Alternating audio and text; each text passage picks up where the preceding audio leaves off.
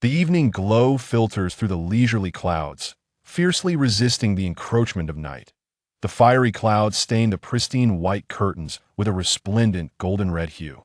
A gentle breeze wafts through the open window, stirring the curtains into a dance. Evoking a dreamlike ambience. On the hospital bed lies a youth, his body extensively bandaged. Perhaps it is the brilliance of the evening skies or the refreshing breeze that brushes against his cheek, tousling his light yellow hair. After a prolonged stupor, the youth, who has been lost in a daze, suddenly flickers his eyelashes. As they part, a pair of pale green eyes gradually regain their luster. Where am I? Am I saved? Zhong Xingran struggles to raise his hand, peering through the gaps in his palm the unfamiliar ceiling above. Human existence is inherently unequal. It is unclear who uttered this phrase, yet it resonates profoundly within Zhong Xingran's brief existence. Across 2 lifetimes, setting aside his previous life, he has found himself in the world of Naruto, yet he is merely an untalented fish in a vast ocean, which has deeply disheartened him. This is the ninja realm, to languish in mediocrity and then inexplicably perish amid the chaos of war is not the fate befitting a traveler from another world. To ascend to the ranks of a Hokage or even a sage of 6 paths, to experience the grand vistas of the ninja world, such endeavors would justify the act of crossing over.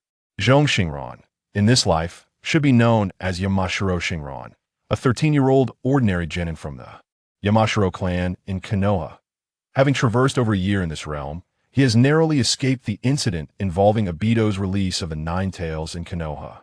When he first arrived, Xingran was filled with joy at the prospect of living another life. Who would not relish the chance to extend their existence?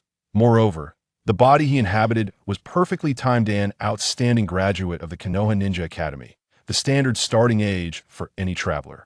Regrettably, it did not take long for Xingran to realize the grim reality. He was at the bottom of the ranks. While the narrative often suggests that those at the bottom can later rise to greatness, such rules only apply to the exceptionally talented.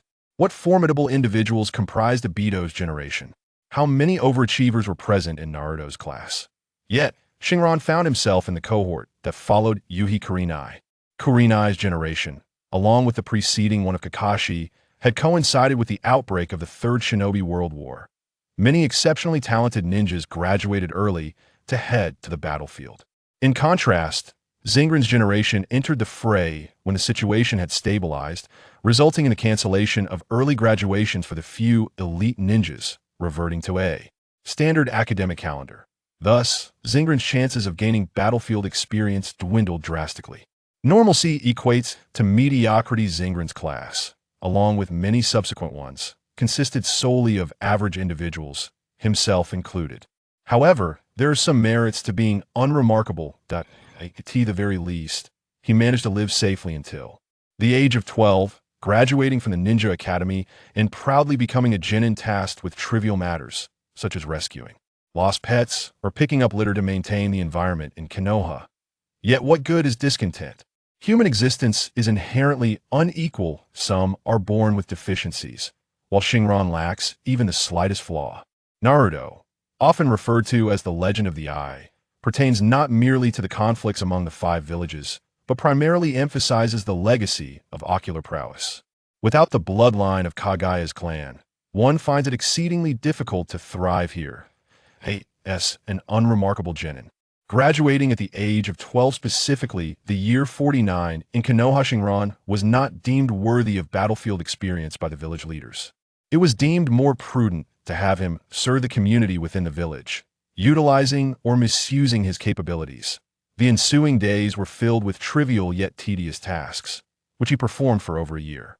Just a week prior, he had finally been deemed fit by a mid-level ninja to undertake rank missions.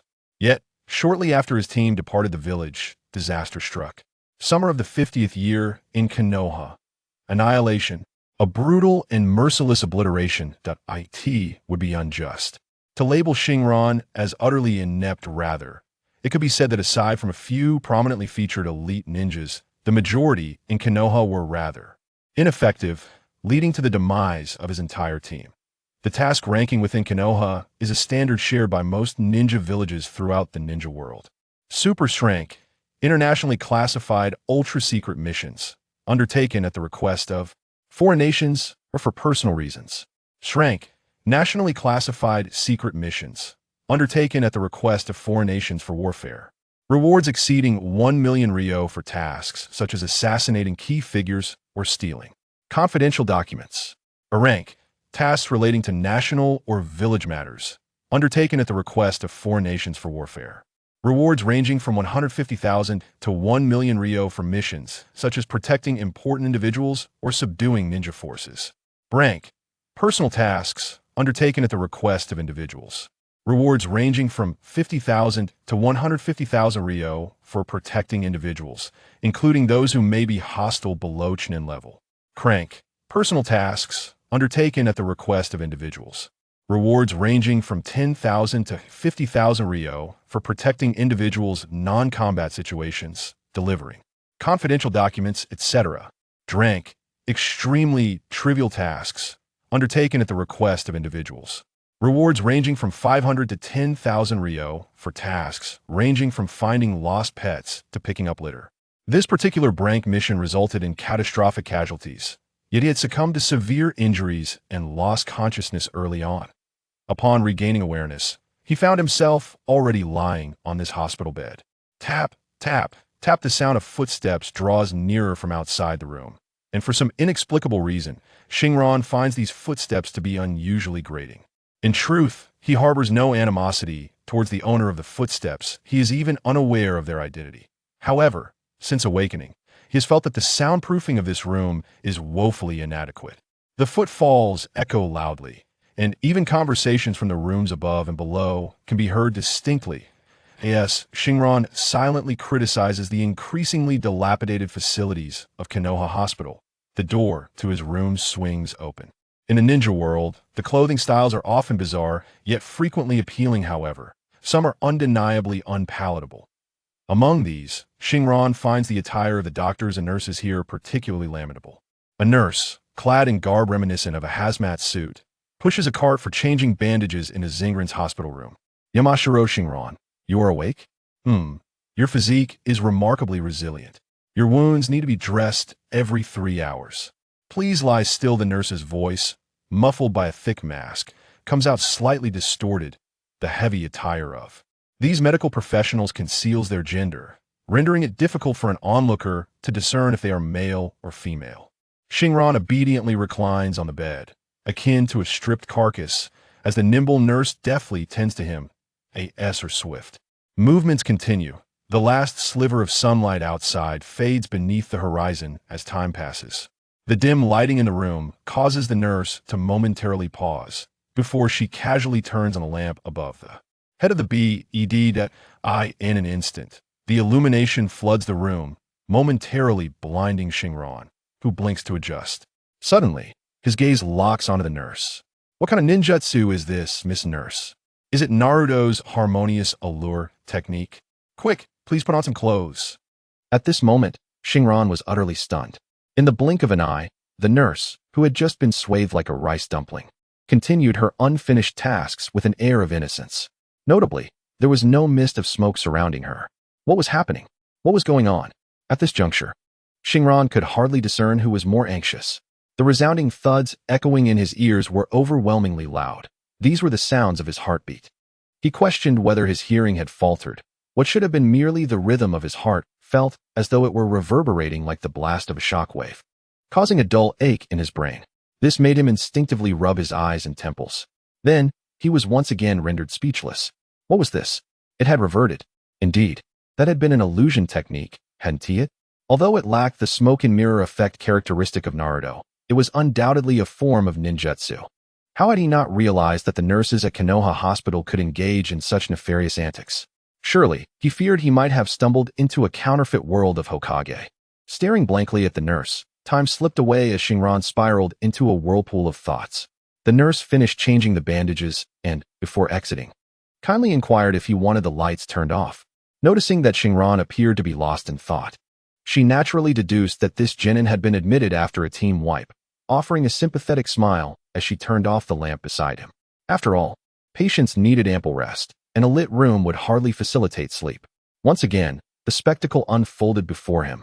This time, Shinran didn't blink or rub his eyes. He observed the nurse exiting with a refreshing demeanor, and he understood that this was not a prank, but rather an issue within himself. Looking down at his body, the recent events had drawn his attention solely to the nurse. Now, upon inspecting himself, he reaffirmed that the problem lay within him. The sensations on his skin informed him that he was indeed clothed, and numerous bandages were wrapped around him. Yet, even through the blankets, he could clearly see his own skin. Yes, there were no barriers. He could see the wound's surface as if it had never been treated. His body was riddled with injuries, with wounds on his chest and abdomen. Fortunately, there were no serious penetrating injuries, although his left leg bore significant damage, with a puncture in both the thigh and calf. While he could not see his back, the intermittent prickling sensation there indicated that it too bore wounds, though they had scabbed over, suggesting a healthy recovery. Shinran's mind suddenly conjured the concept of X-ray vision, for there was no other explanation for the events unfolding before him. Was this the long-awaited benefit of his transmigration? After enduring more than a year of mundane existence, he had long relinquished the notion that transmigrators received such perks. Yet, at this moment, the benefit had indeed manifested, albeit in an excessively generous manner. Had the director mistakenly swapped scripts for him to gain X-ray vision in the world of Naruto? Gazing intently at the wall for an extended period, he discovered that he could only see through clothing, unable to penetrate walls. Disheartened, he lamented, even without a remarkable system. Couldn't he at least have been bestowed with an elderly mentor? What was the purpose of observing others in their natural state within the realm of ninjas? Moreover, this ability of X-ray vision is rather unimpressive, merely capable of penetrating through clothing and bedding. If one could see through the walls to discern what lies beyond, it would indeed serve as a commendable intelligence-gathering skill for a ninja. However, at its current level, perhaps only Jiraiya would regard it as a divine technique within the entirety of the ninja world. After the team's annihilation, upon awakening in the hospital, I discovered that I had awakened the ability of X-ray vision, leading to a flurry of nonsensical thoughts and musings, though I could not tell how much time had passed. Suddenly, a series of knocks resounded at the door. Before I could respond, the door swung open, revealing a figure approximately 6 feet tall, adorned with a faint smile. He bore hair of a light yellow hue and eyes of a pale green, clad in a tactical vest of Konoha green, complemented by a short red shirt that appeared remarkably clean and proper. Yet, to my eyes, the scene unfolded quite differently. I merely perceived him as he pushed the door open and entered with an air of innocence. Indeed, is this ability merely suited for a lecher? I gazed vacantly at Yamashiro Kaichi, my expression one of utter disillusionment with the world. Hey, Siren, do not wear that lifeless expression. It's not as if you've been dumped by your girlfriend. Cheer up. Kaichi placed the food container on the bedside table, then delivered a hearty slap upon my uninjured shoulder, the jolt reverberating through my entire body and eliciting a wince. The pain was far less severe than I had anticipated. Yet it was still palpable, jolting me back to reality and directing my gaze towards Kaichi's face, without even a thought of letting my eyes wander below his neck. What is there to admire in a grown man? I felt a twinge of annoyance. I had yet to grasp control of this newfound power, which was undeniably inconvenient. Yamashiro Kaichi, my current guardian, had been appointed as such since the onset of the Third Great Ninja War, during which Konoha had suffered the loss of countless lives, including that of the original owner of this body, my own family. Fortunately, unlike many orphans, I was not left in dire straits. My family provided support. And as a neighbor and distant relative, Kaichi was designated to oversee my care and development. Stop staring at me. It's rather unsettling. I heard you had awakened. So I rushed over, bringing you some Ichiraku ramen, knowing your fondness for their noodles. Kaichi, feeling somewhat uncomfortable under my silent scrutiny, hastily opened the food container, revealing a steaming bowl of ramen. The fragrant steam wafted through the air, awakening my senses to the realization that I was indeed ravenous.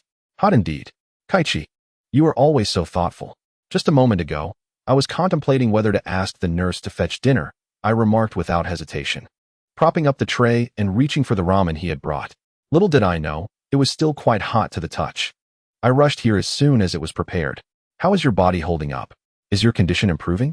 The nurse mentioned your physique is quite robust. At this rate, you should recover in 3 to 5 days. Just yesterday, seeing you covered in blood, I thought you would be bettered in for at least 3 to 5 months. In the mountains, Hai-E is a formidable sensory ninja. Initially, the vacant gaze of Ran startled him. It was a disconcerting expression often seen in those who have suffered great trauma. However, once Ran began to speak, Hai-Yi's concerns dissipated. From Ran's tone, Hai-Yi discerned that the annihilation had not inflicted an irreparable blow upon him. Such sweet words you speak, with injuries as severe as yours. How could you possibly recover in just a few days? We can discuss this later. I am quite famished at the moment. Ran had previously found it peculiar when the nurse remarked on his robust constitution. And hearing Hai-Yi echo the sentiment made it abundantly clear they were merely attempting to lift his spirits. I want to indulge in empty flattery. Given the severity of your injuries upon admission yesterday, I anticipated you would still be unconscious today due to the significant concussion. I thought it would take at least 3 days for you to awaken, yet here you are, seemingly well after just 1 day. Is this not a testament to your vitality? If you doubt me, I shall fetch the doctor at once. Hai-Yi was not particularly loquacious in the original narrative. His struggle with speech had extended the time taken to relay a message from 10 seconds to 20, causing him to exert himself to the point of a nosebleed. The moment he sensed Ran's disbelief, he hastily exited to clarify matters with a physician. Observing Hai-Yi's hurried departure, a slight stir coursed through Ran. It was evident that Hai-Yi, despite his awkwardness, genuinely cared for him. If there remained any ties to the world he had just traversed, they were embodied solely in Hai-Yi, his nominal guardian. With disposable chopsticks in hand, Ran snapped them apart. Since Hai-Yi had left, mealtime had arrived. He decided to momentarily set aside thoughts of his newfound abilities and focus on satisfying his hunger. The steaming bowl of ramen was not something one could consume in mere seconds like Kakashi. Thus, Ran prudently allowed it to cool before indulging. Then, an astonishing occurrence unfolded before him. The once piping hot ramen began to cool at an observable rate. Upon completing a breath to cool the dish, he was astounded to see a thin layer of fat forming atop the surface, a phenomenon indicative of lower temperatures. What sorcery is this? Am I exhaling frigid air? Have I awakened multiple superpowers? Doctor, you must agree that Ran's recovery is akin to that of a monster. Hai-Yi's voice suddenly echoed in Ran's ears, startling him. If Hai-Yi were to discover that the ramen he had just acquired nearly transformed into an ice block, he would certainly suspect something amiss. Flustered, Ran glanced towards the door. Upon inspection, he found nothing amiss at the entrance, but soon the sound of footsteps echoed once more. Initially disoriented by the chilling air, he concentrated and realized that the footsteps were still a considerable distance from the ward. By the sound, it would be at least another minute before they arrived. My hearing has sharpened as well. In truth, Ran should have realized this much earlier. Since awakening, the sounds in his ears have been somewhat cacophonous. The voices around him are notably loud. Initially, he attributed this to the poor soundproofing of the Konoha hospital, but now it appears his hearing has become excessively acute. Time is still on his side, yet the frozen ramen presents a dilemma. He gazes intently at the noodles, his mind racing. He must not allow Hai to discover that the ramen he brought has been frozen. Hai would never believe that Ran has comprehended the ice shield blood limit. So what excuse could he possibly concoct? At that moment, as Ran fixated on the ramen, it suddenly began to emit wisps of steam, followed by bubbling sounds as the noodles boiled before his very eyes. This is thermal vision. Goodness, has he awakened too many superpowers today? Enhanced hearing, X-ray vision, cryokinesis, and now thermal vision. After traversing this world for so long without any sign of a golden finger, suddenly, an array of abilities manifests. Ran ponders. If he were to go bald, would he become invincible? His fantasies are shattered by the softness of his hair, yet this bout of daydreaming is not in vain. He has stumbled upon the true nature of his newfound advantages in this world. Leaning back against the hospital bed, Ran's expression shifts to one of gravity, as if he is struggling to contain something within. As time passes, his face grows increasingly flushed. Gradually, the bed seems to react oddly, as the covers rise slightly in a certain area. Ran, I've brought the doctor. With a physician present, you should believe now, a sudden voice startled him. He had been too focused to notice 2 figures had appeared at the door.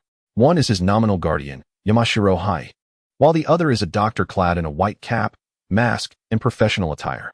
This doctor possesses no distinguishing features. Were it not for the name tag on his chest indicating his profession, he could easily be mistaken for a nurse or other healthcare worker, blending in with the crowd. With a sigh of relief, Ran expelled a deep breath, lifting the ramen before him and grinning widely at Hai. his smile stretching to near comical proportions.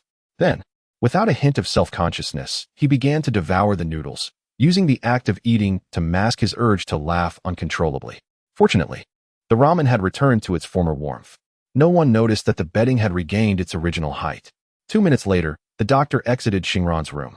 His visit was merely a courtesy to Hai, relaying the specifics of Shinran's condition before departing. Initially, based on the assessment made by the medical team upon his admission, it was expected that he would require at least 10 days to 2 weeks before being discharged. Even if he were to be released in a fortnight, complete recovery would take nearly 5 months. However, the recent observations during his treatment suggest that Shinran's physique is remarkably robust, with a recovery rate reminiscent of the legendary Uzumaki clan. Consequently, the anticipated discharge time is significantly shortened, based on the latest treatment results. He could potentially complete the discharge procedures in no more than 5 days, and the duration for full recovery should also see a considerable reduction. In the mountains, Hai exhibited great joy, chattering away with exuberance and expressing his feelings in a rather verbose manner. Nonetheless, Shinran could genuinely sense that Hai was truly elated for him. On the surface, Shinran appeared composed, yet internally, his excitement rivaled that of Hai, perhaps even surpassing it by 100-fold. Although the earlier moments had been strenuous, he had indeed taken flight, or rather, he had truly felt himself levitate, the bedding elevated due to his attempts at soaring. This ability resembled that of a beloved character from a comic in his past life, the power of Superman from DC Comics. Reflecting on his previous existence, Shinran recalled how he had played a Superman VR game while confined to a hospital bed, ultimately succumbing to illness.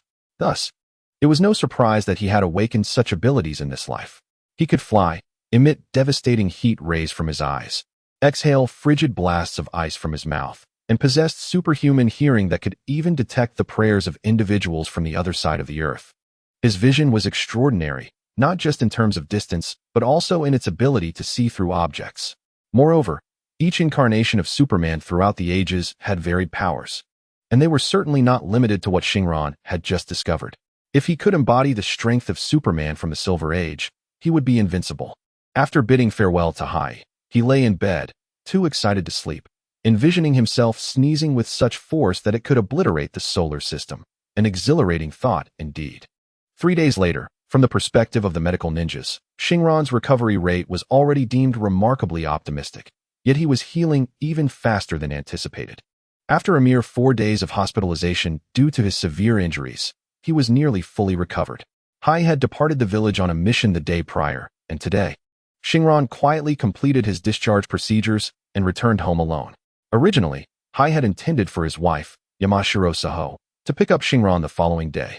However, Shinran understood that Aunt Saho needed to care for their 2-year-old child, Inoya, and thus opted for an early discharge to avoid inconveniencing anyone.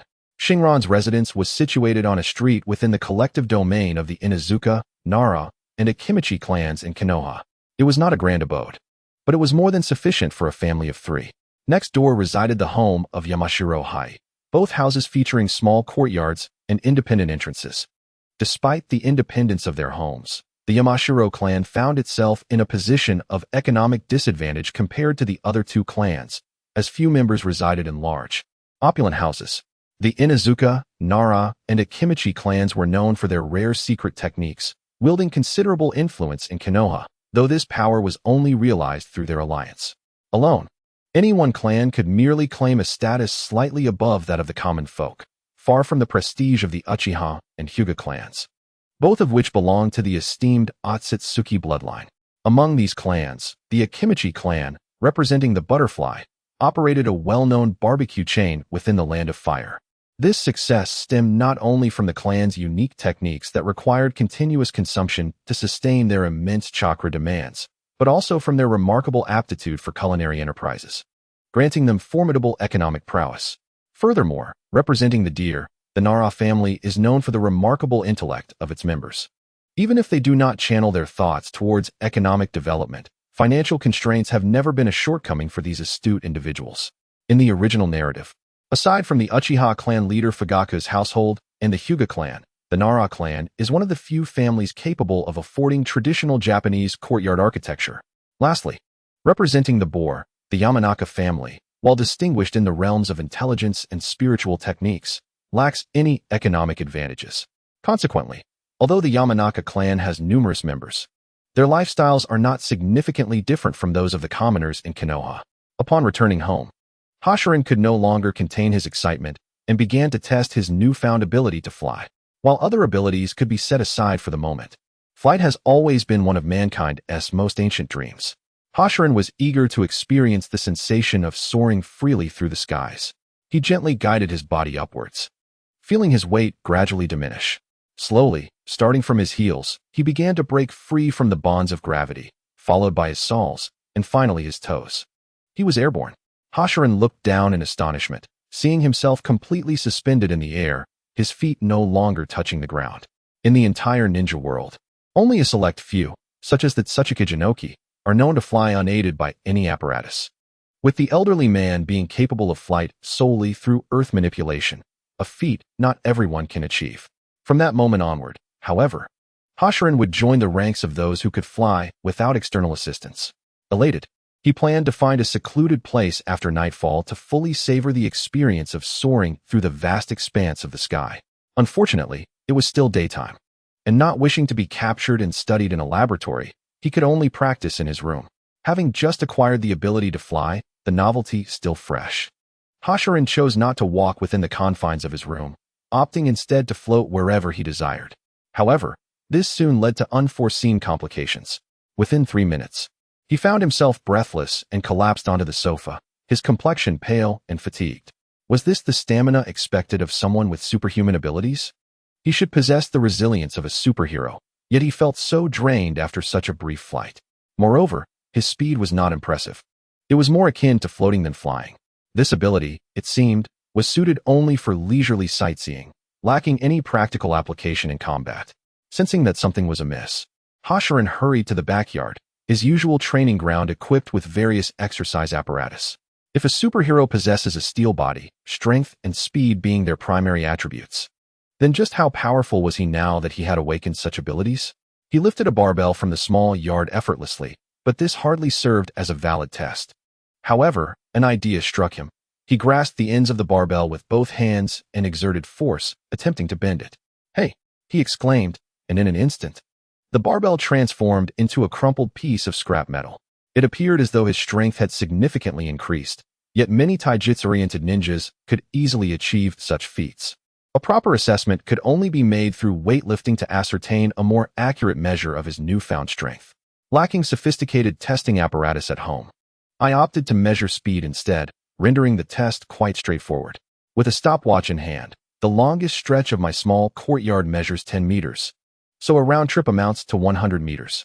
Although this method may not yield precise results, it can still provide a rough estimate of speed. The time taken for 100 meters was 5 seconds, which translates to a speed of merely 72 kilometers per hour, slower than that of a typical automobile. Generally, when ninjas traverse distances, they utilize chakra to enhance their speed, often exceeding this figure. The speed of sound is approximately 1,224 kilometers per hour. And according to the 8 gates technique, it is clearly stated that opening the 5th gate, the gate of limit, achieves supersonic speed. When considering the cumulative enhancements from each gate, by the time one reaches the 5th gate, the speed has been augmented 5-fold. If we assume each enhancement doubles the speed, the initial speed at the first gate would reach 2,448 kilometers per hour. Based on the original series, after opening the gate, Lee's speed appears to be at most that of a Chunin-level combatant. This speed serves as a basis for estimating the scale of the Naruto world and the typical travel speed of ninjas. Generally, ninjas can maintain speeds between 100 to 200 kilometers per hour, which is one reason they do not rely on horses for transportation, as the fastest horses only reach about 60 kilometers per hour. Considering the time taken for the Leaf Village's support team to reach Gaara and his companions, the journey from Konoha to Sunagakure spans 3 days. During that time, their speed would certainly not fall below Chunin level, excluding rest periods. If they traveled 10 hours a day at 200 kilometers per hour, the distance between the two villages would be approximately 6,000 kilometers. For reference, the highway from Shenzhen to Harbin is 3,342 kilometers, roughly the same distance from the southern to the northern borders of China. While the 200-kilometer travel speed may have some margin of error, it would undoubtedly not drop below 100 kilometers per hour, indicating that the distance from Konoha to Sunagakure is akin to traversing an entire nation. Thus, it becomes evident that the world of Naruto is indeed vast, with the main continent comparable in size to the entirety of Eurasia. Next, I will employ several practical examples to deduce the travel speeds of elite ninjas, including those of Hokage caliber. In the past, when Obito received word about White Zetsu, stating that Rin and Kakashi were being pursued by the Mist Zambu, he rushed from the vicinity of the Kaminobi Bridge to the outskirts of Konoha to rescue them, completing the journey in less than a day. At that time, Obito undoubtedly possessed Jonin-level strength, covering half the land of fire in mere hours. Comparatively, the distance from Konoha to Sunagakure spans about 2,000 to 3,000 kilometers, suggesting that Obito's speed was approximately 400 kilometers per hour, nearly double that of a Chunin.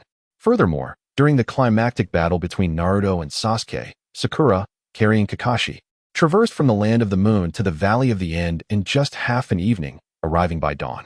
The distance involved was roughly double that of Obito's previous journey.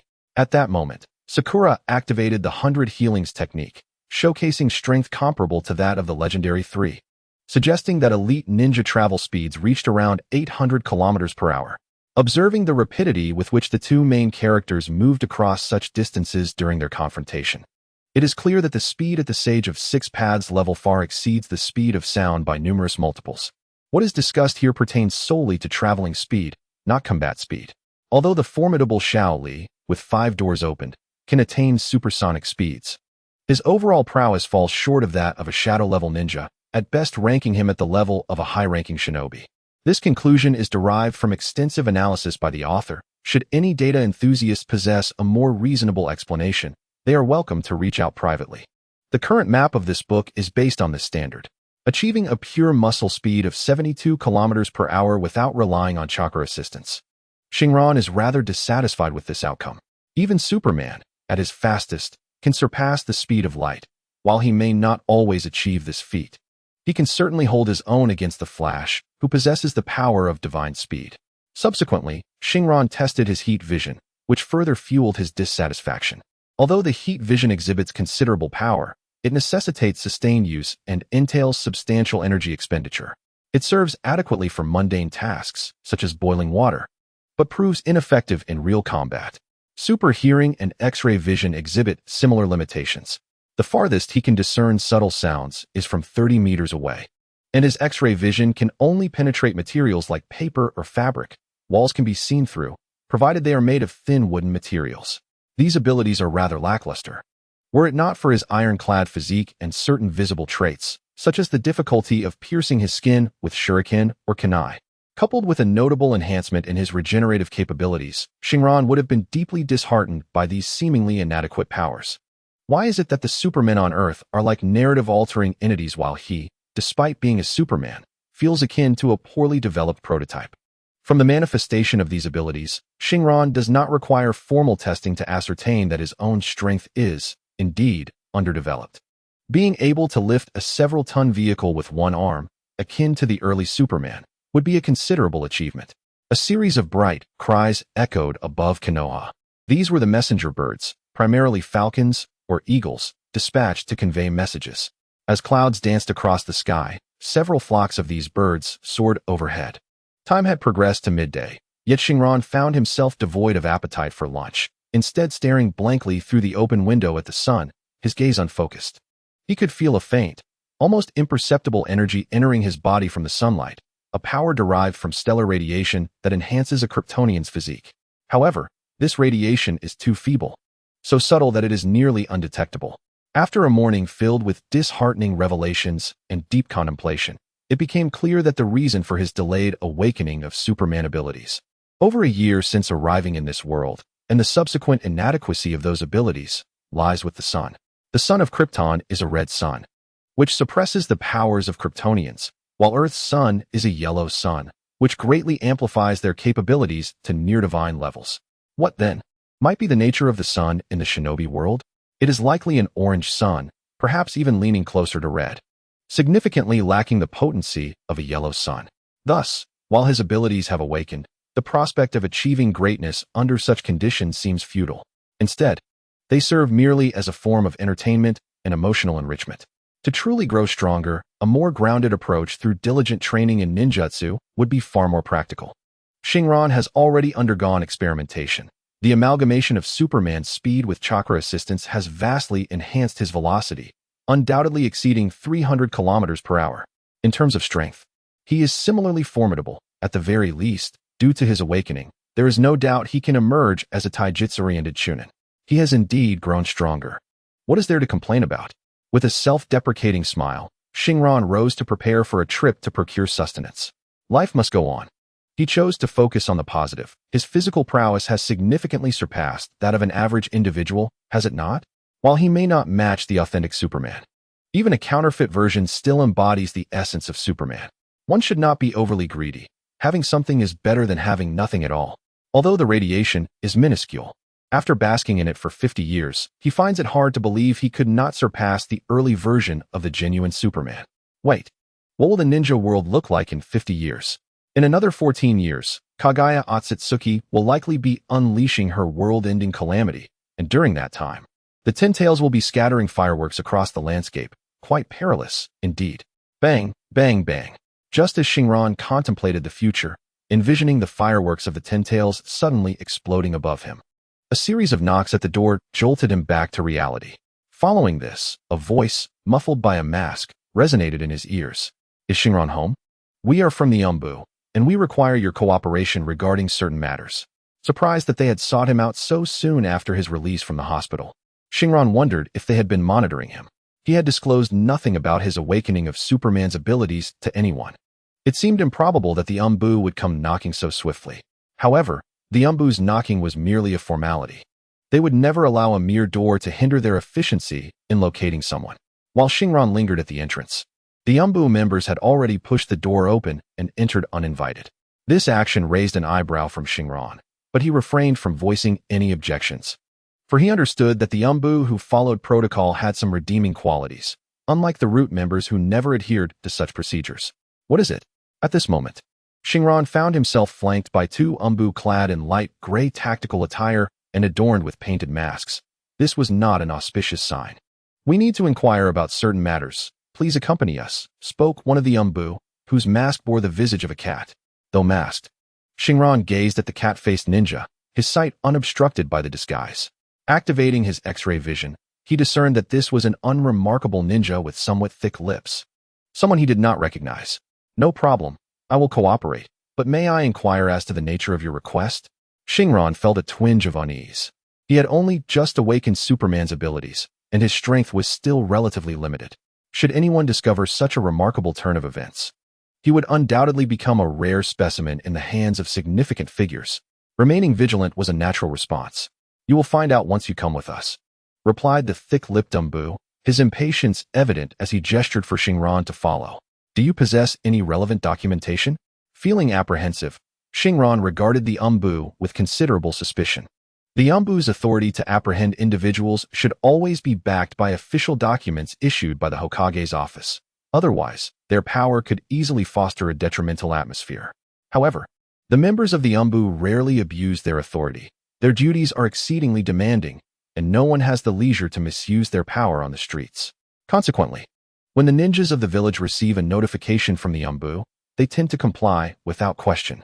Nonetheless, the request made by Shinran to examine the relevant documents aroused suspicion in the lips-thickened individual, who perceived it as a sign of reluctance on Shinran's part. Given that Shinran was the sole survivor of a recent team annihilation, such anomalous behavior could certainly be considered understandable. However, comprehending the underlying issues did not equate to acquiescing to Shinran's sluggish conduct. The gesture of dismissal transformed into a downward chop, and Shinran soon sensed a rush of wind behind him. Having been engaged in conversation with the lips-thickened individual, it was only natural that he was flanked by two ninjas, with another Umbu member lurking behind. The gust of wind was unmistakably produced by this Umbu ninja, who was evidently growing impatient. If Shinran did not voluntarily accompany them, they would resort to forcibly escorting him.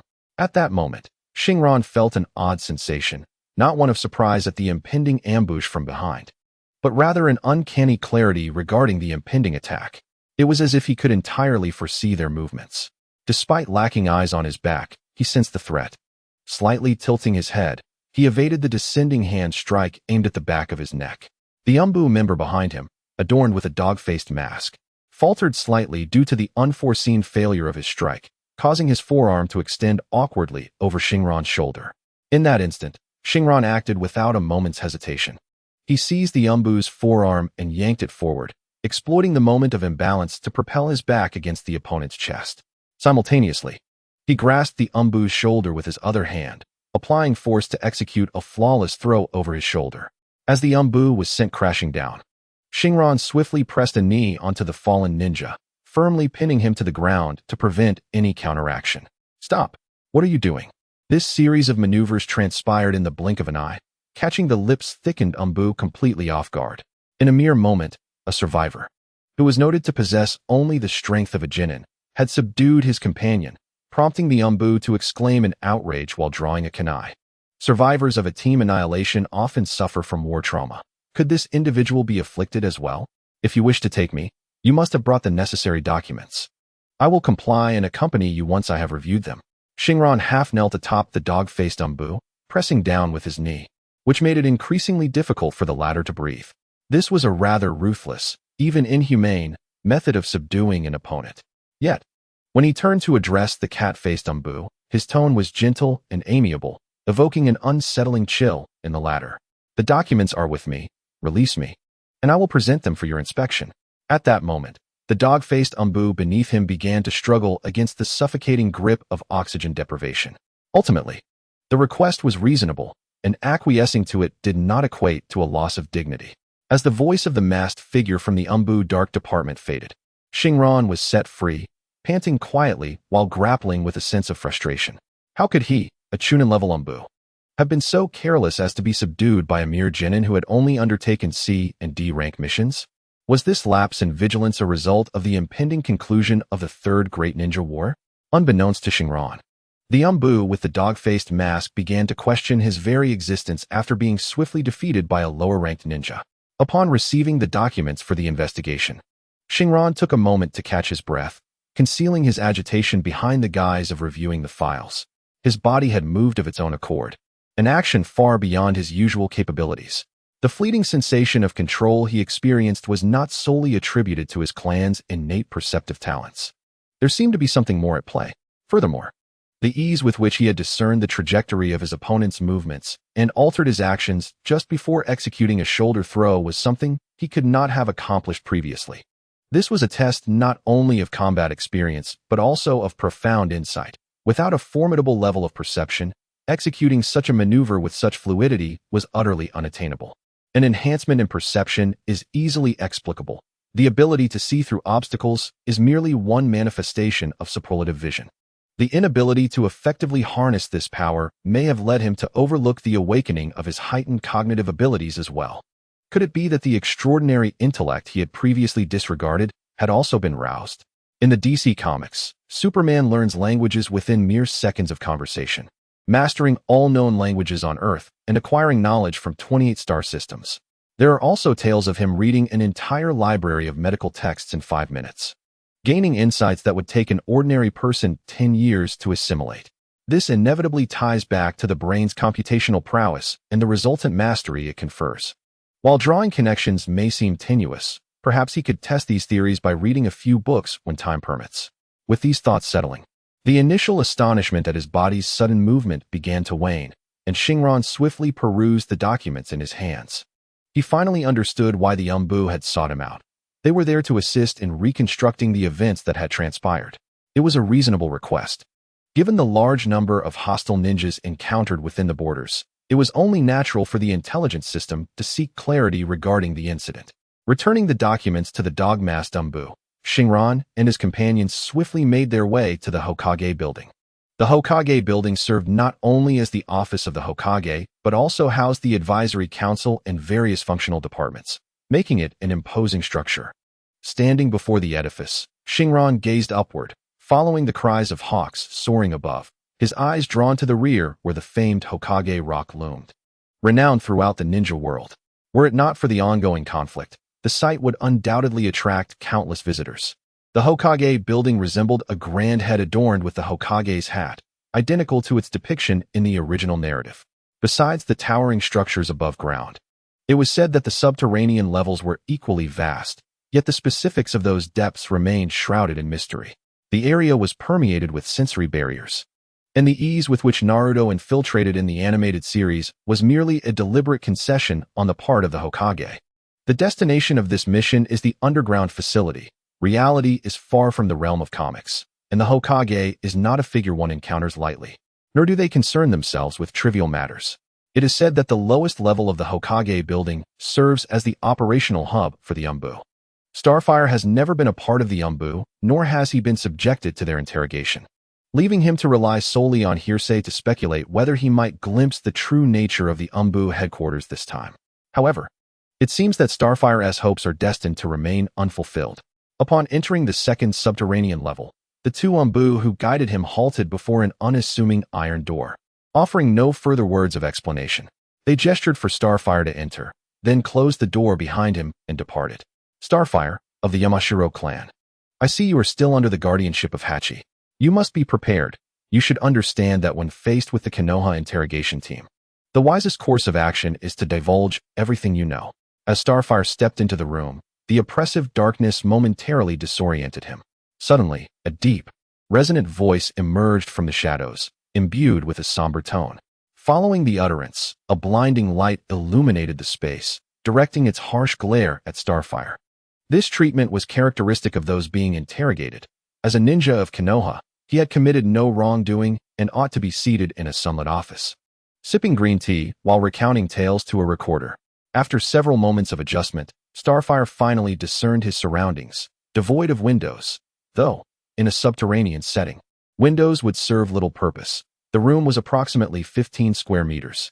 A solitary table held a lamp, while two ninjas adorned with Konoha headbands occupied one side, leaving a low wooden stool on the opposite end. This stool was notably diminutive, ensuring that an individual seated upon it would appear significantly shorter than those across the table, amplifying the sense of intimidation. Indeed, it was a quintessential interrogation room. Sit. From the moment you left the village, recount the events in detail, the same voice instructed. As Starfire settled onto the low stool, he finally took note of the individual before him. The man bore a grotesque scar across his face, paired with an oppressive gaze befitting a crime lord, draped in a black trench coat. This was none other than Ibiki Marino, a special Jonin of Konoha. It was rumored that the scar was a remnant of brutal torture inflicted by enemies. As the captain of the Konoha Umbu Interrogation Division, Ibiki had served as the chief examiner during the first test of the Chunin exams, in which Naruto and others participated. He possessed an uncanny ability to comprehend the psyche of his subjects and was skilled in manipulating their mental states, earning him the moniker of the sadistic examiner. It was no surprise he mentioned Hachi.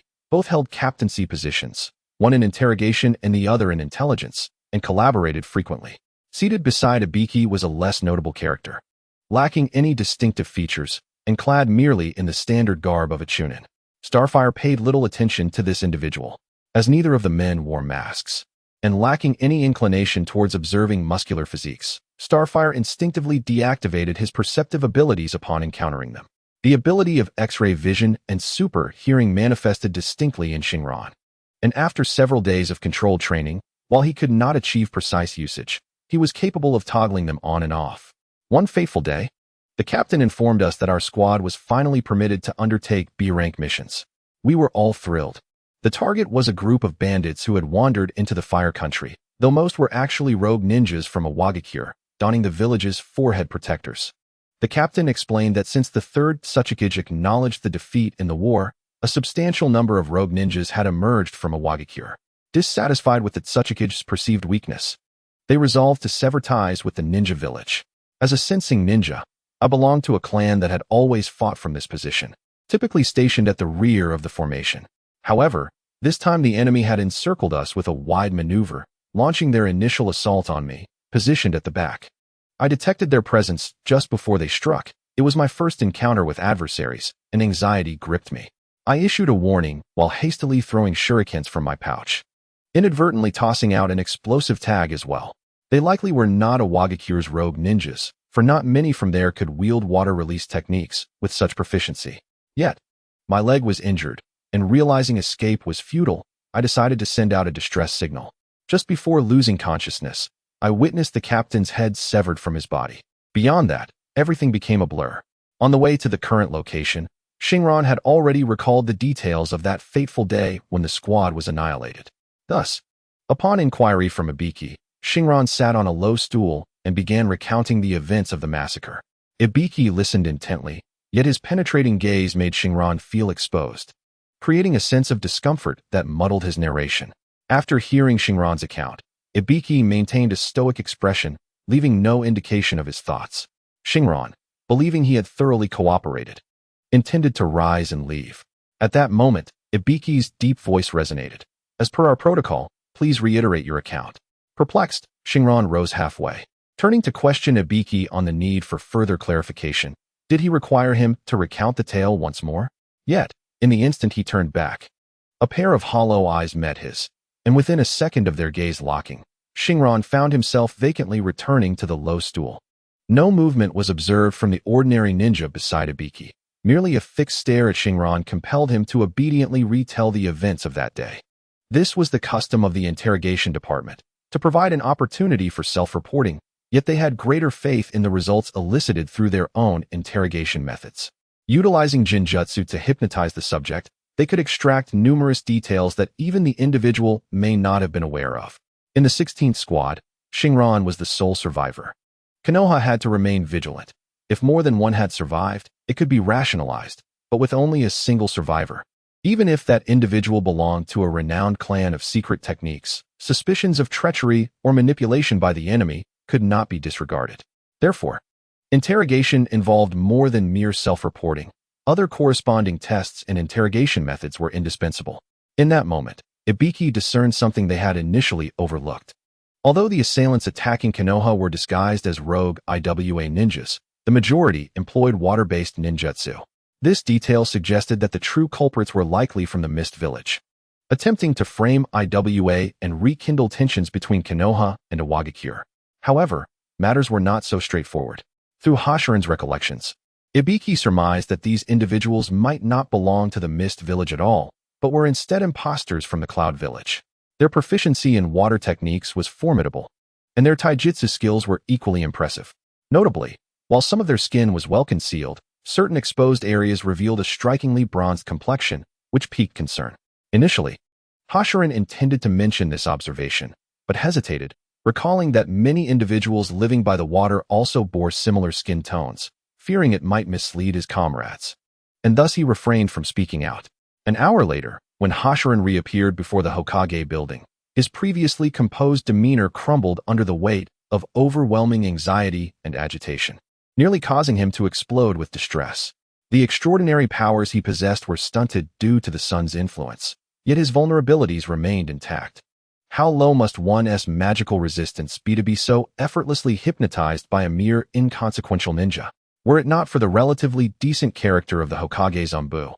Unlike the root organization led by Danzo, the inquiries posed to Hoshiran regarding the annihilation of his team could have led to the revelation of his reincarnation and awakening of superhuman powers, an exposure that would undoubtedly condemn him to a life akin to that of a lab rat. Moving forward, he resolved to exercise caution around all masked individuals, recognizing the necessity of memorizing the faces of every Umbu member with his perceptive abilities. Failure to do so could lead to dire consequences should members of the root organization impersonate the Umbu and attempt to involve him in investigations. In the original narrative, Haku had outsmarted even the seasoned Kakashi. An hour prior, Hoshiran was overwhelmed by the sensation of being scrutinized by hollow eyes, triggering an acute neural response that compelled him to form the seal for the release of Jinjutsu. Under normal circumstances, he would have been able to break free. Despite being a late bloomer, his innate physical prowess allowed him to escape as long as he could react and form the necessary hand seals to dispel the illusion. Yet this time, an unforeseen complication arose. Though his consciousness remained intact, his body was entirely unresponsive, causing him to divulge everything that had transpired and his subsequent deductions. While internally he screamed for release, to no avail. His resistance to Jinjutsu had diminished significantly. In fact, it was nearly non-existent. As a member of the Yamashiro clan, his mental and spiritual fortitude was inherently superior to that of ordinary individuals. Yet he now found that even the strength of his spirit, which had once been his lifeline in his position as a late bloomer, no longer conferred any advantage. Presently, he realized that his resistance to genjutsu was even inferior to that of an average person. This was undoubtedly a manifestation of the weaknesses that accompanied the awakening of his superhuman abilities. It is well known that superhumans are typically characterized by their high offensive capabilities and remarkable stamina, embodying strength, speed, and resilience to the utmost degree. Yet, even such formidable beings possess distinct vulnerabilities, specifically, their susceptibility to kryptonite and low magical resistance. Kryptonite, of course, is easily understood as the meteoric substance originating from Krypton. Low magical resistance actually refers to a deficiency in mental resilience rather than a lack of magical defense. While magic can conjure lightning and fireballs, these manifestations are also energy reactions of physical phenomena. In comics, Superman frequently endures such attacks without sustaining any injuries. It is only when he encounters magic involving mental control that he exhibits a complete lack of resistance, easily succumbing to manipulation and even becoming a weapon for his adversaries. Shinron is currently engulfed in panic. Having just acquired Superman's abilities, he is still exhilarated, having overlooked the fact that even Superman has vulnerabilities.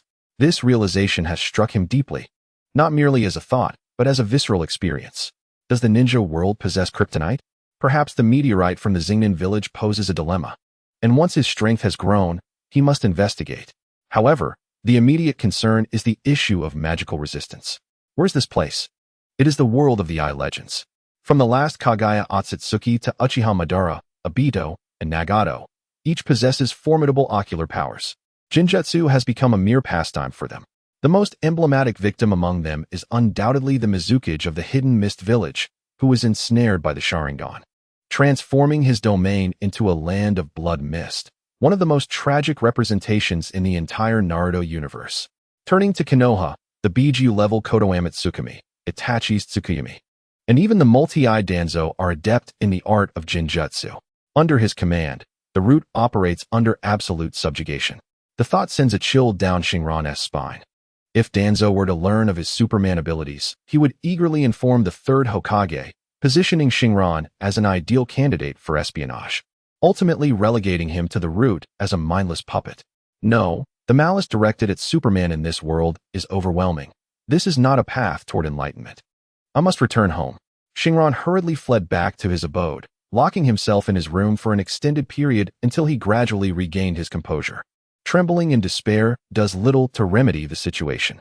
In his past life, he battled a terminal illness, lying in a hospital for over a year. Yet he never relinquished hope. Now, with his newfound abilities, striving to grow stronger aligns with his character. This is the ninja world, a realm where miracles can be wrought. Even resurrection is a possibility. There must exist ninjutsu capable of addressing the weaknesses of mental and spiritual strength, as well as low magical resistance. Orochimaru. That fellow's impure world reincarnation involves the transference and parasitism of souls. Although Shinron perceives Orochimaru's path as misguided, believing that a soul should become more solid and expansive, Orochimaru dilutes his essence, resulting in his transformation into a nearly defenseless little white snake. With his defeat at the hands of Itachi serving as the prime evidence. If dilution is possible, then consolidation should also be achievable. Whether such a theory exists remains uncertain. Yet Shinron is convinced it is feasible. He must locate Orochimaru and seek to learn his secrets of spiritual and soul techniques to resolve Superman's low magical resistance. Wait, the Yamashiro clan is renowned for their mastery of spiritual and soul techniques. I am a member of the Yamashiro clan. Reflecting on this, it seems as if fate has conspired to guide me toward this life as a member of the Yamashiro. Meanwhile, within the very epicenter of power in Konoha, in the office of the Hokage located in the Hokage building, for elders, including the Hokage himself, were gathered, Danzo, Tsunade, and Mito Gates in. Following the demise of the fourth Hokage, Minato Namikaze, 2 years ago, the wrinkles on the face of the third Hokage, Hiruzen Sarutobi, had deepened significantly. His hair had grown increasingly white, and his posture had taken on a pronounced stoop. As he gazed at Shimura Danzo, he noted that despite his age, Danzo's height had remained unchanged. Danzo, with a somewhat dubious identity as a former bandit, reflected on the situation. Since Inoki, that Sakura had conceded defeat, he would undoubtedly not permit rogue ninjas to disrupt the Land of Fire. It was his belief that diplomatic measures should be employed to clarify the matter, for peace is a precious commodity. After exhaling a puff of smoke, Hiruzen Sarutobi, with his pipe in mouth, countered Danzo's aggressive rebuttal suggestion. Evidence from the battlefield where the Konoha ninja had rescued the star from the mountains indicated that numerous pieces of equipment belonging to Iwagakure had been left behind. It was rather easy for everyone to deduce that the assailants on the Konoha ninja squad were indeed Iwa shinobi, regardless of whether they were rogue or not. In these times, rogue ninjas have become the perfect pawns for espionage, epitomized by Itachi Uchiha. Due to the circumstances surrounding the Battle of Kaminari Bridge, Inoki had already acknowledged the defeat in war.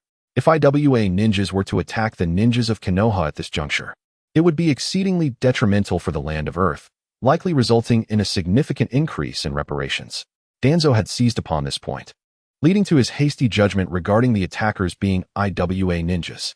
In Danzo's view, this was all for the sake of the village. Hiruzen, how can you still be so naive? The assailants being Iwa ninjas is most advantageous to us. That alone suffices. I shall dispatch members of Root, equipped with evidence, to confront that Sakura for an explanation. Leave this matter to me.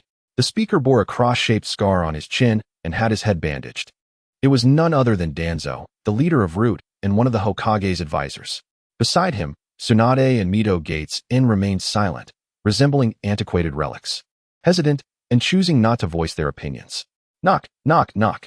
Just as the third Hokage was about to say something further in an attempt to persuade Danzo, the office door was rapped upon.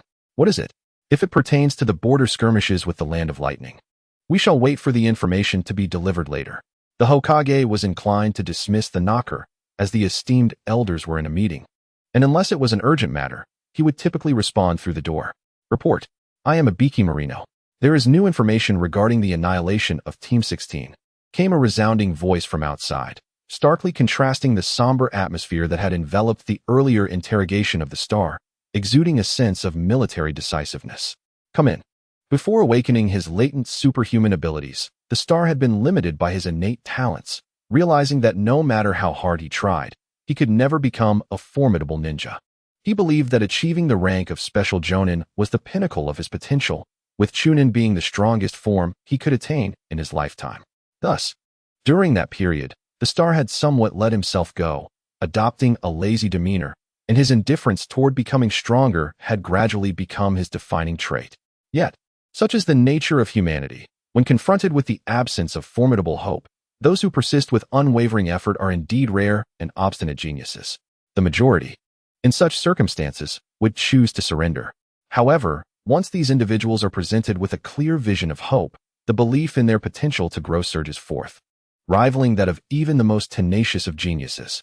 This theory is rooted in reality. A simple illustration can be found in the realm of online gaming. Why do so many individuals find joy in these digital realms? It is simply because they can distinctly perceive the pathways to achieving their goals, and with methodical perseverance, one is bound to become the strongest in due time. This clarity of journey and objective is irresistibly compelling. Who could possibly falter in such circumstances? Since awakening his superhuman abilities, Shinran has observed himself in a continuous state of growth, a process that will persist as long as he can bask in the sunlight. Yet, this evolution is exceedingly gradual. To transition from quantitative to qualitative change requires a decade, or even several decades of accumulation. But what of it? Slowness is not the issue. The true fear lies in the prospect of one's endpoint merely being in proximity to another's starting line, or worse, never reaching a destination at all.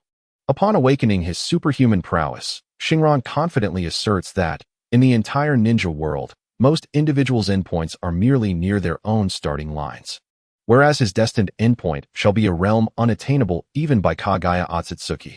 It is as if life has been infused with renewed vigor. Even after acknowledging his significant shortcomings, Shinran swiftly emerged from this setback, identifying problems and resolving them. His ambition is to become an overwhelming force, a destroyer of worlds. He considers himself among the luckiest beings in existence. What is there that cannot be overcome? Conquering one's weaknesses and emerging stronger is far more intriguing. Soon, Shinran devised a plan for his future growth. First and foremost, daily sunbathing was indispensable. Secondly, he aimed to swiftly master his existing abilities. Although these powers were not particularly formidable, any ability that could not be controlled was not truly his. In his previous life, he had grasped this principle well. He sought to swiftly achieve mastery over his super hearing and supervision, to study the current state of his thermal vision, and to discern how it could aid him in combat. He aimed to adapt to the sudden surge in muscle strength and speed, while temporarily shelving the freezing ability, as it was easily detectable and lacked practical efficacy, relegating it to the bottom of his priorities. He endeavored to combine his superhuman strength with chakra to unleash multiplied effects. Most importantly, he resolved to diligently practice the spiritual secret techniques of the Mountain Clan to enhance his deficiencies. Once he thoroughly adapted to his newfound power, he would prepare to seek Orochimaru and strategize regarding the spiritual soul techniques of the impure world reincarnation. In the following days, Shinran immersed himself entirely in the training required to adapt to his new powers, oblivious to the world beyond his immediate surroundings. Super hearing and super sight are the abilities that Shinran first mastered. In Man of Steel, General Zod quickly adapted to the enhancements bestowed by Earth's sun, experiencing a surge in strength, speed, a cacophony of distant sounds, and the prowess of thermal vision to observe far-off objects. With sufficient effort, one can swiftly achieve adaptation and control.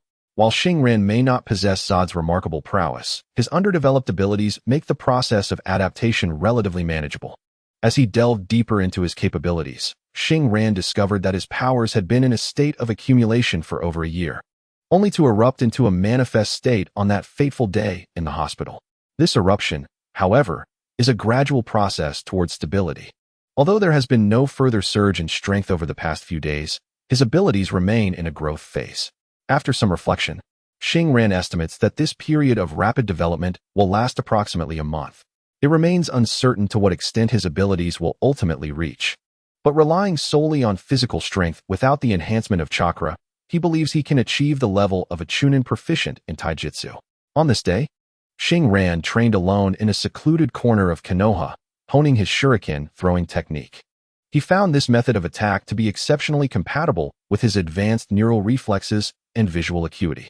After nearly 2 weeks of practice, he unearthed a formidable talent he had initially overlooked: his superhuman intellect, endowed with extraordinary computational and learning capabilities. This was also the reason he felt everything was crystal clear and under control during his encounter with the Umbu operative in the dog mask.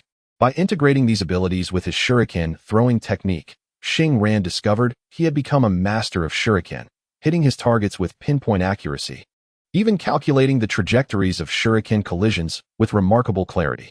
After a few muffled thuds, he examined his results. Shuriken were firmly embedded in the targets behind the trees and stones, resembling the shuriken throwing technique demonstrated by Itachi before Sasuke in the original storyline. Indeed, superintelligence is undoubtedly the most formidable of all abilities, Shinran mused, satisfied with the progress he had achieved in just half a day, leading him to a new realization.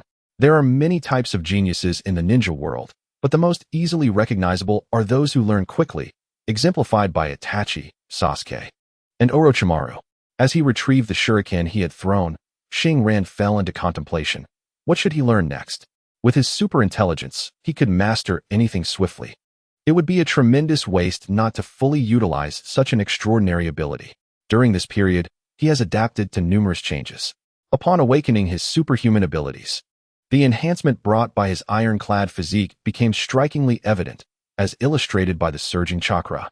Chakra is a manifestation of the fusion between physical and mental energy. Thus, the sudden amplification of his physical energy inevitably catalyzed the growth of his chakra. The mental energy of Shinran has not diminished. Rather, his mental resistance has been weakened, akin to a balloon that retains its size yet is filled with low-density air. The drastic fluctuations in his chakra compelled him to recalibrate many aspects of his abilities, including the foundational three-body technique and the only family secret technique he could currently employ, the heart transformation technique.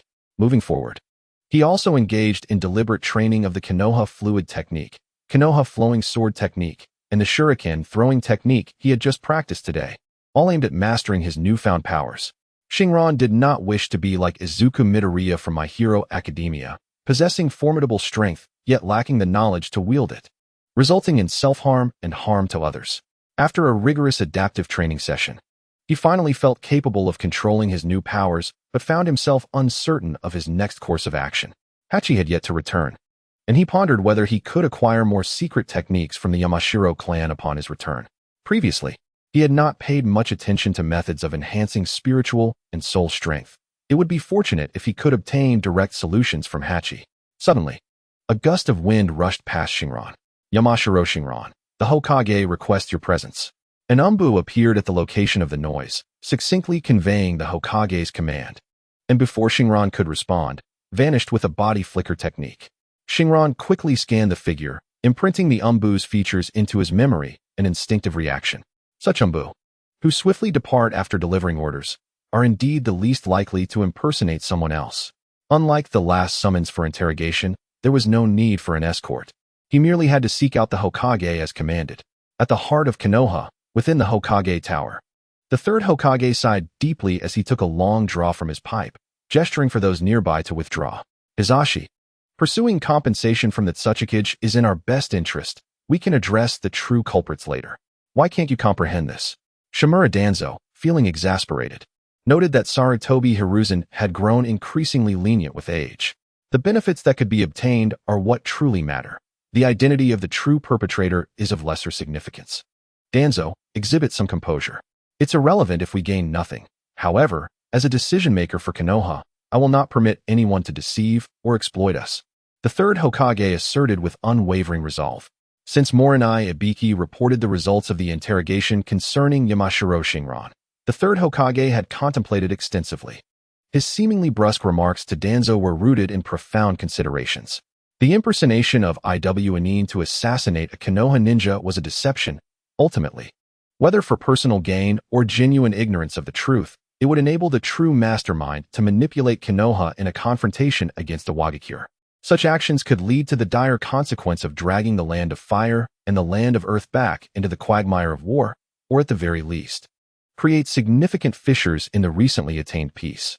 From Ibiki's analysis, the third Hokage possesses considerable confidence in discerning that this matter does not involve the Hidden Mist Village, but rather the Hidden Cloud Village. The third Raikage perished under the siege of ninjas from the land of Earth, and to this day, the two sides have yet to reach a consensus regarding the repatriation of his remains. Furthermore, the land of fire is the very objective that the land of lightning ardently aspires to surpass. Inciting conflict between these two adversaries would be the most advantageous strategy for the Hidden Cloud Village of the land of lightning. However, the third Hokage cannot openly articulate this matter, as since the conclusion of the Battle of the Godless Bridge, large-scale wars among the nations have ceased, giving way to sporadic small-scale regional conflicts. The third Hokage foresees that if he can maintain this situation for a while longer, allowing the nations, specifically, the still hopeful land of lightning, to witness that the continuation of war serves no purpose but to exacerbate losses, then a comprehensive end to the Third Shinobi War and the advent of true peace will soon be within reach.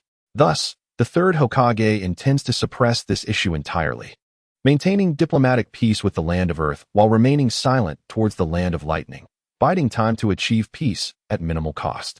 However, Danzo represents the radical faction. Should he redirect his focus towards the Hidden Cloud Village, it could potentially ignite a new wave of conflict, jeopardizing the favorable situation at hand. After listening to the third Hokage's words, Danzo remained speechless for a long while.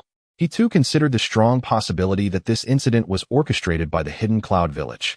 Yet, the conservative Hokage chose not to mention it, even when provoked by the peace issue of the land of Earth. This left Danzo feeling somewhat like a mouse caught with no way to proceed. While he is indeed a radical, it does not imply that he relishes undertaking thankless tasks. If conflict with the Hidden Cloud were to arise, it would undoubtedly not be a minor skirmish. Regardless of victory or defeat, casualties and losses would inevitably be substantial. Should this issue be brought to light by the third Hokage, Danzo would once again possess an excuse to question the Hokage's trustworthiness. And it would not be implausible to contemplate forcing the third Hokage from office, just as before. In this manner, he could both aid the village in punishing the true enemy and facilitate the retirement of the increasingly inept Yuan Eurasian. Such a rare opportunity was too precious to overlook. Knock, knock, knock. Just as Danzo pondered how to compel the third Hokage to speak first about the hidden cloud, a series of knocks interrupted his thoughts. "Come in." This time, the third Hokage disregarded Danzo's sentiments. The knock was timely. Had Danzo continued to press, it was uncertain how far the situation would deteriorate. Shinran pushed open the door to the Hokage's office.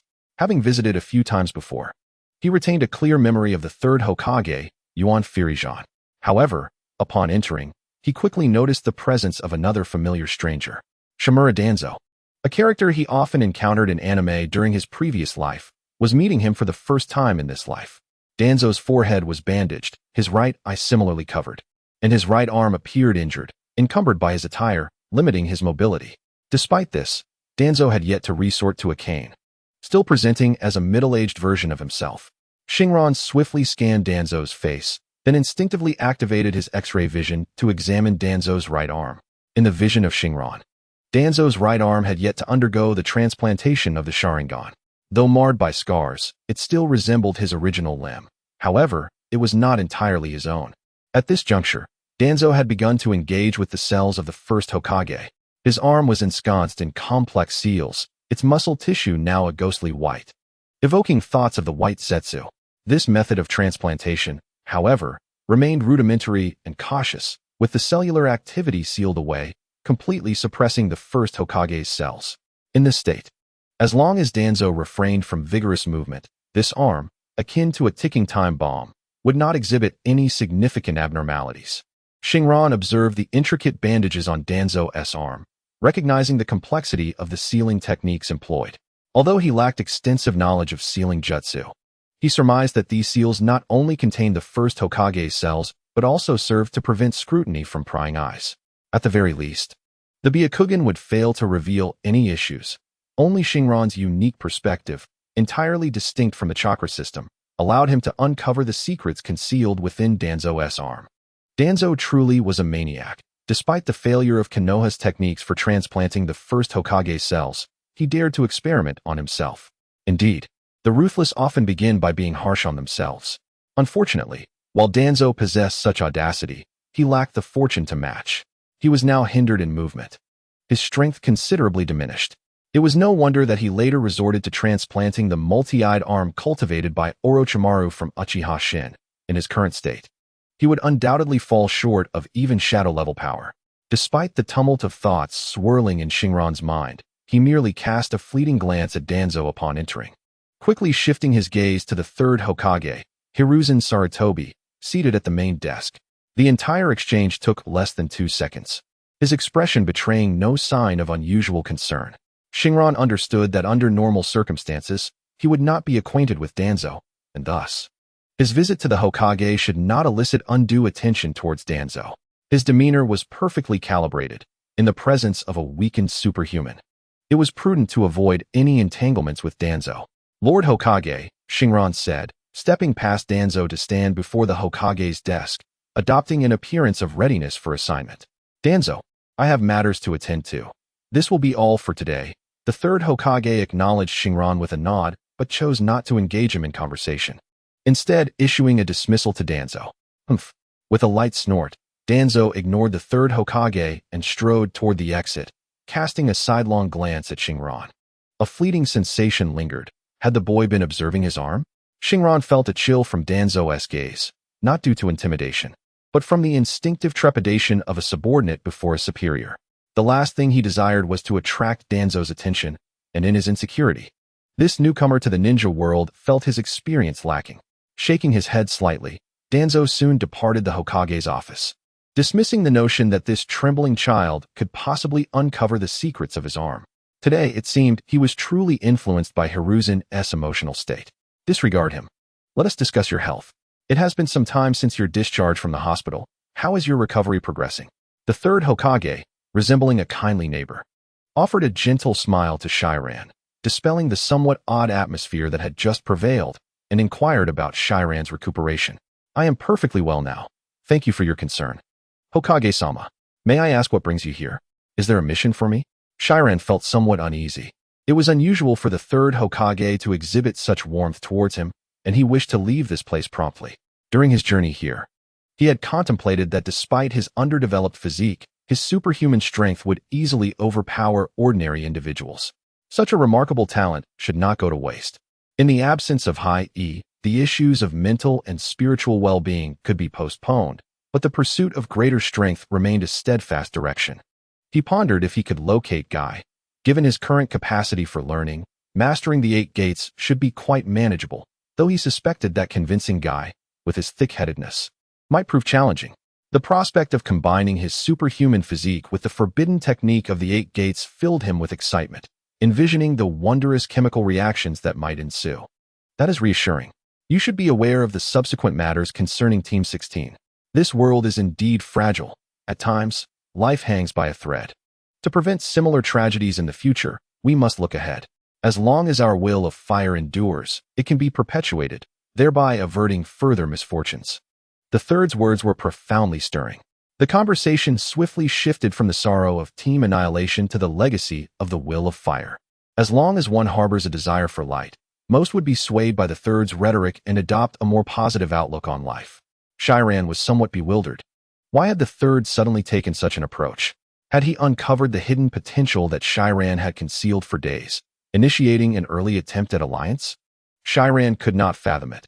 The third was unaware of Shiran's superhuman abilities, but had formed new thoughts regarding the tragedy of Team 16's demise, a notion of maintaining peace, which required active participation from those involved, making Shiran's attitude crucial. According to the intelligence gathered by the Umbu following the incident, Shiran exhibited slight lingering effects of battle upon his discharge and would act ruthlessly against his fellow villagers, albeit with some restraint. The initial assault by the dog-faced Umbu had only resulted in minor injuries, yet the potential for further deterioration warranted serious consideration. Noticing Shiran's silence, the third pondered whether his words had made any impact. Having expressed himself thus far, if there was no effect, it would indicate that this young man from the Yamashiro clan harbored too much darkness within, rendering him unfit to inherit the will of fire. Perhaps the roots were more suited to him. However, these matters would need to be addressed after the current mission. For now, it was essential to return to the task at hand. Yamashiro Shiran, our investigation has revealed that the bandits who attacked you last time were not renegade IWA ninjas. The third paused momentarily, glancing at Shiran's expression. Noticing Shiran's brow furrow slightly, he surmised that Shiran's thoughts echoed the sentiment of as expected. Yet, they were not impersonators from the village hidden in the mist either. The third Hokage engaged in conversation, curious to observe Shinran's reaction and whether he would reveal matters concerning the hidden cloud village. After all, a significant portion of the information regarding this issue stemmed from Shinran's analytical insights. To the third's surprise, the newly graduated Jonin, who had yet to experience the rigors of battle, exhibited remarkable composure. This steadiness had become a habit, or perhaps a facade, that Shinran had cultivated since his arrival in this world. Lacking any discernible talent, his abilities as a ninja were notably subpar, devoid of the confidence that would allow him to act as freely as Naruto. Thus, he approached every situation with utmost caution, concealing his intentions as a means of self-preservation, which ultimately spoke to the plight of an insignificant individual. Do you have nothing to say? The third Hokage, not one to squander time, found the subtle probing of words to be merely an auxiliary effort. Faced with Shinran's silence, he opted for direct inquiry. No, Lord Third, Shinran replied succinctly. As long as we confirm their identity as enemies, that is sufficient. While his response was straightforward, it ultimately provided little of the insight the third desired. Specifically, Shinran's stance towards the rock ninja. What the third sought was merely clarity on Shinran's current disposition towards the rock ninja. If it could be established that he held no animosity, arrangements could be made for him to negotiate with the hidden rock village, clarifying the events of this incident and thereby alleviating the tension that had only just begun to establish a fragile peace. The Hokage understood that maintaining this hard-won tranquility necessitated preventing other nations from perceiving Konoha as the instigator. Intelligence had indicated that the rock ninja were not responsible. Thus, from the perspective of the Tsuchikage, it would be reasonable to suspect that this was a contrived act by Konoha, aimed at extorting further reparations from the already beleaguered land of Earth. Consequently, despite Konoha being the principal victim in this affair, it found itself compelled to swallow its pride, articulating its grievances to the hidden rock village with tact. The aim was to reveal that external forces had been at play, instigating discord between the two nations. As for the identity of the instigator, unfortunately, that remained undiscovered. For Konoha, even if it could ascertain that the hidden cloud village was behind the incident, it would refrain from exacerbating tensions, having already gained an advantage. To push further would only embolden the militant factions within the hidden cloud village, ultimately benefiting those who thrived on conflict. Shinran, being a key witness to the annihilation of Team 16, possessed a unique credibility that would be irreplaceable in addressing the Hidden Rock Village. Given the gravity of this situation, which has led to a misjudgment by the newly defeated Land of Earth, we need to dispatch a delegation to thoroughly explain the circumstances to the Tsuchikage. It is vital to uphold the delicate peace we have achieved. Are you willing to be one of the representatives? At last, the Hokage delineated the nature of this mission. After a brief moment of contemplation, Shinran grasped the underlying essence of the situation. He understood that his role was to clarify to the present assembly that Konoha harbored no doubts regarding the innocence of the Iwagakure village. He assured them that there were no further plans aimed at them, and that it was best for everyone to remain amicable neighbors. I comprehend, he responded, and I shall endeavor to elucidate this incident as thoroughly as possible. Furthermore, Hokage-sama, you mentioned dispatching a team to serve as representatives. What of my companions? Shinran resolutely accepted the task, recognizing that unless one belonged to a prominent clan like the affluent Hyuga, participation in missions was dictated by necessity rather than preference. The majority of shinobi relied on missions for their primary source of income. Shinran had previously engaged in non-combative B rank or lower missions, accumulating a modest savings. Yet it was imperative for him to secure missions to sustain himself, especially after becoming independent from his previous mentor, Hai. His original team had been annihilated, and it was evident that the Hokage intended for him to be reintegrated into another squad. This mission seemed to serve not only a practical purpose, but also aimed at fostering cohesion within the new team. With no combat involved, the tasks assigned would not exceed C rank. In essence, it was merely a message delivery mission. However, due to its sincere political implications, a simple messenger hawk could not suffice for the task at hand. The assembly at Konoha's main gate will convene at 6 a.m. tomorrow. Your new team will await you there, and you shall discover the identities of your comrades, the third Hokage concluded, taking a puff from his pipe and exhaling a long sigh, signaling the end of their meeting. Although he was uncertain whether Shinran had entirely relinquished his animosity towards the Iwa shinobi, the way Shinran accepted the mission without any visible turmoil suggested that he bore no particular grudge against them. It remained unclear whether this young man from the Yamashiro clan had truly discerned the reality of the situation or if he was inherently indifferent to his comrades. Nonetheless, the two individuals in question would likely come to clarity. As Hokage, his primary concern was ensuring the successful completion of the mission, and it seemed excessive to invest too much thought into a minor character. Whatever insights he sought could easily be uncovered by his subordinates. Unbeknownst to Shinran, this mission was not merely a routine delivery task. His newly assigned team had also been instructed to monitor him. Upon returning home, he meticulously organized his ninja tool pouch, applying the knowledge acquired from the Konoha Academy. This mission, ostensibly a diplomatic envoy, required preparation for an extended stay in Iwagakure, culminating with his return to Konoha bearing the Tsuchikage's response, marking the completion of the assignment. Once he had finished organizing, a large travel backpack bulged with his belongings, evoking memories of Naruto and his companions embarking on their mission to the Land of Waves, all laden with heavy packs. However, as their abilities grew, the necessities for long journeys diminished considerably. The following day, the sky appeared overcast, as if rain were imminent. At 6 o'clock in the morning, two ninjas clad in the tactical vests of the Konoha Jonin emerged silently from the shadows at the entrance of the village. Clearly familiar with one another, they exchanged nods, remaining silent as they awaited something. Soon, a figure materialized within their line of sight, a young man with a handsome, somewhat youthful visage, sporting tousled light yellow hair and pale green eyes. Standing approximately 1.6 meters tall, he donned a purple short-sleeved shirt and carried a large yellow backpack. Were it not for the ninja tool pouch at his lower back and the Konoha headband tied around his neck, he could easily be mistaken for an early riser preparing for a journey.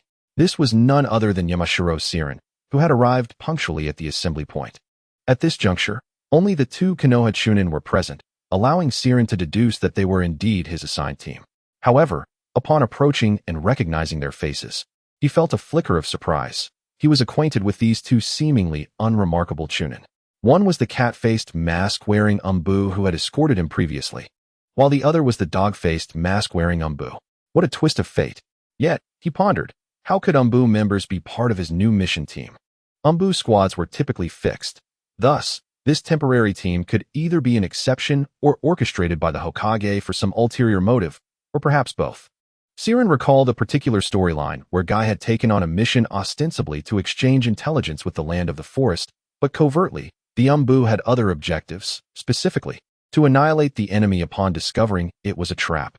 The operatives involved were none other than Itachi and Kakashi, who had recently joined the Umbu. You must be Yamashiro Siren. The Hokage has briefed us about you. We shall set off now, and we can discuss the specifics of our mission on the way. The cat-faced Umbu said, stroking his cheek as if in inquiry, yet sounding more like an announcement. Greetings, I am Yamashiro Siren. Since you are feigning a first encounter, I want to spoil the mood. Let's see who can outplay whom, he replied. This is our temporary team leader, Yamaki Atsushi. I am Oda Junpei.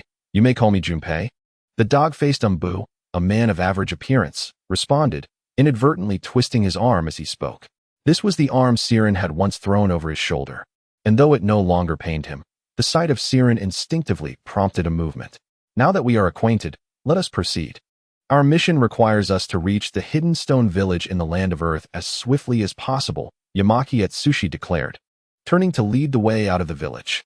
Siren followed closely, while Junpei, shaking his head in resignation, swiftly submitted the exit forms to the gatekeeper before hastening to catch up.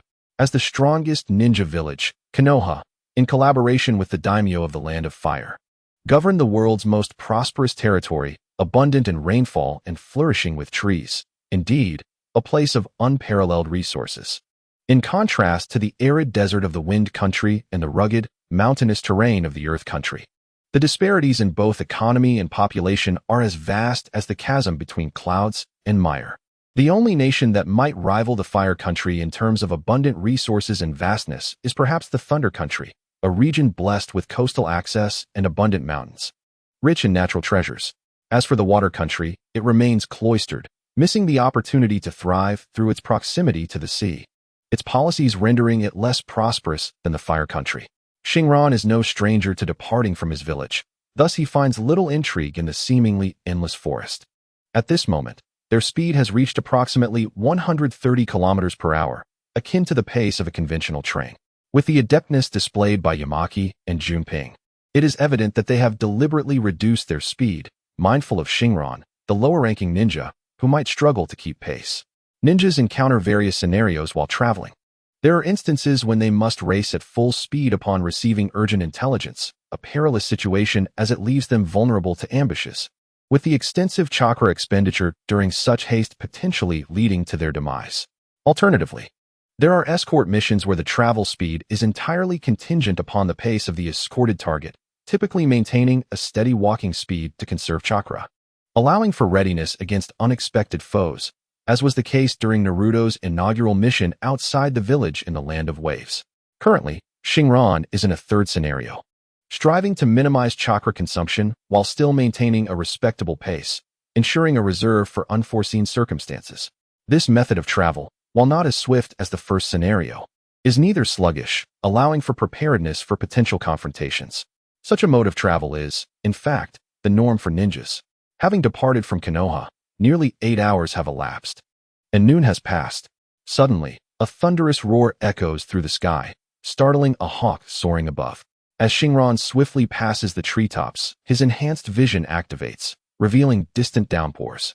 Even in their direction, raindrops begin to fall, threatening to transform the area into a marshland. Accelerate. We aim to spend the night in the city of the grass country, calls out Captain Yamaki to the group ahead. They are on the verge of becoming drenched, and thoughts of a leisurely midday respite are swiftly dismissed. After consuming a soldier's pill, the priority is to reach the grass country for a much-needed respite. In reality, when ninjas embark on tasks abroad, their first stop for rest is often at the nation's borders, where their own checkpoints ensure safety and ample supplies for replenishment. However, due to the recent annihilation of Team 16, this area remains an enemy infiltration zone. Their current mission is to conduct diplomatic tasks between the two countries discreetly. The more stops they make, the higher the likelihood of information leakage. As ninjas, enduring hardship is commonplace, and to ensure the successful completion of their mission, it is prudent to avoid unnecessary complications. Once they reach the Hidden Rock Village, the return journey will be considerably easier. Shinran and Junping, having listened to their captain's directive, remained silent, tacitly acknowledging his command. After enduring a prolonged journey, both Yamaki and Junping found themselves weary, yet Shinran remained invigorated. Although his pace seemed to barely keep up with the two, he felt an increasing exhilaration with every stride. Much like an athlete whose muscles become restless without sufficient exertion, Shinran sensed that his speed was accelerating. His superhuman physique endowed him with remarkable stamina and velocity, and as he fully harnessed this capability, he gradually realized that the chakra he needed to assist his long-distance running was diminishing. Initially, his underdeveloped superhuman speed had already surpassed 70 kilometers per hour, and it seemed he had now steadily broken through to 90 kilometers per hour, purely on the strength of his physical form. To illustrate, a typical individual utilizing chakra to aid their running might achieve a muscle speed of 20 kilometers per hour to reach 130 kilometers per hour. They would expend 110 units of chakra, combining to yield the desired speed. Conversely, Shinran's muscle speed had already reached 90 kilometers per hour, allowing him to attain 130 kilometers per hour with merely 40 units of chakra, thereby drastically reducing his chakra expenditure. Despite their long trek, Shinran, bolstered by his formidable stamina and recovery, remained vibrant and energetic, resembling an athletic marvel. Consequently, his perception and alertness significantly surpassed those of his two companions, who were both Jonin. Suddenly, an enemy attack. Projectiles launched from the 9 o'clock and 1 o'clock positions, multiple shurikens armed with explosive tags. Avoid. Since graduating from the Ninja Academy, Shinran had assumed the role of a sensory ninja within the team, a skill set typical of the Yamaki clan. Though his innate sensory ability was average, it had unexpectedly improved upon the awakening of his superhuman auditory and visual capabilities. As he leaped over another treetop, instinctively activating his enhanced sensory observation, an unusual sound sliced through the air. Combining his X-ray vision and super sight, he effortlessly detected the surrounding adversaries through the dense foliage. At this distance, his original sensory perception would have been insufficient to detect enemies so far in advance. This newly awakened ability proved invaluable in combat, revealing itself to be a supportive skill. Indeed, the effectiveness of a capability lies not in its inherent strength, but in its application, an extraordinary talent in its own right. From the perspectives of Yamaki and Junping, Shinran's impressive foresight and accuracy were unexpectedly commendable. In the ninja realm, having even a second to react during a surprise attack is considered a fortunate circumstance, especially if one can discern the enemy's method of assault. It was akin to having a seasoned player in a video game, effortlessly positioning themselves to succeed. Scatter. The trio, previously moving at a steady pace, swiftly darted behind trees in response to the direction of the attack. Moments later, the sound of 3 explosions echoed as the explosive tags detonated, obliterating 3 locations along their original trajectory. Nearby the explosions, a chaotic scattering of shurikens lay strewn across the ground. Damn, I've been discovered. Water release, water chaos wave. In the forest, a voice filled with exasperation echoed, followed by a deluge cascading through the trees. This was one of the fundamental techniques of water release, classified as a C-rank ninjutsu, with the scale of the water flow varying according to the amount of chakra employed. Shinran had never faced such an opponent before and was unable to gauge the volume of water that could engulf the small forest, nor could he determine the ninja's rank responsible for it. However, it did not take long for someone to provide the answer. Not good, this volume. It's a Jonin. Everyone, be cautious. There is more than one enemy. Before Yamaki-ko's warning could fully resonate, the ground beneath Shinran and his companions trembled violently.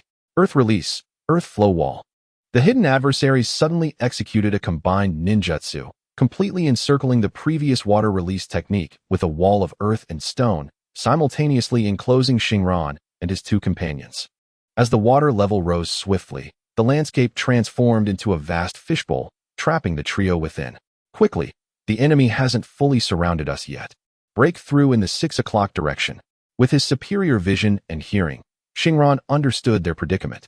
Although they were ensnared by the ninjutsu, the enemy was still at a distance.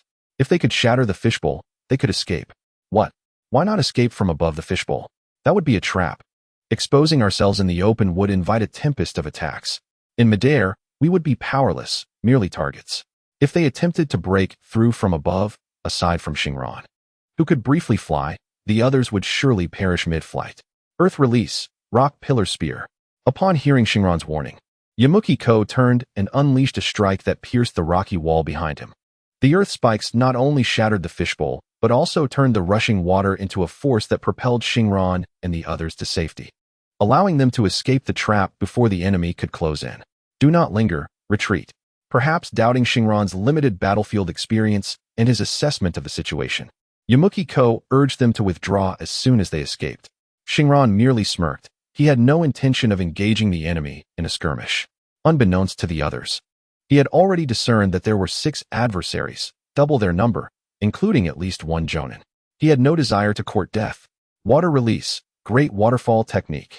After confirming that everyone had escaped, Junping initiated a long-prepared ninjutsu. This was an A-rank technique, challenging to master, and even more rare to execute in combat. To Shinran's surprise, Junping, seemingly ordinary, possessed such a formidable skill.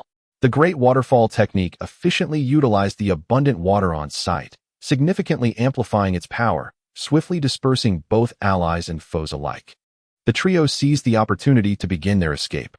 5 minutes later, no pursuers, we should be safe now.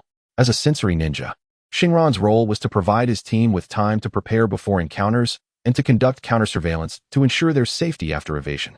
With a rumble, as soon as Shinran finished speaking, the sky erupted in thunder and lightning, narrowly missing an eagle that screeched in alarm as it flew overhead. Fortunately, you discovered it in time. Otherwise, we would have been in grave danger. I never anticipated facing an adversary of such formidable caliber, akin to a seasoned Jonin, far beyond the capabilities of mere bandits. Junping appears to have exhausted much of his energy in that grand waterfall technique, leaving him somewhat weakened and sprawled across Yamamitsu's sturdy back. Nevertheless, his spirit remains undeterred as he now analyzes the enemy's approach. Who are they? Were you able to discern how many there were? Yamamitsu, a pragmatist of few words, inquired about the intelligence concerning their foes, clad in the garb of rogue rock ninjas. It seems they mirror the situation I encountered last time. As Lord Hokage mentioned, they are merely masquerading. There are 6 of them, with at least one being a Jonin. Wait, damn it, they've spotted us. Shinran was merely responding to Yamamitsu's query when, mid-sentence, the enemies who had just been momentarily shaken off re-encircled them in an instant. These scoundrels, what do they intend to do? They should have left no trace upon our arrival here. I meticulously checked. Despite Junping's lack of physical stamina, his eyes remain sharp. The 3 of them have fled to this location, and he has been overseeing their counter-surveillance, ensuring that footprints and scents are thoroughly concealed. I will report this to Lord Hokage later. For now, we must escape. Yamamitsu, the action-oriented type, did not linger on the complications. Any issues could be pondered while fleeing. Time is of the essence. The trio resumed their flight, accompanied by the thunder's rumble and the cries of hawks, rendering their escape somewhat chaotic. Shinran kept a vigilant watch on the pursuers behind them, eager to comprehend how these individuals had tracked their movements. Through the dense forest stretching 100 meters, he could discern several rock ninja-clad figures advancing toward the very spot where they had initially taken a respite. The forehead protectors of these individuals bore markings of defection, unmistakably identifying them as rogue ninjas. Shinran, however, was less concerned with their allegiance to the rock village than with their subsequent actions. Once he could ascertain the means by which they had pursued him, he could devise a strategy to elude them. Suddenly, Shinran noticed a slightly diminutive figure among the 6. Fixated on the sky, hands forming seals, likely initiating a jutsu. While the others did not seem to acknowledge this peculiar individual, their positioning suggested they were subtly shielding him. The sky? Could it be? Hey, Yamamoto's boy, I heard your clan possesses a secret technique known as the heart turn technique, capable of controlling distant foes. I wonder if it applies to birds as well. Just as Shinran prepared to alert his companions that their location might have been compromised by the birds overhead, Yamamitsu spoke up first. You've noticed it too? Shinran was taken aback. This stout-lipped companion had proven to be quite perceptive, even surpassing his own instincts. In this dreadful storm, that hawk has flown over us 3 times already. Do not underestimate Konoha's elite shadow ninjas, Yamamitsu remarked, glancing at Shinran.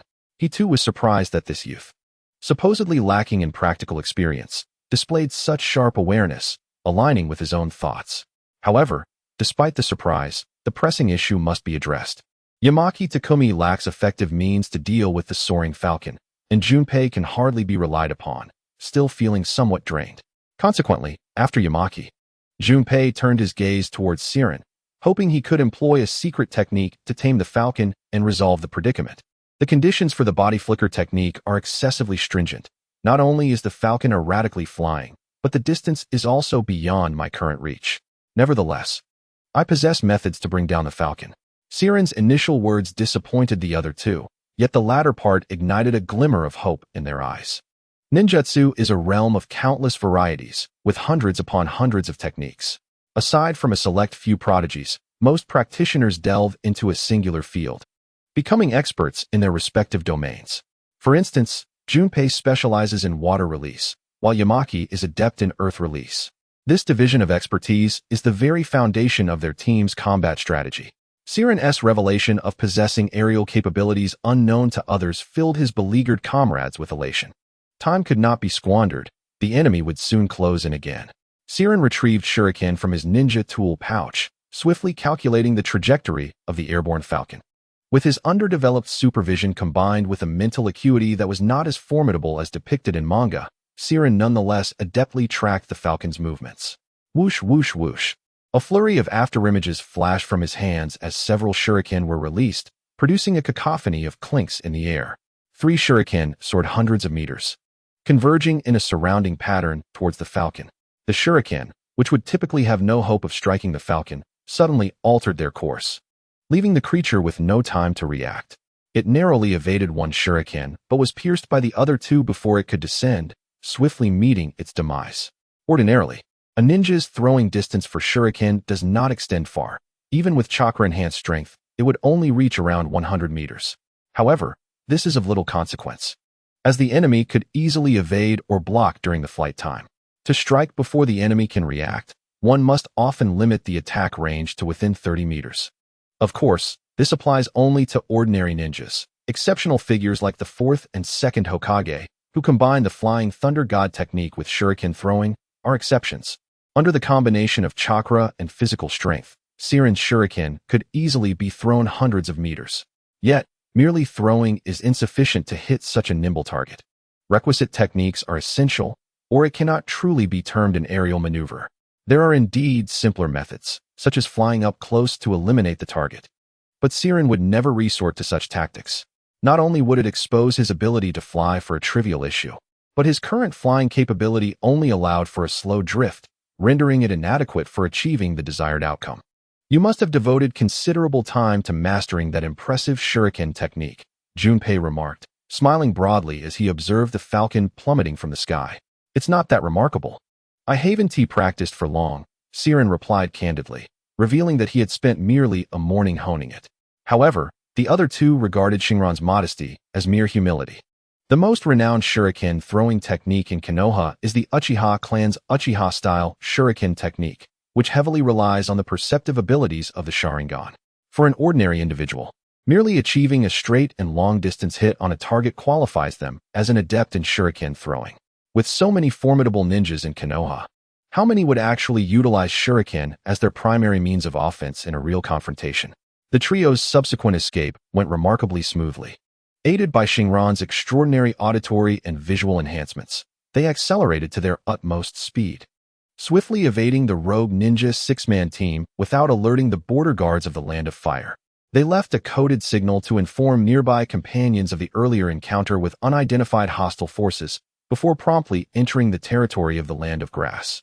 As the lanterns of the bustling marketplace illuminated the night, the 3 entered the market closest to the border between the Land of Grass and the Land of Fire. This market, known as Aitsao Market, originally served as a resting place for traveling merchants. Over time, as more traders began to gather, it gradually evolved into a semi-official market. Presently, Aitsao Market has been officially recognized as a city within the Land of Grass, though it remains modest in scale, yet vibrant in atmosphere. Here, apart from the absence of hot springs, most necessities for travelers can be found. Cheers! In a quaint Odin stall within Aitsao Market, Three men dressed as Konoha ninjas were celebrating their narrow escape from the pursuit of the elite shinobi. It was Shinran and his companions. Initially, Yamamoto's intention was to find an inn to rest discreetly, avoiding unnecessary complications. However, he ultimately succumbed to the persistent persuasion of the other two, agreeing to satisfy their hunger at this roadside establishment before seeking accommodation. Although the trio loudly toasted, they were actually drinking juice. Among the three prohibitions of a ninja, alcohol is one. Ninjas seldom indulge in alcoholic beverages, and consuming alcohol during missions is strictly forbidden. Thanks to Yamashiro-kun's timely warning and that impressive display of shuriken throwing. Had this been a few years ago at the onset of the Third Great Ninja War, you could have easily qualified for the rank of Chunin. This encounter, fraught with tension yet ultimately safe, granted Yamamoto a newfound appreciation for Shinran. He would make an excellent subordinate. Unfortunately, this mission was merely a temporary team-up, and to have Shinran as part of his squad, he would first need to see him ascend to the ranks of the Yambu. You flatter me, Captain Yamamoto. You may simply call me Shinran. Shinran responded with a professionally polished smile, a testament to his studies of the Fourth Hokage. His amiable grin fosters camaraderie among allies, while simultaneously instilling an inexplicable wariness in foes at times. When Shinran subdued Junping, he displayed a ruthless demeanor in action, yet wore a benign and approachable expression, startling Yamamoto into instinctively drawing his kunai against his fellow villager. Please refrain from giving me such expressions. No misunderstandings. I simply find it a bit overwhelming when others are overly enthusiastic towards me. Indeed, Shinran's smile evoked unsettling memories for Yamamoto, yet at that moment, he had to feign ignorance of their prior acquaintance, attempting to explain while feeling thoroughly out of sorts. Upon witnessing Yamaki's reaction, Shinran found the situation increasingly amusing. The captain disdained excessive enthusiasm, yet Shinran reveled in it. He genuinely appreciated such spirited displays. At that moment, Junping, pinned to the ground by Shinran and unable to see his expression, sensed a lull in the atmosphere and promptly interjected with humor, leaving Yamaki with a bemused look, silently lamenting that this fool was blissfully unaware of the consequences of ignorance. However, Junping harbored another thought. What was Yamaki thinking? According to Lord Hokage's instructions, he was supposed to observe and encourage Yamaki to foster more of Shinran's sunny disposition, which was indeed an undercover task. It was rare for Shinran to bond with them. What nonsense was it to reject enthusiasm? This fool was utterly clueless. At that moment, amidst the mutual suspicion of the two Umbu Chunin regarding each other's intellect, the game of 556 erupted with raucous cheers. Grass lost again. Today is truly bizarre. WVE had 7 consecutive wins. Amidst the cacophony of shouts and the occasional excited growl, the trio of Shinran heard the commotion. It turned out that directly across the street from them was a gambling house, and each time someone placed a bet, a wave of uproar ensued. Previously, Shinran had encountered gambling establishments in Konoha, but due to the stringent regulations surrounding financial matters among ninjas, such pursuits were generally frowned upon. However, circumstances had changed. After awakening his extraordinary superhuman vision, Shinran had not contemplated alternative sources of income beyond his missions. Now, upon noticing the gambling house, an idea sparked within him. His current abilities were still quite limited, and the necessity of undertaking missions was largely driven by financial need. Who wouldn't he wish to dedicate 20 years to honing their skills and emerge invincible? If he could resolve his living expenses through financial ventures, he would have ample time to devote to training. You all continue eating. I shall take a look over there, Shinran announced, resembling a gambler eager to recoup his losses. As he hurriedly dashed into the establishment across the street, Yamaki and Junping exchanged glances, a flicker of concern passing between them, before hastily finishing their meals and heading toward the gambling house as well. Upon entering, Shinran found the establishment to be rather unadorned, or rather, devoid of any decor. In a room with merely painted walls, 3 large tables were set up. One table featured pai gao, while the other 2 were dedicated to dice games. Eager to confirm his suspicions, Shinran first employed his sensory abilities and, as expected, the gambling implements were treated in such a manner that no information could be discerned through perception, just like those in Konoha. Next, he activated his X-ray vision, which he had learned to control with increasing ease. As his abilities continued to stabilize, the clarity of his vision was gradually improving, now allowing him to see through a thin layer of wall. Indeed, Effortlessly, he glimpsed the dice obscured by the betting apparatus in the dealer's hand. A roll of 1, 3, and 3. This time it was a loss. Let us depart. Gambling is not a noble pursuit, he remarked, as Shinran prepared to place a bet. Chumping suddenly emerged from behind him, unceremoniously pulling him away. In gambling, one often loses, he remarked. Are you aware of the legendary fat sheep? Yamuki also wrapped an arm around Shinran's shoulder, exerting force to half-drag, half-pull him out of the gambling den. After their skirmish earlier that afternoon, both men found the young brother rather agreeable. Initially, they had observed him under Hokage's orders and found no signs of war trauma, which had brought them some relief. However, during their meal, they discovered a troubling issue. This lad couldn't possibly have developed a penchant for gambling following their last team wipe, could he? The records did not indicate any prior interest in gambling on his part. Gambling is considered one of the 3 great taboos among ninjas, particularly when it comes to financial matters, and it carries more severe implications than mere reckless spending. The fanaticism and moral decay of gamblers often render them unfit for the ninja profession, though Tsunade is an exception. Despite her gambling habits and significant losses, she possesses commendable integrity and a strong sense of boundaries, even if it means being pursued for debts. Yet, how many possess her principles? The saying that one loses 9 out of 10 times is no idle notion within the ninja world.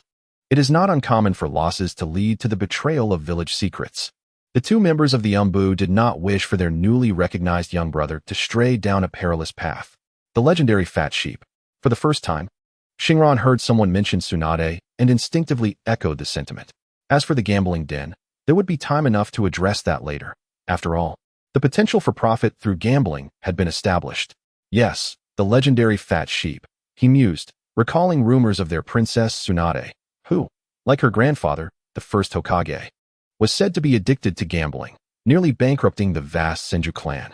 Heed your brother's advice. Gambling is not a good pursuit. Seeing that Shinran's focus had shifted away from the gambling den, Yamuki seized the opportunity to incessantly counsel him, linking Tsunade's gambling woes to the decline of the Senju clan, hoping to deter Shinran from his newfound interest in gambling. The ensuing hours were challenging for Shinran. The Umbu duo were on a special mission from the Hokage. They took turns delivering a lecture on moral philosophy, starting from the streets, then continuing through the inn, and even into the bath. They even recited what felt like bedtime stories before he could finally retire for the night. The next day, Shinran, sporting 2 panda eyes, resumed his journey towards the rock-hidden village in the Land of Earth. Traversing the small nation enveloped by the vastness of nature, the Land of Grass proved to be an ideal location for establishing a secret base. Shinran and his companions quickly entered the territory of the Land of Earth. Just after crossing the border, they were halted by a patrol from the Iwa ninja. The Land of Earth had declared its defeat in the early days of the 4th Hokage, and currently, the Land of Fire and the Land of Earth were in a relatively peaceful state. Thus, although both sides had their weapons drawn and were on guard, there was a sense of restraint. The Konoha delegation clearly articulated their purpose for visiting, and the Iwa ninja, valuing the peace initiative, promptly invited Shinran and his companions to rest at a nearby outpost. With all formalities in order and intentions amicable, the trio's identities as friends of Shinran were evident. However, this world has never placed faith in friendship. Betrayals among comrades from the same village occur annually. No matter how magnanimous the rock ninjas might be, it is ill-advised to allow the trio from Konoha to roam freely amidst the chaos of the Land of Earth. Their temporary house arrest, now referred to as hospitality, is unavoidable. Soon, members of the Umbu will escort the Konoha trio to meet Lord Tsuchikage in Iwagakure. The efficiency of the rock ninjas is commendable. Shortly after lunch, 2 Umbu members adorned in the distinctive red attire of Earth Country ninjas, their faces concealed by ornate masks, approached the trio. These 2 were tasked with escorting them to meet the Tsuchikage. Having been interrogated previously, Shinran had developed a habit of memorizing the faces of masked individuals, regardless of their identities. As the 2 Umbu revealed their purpose, Shinran scrutinized them while preparations for departure were underway. The duo comprised a tall, muscular man nearing 2 meters in height, with a jaw that suggested an underbite. Were it not for the slight brown tint in his hair, Shinran might have mistaken him for a youthful version of the Earth itself. The woman, a strikingly attractive mature ninja, stood below 1.6 meters. Her long yellow hair captivating even beneath her mask. Despite her concealed features, a smile could be discerned, and her dark green eyes, somewhat obscured, likely hinted at the use of contact lenses. The combination of her eye and hair colors bore a striking resemblance to the clansfolk of the mountainous region, evoking an inexplicable sense of familiarity in Shinran. Gazing at the female rock ninja, Shinran pondered, his eyes reflecting a deep curiosity. It was peculiar that a foreign ninja would evoke such a sense of kinship. Was he, perhaps, unknowingly ensnared by an illusion? What was he thinking? Time to move. The Konoha Umbu duo had finished their preparations. Junping, noticing Shinran's lingering gaze on the female ninja, felt exasperated. Were the younger generation maturing so rapidly? Fearing that Shinran might delve into matters concerning women, he nudged him, and the group departed from the checkpoint, heading towards Iwagakure. As they ventured deeper into the land of earth, the verdant scenery gradually dissipated, replaced by rugged rocks and earthen mounds. Much of the landscape was characterized by desolate cliffs, with stones lining the borders, obstructing communication between the land of earth and neighboring nations.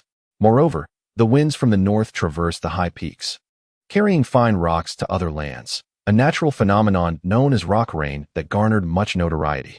The moisture here was scarce, only marginally better than that of the wind country next door. Though many mountains dotted the horizon, most were stark and uninviting, making ambushes akin to those in the forests of the fire country exceedingly difficult. In this realm, setting traps to ensnare foes would almost solely rely on earth-style ninjutsu. Throughout their journey, the three Konoha ninjas remained exceptionally cautious, wary of ambushes akin to their previous encounter at the fire country border. However, the group of 5 arrived at the gates of Iwagakure by midnight without a single attack, the smoothness of their journey lending an air of unreality to their experience. Shinran swiftly deduced the essence of the matter. If the assailants were indeed from the land of thunder or the land of water, their pretense of being rock shinobi to attack the leaf ninjas would serve the purpose of inciting discord between the two nations. Such provocation necessitates an extreme level of caution. A misstep could easily lead to the very parties being incited uniting against the instigator. Thus, the mindless act of inciting both sides simultaneously would be improbable in this treacherous world of shinobi. With both parties experiencing armed assaults, one could claim, "I discovered your traitor," while the other might retort, "No, it was our traitor," leading to a realization of the underlying issue even amidst heated exchanges. Only by targeting one faction discreetly could the situation remain obscured. The land of Earth had not suffered any casualties, and thus, it bore no empathy towards the complete annihilation of the leaf. Observing this incident from an external perspective, it would be difficult to suspect a third party's involvement. The initial suspicion would rest on the leaf orchestrating the event themselves, possibly as a self-sabotaging maneuver. Therefore, one must remain vigilant. Consequently, upon entering the borders of the land of Earth without encountering any assaults, their passage became comprehensible. In the dead of night, the gates of Iwagakure were typically closed. However, diplomatic matters are never trivial. Though Shinran and his companions were not renowned figures, their representation of the leaf bore the highest level of significance. Even if the gates were to remain shut, the Tsuchikage would fear an accident occurring at their doorstep involving these leaf envoys. After undergoing stringent security checks, the group was permitted entry into Iwagakure. The darkness significantly hindered visibility for many, yet for Shinran, it posed little challenge. With keen and inquisitive eyes, he surveyed the city, which bore a stark contrast to the style of the leaf. Interestingly, despite all hidden villages being vast in scale, they were referred to as villages administratively. Iwagakure was notably expansive, describing it as a city would not be an exaggeration.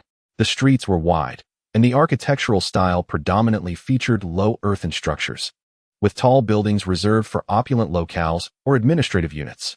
Hastening through the streets, they soon arrived at their destination. At such an hour, it was unsurprising that the Tsuchikage was unavailable. Their meeting was scheduled for the following morning. Shinran and his companions were escorted by 2 Umbu from Iwagakure to a traditional earthen lodge designated for hosting foreign guests. The subsequent reception would be managed by the staff there. "Rest well, everyone. Farewell," remarked one of the tall male Umbu, who, along with a blonde-haired, blue-eyed kunoichi, departed, leaving the leaf ninjas feeling somewhat out of place with their nonchalant demeanor. "Esteemed ninjas from the leaf, I am Rosen, the head of your reception. And this is my aide, Yu," introduced a slender middle-aged Iwagakure ninja, stepping forward to take over the Umbu's role. "Your rooms have been prepared, please follow me." Beside Rosen stood a youth with white hair and round glasses, exuding a gentle smile. Despite his polished appearance and height of approximately 1.5 meters, his youthful visage betrayed his tender age, as he remained silent beside Rosen. Next, we shall prepare a room for everyone. The accommodation for the 3 individuals consists of a 3-bedroom suite, a choice that is not without its significance. Ninjas seldom venture out alone. Separation during lodging can render them vulnerable to ambush by adversaries. To avert such precarious situations, nations often opt for this type of suite when hosting ninjas from rival factions. The reception this time is markedly more professional, beginning with a warm self-introduction that envelopes one in a refreshing aura. Although these ninjas seem to merely perform reception duties, their prowess in intelligence gathering and counter-espionage is unparalleled. They routinely host foreign guests, skillfully extracting information through conversation while meticulously analyzing the veracity of the intelligence at hand. At times, they may even engage in subversive activities. The true ninja world is far from what is depicted in anime. Here, female ninjas possess the ability to allure and manipulate others to procure information, and it is not uncommon for them to leverage their charms when the situation necessitates. Upon encountering the in-ring reception staff, Xingran remained silent, indifferent to any attempts at seduction. A keen observer would note his particular concern for a child named Yer. As companions of the Umbu, the 2 tasked with surveillance had already discerned that something was amiss with Thon. Once the in-ring reception personnel departed the suite occupied by the 3, Hifeng inquired with a hint of anxiety, "Shin, what troubles you? Is there an issue with those 2 in-ring?" Chunping, somewhat agitated, harbored a vivid imagination at that moment. His greatest concern arose when Xingran suddenly mentioned that during his last encounter with a complete annihilation, he had seen a middle-aged ninja named Dongsan. Such a revelation could have dire consequences, potentially solidifying its involvement in the assault on Muyith and precipitating another war. As for why he did not suspect the young boy, Chunping asserted that Enin would not be foolish enough to assign such tasks to a mere child. Instances of children like Kakashi taking to the battlefield and achieving distinction are exceedingly rare. Most young ones only meet their demise in such dire circumstances. Is there a problem? What are you pondering? You cannot possibly believe that Yang would send someone who has previously attempted to eliminate us to host us. Such a foolish act could only be conceived by you, Xingran replied, momentarily taken aback, but quickly realizing the peculiarity of his demeanor. Observing Chunping's anxious expression, he swiftly recalibrated his thoughts, smiled at Sunfeng, and deftly shifted the topic. What were you thinking just now? Your expression was so grave. It must be something significant. Sanmu Hug, undeterred by Xingran's attempt to divert the conversation, remained focused. Xingran felt a sense of helplessness and began to recognize the underlying dynamics. Setting aside the harrowing memories of their earlier ambush, he noted that communication between the 3 was rare. They primarily operated in unison, albeit a unison dictated by their own individual actions. These 2 Umbu members, aside from carrying out diplomatic missions, were they not sent by the Hokage to monitor me? As the sole survivor of a complete extermination, the likelihood of being subverted by the enemy loomed large. Xingran hesitated to delve deeper into this troubling thought. Despite the outward brilliance of Wuyate, its shadows ran deep. It was only natural to harbor distrust of oneself. It was no wonder that the 3rd Hokage had inundated him with a plethora of perplexing notions regarding the will of fire. Suddenly, Xingran fell into silence. A moment that not only drew the intense gaze of Shanmu, but also redirected the attention of Chunping, who had been sidetracked by the conversation and was now fixated on Xingran. They had officially entered Yanin village, marking the commencement of the core aspect of their mission. The Hokage had entrusted me with the crucial responsibility of conveying the ideals of peace to the Tsuchikage as the sole survivor of the incident, ensuring the preservation of the hard-won tranquility between our nations. Previously, as a censor ninja, I had to remain perpetually vigilant during our journey, but now, in this relatively secure locale, it seemed appropriate to contemplate the terminology related to the mission. Hence, I had momentarily drifted into thought. Xingran understood that evasion was no longer an option. The authentic thoughts that had crossed his mind moments ago were certainly not meant for the ears of these 2.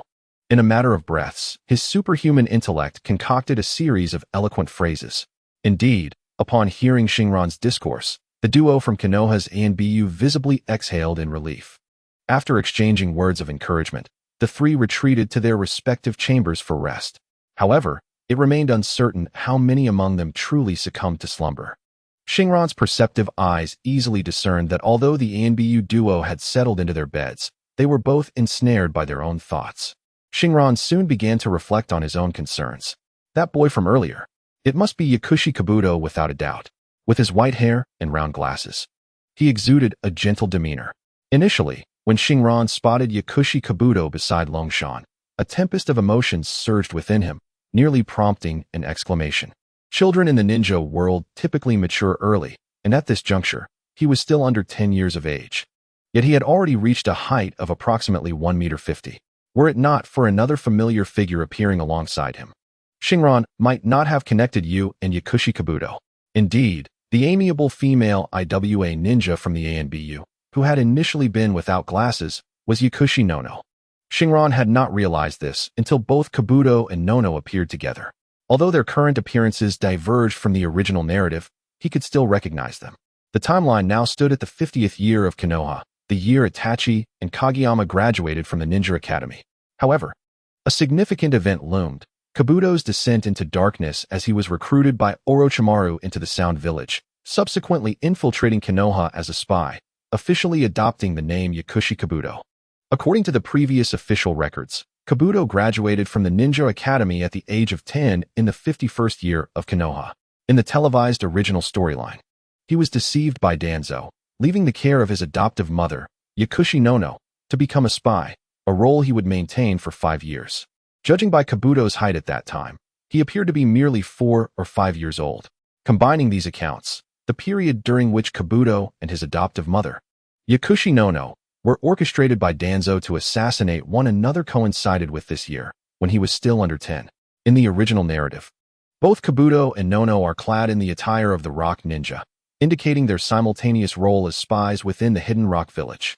Although the plot takes a somewhat disjointed turn thereafter, it becomes evident that after Kabuto kills Nono, he descends into chaos, soon encountering Orochimaru, who had already defected from Konoha and was establishing his own Sound Village. While enticing Kabuto towards darkness, Orochimaru also ensnares him as a spy embedded within Konoha. At that juncture, Orochimaru explicitly instructs him to adopt the name Yakushi Kabuto and infiltrate Konoha.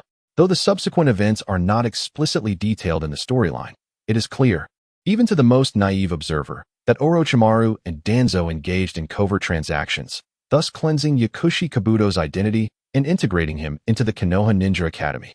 In a previous life, when Shinran witnessed this segment of the narrative, even a 200-pound man found his eyes welling with tears. The youthful Kabuto exuded such charm, while the wandering priestess embodied kindness. At times, even Shinran, an individual who had traversed realms, felt a profound aversion towards this tragic world, where innocent children and benevolent mothers were compelled by harsh realities to adopt grotesque facades. The ultimate outcome was steeped in tragedy, as their remarkable prowess in espionage incited Danzo's suspicion. He orchestrated a scenario where Nono and Kabuto were pitted against each other, and midway through, he substituted Kabuto's photograph, rendering Nono incapable of recognizing her assailant as Kabuto. In her final moments, she implores, "Who are you?" A pivotal moment that plunges Kabuto deeper into darkness. Orochimaru adeptly exploits this, revealing the truth to Kabuto and securing his allegiance. Yakushi Kabuto is undeniably a talent, whether in the present or the future. He is a character of significant consequence. If such an individual could be recruited as a subordinate, it would be an unparalleled opportunity. For a fleeting moment, Shinran contemplated usurping Orochimaru's role as the ultimate benefactor, yet swiftly, the visage of a beautiful face, adorned with a smile, a face he had glimpsed through the Umbu mask that afternoon, flashed through his mind. They are all doing well now. What should I do? To perpetuate the tragedy of Kabuto's talent from my past life? No, that is inconceivable. Perhaps, had this matter arisen a fortnight prior, before acquiring superhuman abilities, Shinran might have brazenly usurped Orochimaru's position, becoming the one to guide Yakushi Kabuto.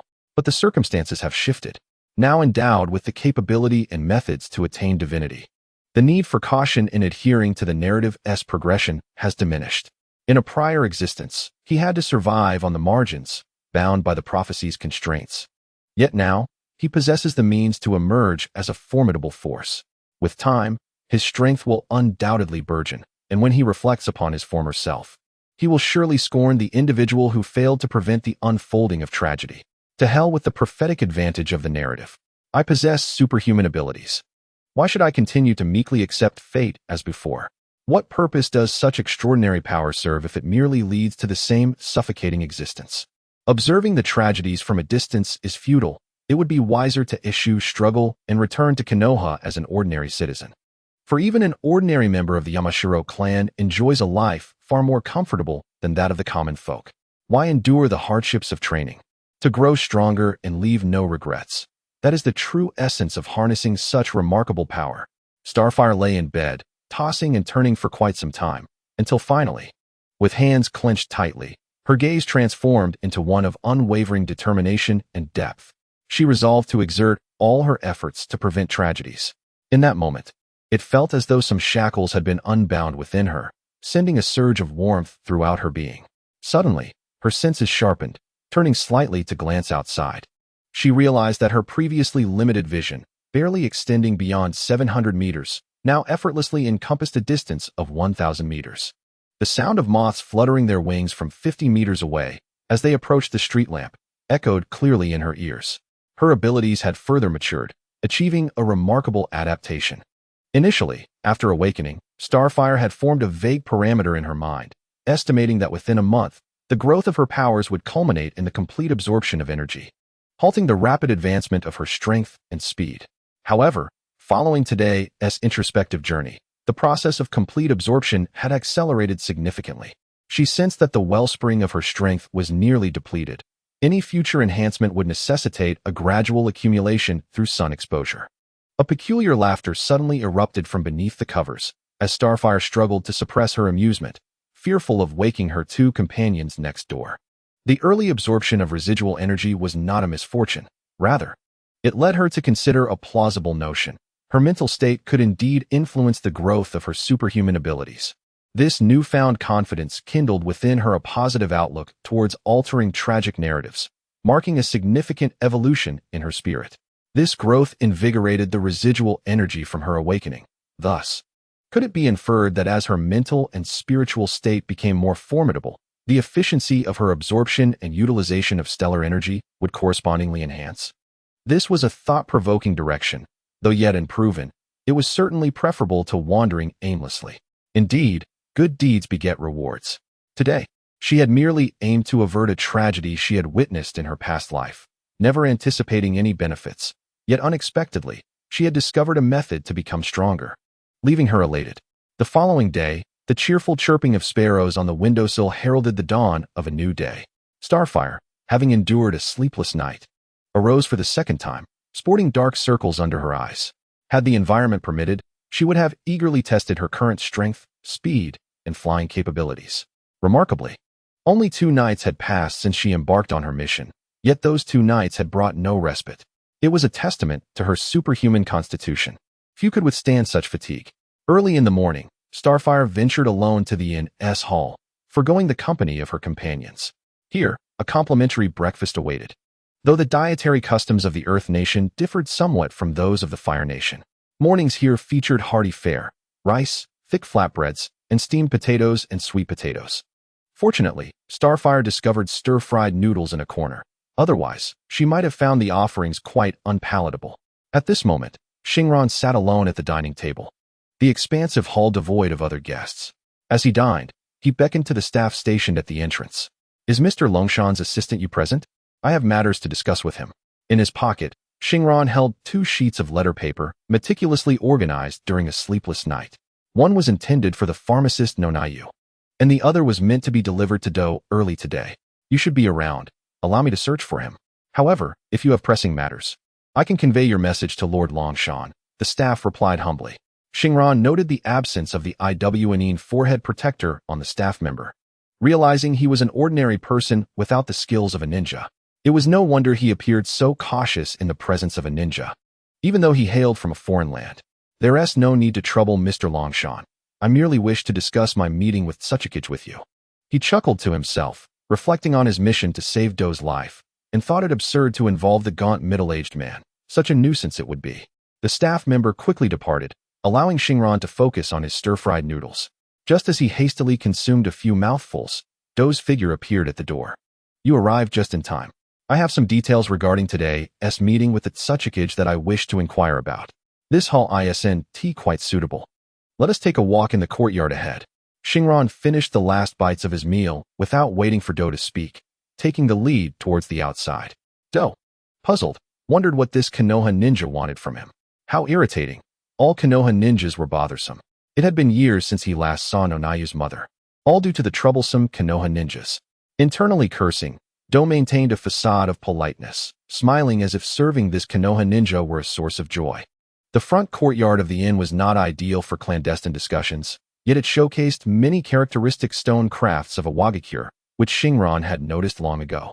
One sculpture, positioned just right, allowed them to evade the gaze from the front door and the hall. Provided they remained vigilant against prying eyes from above, a barely adequate venue for secretive exchanges. I wish to inquire about the female Umbu from yesterday. Do you have any knowledge of her? Please don't misunderstand. I am merely curious because her hair color and the eyes visible through her mask closely resemble mine. Haha. As they walked, Shinran led Do behind the stone art, asking seemingly trivial questions to divert attention, resembling a youth on a quest to find his long-lost kin. Ah, that Umbu? I'm afraid I'm not privy to that information, Do replied, feeling exasperated. He considered himself a ninja serving Konoha. Yet the intelligence he had painstakingly acquired was to serve these foolish ninjas? Not to mention, Umbu were known for their secrecy even among fellow villagers. What kind of training had produced a ninja like him, who would venture out on missions? Just as Do was about to express his frustration, they reached the back of the stone art, where a small wad of paper was swiftly thrust into his hand.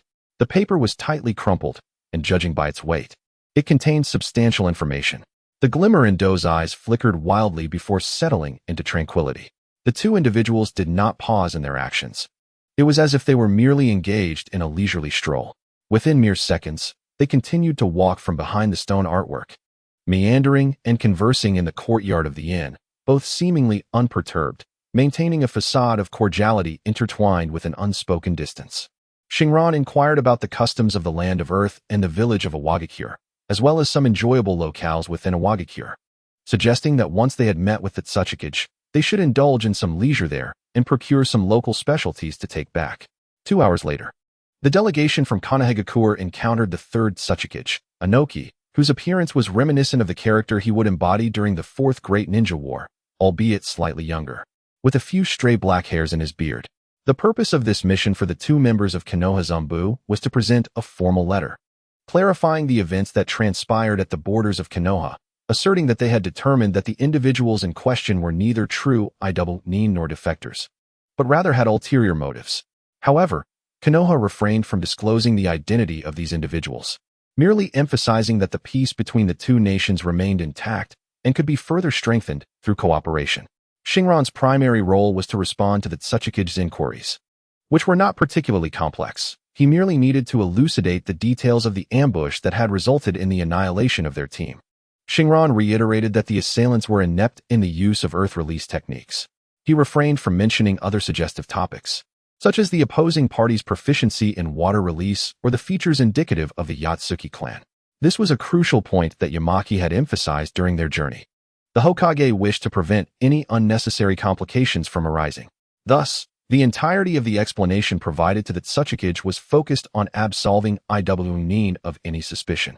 Whether or not the Tsuchikage believed Konoha's narrative was of little concern to Shinran, the Tsuchikage was a discerning individual who, even if skeptical, would not provoke conflict. The complexity of the situation stemmed from a matter of attitude, as Konoha sought to clearly convey its desire for peace with Iwagakure, demonstrating its sincerity to the higher-ups and advisors of the village. As Shinran proceeded through the motions of the task, a young Iwa ninja named Yu was alone in his small room, examining the crumpled paper he had received that morning from a Konoha ninja. Carefully unfurling the paper, dense handwriting came into view, and the opening line caused this experienced young spy's pupils to constrict sharply. The name Do had not been uttered in years, known only to his companions from the orphanage and a select few from the Root organization. Was this Konoha ninja a member of Root? Did he have yet another mission? Why was he not contacted by a familiar handler? As time passed, you swiftly read through the entire content. There was no mission, rather, it was a message from a well-meaning individual. All the suffering he had endured over the years to alleviate the burdens on his adoptive mother was a fabrication. Danzo, that despicable deceiver, along with the blonde-haired, blue-eyed member, indeed, his adoptive mother possessed such traits. Was everything written on that paper true? What are the intentions of the elusive ninja known as Shanzhong Shinran? In a modest chamber, muffled roars of suppressed fury and stifled sobs resonate. As the realization dawns upon me that I have been played for a fool for so many years. My adoptive mother, too, has fallen victim to deception. And the audacity of Danzo to incite a conflict between us is utterly unforgivable. While I cannot wholly trust Shinran's words, the circumstances he describes are indeed plausible. I am acutely aware of the methods employed by the root organization during my time as a spy. If my adoptive mother has been deceived as I once was, the likelihood of the dire situation described in that slip of paper escalating is alarmingly high. Damn it, I must find Yano swiftly. At noon. Upon the return of the Konoha envoy to the inn, the young attendant named Yu, who had been serving them, unexpectedly took a leave of absence, leaving no one privy to his whereabouts. Upon discovering this, Shinran wore a bemused smile, knowing that once he establishes contact with Yano, the impending tragedy could be averted. The trio needed to report back on their mission and await a response from the third Tsukage. This reply, however, hinges on discussions among the higher-ups of Iwagakure. Most have been swayed to the cause, yet every village harbors a few radicals eager to ignite war, seeking not only external foes, but also exacerbating internal strife, which serves as a catalyst for conflict. Thus, the Konoha envoy found themselves in a leisurely mode, having completed a phase of their mission, now poised to wait. During this uncertain interlude, Shinran and his companions could arrange their own activities. Yamaki-ko and Junpei, evidently familiar with Iwagakure, proposed to take Shinran on a tour of the village, to savor some local delicacies and acquire trinkets as souvenirs. One might wonder how, amidst the tumultuous ninja world, people still possess the leisure for such enjoyment. The world is already fraught with challenges, and without the spark of entertainment, life loses its motivation. Shinran had no objections. Having someone willing to be a guide, no, a tour leader, was most welcome. His sole focus was to deliver the prepared note to Yaoshi Yano. As there was little else to occupy his time, and training was not an option here. The bustling streets and distinctive earthen homes of this era's Iwagakure differ markedly from the portrayal in the Boruto narrative. Technology had been refined, rendering it more unique to the locale and vibrant. As Shinran strolled alongside Yamaki-ko and Junpei, they indulged in local snacks. Though as a former member of the gluttonous land of food, he found the offerings merely satisfactory, with the novelty lying in the distinct ingredients. Shinran also admired various characteristic structures of Iwagakure, akin to tourist attractions. Accompanying them throughout was Longshan, the official in charge of hosting the Konoha envoy, ensuring that certain sensitive areas remained off-limits to the trio.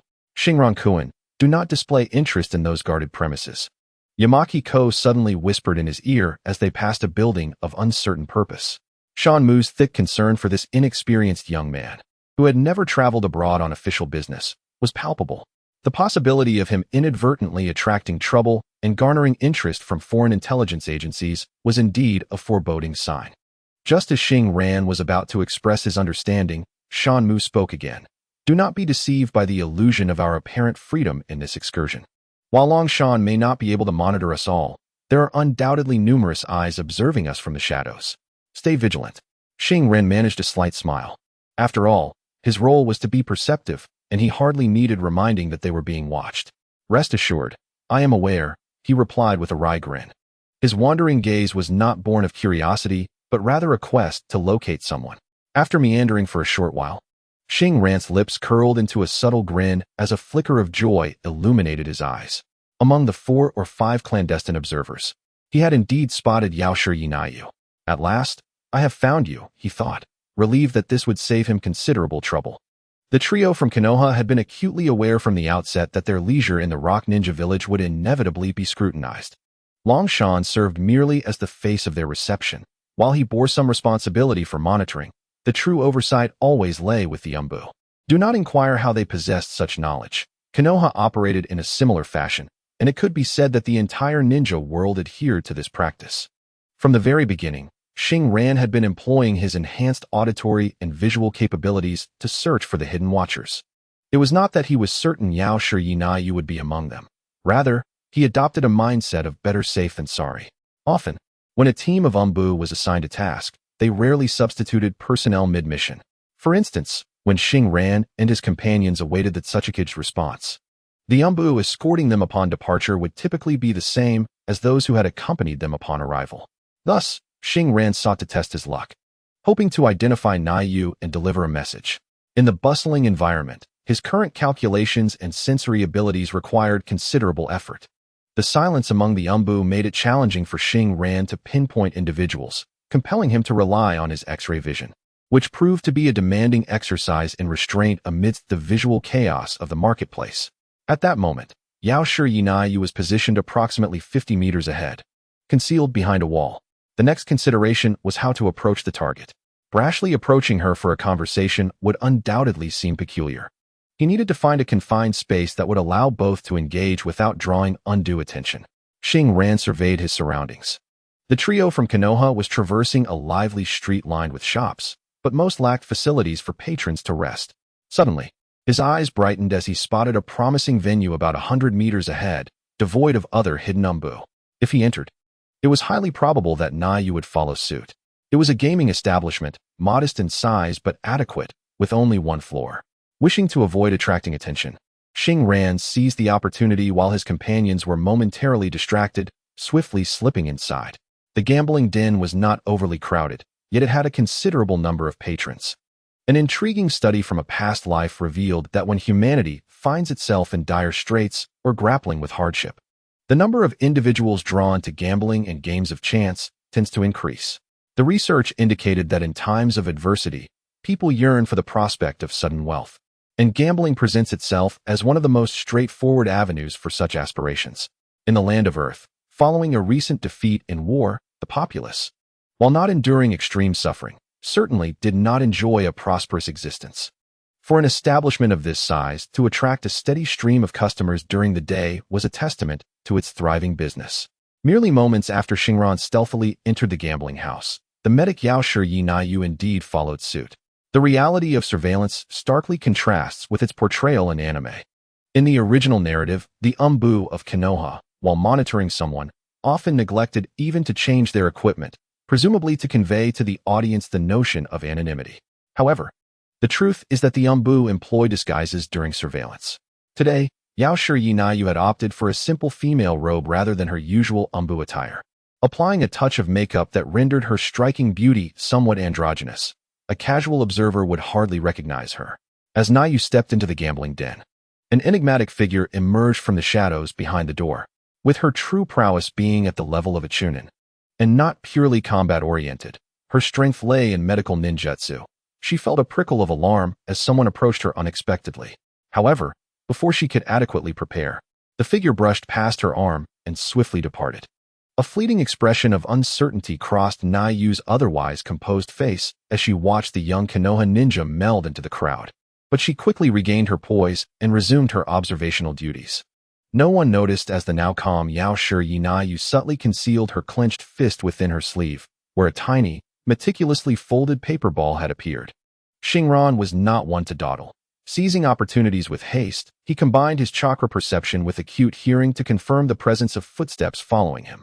He swiftly devised his next course of action and executed a seamless entrance into the den, vanishing from the target's sight for a brief moment before concealing himself behind the door.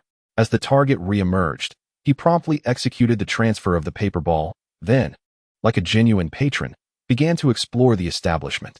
The lack of synchrony in Naiyu's reactions posed a challenge within Shinran's meticulously orchestrated series of actions.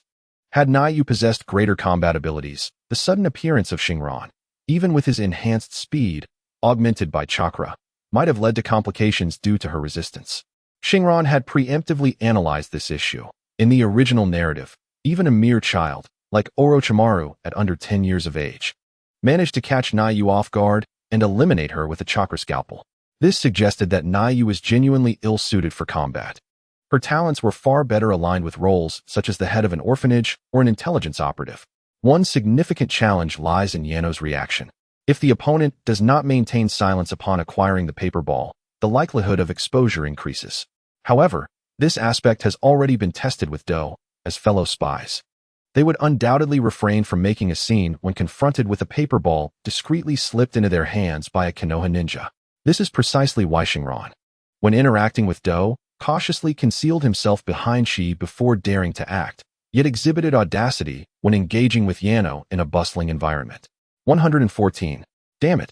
I've lost again. Today is just not my day. I'm out of here. Huangyao exclaimed. Come on, let us keep going. If I run out of money, I'll just borrow some from Scarhead. I haven't had my fill of fun today, haha. The dealer was urged to commence the next round. My luck is heating up today. I intend to recoup all my previous losses.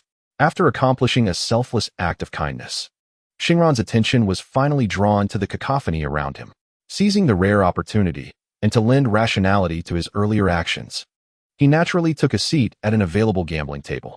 The brain of a superhuman processes information with remarkable speed, and their ability to embrace new experiences is unparalleled. Even for Shinran, whose development has been stunted due to solar conditions, he possesses enviable calculative prowess. In merely a few breaths, after walking a few steps and settling into a chair, Shinran grasped the rules and gameplay of this establishment. Large casinos, having cultivated extensive networks and robust operations, typically refrain from direct participation, instead profiting through commission. In each round, the winner takes all, with the loser bearing the financial burden, while the casino retains a share as operational revenue, making it a surefire business model. Conversely, smaller gaming houses adopt a myriad of operational styles. Some act as dealers themselves, thus maximizing profit. Others solely engage in high-interest lending, leaving the entire round to the patrons, and some mimic the larger establishments by taking a cut, though their limited scale often results in lower profitability. Naturally, most of these venues are quite unscrupulous, doubling as both dealers and lenders. Yet such establishments typically face decline in patronage rather swiftly.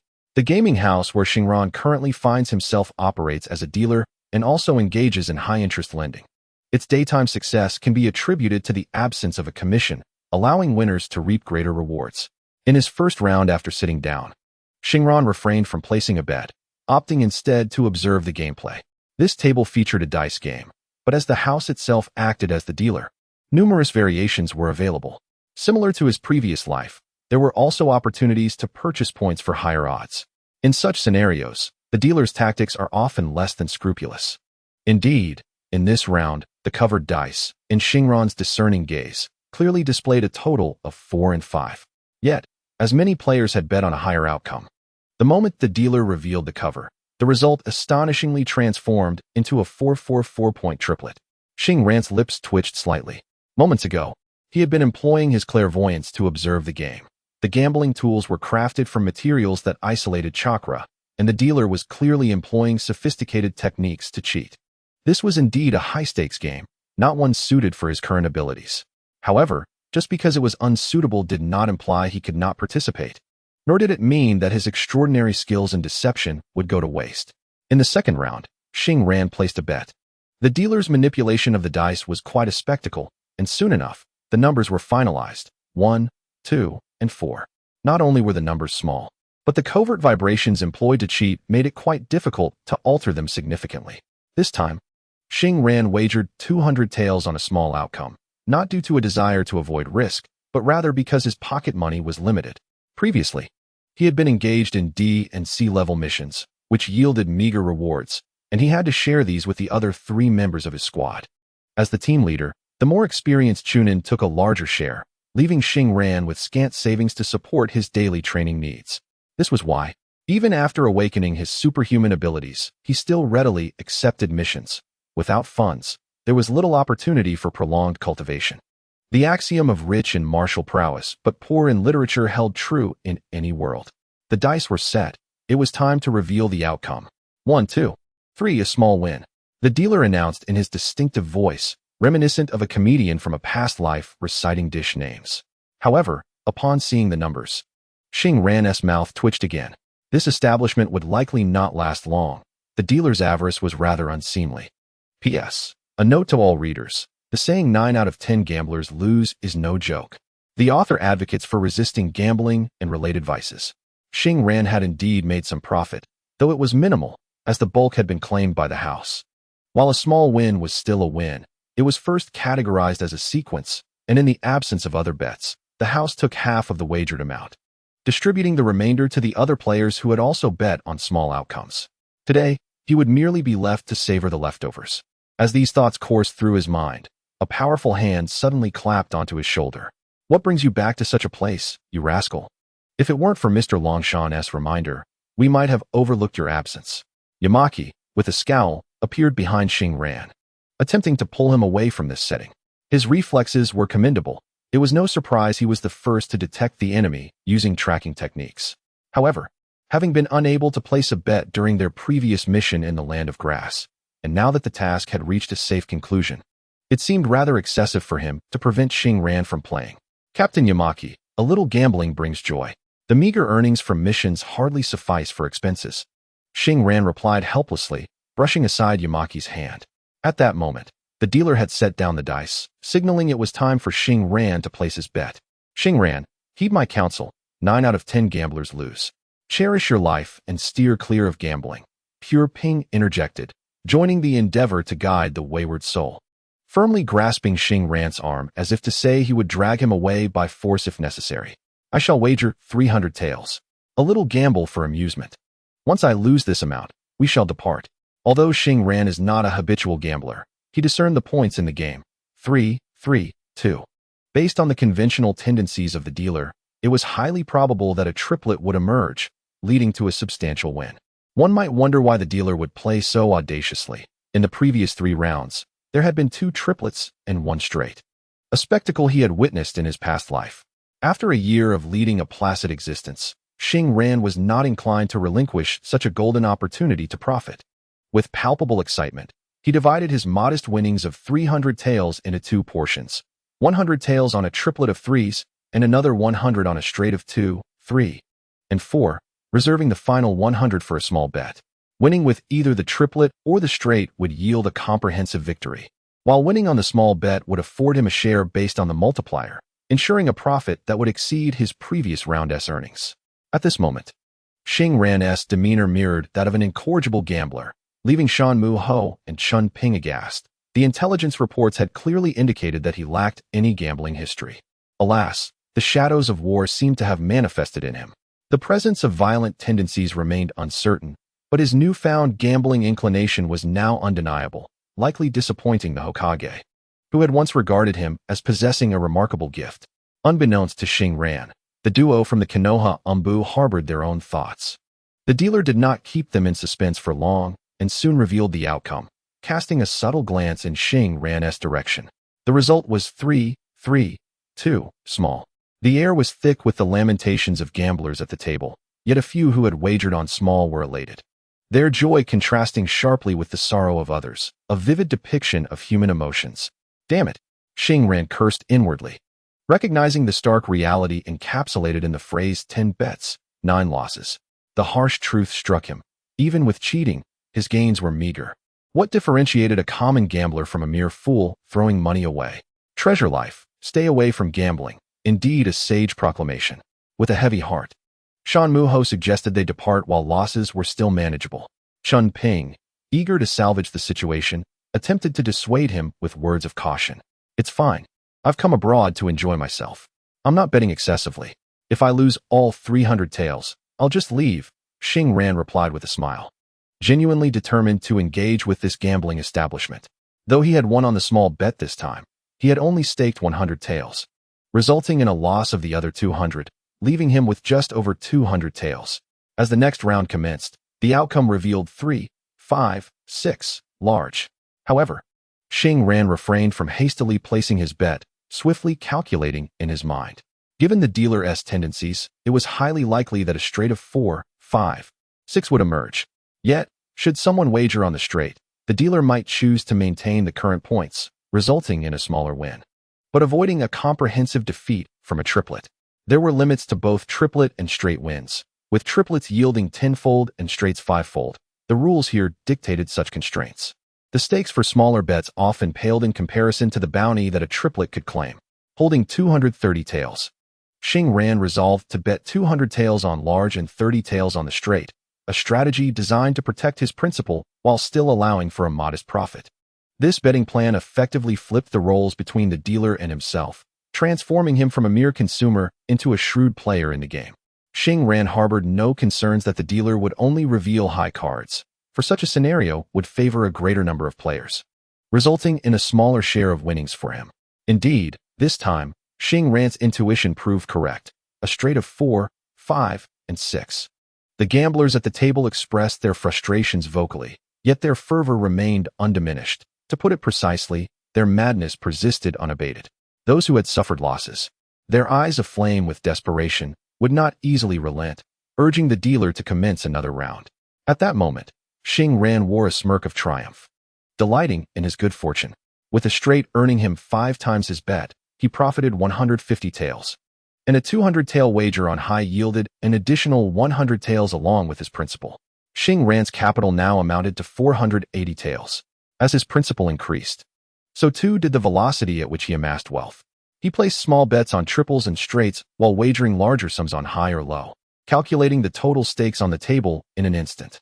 Each time the dealer revealed the results, he found himself in a rather uncomfortable predicament. Following 2 instances where the banker refused to profit and denied the opposing players any respite, the dealer realized that, owing to Xing substantial stakes on high and low, he was still accumulating considerable winnings without any shares from triples or straights. Clearly, he was a seasoned player. The dealer swiftly came to a conclusion. When Xing stakes reached 6,000 taels, he announced a need for a brief respite to use the restroom. Observing the dealer's hurried departure, Xing suddenly recognized that he had perhaps been too reckless. Many at the table were following his lead in betting, and the dealer must surely be reporting to his superior. Having enjoyed the day's gaming, Xing decided it was time to leave. After the dealer's exit, he expressed his thoughts, pulling along the bewildered duo from the Leafs Umbu who had been gaping since the 3rd round.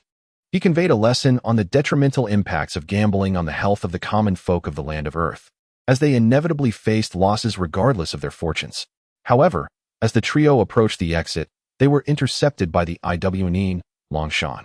With a wry smile and a shake of his head, he offered an explanation. Lord Shan, had I not known you were merely passing through on a sightseeing excursion today, I might have suspected you were deliberately causing trouble here. The proprietor will be arriving shortly. It would be prudent for us to clarify matters before taking our leave to avoid unnecessary complications. As Xing had anticipated, the ensuing events unfolded as they often do in novels.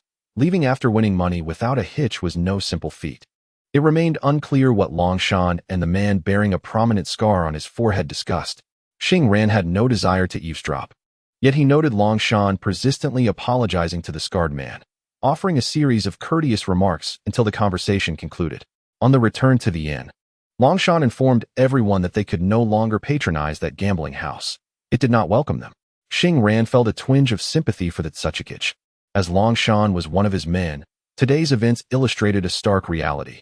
In the current Iwagakure, the Tsuchikage's influence had waned considerably, to the extent that even the proprietor of a gambling house could compel a diplomatic officer to bow in deference. Perhaps that gambling house's owner possessed significant connections. Yet the ability to bring such matters to light indicated that the Tsuchikage's defeat had left a far greater mark on his reputation than Xing had envisioned. It appears that I shall remain in the Hidden Rock village for a while longer, given the current esteem of the Tsuchikage within the village. Suppressing the voices of those conspiracy theorists from the Hidden Leaf will not prove to be an easy task. Following the events of the day, Xing and the others lost their enthusiasm, returning to their chambers early after dinner to rest.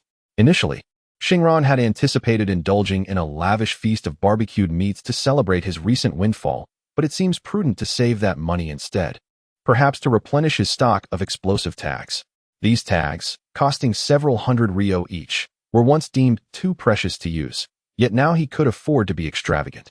With his current proficiency in shuriken throwing, one might reasonably expect a significant enhancement in his combat capabilities.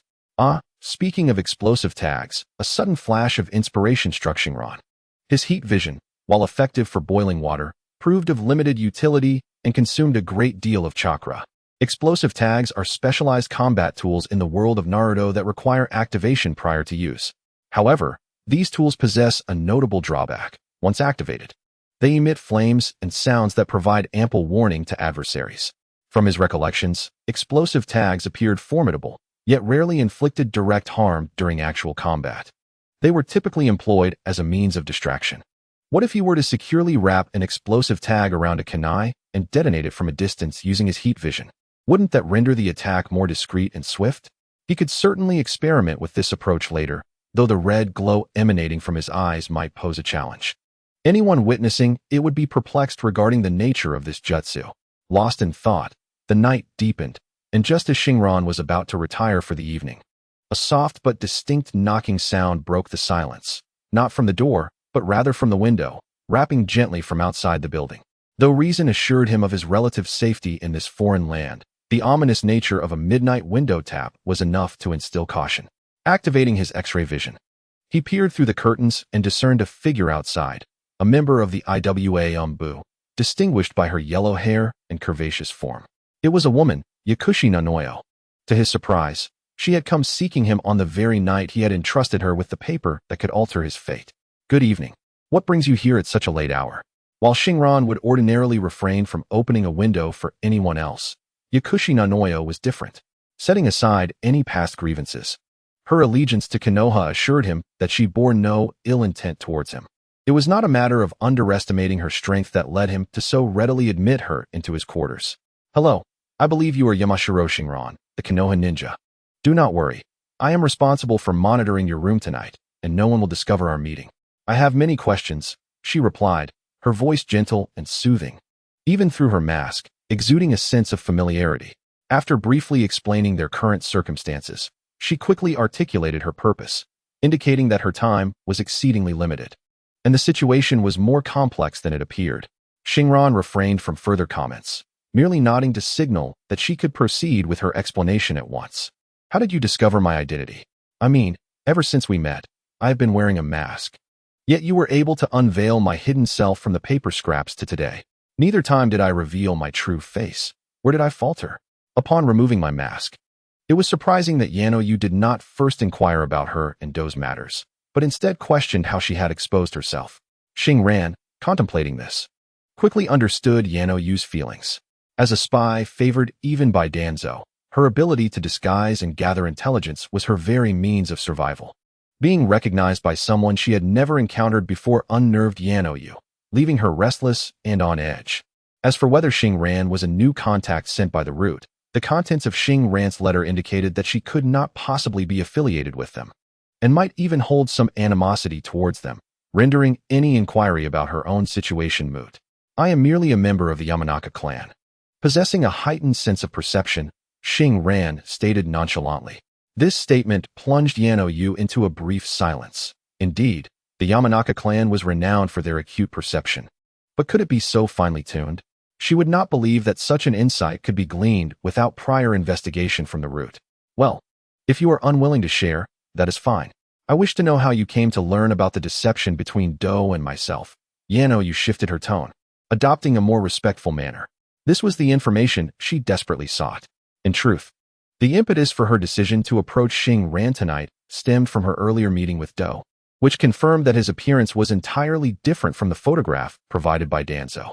Had it not been for the messages from Shinran, neither would have had the courage to initiate conversation. When Do recounted his experiences at the orphanage, only able to see certain details while wearing Yano-yu's glasses, it was evident that accepting information from a stranger so swiftly would be a challenge. Shinran's goodwill, though well-intentioned, was rather reckless. The initial exchange of greetings could easily lead to misunderstandings, as the first to speak would inherently face the risk of exposure, a burden particularly heavy for spies. Fortunately, upon encountering Do, although Yano-yu did not speak, her original visage was still presented before him. Do had been a child back then, and years of growth could alter one's appearance significantly. However, Yano-yu was already an adult, and while her looks might change over the years, they would not transform drastically. Upon seeing Yano-yu's face, Do instinctively called her name. In the original narrative, Do had fatally struck Yano-yu in the dark. Yet upon inspecting the aftermath, he recognized her as his foster mother at first glance. This situation mirrored that one. Indeed, this is an unforeseen circumstance. I have come to know your story, disapprove of Danzo's actions, and do not wish for a wandering priestess to conclude her life in such a tragic manner. Hence I wrote you a note, Shinran said, feigning nonchalance, her words a blend of truth and pretense. Yano-yu's expression betrayed skepticism, and she remained silent. simply gazing intently at Shinran, which left Shinran feeling awkward. I did not receive any orders from Danzo to assassinate a certain IWA ninja.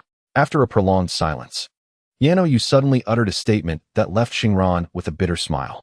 What does this mean? Do you not trust yourself? All you need to do is acknowledge your connection with Do, and the truth will be revealed. How can I prove that what I say is indeed true? Unbeknownst to Shinran, Yano, you had already met Do, but soon, Yano Yu's words resolved this ambiguity. Do had not received any orders from Danzo to assassinate someone among the rock ninjas. Yano Yu's remarks offered Shinran a slight sense of relief. This indicated that they had indeed met, and from the tone of their conversation, it seemed they had already established their bond. The command would eventually surface. As for when Danzo would issue such an order, to be honest, I am uncertain. Whether you choose to believe it or not, I have conveyed the danger to you, and that lightens my heart. As for what you ultimately decide to do, I remain indifferent. Shinran was unable to provide evidence and could only speak somewhat helplessly. He sought nothing more than to be at peace with his conscience and to satisfy his thirst for knowledge. Having said all this, it was up to you to manage your own affairs. Hearing Shinran's words, Yano Yu fell silent once more. Time ticked away, and Shinran, watching the urgency in Yano Yu, felt anxious. Why linger here? Better to return home and avoid detection. You've assisted us so much. Do you have any demands? After a lengthy pause, Yano Yu unexpectedly posed this question, leaving Shinran somewhat speechless. After holding back for so long, was this the grand revelation she sought? Indeed, there are no purely good-hearted individuals in this ninja world who would believe that one could perform such deeds without expecting anything in return. Yet, Shinran truly aimed merely to prevent a tragedy from recurring, seeking solace for his own heart. It would not be an exaggeration to say that he wished to use his extraordinary powers to do as he pleased. I have no demands. You may leave soon. I need to sleep. While he understood that Yano Yu's reaction was a normal ninja response, marked by an absolute wariness of strangers and unfamiliar situations, it was still irksome to be questioned after doing a good deed. With a formulaic smile, he effectively issued an invitation to leave. Noticing Shinran's impatience, Yaosher Yano Yu was genuinely perplexed. Did such selfless individuals truly exist in this world? She chuckled inwardly. She had encountered one such person, herself. With this thought, a smile unconsciously crept onto Yano Yu's lips, lightening the atmosphere. She suddenly realized that this handsome Leaf Village ninja was quite pleasant to behold. The long life of a spy had deprived Yano Yu of laughter for far too long, and upon seeing her smile, Shinran, in an unexpected turn, found himself influenced. His formulaic smile, now radiating sincerity. You are a good person. This is my token of gratitude. Until we meet again. Yano Yu donned her mask once more, tossing a scroll the size of a small arm to Shinran, before making her way back through the window from whence she came. Under the dim light, Shinran instinctively caught the scroll tossed towards him. Just as he was about to inquire about its contents, Yano Yu, who had scrambled onto the windowsill, turned back to say, "By the way, although you are a good person who has helped us, Do does not trust you at all. Alas, the work of a spy has adversely affected his upbringing." Yano Yu's previous statement was directed at Shinran, yet before he could complete his thought, he vanished once more into the darkness, as if attempting to elucidate his sentiment to Shinran, while simultaneously chastising himself for his inadequacy. Shinran gazed at the empty windowsill, the evening breeze lifting the curtains only to let them settle back into stillness, enveloping the room in silence once again. The handsome youth's lips curled slightly, striving to form a smile. Being labeled a good person, did that not border on ingratitude? Whether in his past life or this one, few who were deemed good met with a fortunate end. The most representative example lay before him, Yano Yu. A genuinely kind soul who had compassionately nurtured the orphans left by war, could expect a grim fate under normal circumstances. Weighing the scroll in his hand, he noted its substantial heft, suggesting it contained a wealth of information, though its exact nature remained a mystery. Upon unfurling the scroll, he was met with an array of densely packed characters, alongside anatomical illustrations filling the entirety of the parchment. This was a medical ninjutsu scroll.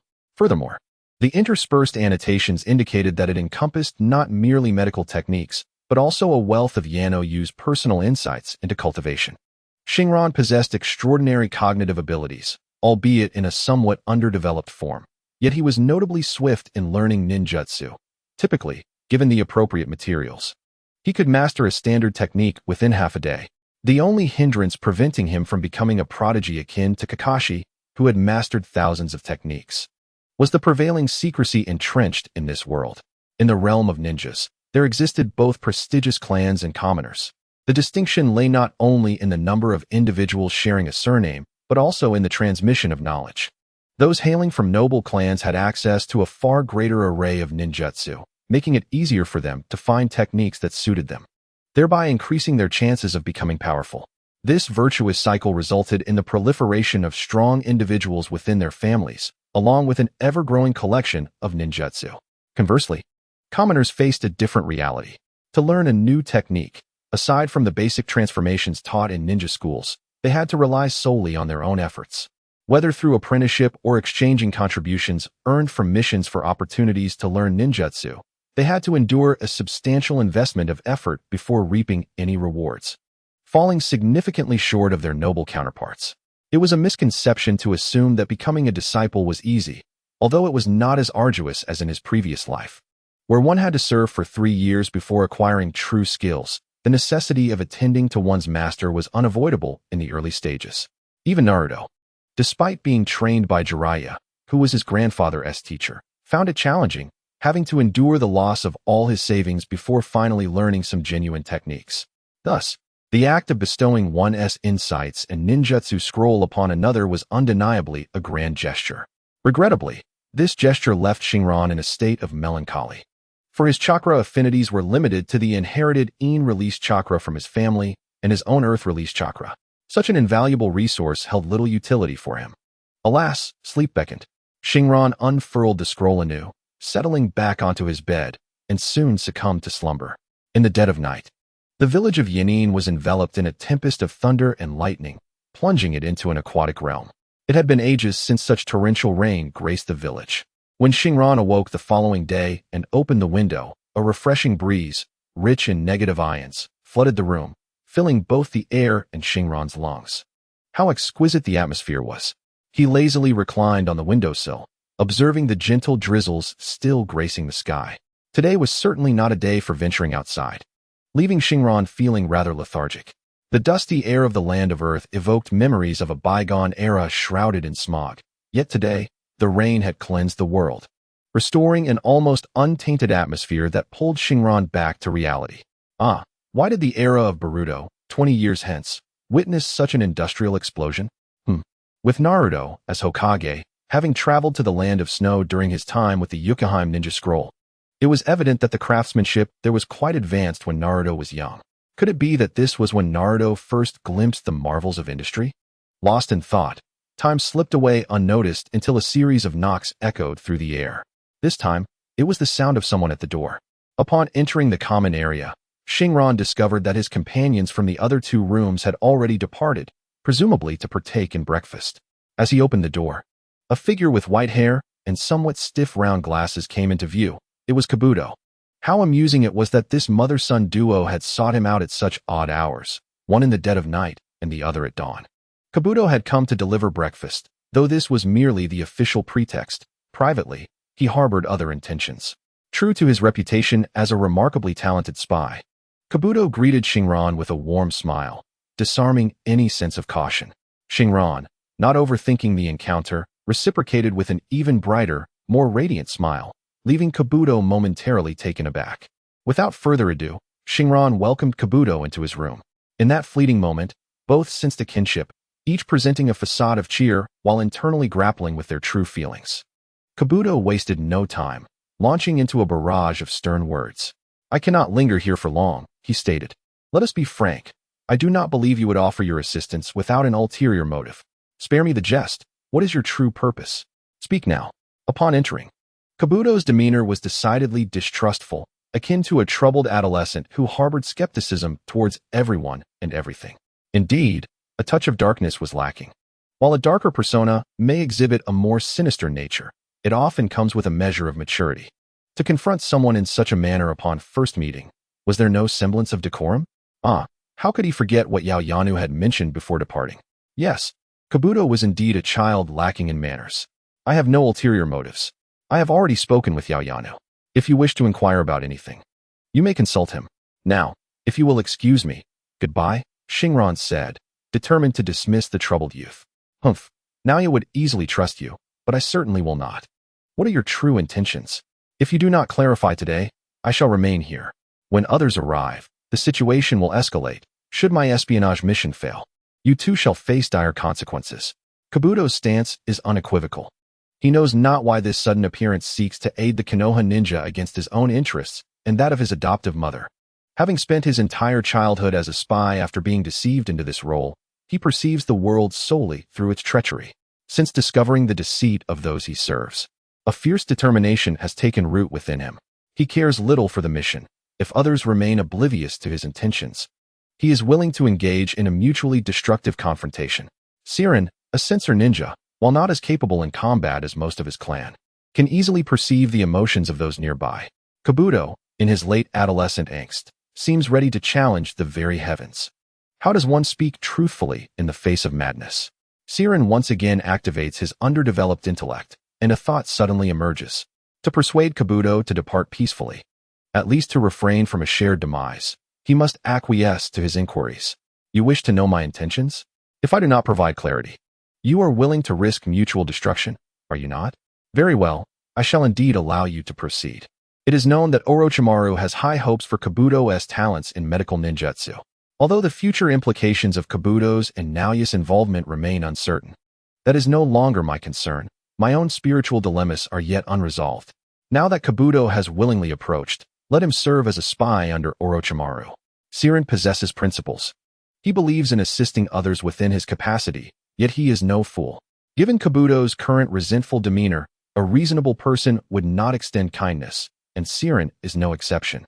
Assisting this mother and son could be seen as a way to rectify past regrets from his anime watching days, not out of necessity to aid Kabuto. Naoya's gratitude indicates that goodwill has been reciprocated, although it holds little benefit for him now. Siren has no intention of making things easy for Kabuto. Very well. I have stated in the note provided that Orochimaru has long coveted your medical talents and wishes to recruit you as a subordinate. Furthermore, in due time, Danzo intends to assign you a task to eliminate Naoya, which Orochimaru will secretly oversee. My demands are quite straightforward.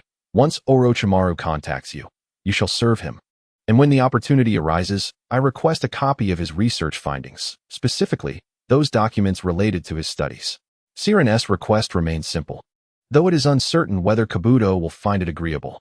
Indeed, Shinran harbored no concerns regarding whether Do would acquiesce to his request. Rather, it was a matter of recognition and approval. Should Do accept the proposition, he would cease his erratic behavior. As for whether Do would ultimately fulfill his own demands, Shinran expressed indifference, considering it merely a leisurely move in a game of chess. He had faith in his future prowess, believing he could procure what he desired directly from Orochimaru, whether through negotiation or force. Humph, I knew it. All the ninjas from Konoha are treacherous. Upon hearing Shinran's intentions, Do displayed a knowing expression, refraining from stating his agreement or disagreement. With a dramatic flourish of his long sleeves, as if shaking off some sticky substance clinging to his fingers, he turned and departed with an air of nonchalance. Shinran chuckled and shook his head, aware that Do had undoubtedly fallen into a trap. The still untainted Do would not easily owe anyone a favor. Why was Shinran so certain? Aren't individuals with a flair for the dramatic often like that? After reuniting with his adoptive mother, Do, having lost a significant vulnerability that Tuanzong had held over him, exhibited a noticeable resurgence of youthful spirit. Following a lavish breakfast, Shinran found himself growing increasingly restless. Why not try his luck at gambling? With a sudden resolve, he changed his attire and prepared to venture out, only to be intercepted by Junping and Ryashin, who had entered the Konoha envoy suite. Is the third Tsuchikage preparing to respond to Konoha? Initially, Shinran intended to continue to the gambling house, but having found the previous one unsatisfactory, he sought an alternative. However, Junping halted him, revealing that Yamaki-ko had been summoned for a discussion by the Tsuchikage, leaving the rest of the Konoha delegation to await further instructions at the inn. The speed of this development was unexpectedly swift. I had anticipated that the Tsuchikage would take more time to deliberate before issuing a final response. Shinran voiced his confusion. When did matters between the two nations resolve so expeditiously? Haha, this situation bears some relation to Mr. Yamashiro, Ryashin interjected, suddenly revealing an expression that suggested he had insider information. Shinran soon learned the reason. It turned out that the scarred boss from the previous day was one of the influential figures opposing the Konoha faction. After becoming aware of yesterday's events, that Tsuchikage had evidently utilized Shinran's identity and capabilities to produce some convoluted document, convincing that influential figure to relent.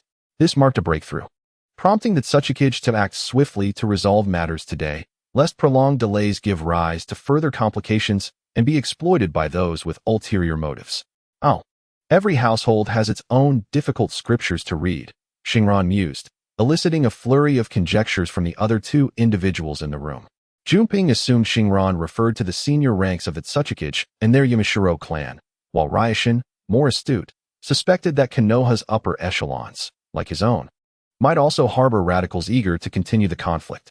As this thought emerged, Ryushin found himself unable to remain seated. Although the comments had been made casually by Konoha individuals, their reliability was questionable. Yet, at such a critical juncture, it was better to err on the side of caution. After exchanging brief farewells, Ryushin hurriedly exited. The room was left with only Shinran and Junping, the atmosphere gradually turning stagnant. "Shall we roll some dice?" Shinran suggested, breaking the tension. "Gambling," Junping responded, akin to a loyal servant safeguarding his purse. "A little wager for amusement. Yesterday, you generously bestowed upon another a sum of 6,000 taels, prompting even the proprietor to intervene. Do you yearn for a grand wager?" "Alas, my hand aches." Observing the pale-faced Chunping, who had retreated into his chamber, clutching his stomach and wrinkling his brow, Shinran felt a sense of ennui. Awaiting orders at the inn, with no knowledge of how long he must remain. What else could he possibly do? As the afternoon waned into dusk, Shanmuho finally returned. Upon entering the suite, he spotted Shinran seated on the sofa, engrossed in a scroll. Concurrently, he noticed his good friend Chunping lurking in his room, peeking through the crack of the door to steal glances at Shinran, appearing rather furtive. "What captivates you so?" Shanmuho greeted Shinran as he settled onto the opposite end of the sofa, pouring himself a glass of water and drinking heartily. "This scroll pertains to medical ninjutsu. One I brought from my family," Shinran casually remarked, sharing the contents of the scroll, only to feel a twinge of impropriety and quickly added its origin. "Oh, I did not realize you harbored ambitions of becoming a medical ninja. Commendable indeed," Shanmuho exclaimed, as if uncovering a newfound virtue in Shinran. "Medical ninjas are not mere commoners. Each one is a treasure to their village, a fact evidenced by the swift elimination of medical ninjas during battles. Tsunade's 3 principles for medical ninjas are certainly not arbitrary." No, I merely glanced at it," Shinran replied. "By the way, what news from the Tsuchikage? How much longer must we wait?" Lacking yang release chakra, he perused the scroll solely to pass the time, reading at a leisurely pace. Under normal circumstances, he could commit the entire scroll to memory within half an hour, and if the techniques suited him, he could master them within half a day. Alas, these were not normal circumstances. Devoid of yang release, mastery was far-fetched, and he regarded the scroll merely as a means to broaden his horizons. The scroll contained scant information: healing technique, palm sage technique, and healing destruction. The healing technique concentrates chakra in the palm, directing it towards the target to effectuate healing. The palm sage technique, whether for internal or external injuries, utilizes released chakra to achieve remarkable recovery speed. It can also disrupt the chakra circulation within others, inducing a state of unconsciousness. These 2 techniques are well-known staples, with the palm sage technique serving as an advanced version of the healing technique, combining offensive and supportive capabilities, requiring formidable chakra control.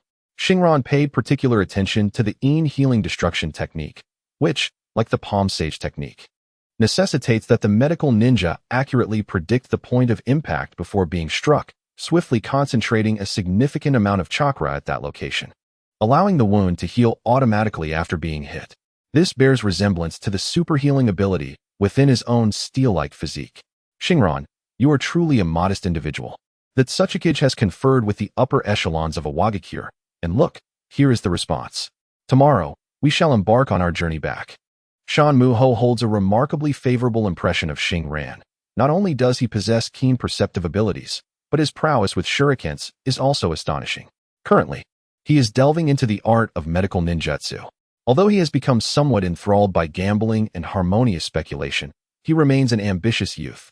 Upon returning to the village, It would be prudent to suggest to Lord Hokage that he abstain from gambling, thereby adding another inheritor of the will of fire within the Hokage faction. Shinran, in contrast to Shan Muho's introspection, appeared less contemplative. Upon witnessing Shan Muho retrieve an exquisitely crafted scroll from his pocket and whistle in delight, he realized that their mission was nearing completion. Now that a method to earn money had been uncovered, he envisioned a life akin to secluded cultivation upon returning home, free from the distractions of missions, which would undoubtedly expedite his growth and strength. However, a fleeting thought soon crossed Shinran's mind, causing his expression to revert to neutrality. The shinobi world could hardly be so uncomplicated. While wealth might afford a more comfortable existence, foregoing missions would yield no contributions. Without contributions, relying solely on the meager secret techniques of his clan would scarcely suffice to attain the strength of a Kage-level ninja. Alas, life must continue, at best. It would be somewhat easier than before, devoid of worries about basic necessities, allowing for higher material aspirations. At that moment, upon hearing Shan Muho's words, the ever-cautious Chun Ping emerged from his room, relieved to confirm the safety of his wallet. He expressed his sentiments about the mission nearing completion while simultaneously lamenting Shan Mu's tardiness. With nightfall having fully descended, an early return was now impossible. Iwagakure would not violate its regulations to accommodate a few foreign ninjas. The village gates were firmly shut, and the barrier team resumed their nocturnal duties. For those wishing to exit, numerous procedures awaited them. Fortunately, with the mission accomplished, the return journey would be less arduous. After departing from Iwagakure, they could summon the communication ninja birds to relay their messages, unlike their initial arrival, which necessitated a formal envoy and procedural formalities. On the way back, their primary concern was ensuring their safety without the burden of mission responsibilities. The night passed without incident, and as dawn broke the following day, the trio from Konoha set forth once more on their journey home.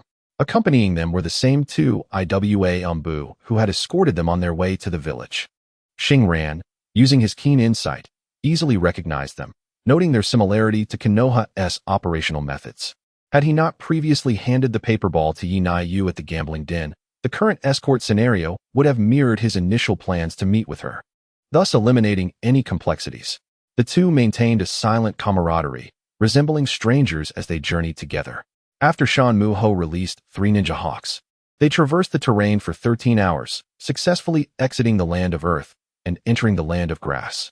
The journey through the land of earth had been devoid of ambushes, and with experienced Iwa familiar with the terrain accompanying them, they managed to cover nearly 2,000 miles at an impressive speed. "We shall part ways here. I wish you all good fortune," Yu proclaimed, offering her blessings before swiftly vanishing into the evening glow with her companions. The trio from Konoha felt little emotion as they waved goodbye and hurried towards the nearest marketplace. Meanwhile, a robust Iwa member cast a curious glance at his companion, who rarely spoke and even less so engaged with foreign ninjas. What was amiss today? Beat Town, a relatively large settlement within the land of grass, was still some distance from the border. Initially, the 3 from Konoha intended to find a nearby market along the border between the land of earth and the land of grass to rest. However, Hoshinai had other plans and persistently persuaded his companions to agree to the idea of visiting Beat Town. Consequently, instead of arriving at their lodging before dinner, the trio found themselves seeking accommodation at the late hour of night. Yet, Hoshinai felt that the extra miles were well worth it. For this bustling town was alive with activity, its streets teeming with people. In lively places such as this, numerous establishments awaited, and Hoshinai aimed to purchase some explosive tags and refine some previous concepts, in addition to bolstering his financial reserves. It was certainly not merely a matter of indulgence. This time, Hoshinai had learned his lesson after enjoying a late-night meal and settling into the inn. He waited until he confirmed that his companions were resting before venturing out alone to seek a gambling house. He had prepared adequately this time, donning a disguise that allowed him to change his appearance several times within a short span, ensuring he would not be ousted after winning a substantial sum. Soon, Hoshinai began to sweep through the nearest gambling house. What began as pocket money rapidly transformed into a respectable sum. He reveled in the thrill of the game. When success seems assured, the overly sentimental may find it lacking in excitement, yet Hoshinai simply wished for it to continue. A familiar force, a familiar hand, a familiar voice. Hoshinai-kun, Junpei's voice suddenly emerged from behind him. This was the third gambling house Hoshiran had entered, and during his previous round, he had noticed Junpei approaching, prompting him to seize the moment to place a significant bet. Junpei, upon discovering that substantial winnings were being made at the table, easily recognized Hoshiran. Ah, what a coincidence. Have you come to play a round as well, Senior Junpei?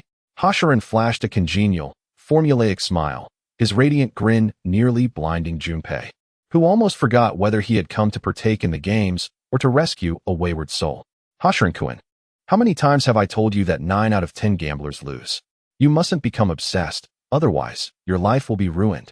Junpei firmly grasped Hoshiran's arm, leading him away while launching into a lecture with a fervor akin to that of a concerned elder, repeating himself without a hint of redundancy.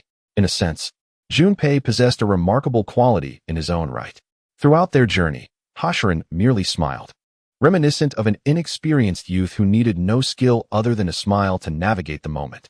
However, this smile gradually infused with sincerity.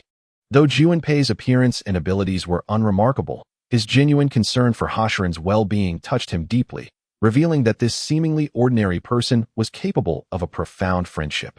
For reasons unknown, Hoshiran suddenly felt that Junpei bore a striking resemblance to Iwagakure, lacking distinction in the realm of ninjutsu, yet possessing admirable qualities in his character. Upon returning to the inn, Yamanaka was absent. He had gone in search of Hoshiran. It was evident that the environment for ninjas in Konoha was significantly more favorable than in other nations. They had merely completed a single mission, yet already formed such profound bonds. In the more hostile ninja villages, companions' fates would often be disregarded at such a juncture. The following morning, Yamanaka, who had returned late the previous night, promptly roused Hoshiran from his slumber, an educational second round from Ogasawara. Hoshiran could only manage a wry smile. In a bid to extricate himself from his predicament, he decided to play his trump card. Esteemed seniors, I won 10,000 Ryo yesterday. Winning is commendable, but with your attitude, you'll inevitably squander it all back. Heed my advice. My intention in gambling is to procure more ninja tools and hone new techniques. Humph. The excuses of a gambler. We are seasoned chunin. Your petty tricks will not suffice here. There is a ninja tool shop at the street corner. I intend to replenish some explosive tags. How about I gift each of you 2? Do not presume that such trifling favors will suffice. You have earned quite a sum, yet offer merely 2. Each shall receive 3, no, 4. Agreed. When it comes to resolving misunderstandings between individuals, one need not resort to infinite Tsukuyami or the chakra of the ninja sect. Gift-giving can also prove to be an excellent alternative. After a warm exchange of camaraderie, the trio from Konoha set forth once more on their journey back to the village. This time, devoid of the Iwa ninja umbu, the 3 traveled at a leisurely pace, reaching the border of the Land of Fire by mid-afternoon after traversing the Land of Grass. Throughout the journey, Hoshiran clutched explosive tags, his gaze occasionally wandering. Unbeknownst to anyone, small holes began to mysteriously appear in the leaves and branches around him. His stealth was insufficient. Glancing at his companions ahead, he could distinctly see the red glow emanating from his eyes, a clear indication that something was amiss. However, to diminish the intensity of the light while simultaneously triggering the explosive tags was an impossible feat. Any reduction in brightness would result in a decrease in potency, rendering his efforts futile. Once more, Hoshiran discreetly employed his thermal vision on a nearby leaf. Alert! Suddenly, Yamanaka's low admonition caused Hoshiran to startle. Since the mission had been completed, he had been developing new combat strategies whilst traversing, his focus somewhat scattered. He feared he had compromised his position. The brief activation of his thermal vision had revealed a minuscule hole in the intended leaf. What has transpired? Pirehei's words interrupted Hoshiran's thoughts. Following his companion's gaze, Hoshiran soon beheld a scene of devastation at a nearby outpost. It had been attacked. As the sensory ninja of the team, he should have been the first to perceive the situation, yet his distraction had cost him dearly. It was only upon Yamanaka's approach that he realized the Konoha outpost had come under siege. According to the plan devised by the trio of Shinran, they would rendezvous with their comrades at the border outpost, take a brief respite, and then accompany their patrolling allies to the next outpost.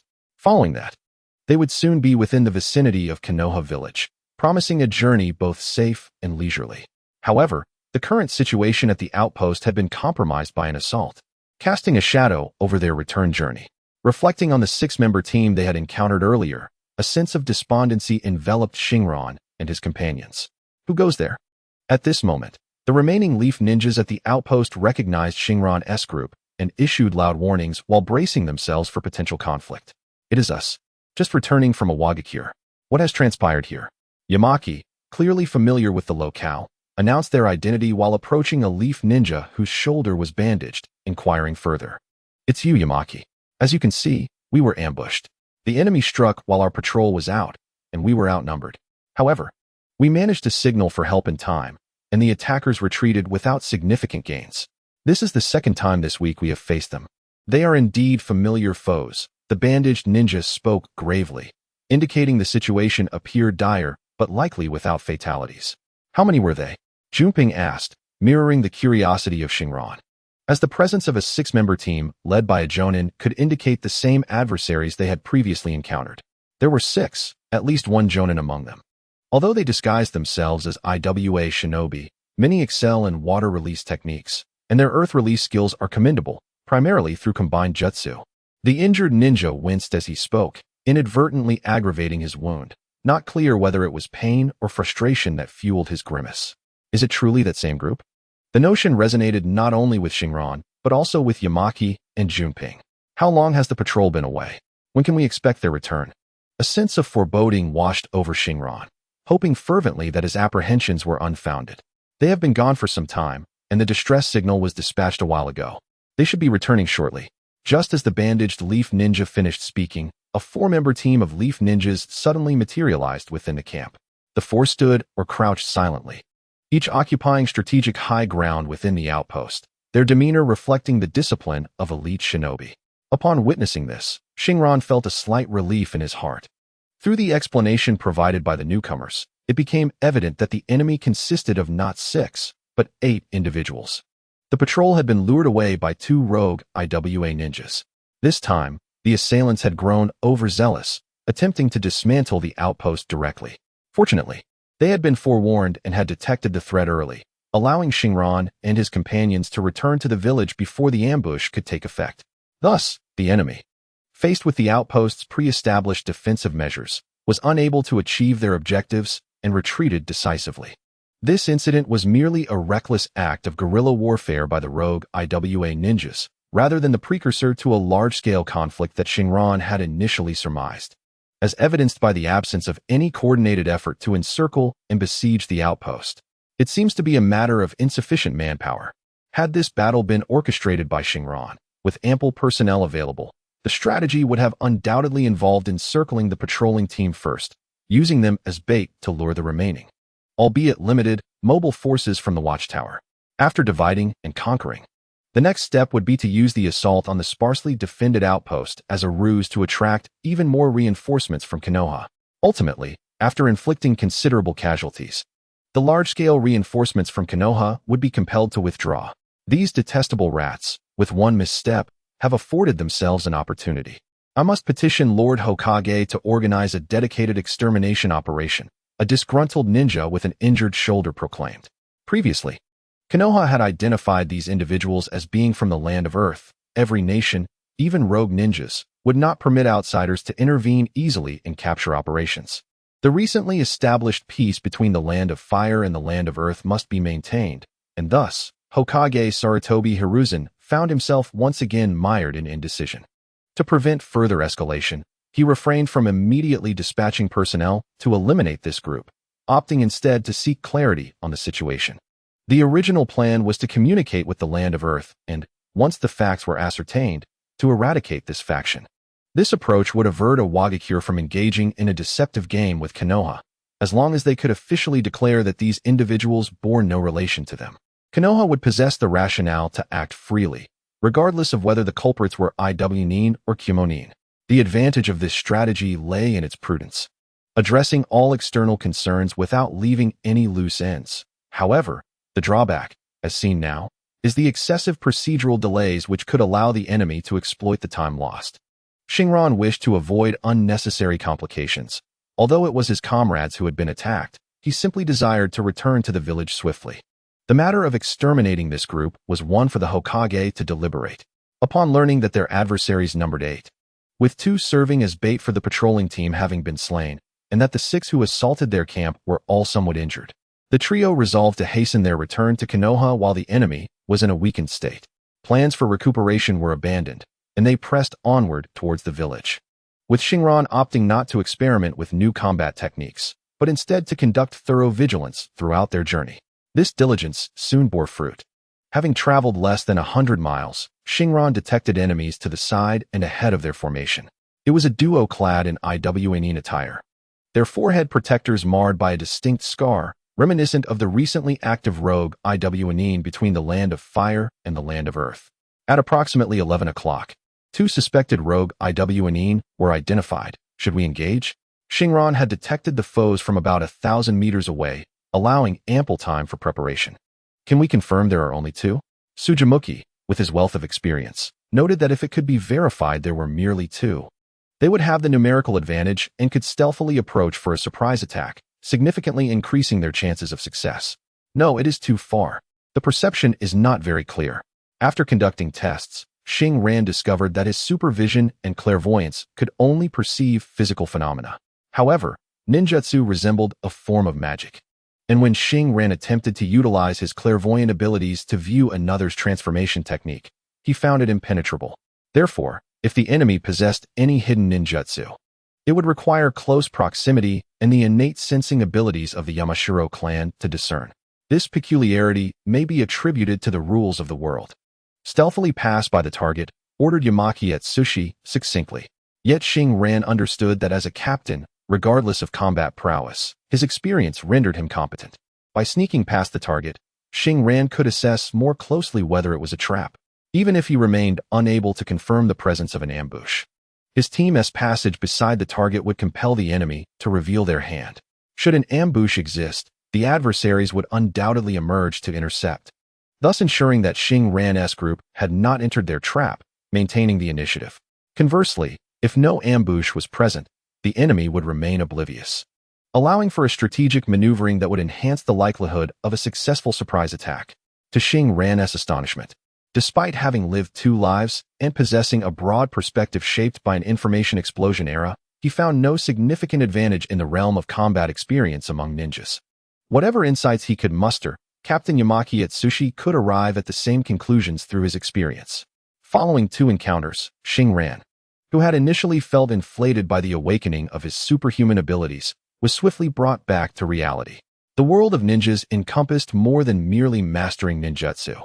The wisdom of predecessors was an invaluable treasure of knowledge. Initially, Shinran had planned to retreat into seclusion after resolving financial issues to cultivate his skills, but this intention was now wavering. It seemed that isolation and self-reliance would not suffice in the ninja world.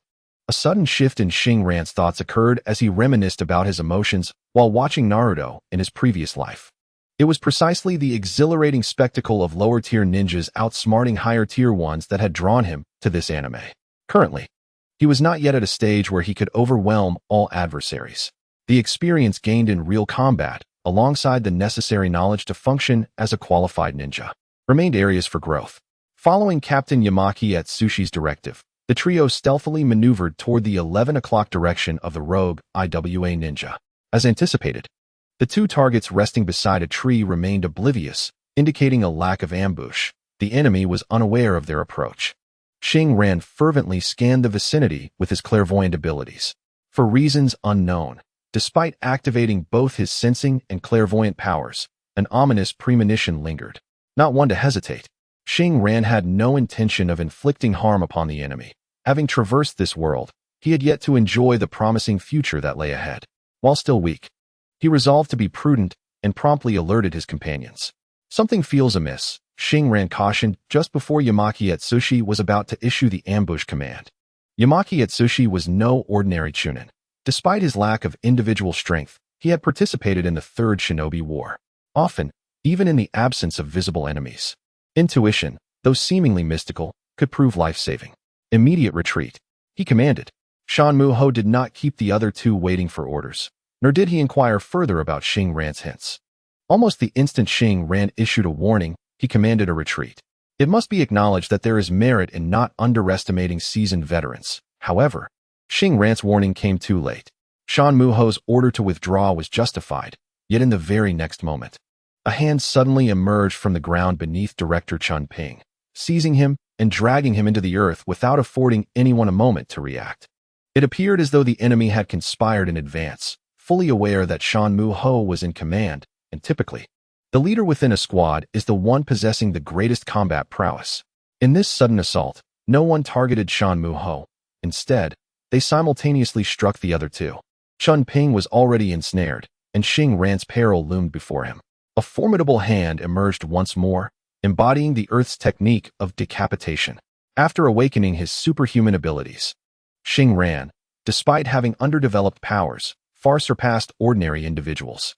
This distinction was particularly evident in his response speed during combat, an advantageous trait bestowed by his enhanced intellect.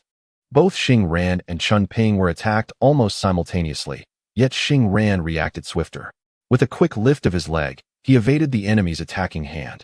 And without hesitation, he seized that very hand. Having traversed the path of enlightenment, Xing Ran's strength surged once more post-awakening. He effortlessly crushed the bones of the hand.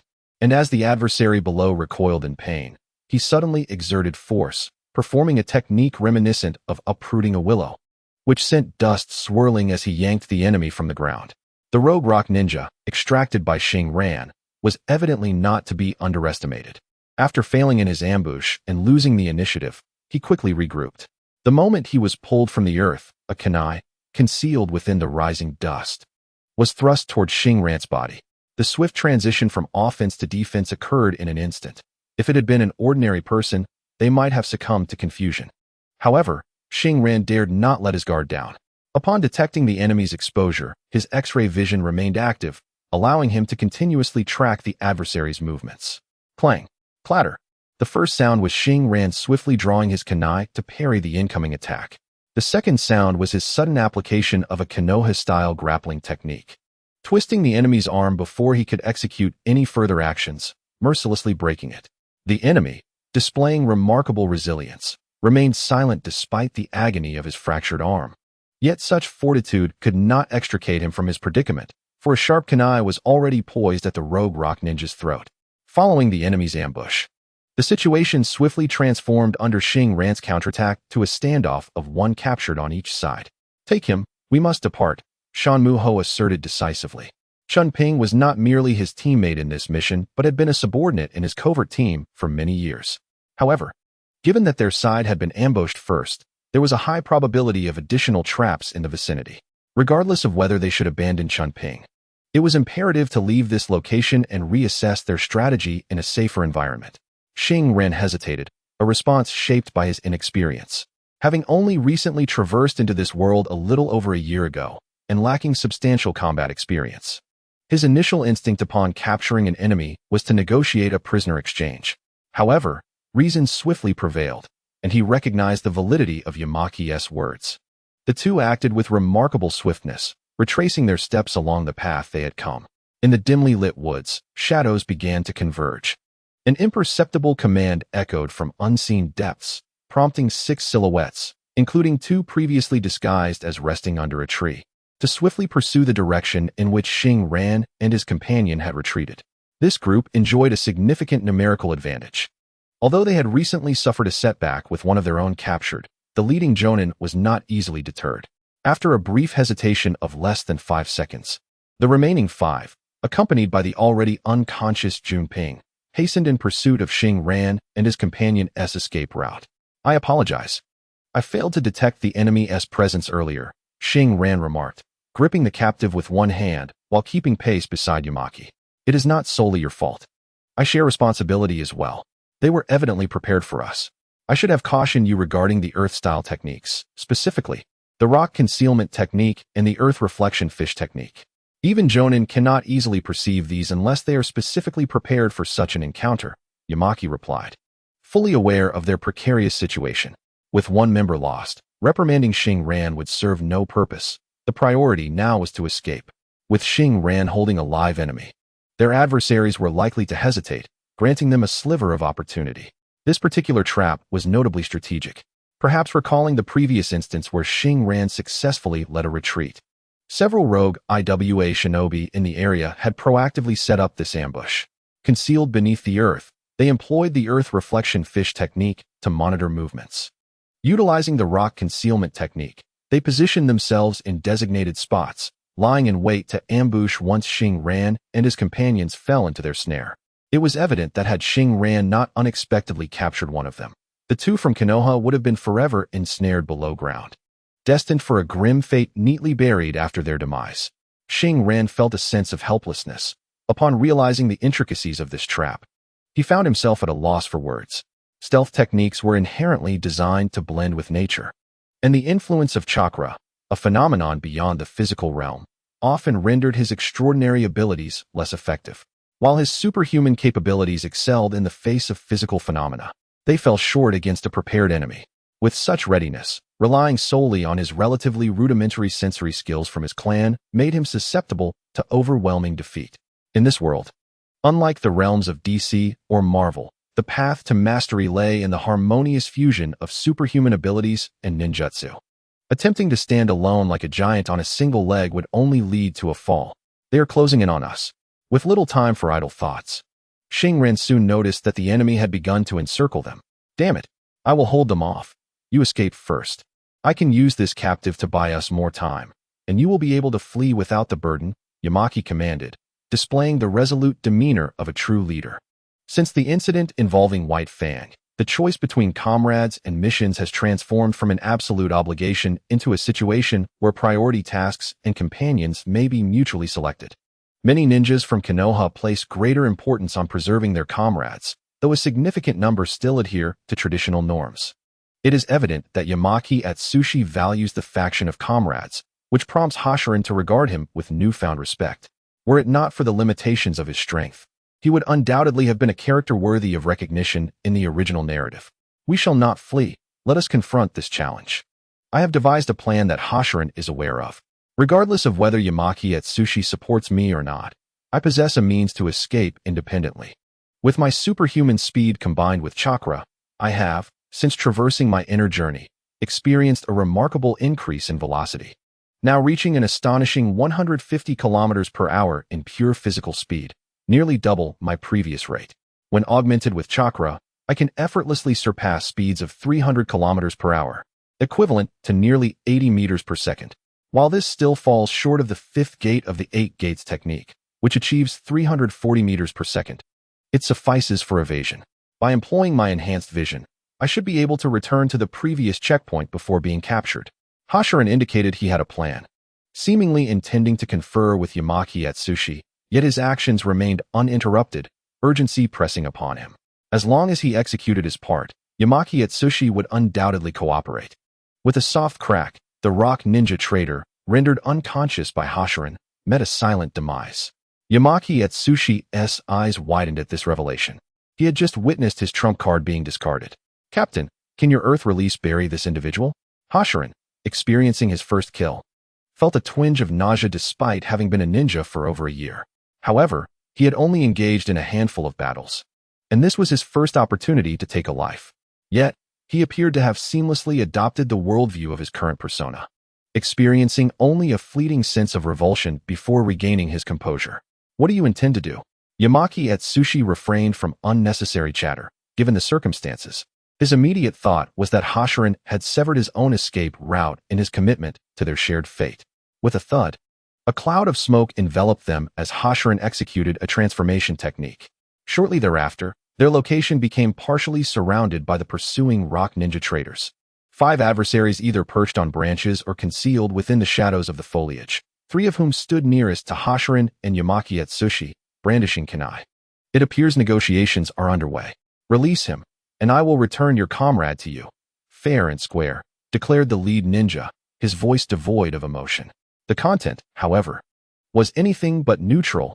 Hoshiran recognized that mere prisoner exchange would be futile, as they would find themselves in a passive 3-6 confrontation, making a safe retreat exceedingly challenging. The ninja bore a long scar across his mouth, suggesting a wound inflicted by a sharp weapon, rendering his visage grotesquely wide and discordant. An exchange is acceptable, but you must all gather together. I am wary of your potential tricks during the negotiation, Yamaki Atsushi asserted. tightening his grip on the kunai to amplify the threat in his tone. According to Shinran's perspective, the likelihood of success is maximized when the enemy concentrates together, rendering a counterattack the sole means of escape. Engaging in a prisoner exchange would only lead to increasing passivity, especially since they no longer hold any captives. At this moment, Yumukiko stands alone, guarding a captive, while Shinran has vanished. The rock ninja trader, who had just been crushed by Shinran, is now kneeling on the ground, subdued by Yumukiko. One of his hands is severely injured, having been crushed and broken by Shinran, and he grips the damaged hand with his other, as if to suppress the agony, bowing his head to obscure his expression. As the leader, the scarred-mouthed ninja ponders Yumukiko's demands. A dark-skinned ninja behind him suddenly whispers a report to his superior. Yes, I see it. The scarred-mouthed ninja refrains from elaborating, and his two companions remain silent in understanding. Beneath Yumukiko's feet lies a patch of ground that, despite attempts at disguise, reveals signs of disturbance, evidence of having been recently overturned. The rock ninja trader quickly connects this to the Konoha Jonin who had captured his comrade, noting that although he lacked the distinguishing vest of a Chunin, his reflexes were swifter than those of a Chunin. Surely, he must have retreated underground. All present rock ninja traders sensed they had uncovered the enemy's hidden strategy, their disdain mingling with the distraction as they diverted their focus to the ground beneath Yumukiko. Who is orchestrating this trickery? I will count to 3. If you do not exchange, so be it. Regardless, I am unfamiliar with the individual you possess. The scarred-mouthed ninja's tone remained as unperturbed as ever, inadvertently revealing the true nature of these traitors, ruthless individuals devoid of principles.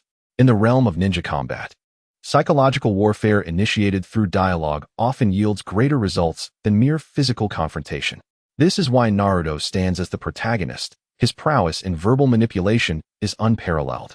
The scarred-mouthed ninja's countdown was abruptly interrupted as Yumukiko audaciously began his own count, exuding a commanding presence that left the scarred-mouthed ninja and his two subordinates momentarily speechless. The psychological game is not theirs alone to master. The ninjas of Konoha are equally adept. Yumukiko's unexpected display of bravado served not merely as intimidation. The traitor captive, who had been dejectedly cradling his injured hand, seized the opportunity as the trio of adversaries were momentarily distracted by Yumukiko's actions. He suddenly lifted his head and raised his hands, forming a distinct series of hand seals, the secret technique of the Yamashiro clan. The secret technique, heart-turn technique. It turns out that the traitor who had been bowing his head was actually a transformation of Shinran, while the genuine traitor, crushed by Shinran, now lay buried beneath Yumukiko's feet. The sudden assault proved remarkably effective. The attention of these traitors had been diverted by the freshly disturbed soil at Yumukiko's feet, and now further distracted by his unpredictable maneuvers. With the successful execution of his technique, Shinran's spirit had entered the body of the scarred-mouthed ninja, swiftly granting him control over it. Prior to transforming into a traitorous ninja, Shinran clutched the hand not merely for the sake of theatrics. The grasp was also a preparatory measure for forming seals and gathering chakra, enabling the expeditious release of the clan's secret techniques. This particular technique necessitates a precise aim at the adversary, concentrating one's spirit upon a singular point through the essence of the soul, thereby unleashing one's mental prowess to seize and manipulate the opponent's body. Once executed successfully, the outcome of the confrontation becomes immediately apparent. Typically, the released spirit can only traverse in a linear manner. Given the requirement to exhaust all mental energy, both the range and accuracy of the technique are significantly constrained. Should the practitioner fail to strike the target, the spirit cannot return to its corporeal form for a brief interval, rendering the practitioner incapable of defensive maneuvers, thus presenting a considerable risk. Furthermore, if the adversary is struck, the practitioner may also sustain injuries, making this technique more suited for intelligence gathering. In order to successfully strike the scarred-mouthed ninja, Shinran invested considerable effort into the preliminary tactical preparations. The leading scarred-mouthed traitor was, in fact, a Jonin, tasked with infiltrating the borders of the Land of Fire alongside several Chunin and Genin to conduct sabotage behind enemy lines. Given his vigilance, it was unlikely he would fall easily into a trap. However, the allure of the ninja world lies in its unpredictability when tactics are executed adeptly. It is not uncommon for the lowly to vanquish the exalted. After extensive preparation and with the splendid performance of Yumukiko, the strategy was executed with remarkable success, capturing the leader of the enemy forces. Consequently, they not only secured a hostage but also rescued their own Pirahii, who was held by the scarred-mouthed ninja, thus achieving a dual victory. A brilliant tactical maneuver unfolded, catching the traitorous ninjas off guard. However, just as a smile began to unfurl on Yamuki Ko's face, the scarred-mouthed ninja, under Shinran's meticulous control, suddenly shouted out loud. Yamuki Ko's smile instantly froze, and simultaneously, he began to swiftly form seals. Do not be misled. This was not a case of the scarred-mouthed ninja breaking free from Shinran's grasp and issuing commands to his subordinates. Rather, it was Shinran utilizing the scarred-mouthed ninja to signal Yamuki Ko. The first plan was, of course, to capture the enemy leader, thus alleviating their own concerns while acquiring another trump card. However, the second plan differed significantly. Shinran had little time to elaborate on this alternate course of action, merely instructing Yamuki Ko that upon reaching the second plan, he should concentrate entirely on evasion or escape. Could Yamuki Ko successfully evade? One must consider that Shinran's true essence had yet to return, leaving the question of what would become of his body if he were to flee. Thus, his immediate reaction was to form seals, employing the Earth Release, Earth Flow Rampart for defense. While we cannot delve into Yamuki Ko's immediate thoughts, Shinran encountered a minor setback. His mind-turning technique had successfully seized control of the enemy's trump card, yet his subordinates had yet to comprehend the situation.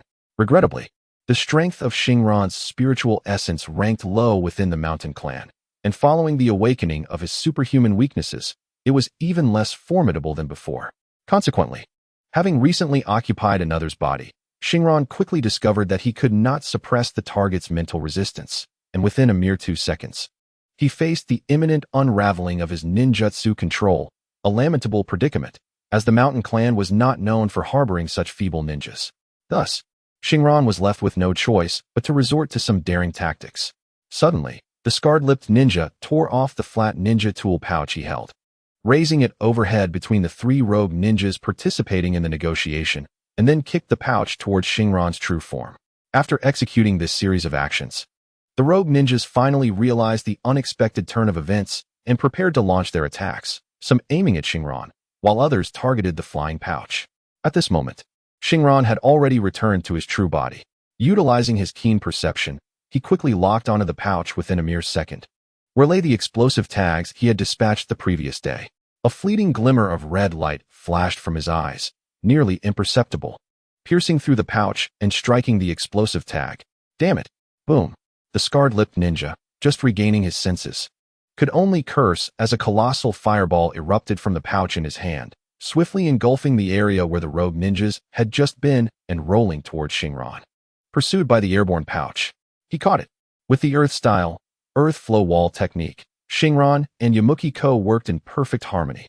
Just as Shinran caught the pouch, a wall of earth rose before the trio, severing the raging flames. Only a small portion of the fiery wave breached the rock face behind them, leaving Shinran and his companions feeling merely a gentle brush of the heat across their faces before tranquility returned. Success! Yamuki Ko finally exhaled, relieved. It was a classic case of the weak triumphing over the strong. He had never achieved such a brilliant outcome in his long ninja career. However, it could only be considered half a victory. They needed to flee. Shinran remained acutely aware. This band of rogue ninjas was no easy adversary.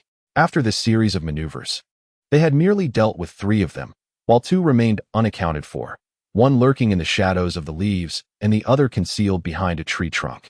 The earth flow wall obscured their vision, but not Shinran's. He quickly employed his clairvoyance to assess the remaining foes, and his expression soon darkened with unease. Not only did he spot the 2 remaining rogue ninjas, but he also noticed the scarred-lipped ninja. This individual had activated a body flicker technique just as the explosive tag detonated, and the arcs of electricity sparking around him indicated that he was undoubtedly a cloud ninja. The lightning body refinement technique of cloud ninjas could enhance one's physique while bestowing unparalleled speed instantaneously. At that moment, the scarred-lipped ninja was hastily wrapping bandages around his wrist, which had been blown off in the explosion. Nevertheless, he had managed to preserve his life. The expression on his face was as dark as the bottom of a pot. This was a monumental loss. Not only had 2 of his Chunin subordinates been reduced to mere pulp, but he had also rendered himself incapacitated in one hand. Ninjas required both hands to perform hand seals. Missing a hand would severely limit his capabilities, even for the reincarnated fourth Hokage in the original narrative, let alone for an ordinary Jonin like himself.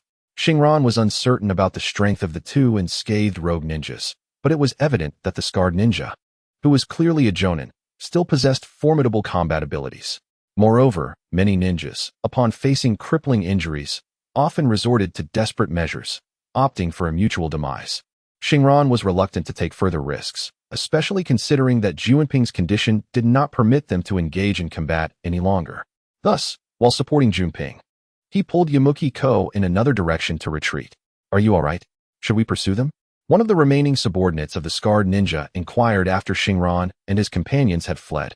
The scarred ninja's face twisted with rage, his teeth gritted in frustration.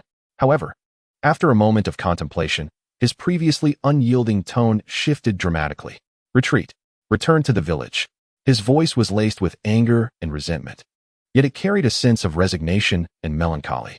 He was now incapacitated, and the likelihood of continuing as a ninja seemed grim. It was time to ponder the future. Meanwhile, after having run several miles, Shinran and his companions dashed towards Konoha, but soon found themselves halted in despair. Junping had sustained an injury. A shard of kunai had fortuitously struck him in the back during the explosion, piercing his lung. Shinran had earlier proposed a retreat rather than confronting a half-strength enemy head-on, due to the urgent need for Junping's medical attention. Otherwise, the battle might end with Junping's demise before it truly concluded. The dense forest, with its towering trees, seemed to reflect their heavy hearts, enveloping them in a profound silence akin to a graveyard. "Damn it, Junping cannot die like this.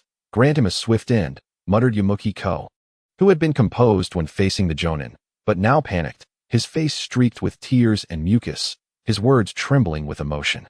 An injury to the lung caused by a sharp object is excruciating, and if the object is not removed promptly, the victim would succumb to suffocating agony. Conversely, if the object were removed, the blood that poured from the wound could obstruct the airway, leading to a similarly torturous demise. Junping had been Yamanaka's longtime brother-in-arms.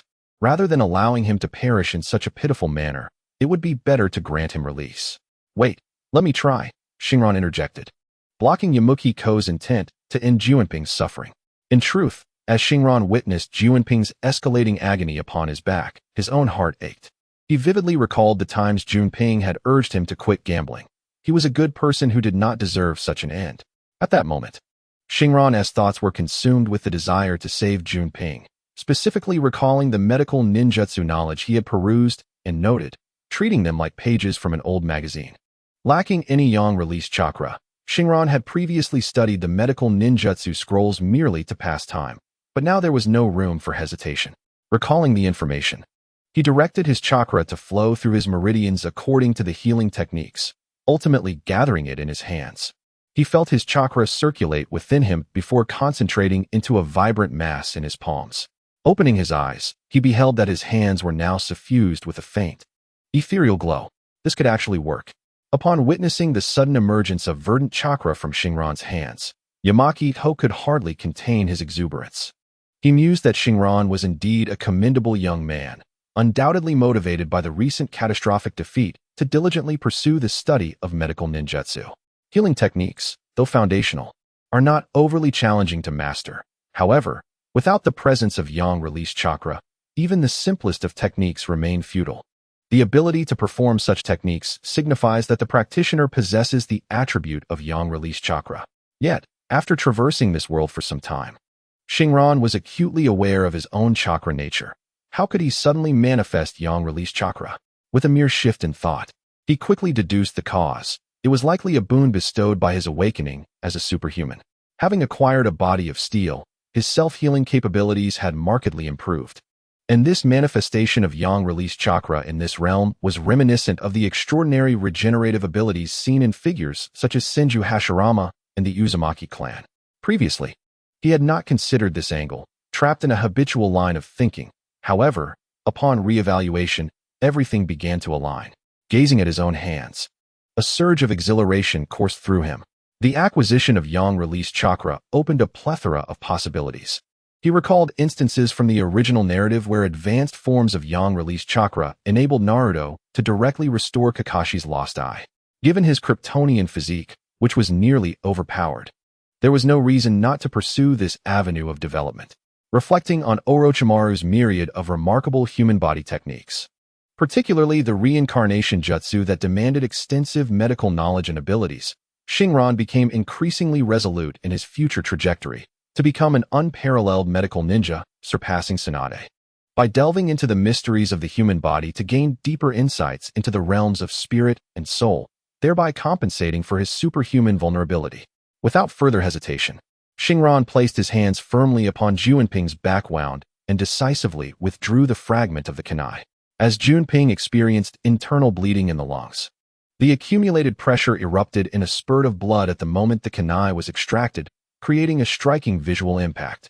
However, this was swiftly alleviated under the influence of Shinran's healing technique, albeit only temporarily. Before long, Junping's complexion grew increasingly pale, a telltale sign of excessive blood loss. Shinran observed the slowly healing wound, beads of sweat forming on his forehead, as the healing technique's pace proved insufficient. If the bleeding wound could not be staunched promptly, Junping would remain in peril. The difference now lay only in the fact that medical ninjutsu mitigated the suffering of death. Master medical technique. This was a more potent and challenging jutsu than basic healing techniques, operating on the same principle of accelerating cellular proliferation to achieve rapid wound healing. However, this technique demanded a more complex chakra circulation within the practitioner, requiring a high level of medical expertise. Should the technique be mismanaged, it could result in excessive local proliferation, leading to deformities that could affect post-operative life, or in severe cases, prematurely depleting the recipient's vitality, hastening their aging process. The reason why ninjas often do not enjoy prolonged peak periods and frequently meet untimely ends lies in the myriad injuries sustained in their youth, which, when compounded with damage to their essence, lead to an early depletion of life force. During the Warring States period, the average lifespan within the shinobi world was merely 30 years, primarily due to the lack of a systematic approach to medical ninjutsu at that time. Many practitioners resembled mere amateur healers, a situation that persisted until the establishment of the Hidden Leaf Village. It was only through the relentless efforts of the Senju clan across generations, culminating in Tsunade's era, that a semblance of a system began to take shape. Remarkably, this brief transformation led to a notable increase in longevity among shinobi. Initially, Shinran, upon discovering his ability to perform healing techniques, felt confident in his capacity to wield sage arts. However, he had not systematically studied medical knowledge. As evident from Yenayu's notes, those who could merely execute sage arts without a grasp of practical medical knowledge could only effectively use these techniques to induce unconsciousness. Indiscriminate healing often resulted in adverse effects. Excluding Naruto's extraordinary 6 paths level yang release healing, which defies conventional understanding, akin to an uneducated individual acquiring a martial arts manual, the situation was not one to be rationalized. At present, considerations of post-operative life were no longer paramount. Even localized deterioration was preferable to the loss of life. The luminescence in Shinran's hands intensified as his formidable mental acuity commanded his body, seamlessly transitioning from healing techniques to sage arts. In that moment, the potency of ninjutsu appeared remarkably wondrous, as a visibly pure wound healed at an astonishing pace, stanching blood flow, mending internal organs, and forming scabs, all completed in mere minutes. Akin to a fast-forwarded video. Upon reaching the scab formation stage, Shinran promptly ceased his actions. Yenayu's notes advised that novices employ quick techniques in emergency situations. After achieving hemostasis, one should refrain from further manipulation and instead utilize physical bandaging and medication for final treatment. This approach minimizes the depletion of the patient's vitality, ensuring survival while allowing for slower recovery. This explains why, despite the existence of such formidable medical ninjutsu in the original narrative, individuals still resorted to medications and bandages post-injury, who would not desire to be restored to full health at the mere touch of divine light. Uncertain of the potential emergence of further adversaries and needing to continue their journey, Shinran ensured that, even with makeshift bandaging, Junping would retain some capacity for movement during combat. With the wound sufficiently scabbed over and bandaged, he assessed the situation. He is resilient. Aside from a slight fever, he is not at death's door. We must return to the village swiftly. 10 minutes later, Shinran exhaled heavily. The healing process had taken too long, and now that everything was in order, this was not a place to linger. He hoisted Chunping onto his back and swiftly vanished into the stillness of the small grove. In the natural world of this realm, the animals seemed to possess an innate spirituality. Some fortunate creatures, having mastered chakra, can even become ninja beasts. Shortly after the departure of the formidable ninjas Shinran and Yamaki, the serene little grove was once again filled with sounds as small animals appeared from nowhere, reclaiming their territory. The world appeared to return to its rightful course. As the ninja engaged in fierce battles, yet life continued unabated, steadily advancing with the passage of time. As the sun began its descent, the village of Konoha was on the brink of being enveloped in the glow of countless lanterns. After enduring several days of hardship, the three-member envoy to the land of Earth returned, looking quite disheveled. After escorting Chunping to the Konoha hospital, Yamaki bid farewell to Shinran, as he had to report back to the Hokage. Thus, Shinran found himself walking alone along the familiar streets toward home. Having concluded the tense mission and journey, he finally entered the safety of Konoha village, abruptly shifting from the harsh realities of life and death to the leisurely atmosphere of the village. He observed children in the small park bidding each other farewell as they headed home for dinner. A sudden wave of disorientation washed over Shinran. It was no wonder that those who had truly experienced the battlefield yearned so fervently for a world of peace. Even if it were merely a small corner of the earth where children could grow to savor the taste of fine wine, this was the noble aspiration for which these heroes tirelessly fought. As he wandered down the gradually emptying street, a soft sigh escaped him. Just around the corner lay his home, where he could even hear the hearty laughter of Hai teasing little Konoha. Hai had returned. Yet, upon reaching this point, Shinran abruptly halted. The sudden transition from the adrenaline of combat to this tranquil environment left his heart in turmoil, extinguishing any desire to return home for instant noodles. With no worries about daily necessities to plague him, he resolved to treat himself kindly, deciding to postpone any inquiries to Hai until tomorrow. What he needed now was relaxation. His previous companions had not formed strong bonds due to Shinran's tendency to lag behind, but Chunping, despite their brief acquaintance, had established a solid foundation of camaraderie through sincere concern and a slightly carefree demeanor. The events of the day, though seemingly insignificant in the vast ninja world, had a profound impact on Shinran. He was indifferent to the lofty ideals of the will of fire. Yet the near-death experience of someone with whom he shared a connection ignited a deeper interest in becoming a powerful ninja, specifically a healer. Dining alone at a Kimichi's barbecue restaurant, he indulged in 3 portions of exquisite grilled meat, which successfully calmed his fluctuating emotions and prompted him to contemplate his future. He envisioned himself pursuing the path of a medical ninja, a highly valued asset to any nation, often shielded from the front lines of battle. Even in team missions, medical ninjas are prioritized for protection, as they are frequently the primary targets of enemy assaults. This way, Shinran would no longer have to fret over being assigned trivial tasks by the Hokage. Even when on a mission, he could operate under the auspices of a medical ninja, thereby avoiding many complications. Then there arose the matter concerning the vulnerabilities of the soul, and it was hoped that Hai would provide a solution. At dawn the following day, under the radiant sun, Shinran arrived at Hai's residence, a quaint villa with both front and back gardens.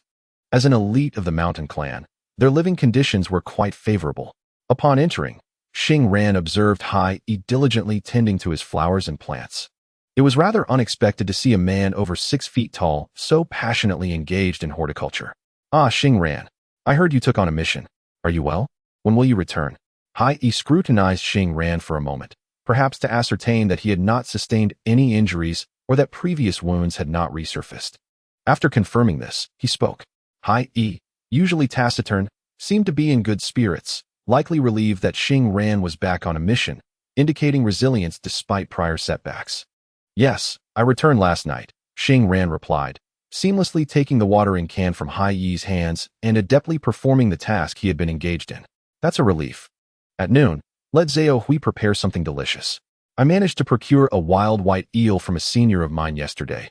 It is indeed a rare delicacy." Hai effortlessly entrusted the care of the plants to Shinran, reclined comfortably in a chair in the courtyard, observing Xing Ran's industriousness while conversing. In the past, Xing Ran, having become a ninja, often neglected nutritional needs due to his independent lifestyle. Hai would always find various reasons to invite Xing Ran over to improve his diet. However, the current Xing Ran was no longer the same. With financial inflow no longer solely dependent on mission rewards, lavish meals were no longer a concern. Nonetheless, Xing Ran remained grateful for Hai Yi's unwavering concern. After making such a rare visit home, aren't you going to spend some time with Shoin? Xing Ran inquired, having set down the watering can. He intended to weed the garden, but soon realized that the weeds had already been dealt with. Wiping his hands, which were still clean, he approached Hai's reclining chair and sat at a small table in the courtyard. Shoin has been rather drowsy lately and will take a while to awaken. If you have something to discuss, please proceed, he said. Hai, being perceptive as a top-tier member of the mountain clan, recognized that Xing Ran seemed to be seeking something. Indeed, I have no intention of being coy, Xing Ran replied, candidly expressing his desire to enhance his spiritual and soul power, inquiring if there were corresponding training methods within the clan that he could pursue. Ah, splendid. Within our mountain clan, aspiring to attain a higher realm in secret arts, the strength of the spirit and soul is both foundational and paramount. I am genuinely pleased to see your intent to bolster your spiritual essence. However, there are no shortcuts to becoming stronger, especially with such fundamental powers. Growth can only be achieved through prolonged training. True to his nature, Hai was not particularly eloquent, and after listening to Xing Ran's thoughts, he began to ramble on. Hai, focus. What is the core element? What are the training methods? What techniques? After listening for nearly half an hour, Xing Ran was growing impatient, feeling a twinge of frustration. To cultivate one's spirit and soul, the method is rather simple. In fact, every member of the clan has been acquainted with this technique since early on, the meditation art of the mountain tribe. Previously, I utilized the secret technique of heart rotation to enhance my spiritual strength, though other secret arts could suffice as well. The greater the consumption, the more pronounced the effects. This involved controlling both humans and animals, leaving me utterly exhausted. At that point, I would then employ the clan's meditation technique to circulate chakra and perform specific hand seals. With ample nutrition and sufficient rest, my spiritual power would gradually ascend. Hai cleared his throat and shared his training method with Xing Ran. As a clan renowned for its secret arts within Konoha, the mountain tribe certainly possesses a wealth of meditation techniques. This particular art is foundational, taught to every child of the mountain tribe prior to their confirmation as ninjas. Following the hand seals, one engages in meditation through specific chakra pathways. Initially, Xing Ran believed this technique was merely for restoring energy and enhancing the success rate of ninjutsu. Unaware that the ancients were indeed wise, the most fundamental practices often hold the core truths. However, Xing Ran quickly pondered other queries. He was quite familiar with this meditation art, having employed it extensively, yet the growth it yielded in his spiritual essence was rather negligible. For a long time, he had assumed that his spiritual power, which had progressed from weak to merely comparatively weak, was a natural consequence of aging, thus completely overlooking the additional benefits of meditation. Thus, a pertinent question arose. Just how slow is this gradual growth that Hai mentioned? If I may be so bold, Hai, how long have you been practicing in this manner? Over 20 years, Hai replied. Xing Ran felt a wave of incredulity. If it took Hai 2 decades to reach his current level of spiritual power, Naruto had already been Hokage for many years, and he might have ended up as just another name on the memorial stone, a casualty against the infinite Tsukuyomi. Do not be misled by appearances. Throughout these 20 years, I have never faltered. My soul's strength has increased by at least 50%, Hai reassured. Noticing Xing Ran's silence and fearing that the number might dishearten him, he hastened to share the results, hoping to entice him with the potential benefits. Hai's revelation was indeed disheartening. Xing Ran had not anticipated that after 2 decades, Hai had only achieved a 50% enhancement. Initially, he had believed that such a method would yield complete mastery. Yet, upon reflection, it made sense. The ninja world is never short of diligent individuals. For Hai to attain the pinnacle of the mountain tribe, mere effort would not suffice. He was inherently gifted and had honed his abilities through relentless toil, which clarified the situation. Nevertheless, what is understanding this change? This method is analogous to Gai's 8 gates technique. Both rely on the cumulative effort of time. Xing Ran could strive diligently, but he lacked the luxury of time for such gradual accumulation. Hi, you mentioned that greater consumption of other secret techniques yields better results. Could you teach me some S-rank techniques? For instance, the spirit transformation technique. Would you be able to instruct me in that? Shinran suddenly recalled Hai's earlier words, as if he had stumbled upon a new world. If one were to engage in more effective jutsu for training, perhaps the rate of growth could also be expedited. Oh, the art of spiritual transformation is not something to be trifled with. Although my family possesses this technique, its prerequisites are exceedingly stringent. It demands not only a formidable mental fortitude, but also an extraordinary aptitude from the practitioner. The body must not only adapt to the technique, but also exhibit an unparalleled degree of control. While I have met the mental requirements, my physique is ill-suited for such an art. If he were still around, he could have imparted this knowledge to you. Alas, I am incapable. Upon hearing the term spiritual transformation, Hai Yi's expression suddenly darkened, filled with a poignant nostalgia for a departed friend, tinged with a hint of regret. Shinran refrained from inquiring further about this individual, but based on his recollections from watching anime in a previous life, it was highly probable that this person was Kato Dan, Tsunade's former partner. In the original storyline, he shared a close camaraderie with the Kimichi Choza. As a member of the Inoshikacho trio, it is not unusual for Hai Yi, with his similar abilities, to befriend Kato Dan. If spiritual transformation is unattainable, then perhaps the art of chaotic combat could suffice. This, too, is a technique of considerable difficulty and high consumption. Shinran, undeterred, resolved to pursue this alternative, knowing it was one of Hai Yi's signature moves, undoubtedly formidable. This technique is a critical secret of the family, and per regulations, it is not permitted for lower-ranking members to cultivate it. Yet, to Shinran's surprise, Hai Yi flatly declined his request. In this world fraught with contradictions, one persistent issue looms large: the disparity between common ninjas and elite clans. For ordinary ninjas, acquiring ninjutsu is often a formidable challenge. Most must accrue contributions to their village to a certain extent before being rewarded with ninjutsu. Other avenues are scarce, limited to scrolls obtained in battle or the option of apprenticeship. However, finding a master willing to take on a common ninja is no simple task, and those who do are rarely formidable themselves. How much ninjutsu could they possibly possess? The relationship between a master and disciple in the Naruto universe is but an exception. Conversely, elite clans enjoy a different reality. Each clan possesses its own foundational techniques, and due to shared resources, any ninjutsu acquired through unforeseen circumstances or training can accumulate over generations. Thus, the ninja world becomes polarized. The weak common ninjas languish in a cycle of deprivation, unable to access appropriate techniques, while elite clans can effortlessly acquire ninjutsu suited to their needs, achieving far more with less effort. Even if they rank lower within their own clan, they still hold considerable power among common ninjas.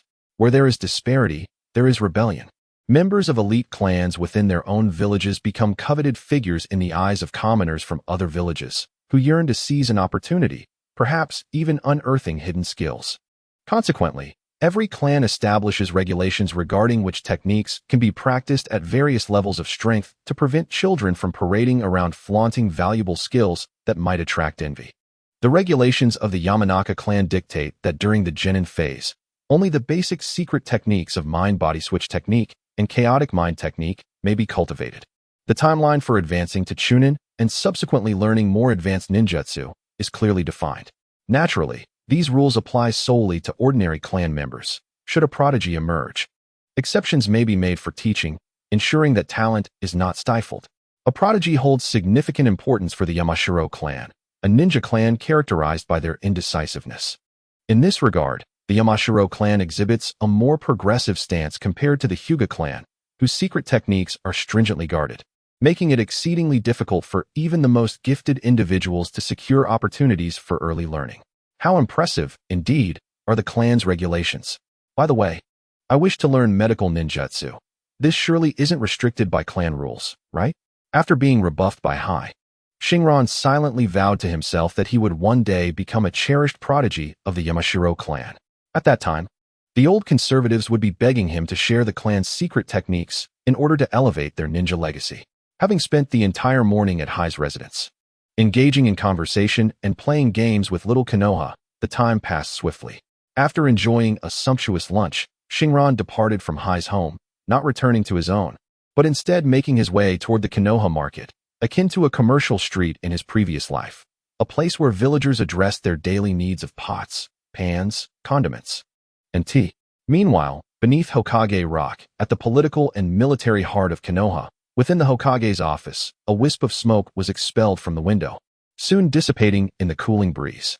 The third Hokage, Sarutobi Hiruzen, was deep in thought. Just yesterday, he had received a report from his direct subordinate, Yamaki Atsushi, detailing an ambush that he had anticipated, along with movements from the Tsuchikage of Iwagakure. However, the sudden emergence of medical ninja potential in Yamashiro Shinran during the return journey had taken the third Hokage by surprise. A gambling enthusiast who generously procured explosive tags for his teammates. Surely there must be hope for him yet. To what extent could this medical ninja potential develop? It was said to stem from self-study, presenting a duality of promise and challenges. The recent catastrophic injuries suffered by his team had undoubtedly left a profound impact on the young boy. Should he be given another chance? With a voice thickened by years of smoking, the third Hokage's murmurs were perhaps barely discernible, even to himself. Suddenly, an umbu clad in a raccoon mask appeared, kneeling half before the third Hokage. Lord Hokage, Yamashiro Shinran's medical ninjutsu may have been learned from Yamashiro Aki. Our people witnessed him entering Aki's fish shop. The voice of the masked umbu was muffled, but, upon reaching the ears of the third Hokage, it lacked the usual gravitas, further deepening his uncertainty regarding the content. If someone is teaching him, then he is not entirely self-taught. His potential would indeed be considerably diminished. Even if he were to be integrated into the Hokage's faction, he might merely serve as a dispensable figure. It was somewhat regrettable and left him feeling reluctant. Perhaps with some cultivation, he could develop into a commendable ninja. It is no wonder that the third Hokage hesitated over such a minor genin. Medical ninjas are a rare resource, invaluable at any time, and each one must be cherished. Unbeknownst to Shinran, the Hokage was troubled by the decision of whether to prioritize his development. According to Hai, the Yamashiro clan also boasts formidable predecessors skilled in medical ninjutsu. But due to injuries, they had long since retired and remained largely unknown to the general populace. The fresh fish shop before him was the destination of his journey. A large sign at the entrance bore the emblem of the mountain clan, and the establishment was aptly named Grandma Chio's Fresh Fish Shop. It was an unremarkable store, featuring numerous tanks categorized with a variety of aquatic life, including grass carp, mandarin fish, bass, crabs, lobsters, and a plethora of shellfish such as oysters. Since it was afternoon and past the peak business hours, the shop was quiet, with only an elderly woman, her hair a mix of black and white, seemingly asleep in a reclining chair, her lap cradling a rather worn orange cat. This must be Grandma Chio, short in stature, her face bathed in sunlight filtering through the glass, exuding a gentle warmth that matched the description given by Hai-E, suggesting she was a friendly old lady. "Is that you, Grandma Chio?" Shinran inquired softly, uncertain if she was truly asleep, as if fearing to disturb her slumber. He was aware that many elderly individuals enjoyed feigning sleep, so he opted for a gentle approach. If she was indeed asleep, he would wait. If not, he would promptly seek her guidance and learning. The oxygen tubes in the fish tanks occasionally released a flurry of bubbles, and the absence of any other sound indicated that Grandma Chio was likely in a deep sleep. With a slight shrug, Shinran found a spot to sit. Understanding that to seek mentorship required establishing the right demeanor, awakening a sleeping elder could be quite disheartening, and if she were to awaken in a foul mood, it would certainly complicate matters. Minutes turned into half an hour, and even the orange cat had opened its eyes to regard Shinran several times. Yet Grandma Chio showed no signs of stirring, leaving him in a state of mild frustration. With nothing to occupy his mind, he recalled the training method mentioned by Hai-E. Rather than squander time waiting idly, he resolved to practice his heart-turning technique, aiming to expend some mental energy and experience the sensation of entering a meditative state after fatigue. Without further ado, Shinran approached the task as if he had just acquired a new skill in a game, eager to unleash it, regardless of its perceived efficacy. Ninjutsu, heart-turning technique. He casually focused on a base that had been staring at him with its lifeless eyes for quite some time. With a swift series of hand seals, he prepared to activate the technique, managing to condense the activation time to under 3 seconds, an impressive feat for a lower-ranking ninja of the Mountain Clan. After a peculiar sensation of his spirit detaching from his body, he perceived the world through the eyes of the fish for the first time. An experience that felt remarkably novel. Controlling the fish proved to be quite awkward. He struggled to swim forward, finding himself spinning in place no matter how hard he tried. After a period of clumsy floundering, he eventually acclimated to the fish's body, only to find himself growing increasingly bored. The confines of a small tank, filled with numerous bass, rendered the experience rather lackluster. Xing estimated that with his current mental strength, controlling the fish for half an hour would pose no challenge. It was incomparable to a ninja who would possess fierce willpower to resist. He did not wish to remain idly in the water for that duration, gazing through the pool at the handsome figure beside him, seemingly lost in deep thought. Utilizing the mind-body switch technique, Xing glanced at the clock hanging on the wall. Only 5 minutes had passed. He felt that wasting life in such a manner was not in line with his character. With a flicker of inspiration, he turned his gaze to the orange cat cradled in old Lady Chio's arms, his eyes gradually taking on a mischievous glint. Employing the mind-body switch technique to transfer his consciousness into the orange cat, he intended to rouse old Lady Chio from her slumber. Any resulting grumpiness would be directed toward the balding feline, leaving him unscathed. However, as he reveled in the euphoric sensation of his spirit departing his body, he suddenly collided with an unseen force and was unceremoniously kicked back into his own form. This attempt was evidently a failure. At that moment, a sharp voice echoed in his mind.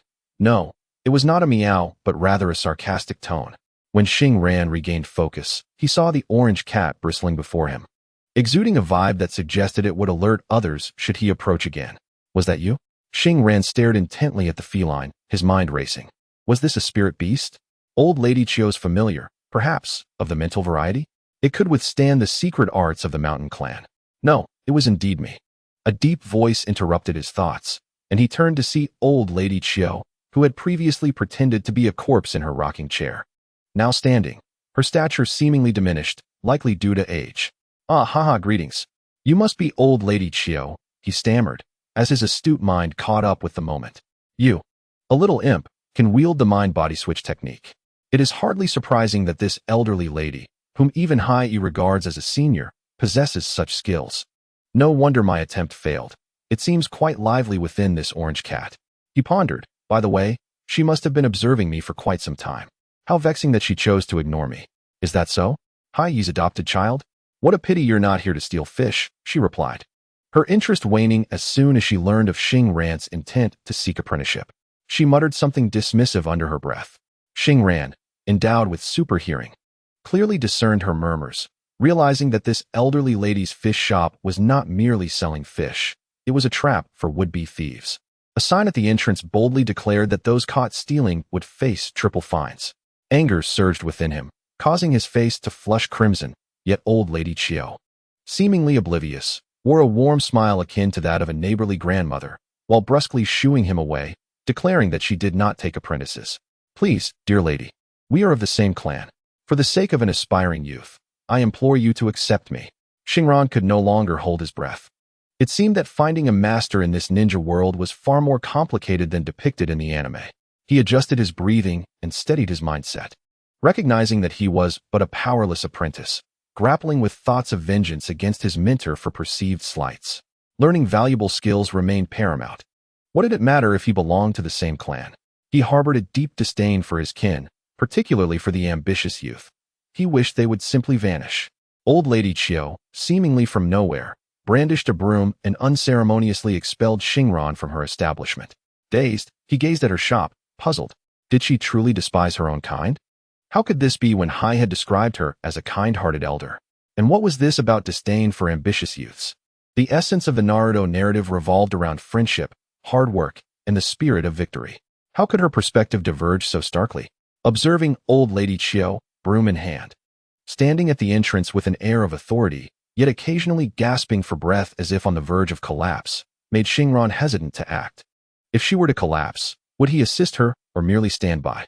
He hurried back to Hai's residence and recounted the entire incident in detail. That's just old Lady Chio's nature. Don't take it to heart, Xing. Seeking a mentor is no simple feat to master skills. One must possess the resilience to overcome hardships. Old Lady Chio is a good person, Hai clearly understood the situation but refrained from divulging any further details, repeatedly urging Shinran not to be easily deterred by such minor obstacles. The following morning, Shinran arrived at Old Lady Chio's shop earlier than before, only to find it bustling with activity due to the morning rush for fresh produce. Old Lady Chio, dressed in the same attire as the previous day, had just finished attending to a customer when another woman entered, accompanied by a child. This time, Shinran had steeled himself and pushed through the door, determined to offer his assistance in selling fish, hoping to impress Old Lady Chio with his diligence and thereby secure a place as her disciple. His ambition was to win over a beautiful heiress, ascend to the role of Hokage, and ultimately reach the pinnacle of success. However, the hesitations that had plagued him the previous night, resulting in delays in his training under Hai, evaporated the moment he stepped inside. What had happened to the image of a solitary elder struggling to maintain her small shop? Instead, he found Old Lady Chio at a small table by the entrance, diligently recording accounts with a calculator. Do not be surprised that the Naruto world possesses calculators. There are even surveillance devices here. One Old Lady Chio was promoting fresh ingredients to the newly arrived woman. Another was playing with a cat. Yet another was tidying up. And one was lounging in a chair from the previous day, basking in the sun while enjoying breakfast. Shinran nearly uttered a curse in disbelief. Yesterday, he had assumed that he could take advantage of the situation, but now he realized that he was still too young in this world. The technique of shadow clone jutsu was not exclusive to Naruto alone. As a senior medical ninja from the Yamanaka clan, Old Lady Chio possessed formidable yang release, chakra reserves, and mental fortitude, enabling her to effortlessly counteract the adverse effects of multiple shadow clones. Selling fish only presented a flurry of activity during the morning and evening hours, and after a single use of the technique, she could easily rest and resume her work. Thus, it dawned on him that he had indeed disturbed Old Lady Chio's rest the previous day. Shinran swiftly recognized his misstep, and with a sheepish demeanor reminiscent of the village simpleton, approached the elderly Aunt Chio, who was enjoying her breakfast. He refrained from mentioning his desire to be her apprentice, instead flashing a bright smile to convey that community volunteers were here to care for the elderly, ready to assist with any tasks. Aunt Chio scrutinized Shinran for a considerable time, revealing a toothless grin, and promptly dismissed all her shadow clones, except for the one responsible for bookkeeping. The message was clear: refrain from meddling in financial matters, while the rest was entrusted to him. Shinran forced a smile, immediately slipping into his role. Indeed, the powers of a superhero proved advantageous for such laborious tasks. No wonder the Superman and Man of Steel abandoned journalism for manual work. As noon approached, and the little shop ceased to receive patrons, Shinran exhaled with relief and cast an eager glance at Aunt Chio, reminiscent of a schoolboy awaiting praise from a teacher after tidying the classroom. You did quite well, young man. This fish appears to be on the verge of perishing. Take it with you, Aunt Chio declared with a semblance of a benevolent landowner, handing him the fish packed in a bag while exhibiting a look that suggested he should leave promptly, lest she lay eyes on it again. Thus, Shinran was once again unceremoniously ushered out of the shop by Aunt Chio. To his dismay, he realized that this elderly woman was quite the performer, managing to deceive even his astute mind and truly treating him as a mere volunteer laborer. Anger flushed his face as he grasped the fish and slammed it onto the ground, subsequently stomping on it twice for good measure. The texture beneath his foot revealed that the fish was not merely on its last legs. It had been long expired, a testament to the stinginess of that old hag. Shinran contemplated leaving in a huff, but felt reluctant. After all, he had toiled throughout the morning. Even if his efforts went unrecognized by others, he could not dismiss the fruits of his labor. Despite having money now, it could be squandered, but the results of one's labor should not be wasted. Therefore, he resolved to take the fish home, considering it a profound lesson learned. In this ninja realm, not only was he youthful, but his acting skills also required refinement. However, as much as he intended to consume this fish, he could not allow himself to suffer indignity. As a distinguished gambling deity, he would never lack for funds. How could he stoop to eating a dead fish? The scrolls of the medic nin, Yakushi Nanoyu, contained records on using medical ninjutsu to restore vitality to deceased fish. As a time traveler belonging to a gluttonous lineage, Shinran knew he had to freshen up the fish before indulging, ensuring it was indeed fresh. Medical ninjutsu is a category of techniques where the practitioner uses chakra to stimulate cells for healing wounds. Through varying forms, it can also achieve detoxification and offensive effects. In the realm of training, a dead fish serves as a common and practical practice tool. The challenge of medical ninjutsu lies in the control of chakra. Those who master this skill can quickly grasp more profound techniques, yet most ninjas find themselves hindered at this level. If a ninja possesses the ability to utilize basic healing techniques to rejuvenate every cell of a fish, restoring its vitality for a brief period and enabling the creature to exhibit divine reflexes, such that it appears to have been resurrected, then congratulations are in order. This ninja's mastery of yang-release chakra control has reached the standards necessary for the cultivation of sage techniques. In the original narrative, medical ninjutsu could resurrect deceased fish, suggesting a potential to elevate to the revival of humans. This incongruity is, in essence, a flaw in the system. It was only after Shinran mastered medical ninjutsu that he uncovered the truth. Presently, with a superhuman intellect, Shinran effortlessly employs sage techniques and sees no reason why he should not be able to enhance freshness in such trivial matters. Indeed, as he anticipated, after several rigorous experiments, Shinran swiftly restored the unfortunate fish, which had suffered a grim fate, to a lively state. Seizing the moment of the fish's vigor, he adeptly utilized his advanced shuriken manipulation skills to prepare the fish in mere minutes. After consuming the fish, Shinran fell into contemplation. If achieving proficiency in using sage techniques for emergency medical aid equated to graduation, then he had already succeeded. However, his ambition to become a medical ninja transcended mere combat. He aimed to amass a wealth of medical knowledge and acquire Orochimaru's research materials, ultimately addressing the soul-related issues inherent in the rebirth technique, thereby rectifying his own deficiencies in superhuman magical resistance and weak soul before the onset of the infinite Tsukuyomi. Thus, it was imperative that someone guide him, providing systematic learning to advance the technological tree of this world, or rather, its medical technology tree. Reflecting on the overused trope of seeking a mentor in his previous life, Shinran remained unconvinced that the relentless dedication akin to that of Shaolin monks would fail to sway Granny Chi into accepting him as her disciple. Alas, he lamented, if Tsunade were in the village, he would at least have a more favorable option. Setting aside other considerations, with his current gambling skills, a symbiotic learning relationship would be highly promising. Unfortunately, within the village, the only medical ninja of note he was familiar with was Granny Chi, and even she was scarce in number.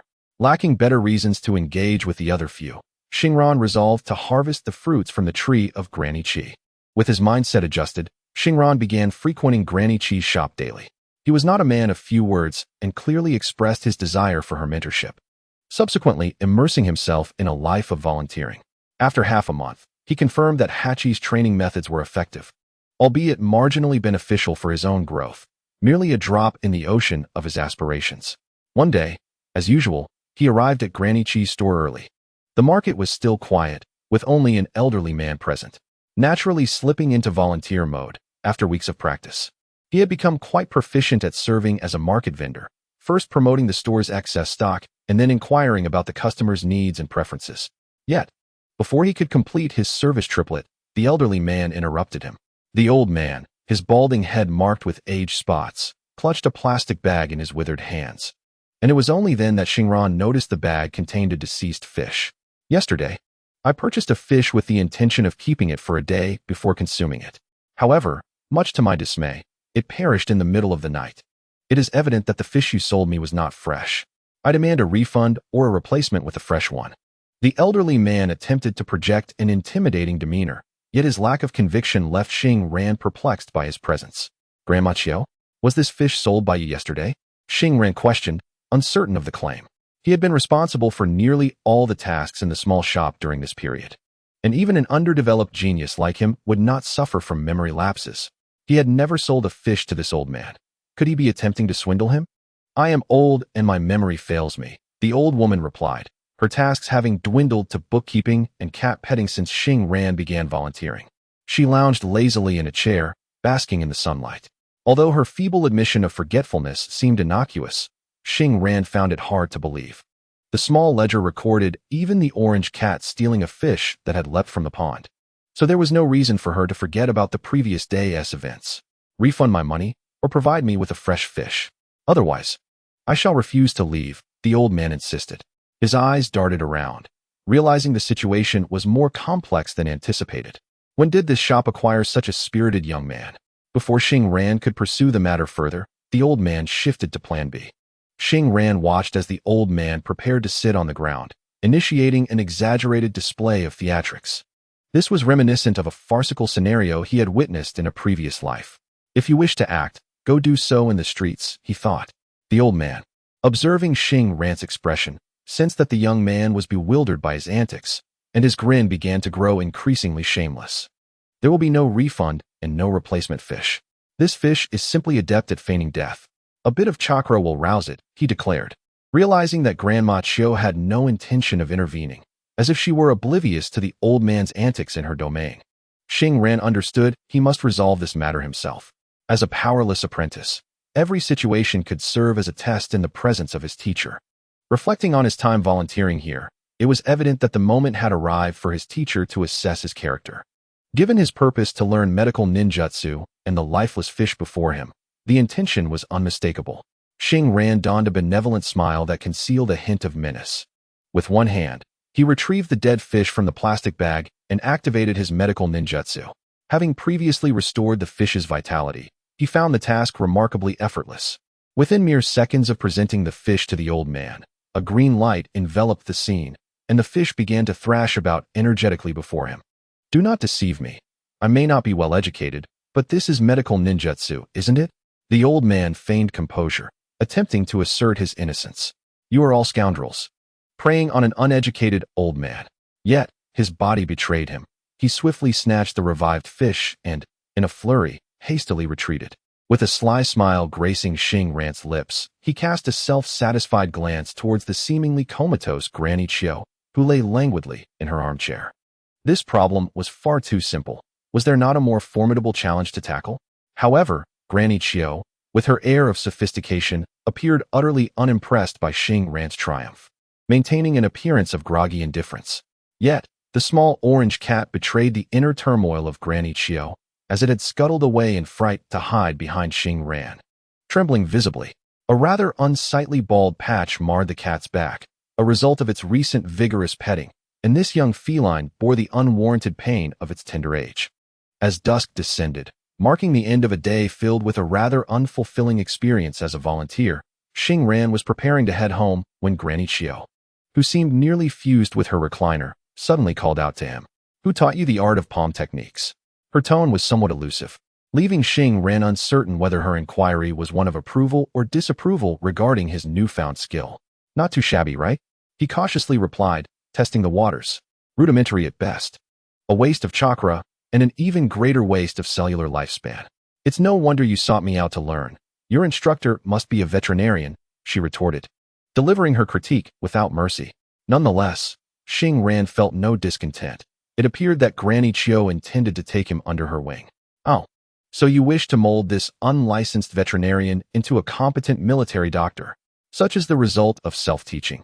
Do forgive the shortcomings, he acknowledged, aware that the moment to showcase his talents had arrived. A self-made genius stood before her. Would she not be astounded and eager to take him as her disciple, leading him to the pinnacle of success? Ah, self-taught. Indeed, Granny Chio replied, her demeanor calm, as though the conversation had reached an awkward impasse. She reclined back into her chair, leaving Xing Ran bewildered. Was this truly the conclusion? The script seemed awry. Was her true form merely that of the armchair, revealing itself upon discovering such a prodigy? Xing Ran contemplated giving up. This eccentric old woman, were it not for Hai Yi's strong endorsement, seemed ill-equipped to be a commendable mentor based on her current demeanor. After methodically training his mental acuity using Hai Yi's methods, Xing Ran returned to Granny Chio's shop the following morning, brimming with renewed vigor. He had little time to squander. With the infinite moon reading looming a mere decade away, he had no patience for the protracted initiation rites akin to those of a Shaolin disciple, where years might pass before one even glimpsed the threshold of learning. Today, do not busy yourself. Take this book and study it. Memorize its contents at your earliest convenience. Granny Chio instructed, tossing a hefty tome, thicker than a brick, into Xing Ran's hands without awaiting his greeting. Is this a stroke of luck? He mused. If the tuition at his school was exorbitant yet yielded little knowledge, he inwardly gulped down his thoughts, and swiftly adopted the role of a diligent student, eagerly delving into the book titled Where to Find Magical Herbs. By the way, within the myriad of peculiar summoning beasts and creatures of the shinobi world, might there be a book titled Where to Find Magical Creatures? Granny Chio, meanwhile, summoned several shadow clones to attend to her business, her true form once again manifesting as that of her armchair. The tome detailed various herbs, encompassing their growth environments, effects, advantages, disadvantages, and precautions. Some herbs were accompanied by illustrations, while others were described solely through text. This is a reference book akin to a dictionary. Granny Chio should first enrich her knowledge and lay a solid foundation, much like the adage that sharpening the axe does not hinder the cutting of wood. Xingran understood this and felt it was time to showcase his true skills. The sound of flipping pages echoed in the small shop, which had just opened and lacked customers, almost mockingly. Granny Chio sat up from her armchair, her sunken eyes wide with a look of disdain, pondering how she could have misjudged this family descendant. After volunteering for half a month, was this young man merely here to seek amusement? Xingran sensed Granny Chio's astonishment and, amidst his busy schedule, took a moment to exchange playful glances with her. Embodying the carefree spirit of a youth who had neglected his studies, Granny Chio, somewhat speechless, rolled her eyes and decided to ignore him until he finished his reading, at which point she would send him on his way. As time passed, noon approached, and Xingran had been poring over books for nearly 3 hours. The last customer had departed half an hour ago, and it seemed unlikely that any more business would come. At that moment, Xingran finally turned the last page of Where to Find Magical Herbs. With a deep sigh, he smacked his lips in regret, lamenting the plight of underdeveloped children. In the original story, the superhero had read all published medical texts in just 5 minutes, mastering knowledge that would take an ordinary person a decade to acquire. While he had a good memory, his cognitive processing could not compare to that of the original narrative. It took him an average of 10 seconds to memorize a page from nearly 1,500 pages of text. My learning ability still requires enhancement, he mused as he set the book down. Granny Chio, overhearing his musings, could not be bothered to roll her eyes any longer and decided to part ways with him for good. Xingran could easily guess her thoughts. His earlier display of rapid reading was intended to solidify her impression of him as a prodigy. By not showcasing his potential during learning, Granny Chio might mistakenly believe that he belonged in a slow class, where the teacher would redundantly teach concepts he could grasp quickly, ultimately to his detriment. Before Granny Chio could dismiss him, Xingran began to recite the text from memory. Her expressions were quite the spectacle, shifting from disdain to surprise, then to shock, and finally to contemplation. Yet, his attempt to impress her did not go entirely as planned. About half an hour into his recitation, Granny Chio interrupted him. Do you possess a photographic memory? To some extent, he replied. It seems you learn swiftly. Very well, follow me. Granny Chio's words were always few. To her, action spoke louder than words. Though she had not explicitly stated her intention to take Xingran as her apprentice, she was already contemplating how to guide him. Following her to the backyard of the small shop, which served as her living space, Xingran, having learned to control his ability of perception, adhered to a moral code and refrained from intruding on others' privacy. Thus, it was his first time seeing Granny Chio's backyard. The main room was a small chamber filled to the brim with books, occupying most of the space, rendering the once spacious house into a mere sleeping quarters. Grandma Chio opened the door to a room on the southern side of her small courtyard, revealing shelves brimming with books, a testament to her cherished collection. Today, she began her exploration in this room, which contained materials aimed at enriching the knowledge of beginners. Once she has absorbed this wealth of information, she would be ready to embark on the next phase of her learning journey. It seemed that Grandma Chio possessed no other valuables. After opening the door, she casually left Xingran behind and returned to the front hall, settling into a recliner in her fish shop. Xingran had anticipated the abundance of books he would need to study, recalling how, in his previous life, the room of Tsunade was always filled with overflowing bookshelves. He realized that mastering medical ninjutsu was no simple endeavor. However, he had not expected the sheer volume of reading required at Grandma Chio's place. Indeed, it was evident that the average person could hardly become a competent medical ninja. Only prodigies like Sakura or those blessed with the Kage bloodline, such as Tsunade, could attain the level of a Kage solely through medical ninjutsu. Suddenly struck by inspiration, Xingran refrained from plunging into intense study. Instead, he approached the fish shop with a beaming smile, Noticing that Grandma Chio seemed to have dozed off again, remaining silent as he sat beside her, grinning. "What do you want?" she inquired, unable to truly sleep under his watchful gaze. In pursuit of more efficient learning, he expressed his desire to first master the shadow clone technique. In the early days of awakening his abilities, he had limited access to skill books, which only contained rudimentary techniques that he could easily grasp. Thus, he never felt the pressing urgency to rapidly accumulate knowledge. However, circumstances had changed. He had come to the ninja world to experience its vibrant life, not to become a mere scholar. With solutions to his knowledge acquisition now in place, he aimed to digest this information swiftly, allowing him ample time to contemplate other facets of his growth. Yet, what could an elderly woman like Grandma Chio possibly know about performing the chakra-consuming A-rank forbidden technique of the multi-shadow clone? She had always relied on the B-rank shadow clone technique. The shadow clone technique, while not overly difficult, took Shinran merely a few minutes to grasp the chakra mechanics under Grandma Chio's guidance.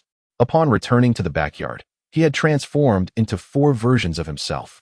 The shadow clone technique, developed by the second Hokage, is a B-rank ninjutsu that creates tangible clones using chakra. These clones can move and fight just like the original, possessing independent consciousness and a degree of durability. They can be utilized in various ninjutsu applications. Upon dispelling the technique, the memories and experiences of the clones return to the original. Unlike ordinary clones, these are corporeal and capable of engaging the enemy. Originally, this technique was used by Senju Tobarama for espionage, but it became widely known in the ninja world, with other countries' ninja also mastering it, though most still relied on techniques like water clones or sand clones. The distinction between the shadow clone and the multi-shadow clone lies in the latter's ability to produce hundreds or even thousands of clones, fundamentally differing in terms of offensive capabilities. After an hour, Shinran voluntarily dispelled one of his shadow clones, and in that instant, a torrent of knowledge accumulated by the clone surged into his mind. The fundamental techniques of bandaging, the common contraindications for both oral and topical anti-inflammatory medications, and various other foundational concepts were absorbed within an hour, leaving Shinran slightly dizzy. It appears that there are indeed side effects. The extent of his limits remains unknown. Progressing through the subsequent hours, Shinran engaged with shadow clones during the second and third hours. Upon the dissolution of the third shadow clone, he experienced a wave of dizziness and a faint urge to vomit. It seems that his mental fortitude has reached this particular threshold. Although Shinran could only manifest 3 shadow clones for a brief duration, it is essential to remember that these clones were tirelessly acquiring medical knowledge, which is inherently complex and voluminous. This experience starkly contrasts with Naruto's training of the Rasengan. Naruto's practice did not demand significant mental exertion, as the principles and techniques were straightforward. The true challenge lay in the physical embodiment and retention of the accumulated training. Thus, while Naruto could produce hundreds of clones for practice, Shinran struggled with just 3, and even this was proving taxing after only a few hours. This also elucidates why the more advanced technique of multiple shadow clones is deemed forbidden. The overwhelming influx of information can easily result in brain injuries for the practitioner. Currently, due to underdeveloped capabilities, Shinran's hyper-efficient brain resembles an antiquated hard drive, operating slowly, with an increasing burden of simultaneous information leading to diminished speed and a propensity for overheating and crashing. Nevertheless, despite numerous drawbacks, a hard drive retains its stored data, allowing Shinran to possess knowledge comparable to that of 2 medical masters among the legendary 3 ninjas, significantly surpassing that of an ordinary individual. As nearly a month passed and autumn approached, Shinran remained in constant motion, even employing shadow clones that studied diligently while he slept. Upon awakening, he would dismiss one clone, and the extensive knowledge accumulated over hours would leave him feeling heavy-eyed once more. To rejuvenate, he would practice the meditation techniques of the Yamanaka clan, swiftly restoring his vitality. This method was discovered a week after beginning his training with Granny Akka, allowing for a harmonious balance between study and practice. The only drawback was that the increase in mental capacity and the growth achieved through meditation were not significantly different, remaining in the realm of marginal improvement.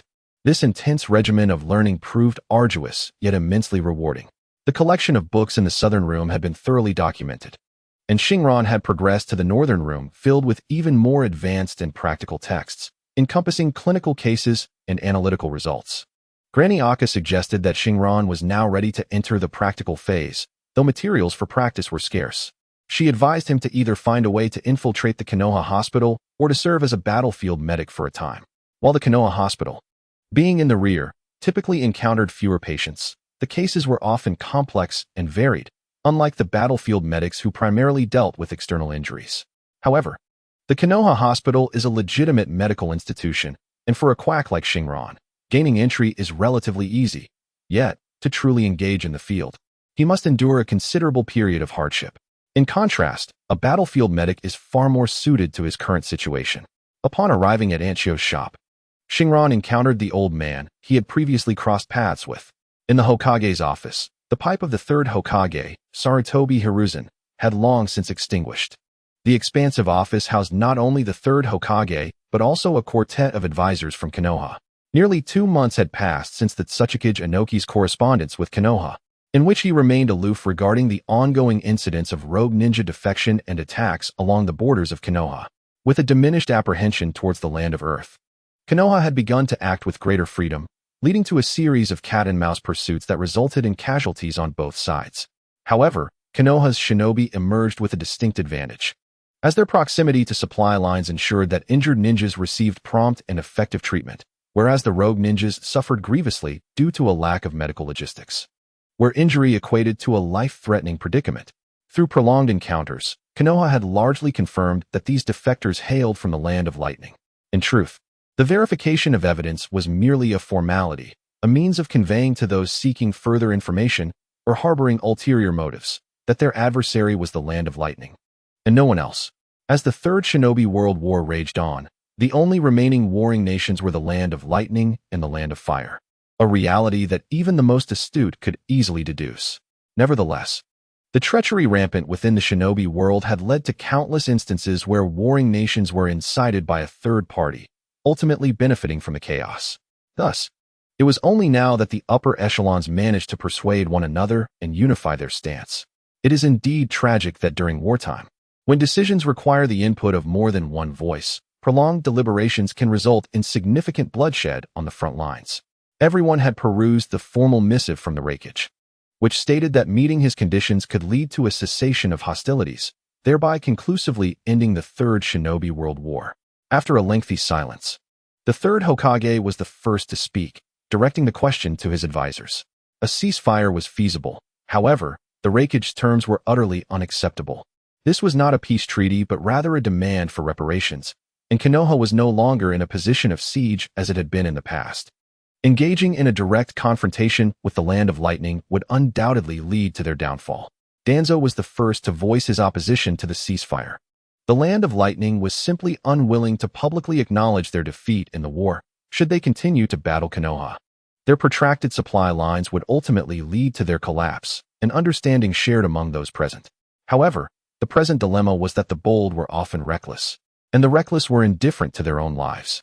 While Konoha could ultimately secure victory against the Land of Lightning, the depletion of manpower and resources would far exceed the reparations proposed by the Raikage. If a ceasefire were to be enacted now, it would at least prove economically advantageous for Konoha, allowing them to redirect their military strength towards commission tasks and generate greater profits. Yet, this scenario would, in turn, reduce the losses for the Land of Fire while enabling the Land of Lightning, despite their inability to win, to emerge as the greatest beneficiary. Consequently, the next time conflict arose, Konoha's losses would inevitably be even greater. However, the notion of halting the conflict is met with dissent. While the Land of Thunder may indeed face ruin, it would take at least a decade for it to regain its strength. Conversely, the Land of Fire could equally be dragged down by this relentless adversary. Ultimately, the issue would not merely be one of defeating the Land of Thunder. Rather, it could lead to a scenario where numerous foes encircle it, with its national power significantly diminished. The Land of Fire could find itself overtaken by other nations that have already declared their withdrawal from the conflict. In such a predicament, the Land of Fire, holding the most fertile lands, would become a coveted prize for all, reverting back to the dire circumstances reminiscent of the onset of the Third Great Ninja War. What then? Danzo has explicitly voiced his opposition, yet the reality is clear to all. Whatever decision is made will be detrimental to Konoha. Both Shikamaru Nara and Mito Gate-in are evidently adept in the art of moderation. Should Hoshiran be present, he would scoff at these two. Whenever the village confronts significant decisions, they resort to self-preservation, and when missteps occur, they either shift the blame to the Hokage or to Danzo. In this regard, Danzo, as an advisor to the Hokage, proves far more competent than these two. The third Hokage, observing the two, noted their customary demeanor of introspection, realizing he could not rely on them. Konoha is indeed in a tumultuous season, filled with individuals skilled in internal strife, yet lacking in external confrontation. The third Hokage could not help but recall his own mentor, the second Hokage Tobarama Senju, who had an uncanny ability to discern character. He had known that he would be the one willing to bear the burden of responsibility, yet his own disposition was tiresome even to himself. It was always him who had to step forward at critical moments. While he disagreed with the Raikage's terms, peace remains paramount. After much contemplation, he resolved to negotiate with the Raikage, striving to reach a suitable ceasefire agreement. After considerable reflection, he devised a compromise. It may appear as though he was conceding to the Raikage's scorched earth tactics, yet in truth, he committed to nothing, deftly returning the issue to the Raikage while assuming the initiative and latent advantages. By proactively choosing peace, he entered the phase of negotiating terms. As it was the Raikage who had initiated discussions, one cannot approach negotiations devoid of any bargaining sincerity. Since discussions have commenced, should not both sides temporarily suspend military actions? Once the front lines stabilize, Konoha's overall advantages will become apparent. They could regroup and even transition to a new defensive phase, swapping exhausted frontline troops with reserves, or allowing surplus units to undertake tasks that generate value. Meanwhile, even if the Cloud Shinobi engage in troop rotations akin to Konoha's, their war potential pales in comparison, and mere rotations cannot address the reality of their diminished fighting capability. In warfare, the crux lies in resources. It is widely recognized that the supply lines of the hidden Cloud Village stretch excessively long. Should peace negotiations commence, the daily logistics required at the front would amount to astronomical figures. This excessive consumption would only erode the Raikage's negotiating position at the table. The strategy of attrition, if deftly employed by the third Hokage, would lead the Land of Thunder to a defeat without ever having been vanquished. The individuals present are all astute, and upon hearing the proposal and explanation from the third Hokage, they unanimously expressed their unwavering support for the Hokage's decision, standing resolutely together against the conspiracies of foreign reactionary forces. At this moment, Danzo's emotions are quite complex. It must be said that in many instances, Hiruzen Sarutobi's leadership as Hokage is indeed commendable. Such a simple tactic as delaying is something he had not previously considered. Most of the time, Danzo resorts to underhanded schemes to resolve issues. He initially opposed negotiations partly due to years of experience. Whenever faced with a dilemma, it sufficed to oppose Hiruzen's, knowing that eventually, the Hokage would disregard his counsel. Should the endeavor succeed, all would be well. If it failed, he could always seize upon this to undermine the Hokage. As many of his subordinates had been sacrificed due to the decisions made by the Hokage over the years, Kakashi had once served under Danzo, and it was this very tendency of Danzo to make the Hokage a scapegoat that led to his downfall. Yet, he also yearns to resolve issues with the same integrity and political finesse as Hiruzen's. Unfortunately, at his age, much of his thinking has become habitual and difficult to alter. Hiruzen's, your methods are undoubtedly sound, yet one cannot solely rely on such tactics. A ceasefire on the front lines is acceptable, but we must not relent in our espionage efforts behind enemy lines. We should exert greater pressure on the Cloud Village to compel them to concede quickly. It is unreasonable for us to suffer in silence while being undermined by their rogue ninjas. This list comprises individuals affected by the war, deemed unfit for service. Sign it, and I assure you they can swiftly be trained to become useful spies. Danzo's primary role is to cultivate spies who can be sacrificed at any moment, engaging in missions akin to human bombs. After a brief contemplation, the third Hokage, albeit with an air of fatigue, accepts the documents that Danzo has presented. It is a stack of personal records of 9 ninjas, all of whom have exhibited particularly poor performance during missions or have been a liability to their comrades, whether due to cowardice or psychological trauma from the war, rendering them unfit for the role of a ninja. The Hokage quickly reviews the 9 records and, without excessive commentary, extracts one of them, signing off on the remaining 8 and handing them back to Danzo. The implication is clear, he may take those 8. This prompts Danzo to pay particular attention to the one ninja afflicted by war trauma, whom the third Hokage chose to retain. He memorizes the details of all 9. But the individual left behind, Yamashiro Sirin, has developed a gambling addiction since his last team was wiped out, a significant taboo among ninjas. Money can easily corrupt a ninja's resolve, making them prime targets for espionage by foreign powers. Such individuals can often be swayed with financial incentives, representing a low-risk, high-reward opportunity. Yamashiro Sirin has violated the 3 cardinal prohibitions of ninjas. What potential could one expect from him? Danzo does not harbor many thoughts about this ordinary genin. Yet the fact that the third Hokage has taken an interest suggests there may be some merit he is unaware of. Perhaps it would be prudent to investigate further when time permits. However, prior to the investigation, perhaps one could glean the origins of the matter from the third Hokage. If the reasons were trivial, he would not have gone to such lengths for an ordinary individual. This child is diligently studying medical ninjutsu and may prove to be a promising talent. The third Hokage harbors no secrets. He approached the situation with a mindset of taking chances. If the child flourishes, it would be splendid. If not, there would be no substantial loss. Hence this occurrence. TCH. Surely you do not believe that a gambling-loving medical ninja could rise to prominence like Tsunade. Danzo gave it little thought, turning his back and departing the Hokage's office in a most discourteous manner. The awakening of Shinran's superhuman abilities remains unknown to all, in the eyes of everyone. He is merely an exceedingly ordinary genin. The mere prospect of becoming a medical ninja suffices to validate the Hokage's actions. Perhaps, who can say? Just as Danzo was about to exit the office, the voice of the third Hokage resonated, akin to a soliloquy or a rebuttal to Danzo's sentiments. To which Danzo merely smiled and said nothing.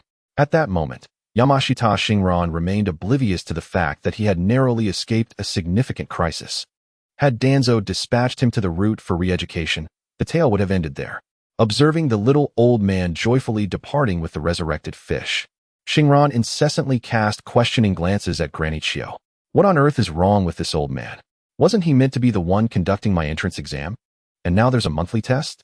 Yet even for a monthly test, could he not present some new questions? The 2 exams thus far have been identical. Surely he is not truly succumbing to senility. Do not look at me like that.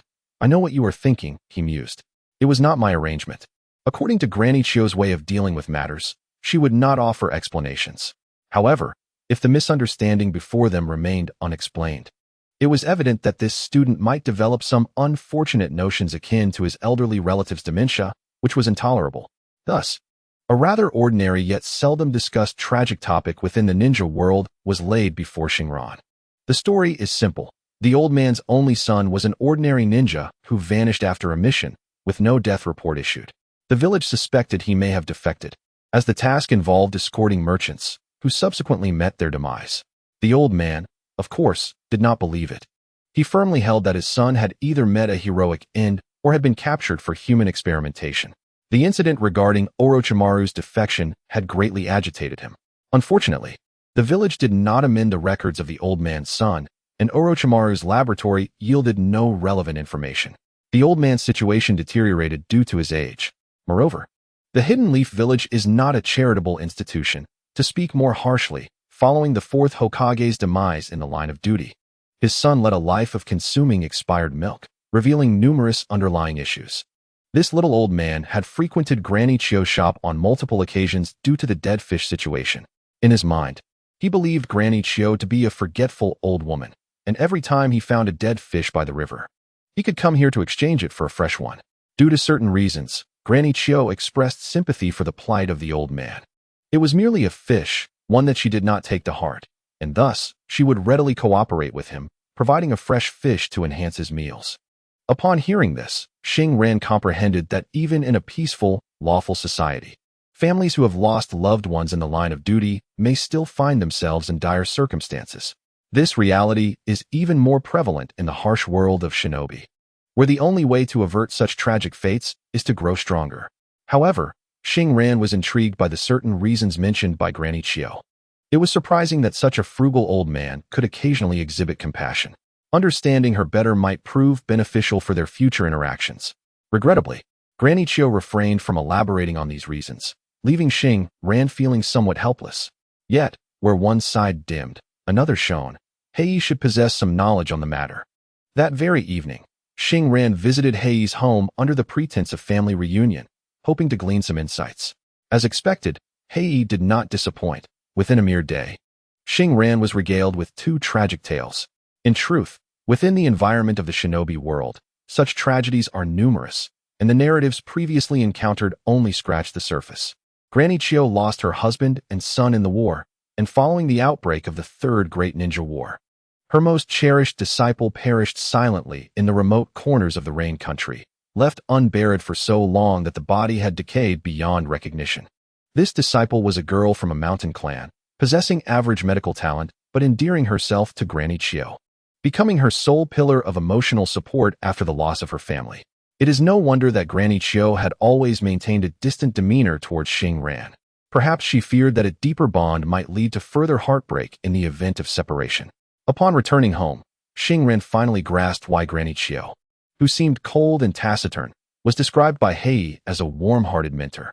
This disparity stemmed from the fact that when Hei interacted with her, they had yet to bear the scars of their experiences. Only those with long-standing relationships would perceive her in such a light, while newcomers would only encounter her aloofness. A tactic to shield oneself from the pain of parting.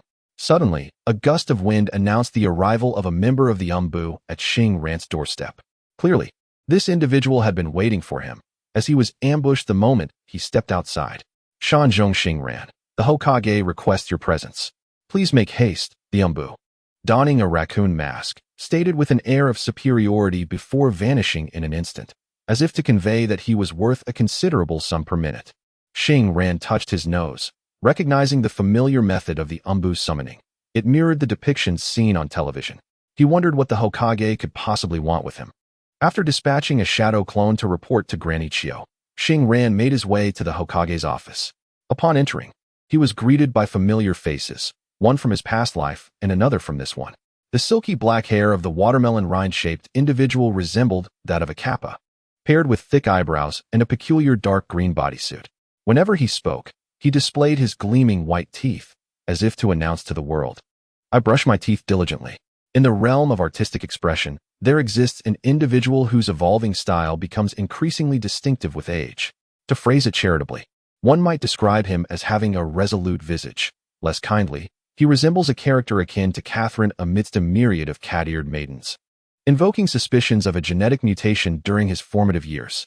This person is a familiar figure from Xingran's past life, renowned as the proud azure beast of Konoha, Madman Akai. Ah, a newcomer. You must be the sensory ninja proficient in medical ninjutsu. Welcome aboard. The fervor of youth is all about forging new friendships. The concept of character persona is quite remarkable.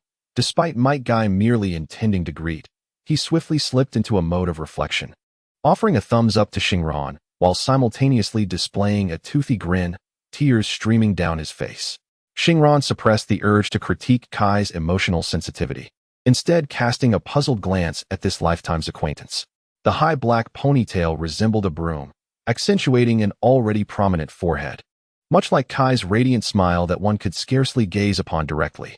Clad in a gray jacket that complemented her perpetually taut expression, her demeanor appeared exceedingly stern and austere. This was Nara Izumi, a peer from the Nara clan. Had she not been perpetually grim, she might have been considered a beauty above the average standard. Given her affiliation with the Inoshikacho trio, Xingran felt a certain familiarity. Izumi, what is the situation? Has your team lost members? Xingran pondered, aware that while Kai was boisterous and somewhat disheveled, he was nonetheless a competent ninja, since he had uttered words of welcome. It was highly probable that she was about to be assigned to Kai's team. However, Kai's squad was previously filled to capacity with 3 members, and her joining would likely imply a reduction in numbers, which often connotes death. That fellow has taken to teaching at the academy after being promoted to Chunin. Lord Hokage has arranged for us to undertake a rotation task, claiming he has secured a splendid teammate for us, she explained with a hint of irony. Izumi clearly sensed that Xingran had misconstrued the situation, hastily clarifying her intent. However, her explanations stemmed from her earnest nature, and as the conversation progressed, she could not resist a sardonic smile regarding Xingran being deemed a suitable teammate by the Hokage. Since their graduation from the Ninja Academy, interactions between Xingran and Izumi had dwindled, Yet the bonds of the Inoshikicho alliance meant much was not shrouded in secrecy. Thus, in Izumi's eyes, Shinran remained the underperformer, while she had consistently excelled from the academy to the front lines. To her, teaming up with someone perceived as less capable felt like a test of her ability to elevate others, a role she thoroughly despised. Now Izumi. One must not persist in viewing others through the lens of past judgments. Shinran has mastered the intricate and formidable healing palm technique. With him on board, Kai's combat prowess could potentially increase by 30%. Should you still deem him unsuitable, I shall find an alternative, interjected the third Hokage, his tone laden with playful mockery. He had reviewed the treatment report from Konoha Hospital regarding Junping. Prior to his admission, Junping had indeed received emergency treatment via the healing palm technique. Albeit not executed with exceptional skill, yet it was undoubtedly the technique in question. For the squad stationed at the border, the necessity of being perpetually prepared for combat is paramount. Within this team, the presence of a medical ninja serves as a vital assurance of life, coveted by all. A squad that dismisses the medical ninja is either severely misguided or possesses such overwhelming strength that they disdain the potential hindrance of a medical ninja. Although Narao Izumi did not perceive her team as formidable enough to disregard the inclusion of a medical ninja, she nonetheless harbored doubts about Siren being a liability, hence her earlier sarcastic remarks. However, those sentiments were formed when Siren was merely at the level of a first-aid ninja. Upon learning that Siren had mastered the art of sage techniques, a battlefield marvel, her eyes widened in astonishment. Well, I certainly did not anticipate that I would be so suited for the role of a medical ninja. Otherwise, I wouldn't have always been at the bottom of my class in the Ninja Academy. Siren flashed a formulaic, sunny smile, not primarily directed at Narao Izumi, but rather aimed at the Hokage. That old man certainly had a cunning demeanor. His teasing smile appeared eerily reminiscent of mockery towards Narao Izumi. Yet why did Siren feel an unsettling chill at the nape of her neck? Siren hastily clarified the reasons behind her remarkable skills, asserting that it was not due to her being the least competent in school, nor was it a sudden awakening of extraordinary powers, an explanation that sounded implausible. No need for apologies. Youth is lived without regrets. Since the esteemed Hokage has assigned me to this team, it must be fate. Oh, what a splendid phase of youth this is. The arrival of a new comrade has ignited a fervor within me. Upon hearing the Hokage's words, Siren's presence was seen as an asset to Kai, and there was no inclination to turn back. With fervent and somewhat nonsensical rhetoric, Kai solidified this arrangement. As long as you all are in agreement, Siren's invitation is a task assigned by the village.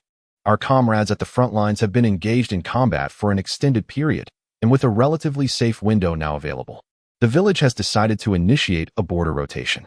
This will ensure the safety of the border while allowing our weary comrades the chance to return home for a well-deserved respite.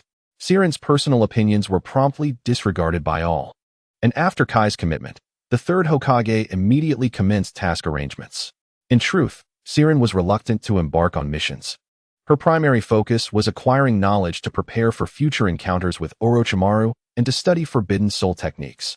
If she were to deplete the knowledge reserves of Elder Aki, she would find little motivation to venture out and refresh her mind. Yet, she lacked the standing to voice any opposition. While she could refrain from voluntarily accepting missions, an inherent right, the third Hokage had stated that this task was the village's decision, thus constituting a duty of the Konoha ninjas that could not be declined. The consequences for refusal could be severe, even leading to accusations of desertion. In this world, where the ninja village bears the responsibility of national defense, ninjas are, at their core, soldiers.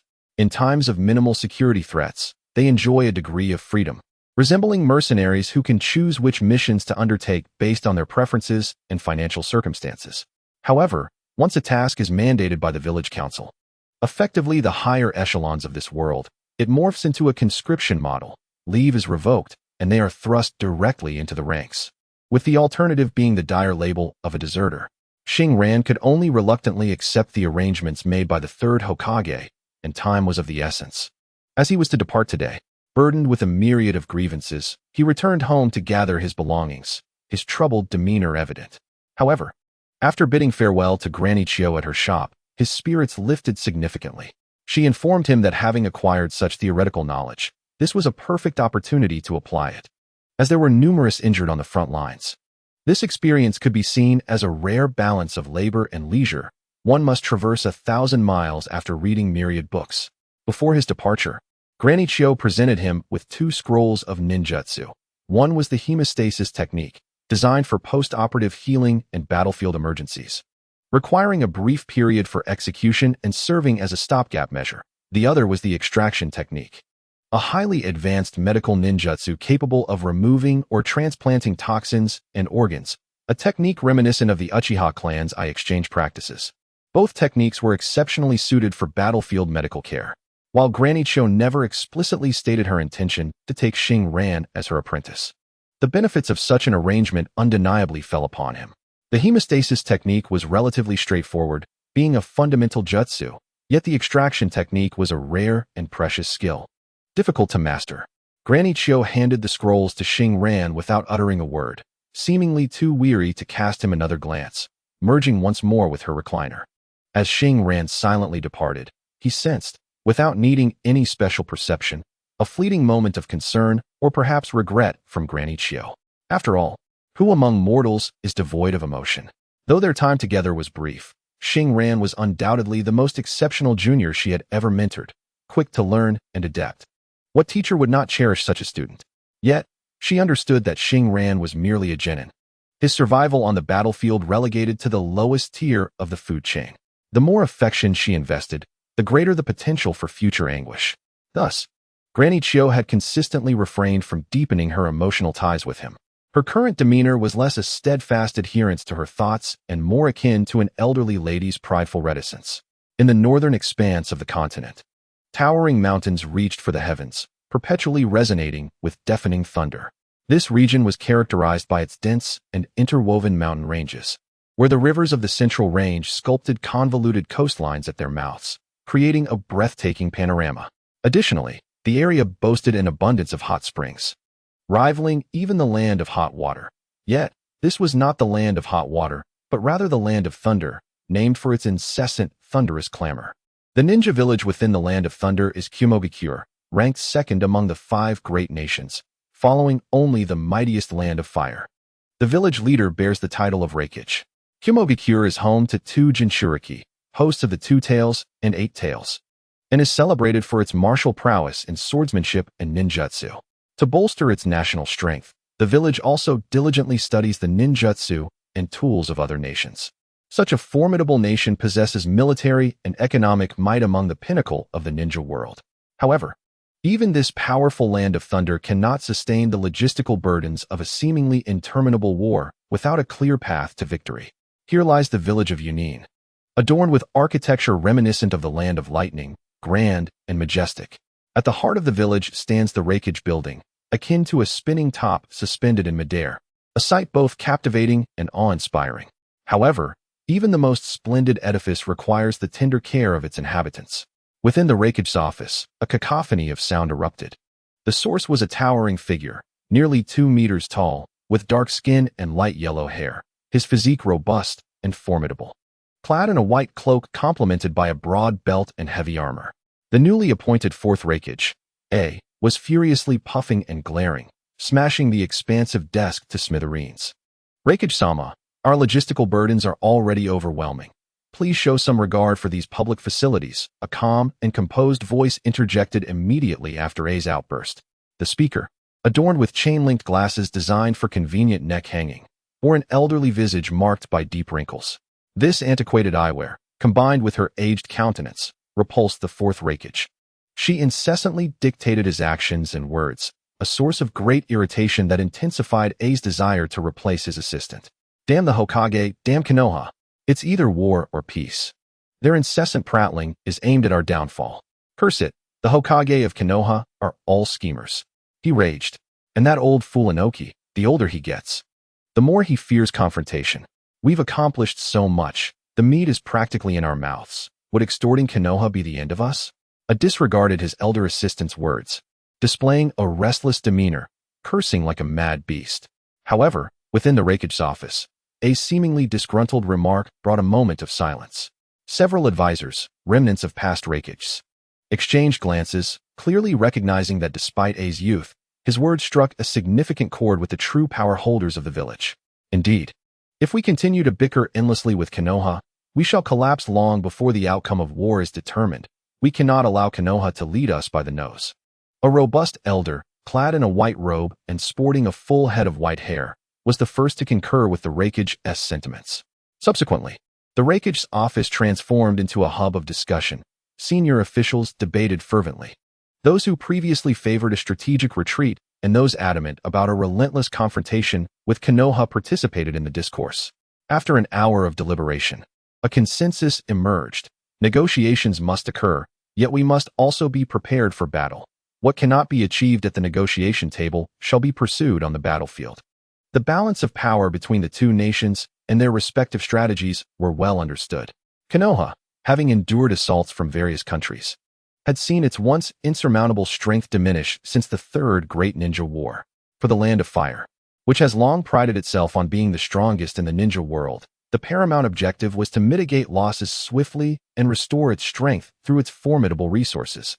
Hence, they were averse to conflict. At this juncture, should the Land of Earth utilize the rogue ninja incident as a pretext, Konoha would need to bolster its defenses along its borders against potential treachery from the Land of Earth. Consequently, even with the lengthy supply lines, the Land of Lightning could glimpse the dawn of victory on the horizon. However, the circumstances have changed. The Land of Fire can now wholeheartedly confront the Land of Lightning. The latter, burdened by an extensive supply line, finds itself at the brink of exhaustion and is reluctant to continue the conflict, as hope for victory appears elusive. Yet, the traditions of the Land of Lightning do not accommodate the disgrace of defeat due to non-combat offenses. The pro-war faction remains the prevailing sentiment, even amidst the collective awareness that further warfare may be detrimental. In contrast, the culture of Uwak clan, the ruling family of Jonin village in the Land of Lightning, favors a more direct approach to conflict resolution, often opting for physical confrontation over convoluted political maneuvers. This clan harbors a sentiment of sacrifice for the greater good, displaying a willingness to risk everything, including their lives, to ensure the collective benefits. The newly appointed fourth Raikage, AI, ascended to his position not solely through personal prowess. Historically, every Raikage has emerged from this esteemed family. While he possesses remarkable strength, he also embodies the qualities necessary to bear the title of Raikage. Although his intellect may not be the most exceptional, it undoubtedly exceeds the average standards of the village's ninja. Following the rejection of the negotiation terms by Konoha, the higher-ups grew increasingly restless. In their discussions, each held steadfast to their views, failing to recognize Konoha's ulterior motives behind the ongoing disputes. The conversation oscillated between lowering demands and grandstanding about fighting Konoha to the bitter end. Finally, the Raikage's decisive words illuminated the crux of the issue, facilitating a unification of opinions. In his capacity, AI must navigate the politics of the situation. While the combat department yearns for glory, the logistics department seeks respite. This is not inherently flawed, yet as the Raikage, AI must lead all to mitigate losses and secure benefits. However, mere understanding of this principle is insufficient. The elder statesman, whether through genuine oversight or self-serving neglect, compelled AI to enact a display of fury to draw attention to the matter. The outcome was favorable. Those who had previously overlooked the issue began to rally behind his perspective, and in this shifting tide, those with ulterior motives found themselves in the minority. The Raikage is willing to engage in battle, but the methodology must be codified. A repetition of past strategies would yield nothing but the waste of resources. The chief logistics advisor, a woman and once the right hand of the third Raikage, exhibits a lack of respect for this younger leader, while AI harbors little regard for those who wield seniority as a weapon. Thus, a straightforward plan emerges. Concentrate the majority of elite forces for a decisive strike, then retract the front lines. This strategy aims to discipline Konoha while simultaneously fortifying defenses, compelling them to acquiesce to our terms promptly. Raikage AI contemplated for a long while, unwilling to inflict heavy losses upon his own side while defeating the enemy. Deep within, he yearned for a swift conclusion to the war. He proposed a decisive strike. Should it succeed, it would yield provisions, and even in failure, it would be preferable to languishing in a protracted conflict. Such an action might unify the internal factions, compelling those who clung to the hope of a fortunate victory to confront reality. Raikage's approach was commendable, and I found myself in agreement. The corpulent advisor, A staunch proponent of war, immediately endorsed Rakige's strategy. Ever since the Earth Nation's declaration of defeat, the region's military strategy had devolved into localized skirmishes along the borders, leaving him frustrated with his untapped prowess. The prospect of a bold offensive thrilled him. Very well, I concur, but after this engagement, we must not proceed further. Our logistics cannot sustain it. The only woman in the advisory council, responsible for logistics, vehemently opposed such reckless gambits. Yet, she understood the mindset of the Yagami clan. Rather than stifling their fervor, it was preferable to allow them to unleash their frustrations in a single, cathartic battle, hoping the outcome would not be too disastrous. Yujito, take the shinobi corps to the occupied territory of the Land of Water, serving as the commander for this assault plan. Aside from the Eight Tails and the Umbu, you may mobilize anyone else. The sole objective is to inflict maximum casualties on the Leaf's border forces before their reinforcements arrive. Once they do, retreat back to the Land of Water. In a crisis, we are permitted to abandon the occupied territory, provided we can bring back more comrades. Lost ground is a trivial matter. Rakige AI immediately issued orders to the Two-Tails Jinchuriki, Yujito, who stood resolutely behind him. With her long, chestnut hair fashioned into a braided ponytail cascading down to her waist, Yujito possessed piercing eyes and wore an expression of pride. Standing at 1.7 meters, she exuded a queenly aura, making her one of the most beautiful women in Iwagakure.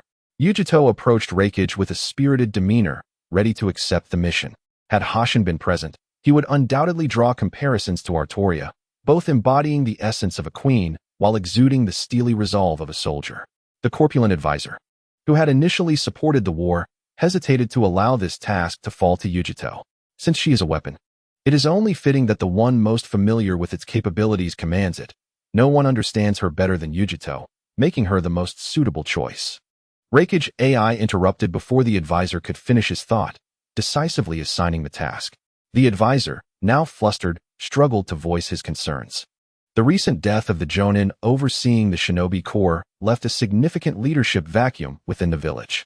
By unilaterally assigning this critical mission to Yujito, Rakige AI was clearly positioning her for a higher role, which left the advisor feeling both frustrated and unable to contest the Rakige's decision. Iwagakure possessed two-tailed beasts, strategic assets that could not both be deployed to the front lines simultaneously.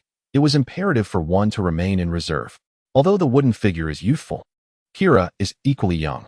Rather than entrusting this unreliable younger brother with the responsibility of command, it is far more reassuring for Rakige to place his faith in the wooden figure. Consequently, as long as the wooden figure does not commit any grave errors during this war, the young Rakige will effectively position a direct subordinate within the upper echelons, thereby augmenting his own authority. It is surprising that you are knowledgeable about such an array of herbs, with so many fruits on this peculiar shrub. Why not harvest them all? Since Nara Izumi learned that Hoshirin has mastered the art of healing, her previous disdain for him at school has undergone a complete transformation. This world is undeniably pragmatic. Regardless of the strength of Hoshirin's medical ninjutsu, which can indeed save lives, people often develop a certain respect for those with specialized skills. Nara Izumi does not consciously seek to ingratiate herself, yet Hoshirin perceives the change that possessing such abilities brings, a change that is remarkably vivid and tangible. It is no wonder that individuals in this world aspire to become powerful. This sensation is rather delightful. The thorny fruits that grow on the shrub can suffice in minimal quantities, as they are intended for medicinal use. Harvesting too many would be excessive and could lead to spoilage. As Hoshirin places the unripe thorny fruits into the pouch within his backpack, he explains with the diligence of a class representative. Are you preparing to concoct some medicine? I see you have gathered quite a number of herbs along the way. Nara Izumi inquires with the curiosity of a child. Being a member of the Nara clan, her sharp intellect is inherited. Although she lacks the innate talent to become a medical ninja, it does not hinder her desire to learn more about medical knowledge. Hoshirin serves as a veritable encyclopedia of herbs, sharing insights on the efficacy of each useful herb he discovers. Many of them are excellent for stopping bleeding, countering toxins, and promoting circulation. As a fellow member of the Inuzuka clan, Nara Izumi has no intention of overtly flattering him, yet with such valuable knowledge at hand, she cannot help but indulge her curiosity. Indeed, they are excellent, Hoshirin remarks, casting a cryptic glance at Kai, their team leader. who is currently packing up after their final rest before heading to the border camp. What is it? Kai interrupts, a hint of concern in his tone. Are you two ready? We need to set off. I have an unsettling feeling. My eyelids keep twitching. It would be best if we hurried to the camp. Kai's voice suddenly breaks the herbal discourse. He has finished packing and has also taken care to cover their tracks. An essential habit for any competent ninja to avoid leaving too many traces for others to discover. A twitching eyelid is not necessarily an omen of misfortune.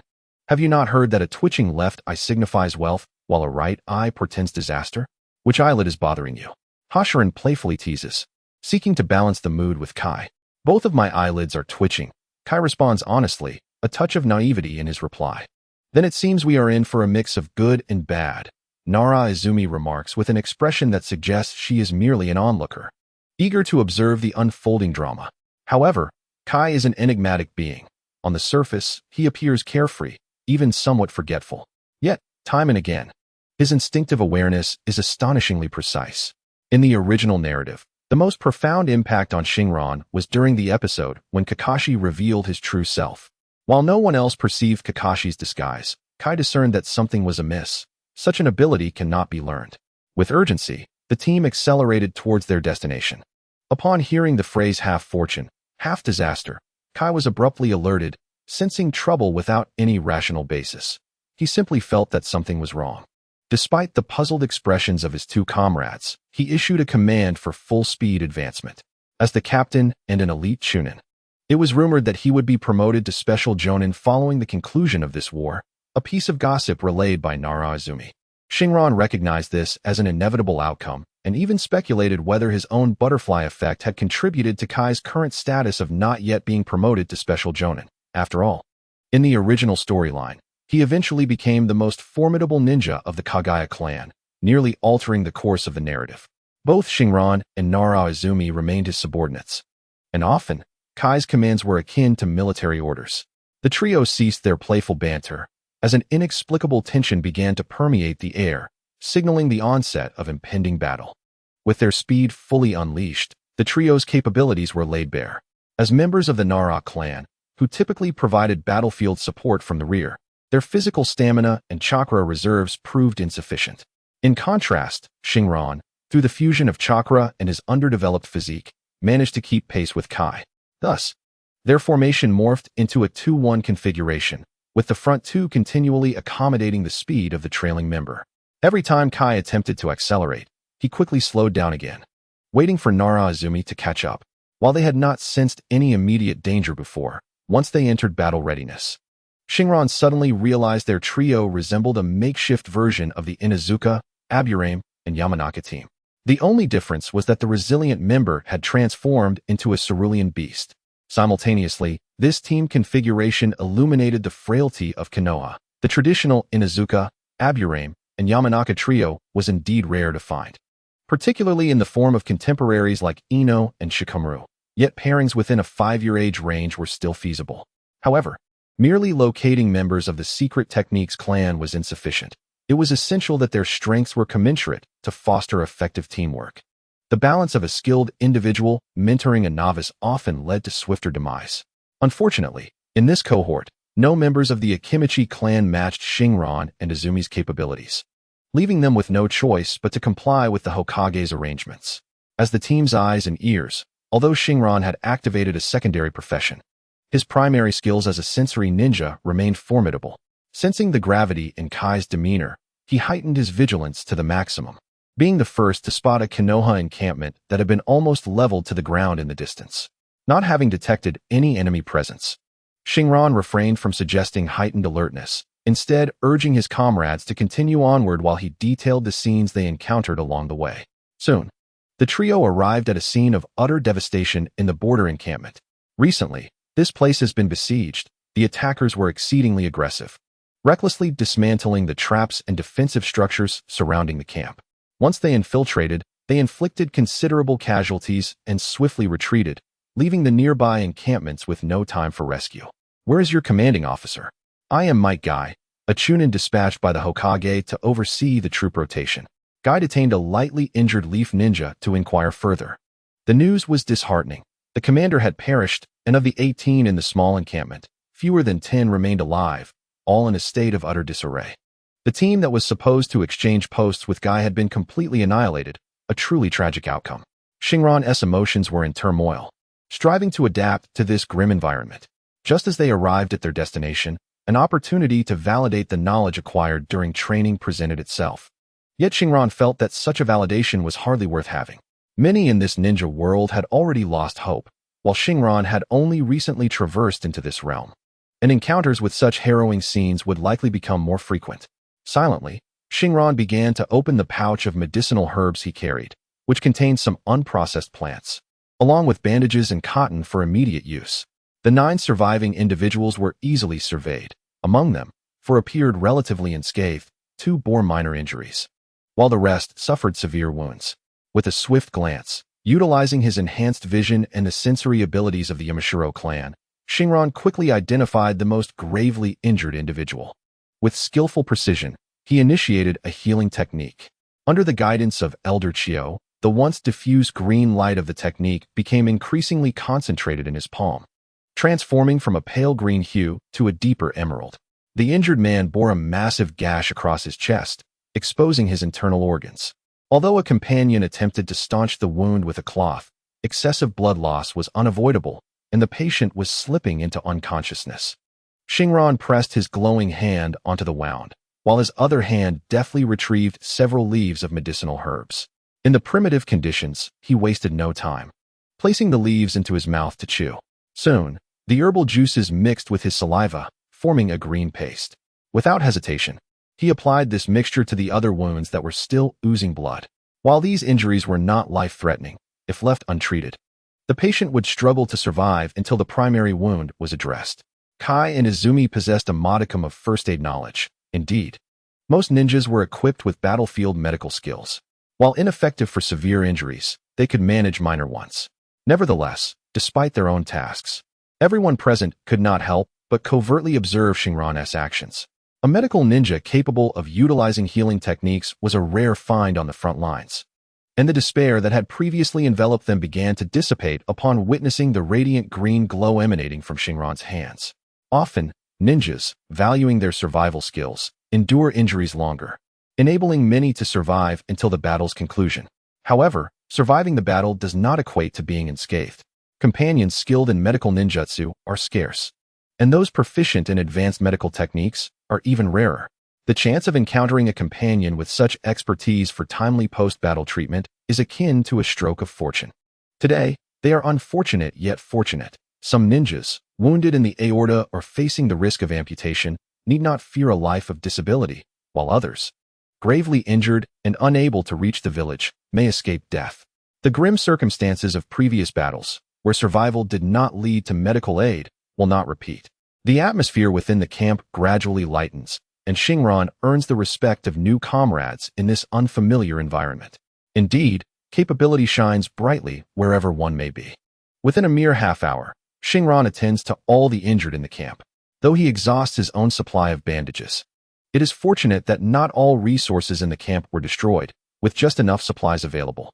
He utilizes the majority of the hemostatic herbs he had gathered along the way.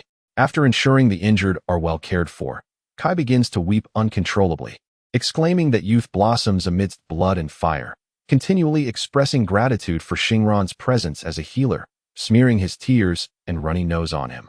Then, a rather extraordinary event unfolds. With the death of the Jonin, and only Kai in the best condition among the Chunin, the newly arrived Kai temporarily assumes command of the camp. Fortunately, despite his usual antics, Kai proves himself capable when it matters. Complemented by the astute Narao Izumi as his assistant, the dilapidated camp begins to mend swiftly.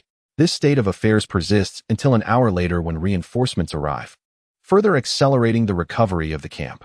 By nightfall, the camp appears to have regained its functionality, albeit the wooden huts have been replaced with tents. It is only at this juncture that Shinran and the others grasp the situation's essence. The assailants are from the Cloud Village. Since the conclusion of the Third Shinobi World War, skirmishes between Konoha and Iwagakure have been ongoing, characterized by small-scale attacks and counterattacks. However, a few elder ninjas remark that this attack bears a peculiar distinction, although one side assaults while the other defends and awaits reinforcement.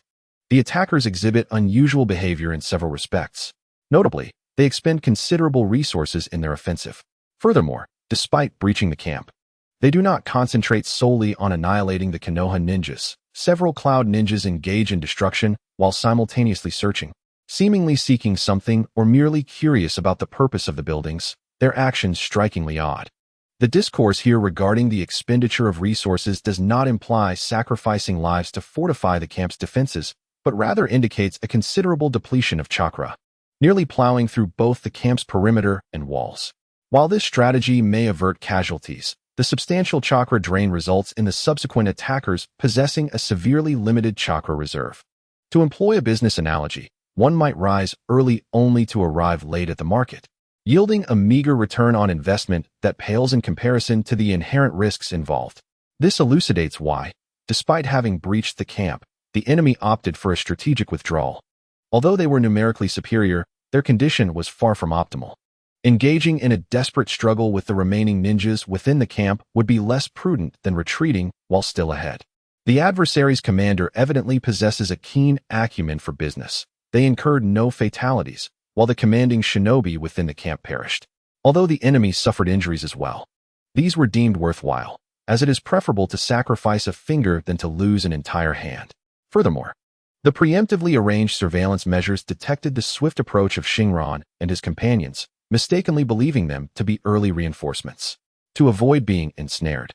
Even the sighting of merely 3 individuals did not eliminate the possibility of Leaf Village reinforcements arriving closely behind them. Exercising caution, the Cloud Ninjas opted for a prudent course of action. Shinran, perplexed by the Cloud Ninjas' elaborate maneuvers, perceived their assault as a resounding success. They inflicted considerable losses on the enemy without incurring any of their own. This embodied the profound wisdom of the 16-character maxim. Nevertheless, such tactics are inherently reliant on luck, and the excessive chakra expenditure on the camp's outer defenses posed a significant risk of being counterattacked upon breaching the camp, rendering such behavior highly irrational. Had it not been for misleading intelligence suggesting that the Cloud Ninjas would likely remain inactive, coupled with orders for a rotation at the border, leading to a certain degree of complacency, the likelihood of the Cloud Ninjas facing a counterattack would have been considerably high. Shinran had little interest in pondering the ramifications of this intelligence deficiency, and the following day, the camp received news from the rear that 3 camps belonging to the Leaf had been attacked simultaneously the previous day. Employing similar tactics, relentlessly pushing against the camp's defensive capabilities while prioritizing the destruction of internal facilities, with assassination not being the primary objective. The report indicated that this could be a warning from the Raikage, deliberately avoiding mass casualties to convey a degree of sincerity, aimed at hastening concessions from the Leaf Village to achieve a ceasefire agreement, advising all units to remain vigilant, as the situation remained within the higher echelon's expectations. However, upon receiving this information, Shinran inexplicably felt a sense of foreboding. Having traversed into this world, every utterance and action could incite a butterfly effect, particularly after his excursion to the land of Earth, where he participated in a mission that influenced international dynamics and inadvertently altered the fates of both Orochimaru and Nanayu. The land of Earth's unequivocal stance of disengagement from entanglements with the land of fire raised concerns. Could this inadvertently send erroneous signals to the land of lightning, potentially resulting in significant deviations from the anticipated narrative? Shinran sensed that his speculation might indeed come to fruition. Although he remained unaware of the pressures exerted on Ohayaki due to his gambling activities in Iwagakure, as a time traveler, he was particularly attuned to the butterfly effect. Now, having just arrived at the front lines, he was confronted with somewhat contradictory messages from Konoha's higher-ups, which struck him as peculiar. If Konoha had recently issued a change of guard order based on negotiation reasons, Shinran could reasonably conclude that this aligned with historical events, drawing from his past life's narrative. However, the movements of the Cloud Ninja suggested they were likely preparing for subsequent actions. Otherwise, their meticulous investigation of the camp was inexplicable. Why not simply use an explosive tag? The frontline camp was unlikely to harbor any valuable items or key figures. Their search within the buildings seemed aimed at ascertaining the purpose of the rooms. Was it to locate an arms depot or a supply warehouse? Shinran's conjecture was merely one of many possibilities. Subjectively, he yearned for peace, as it would afford him more time to contemplate his own dilemmas. Nevertheless, Passively accepting circumstances was never his style. Given that the enemy might take further action, Shinran, as a medical ninja, needed to expedite his preparations, prioritizing the replenishment of medical supplies. In his past life, viewing anime from a godlike perspective, he had little information about this historical period. Conventionally, it was expected that war would gradually weaken the Land of Lightning, leading to diminishing scales of localized conflicts and eventually to negotiations. This had always been Shinran's perspective on the Third Shinobi World War, a hope he harbored. Yet, the nature of Murphy's Law was such that events often unfolded in undesired directions. The two members of the Yuki clan had arrived at the frontline command post located within the borders of the Land of Water. Witnessing the defensive layout of the Konoha camp reported in the latest briefing, one displayed a regal smirk, exuding an air of haughty confidence. Although not articulated in the prior meeting, she understood that once the operation commenced, the opportunity to inflict significant losses on Konoha would be singular. Following this, Konoha would undoubtedly fortify their defenses against cloud ninja assaults, and even consider counteroffensives. However, those were matters for the future. If they succeeded in one decisive blow, Konoha would lack the capacity for retaliation. Conversely, should they fail, there would be little to contemplate, as she would inevitably be replaced, leaving the subsequent considerations to her successors. You all performed admirably this time. I shall accurately report your achievements to Lord Rakage. Now, you may take your rest. The Yuki clan member felt a surge of satisfaction, yet maintained an air of authority. Even when addressing her subordinates who had just achieved success, her words were remarkably measured. Having dispatched 3 elite Jonin, the strategist began to contemplate troop deployment based on the intelligence gathered. The assault revealed that the architectural layouts of the 3 Konoha camps were remarkably similar. By synthesizing historical insights with the current intelligence, it became evident that the design style within the Konoha encampments had not undergone significant alteration. The locations of the armory and intelligence liaison offices were confirmed, and the configurations of the other camps were largely understood as well. Thus, by strategically mobilizing elite forces to swiftly neutralize the intelligence communication department, the objective of delaying Konoha's operations could be achieved. In the absence of real-time intelligence, the reinforcements' actions would lack conviction. This time lag could be exploited for encirclement or piecemeal assaults. The Land of Hot Water, situated in the northeast of the Land of Fire, boasts breathtaking landscapes and abundant hot spring resources, complemented by a slender coastline, making it an ideal retreat. However, with the onset of war, this small nation has become a battleground for larger powers, much like the Land of Rain. The Land of Hot Water is home to its own ninja village, known as the Hot Water Ninja Village, often dubbed the village that has forgotten war. Following the Great Conflict, this once battle-hardened village has gradually diminished, and although the war has not entirely ceased, the inclination to forget appears to have taken root. The village's combat capabilities are weak, with a vast majority of ninjas, including their leader, lacking enthusiasm for warfare. Presently, the Land of Hot Water retains only a small fraction of its territory, including the capital. Had the Land of Fire harbored ambitions for territorial expansion, or had the Land of Lightning not been preoccupied with their own conflicts, given their proximity to the Land of Hot Water, the latter might have already faced annihilation. Nevertheless, even amidst the skirmishes between these two major nations, the fortunes of the Land of Hot Water would vary. The Land of Fire consistently positions itself favorably towards the Land of Hot Water, maintaining a benevolent relationship. Currently, the Land of Fire is laying the groundwork for future alliances with the Land of Hot Water, which, from the perspective of Konoha's upper echelons, is a preparatory measure for establishing a buffer zone post-war. Yet, for Shinran, it represents an optimal location for logistical support. While the Land of Hot Water cannot openly provide assistance to Konoha, the shops within its cities remain operational, eager for commerce. Cloud Ninja, as invaders, face challenges in entering the towns, whereas Konoha, being a friendly nation, can traverse freely to procure goods, and in larger quantities, often at preferential rates. It must be acknowledged that disruptions in one's own supply lines are not the sole determinants of victory. External factors play a crucial role as well. Konoha's ability to covertly secure resources from the Land of Hot Water accelerates the trend of mutual depletion for the Land of Lightning, rendering their failure all the more understandable. Although Shinran took a slightly circuitous route, his inherent swiftness enabled him to reach the pivotal border town closest to the Land of Hot Water and the Land of Fire within half a day. Wentang Town was originally a bustling tourist hub, primarily catering to visitors from the Land of Fire. Although the ravages of war have cast a shadow over the area, its inhabitants have managed to maintain a semblance of stability, as they have largely been spared from direct impacts. Many shops lining the streets have shuttered their doors, yet a considerable number remain operational. Overall, aside from the severe blow to the tourism industry, the market for food and pharmaceuticals has surprisingly flourished. As Xing Ran traversed the market streets, merchants within the shops, upon noticing the Konoha forehead protector hanging around his neck, greeted him with sycophantic smiles.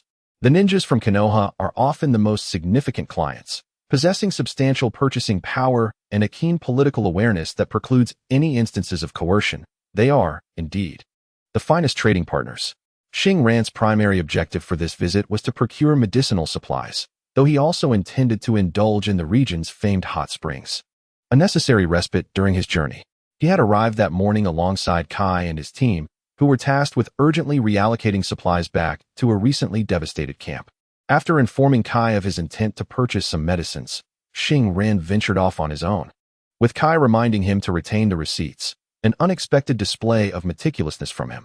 The medications could be reimbursed through the village, albeit with certain limitations on quantity and cost.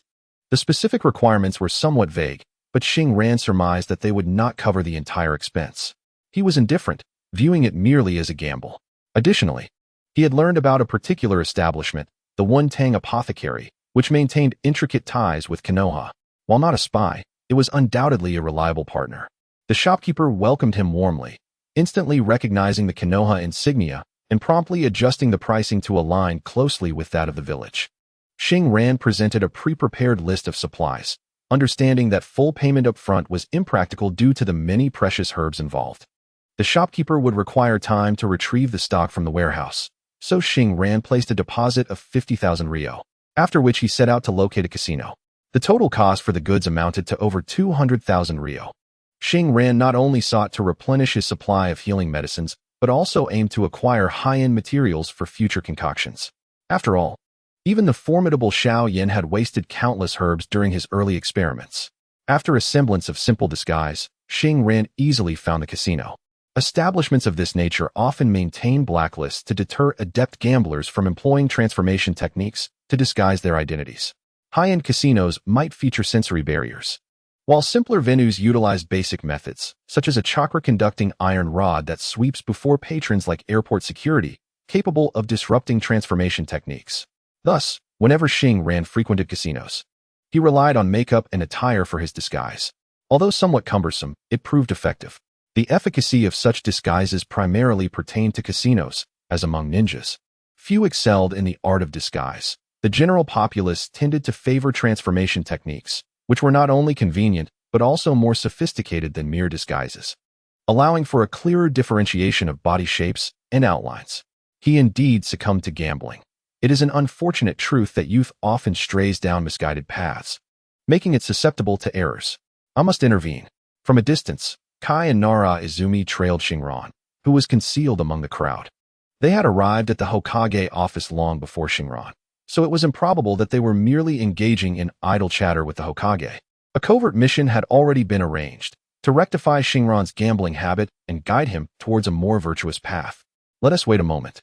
The odds are stacked against him, Nara Izumi thought, clutching Kai's arm with an air of confidence. Indeed, at this moment, Xing Ran was well aware of his two teammates monitoring him. Since their separation that morning, they had followed him like shadows. Had it not been for his awakened superhuman sight and hearing, along with an enhanced sense of perception, he might have struggled to discern their identities, as they were no ordinary individuals, possessing commendable stealth skills. However, he was uncertain of their intentions. Did his newfound abilities reveal some telltale signs?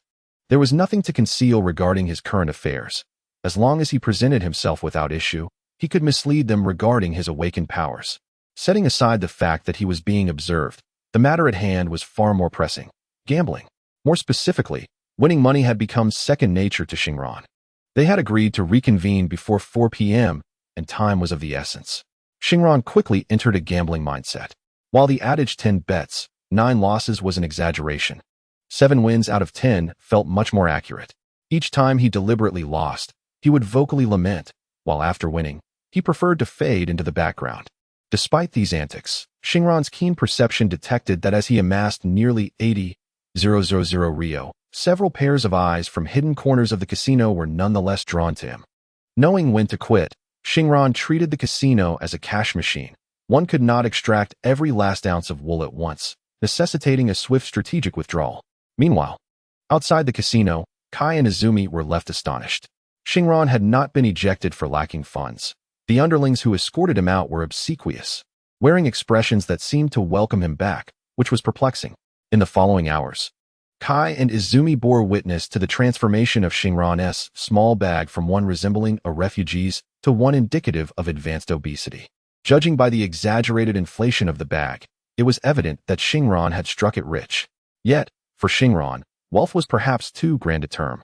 Maintaining a low profile while winning consistently over several hours was no easy feat. After winning 300,000 Rio, he decided to stop, primarily because the town boasted limited casinos, and lingering too long would make it increasingly difficult to remain inconspicuous. With more than an hour left until their meeting, he felt compelled to experience the local hot springs and discern their differences from those of his past life. However, an hour later, Shinran felt a tinge of disappointment. The hot springs were indeed pleasant, yet they bore little distinction from the high-end springs of his previous life. If pressed to identify differences, Shinran could only assert that the service philosophy and facilities of the Ryokans from his former existence eclipsed those of this world. Upon arriving at the pharmacy, with the payment settled, Shinran took the opportunity to procure various pharmaceutical tools before the assembly. Some items could be found in the pharmacy, while others required a visit to a general goods store, such as pressure cookers and numerous empty bottles. On the way back, Shinran couldn't help but chuckle at the hesitant expressions of Kai and Quan, who had been watching him closely. He was uncertain whether they had discerned any secrets about him, but it was evident they had witnessed his triumphant exploits at the gambling table.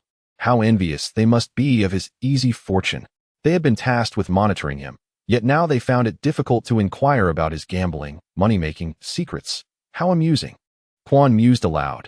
Isn't it true that the money in the ninja code of the 3 restrictions only becomes taboo when squandered recklessly? What then is the status of winnings? Upon returning to the camp, Kai, who had remained silent while re-evaluating his perspectives, finally seemed to grasp something and inquired, in a rather wooden tone, about the same matter with Nara Quan, who was also undergoing a transformation in her worldview. Investment? I'm not certain. The data provided by Lord Hokage mentioned this fellow seems exceptionally fortunate, winning more than losing. Can such luck persist indefinitely? Could it be a gambling technique? Nara Kwan's voice wavered, evidently attempting to rationalize the elusive concept of luck as a form of secret ninjutsu. Well, gambling skills are indeed a form of technique. What about the task assigned by Lord Hokage? What if he keeps winning? Kai began to ponder the implications of his mission. Are you worried that we might not have the chance to see Shinran lose, and thus lead him back to the right path? Kwan's expression darkened at this thought. Without a significant loss to serve as a backdrop, it would be exceedingly difficult to use verbal persuasion to rescue a wayward soul. No. They say obstructing someone's financial gain is akin to murdering their parents. After returning to his temporary tent, Shinran wasted no time in preparing herbal remedies. The quantity of medicinal herbs he had purchased for his personal use was not excessive. Their high cost stemmed from the inclusion of several potent tonics. Among them was wild ginseng, which must be at least 10 years old, making it quite expensive.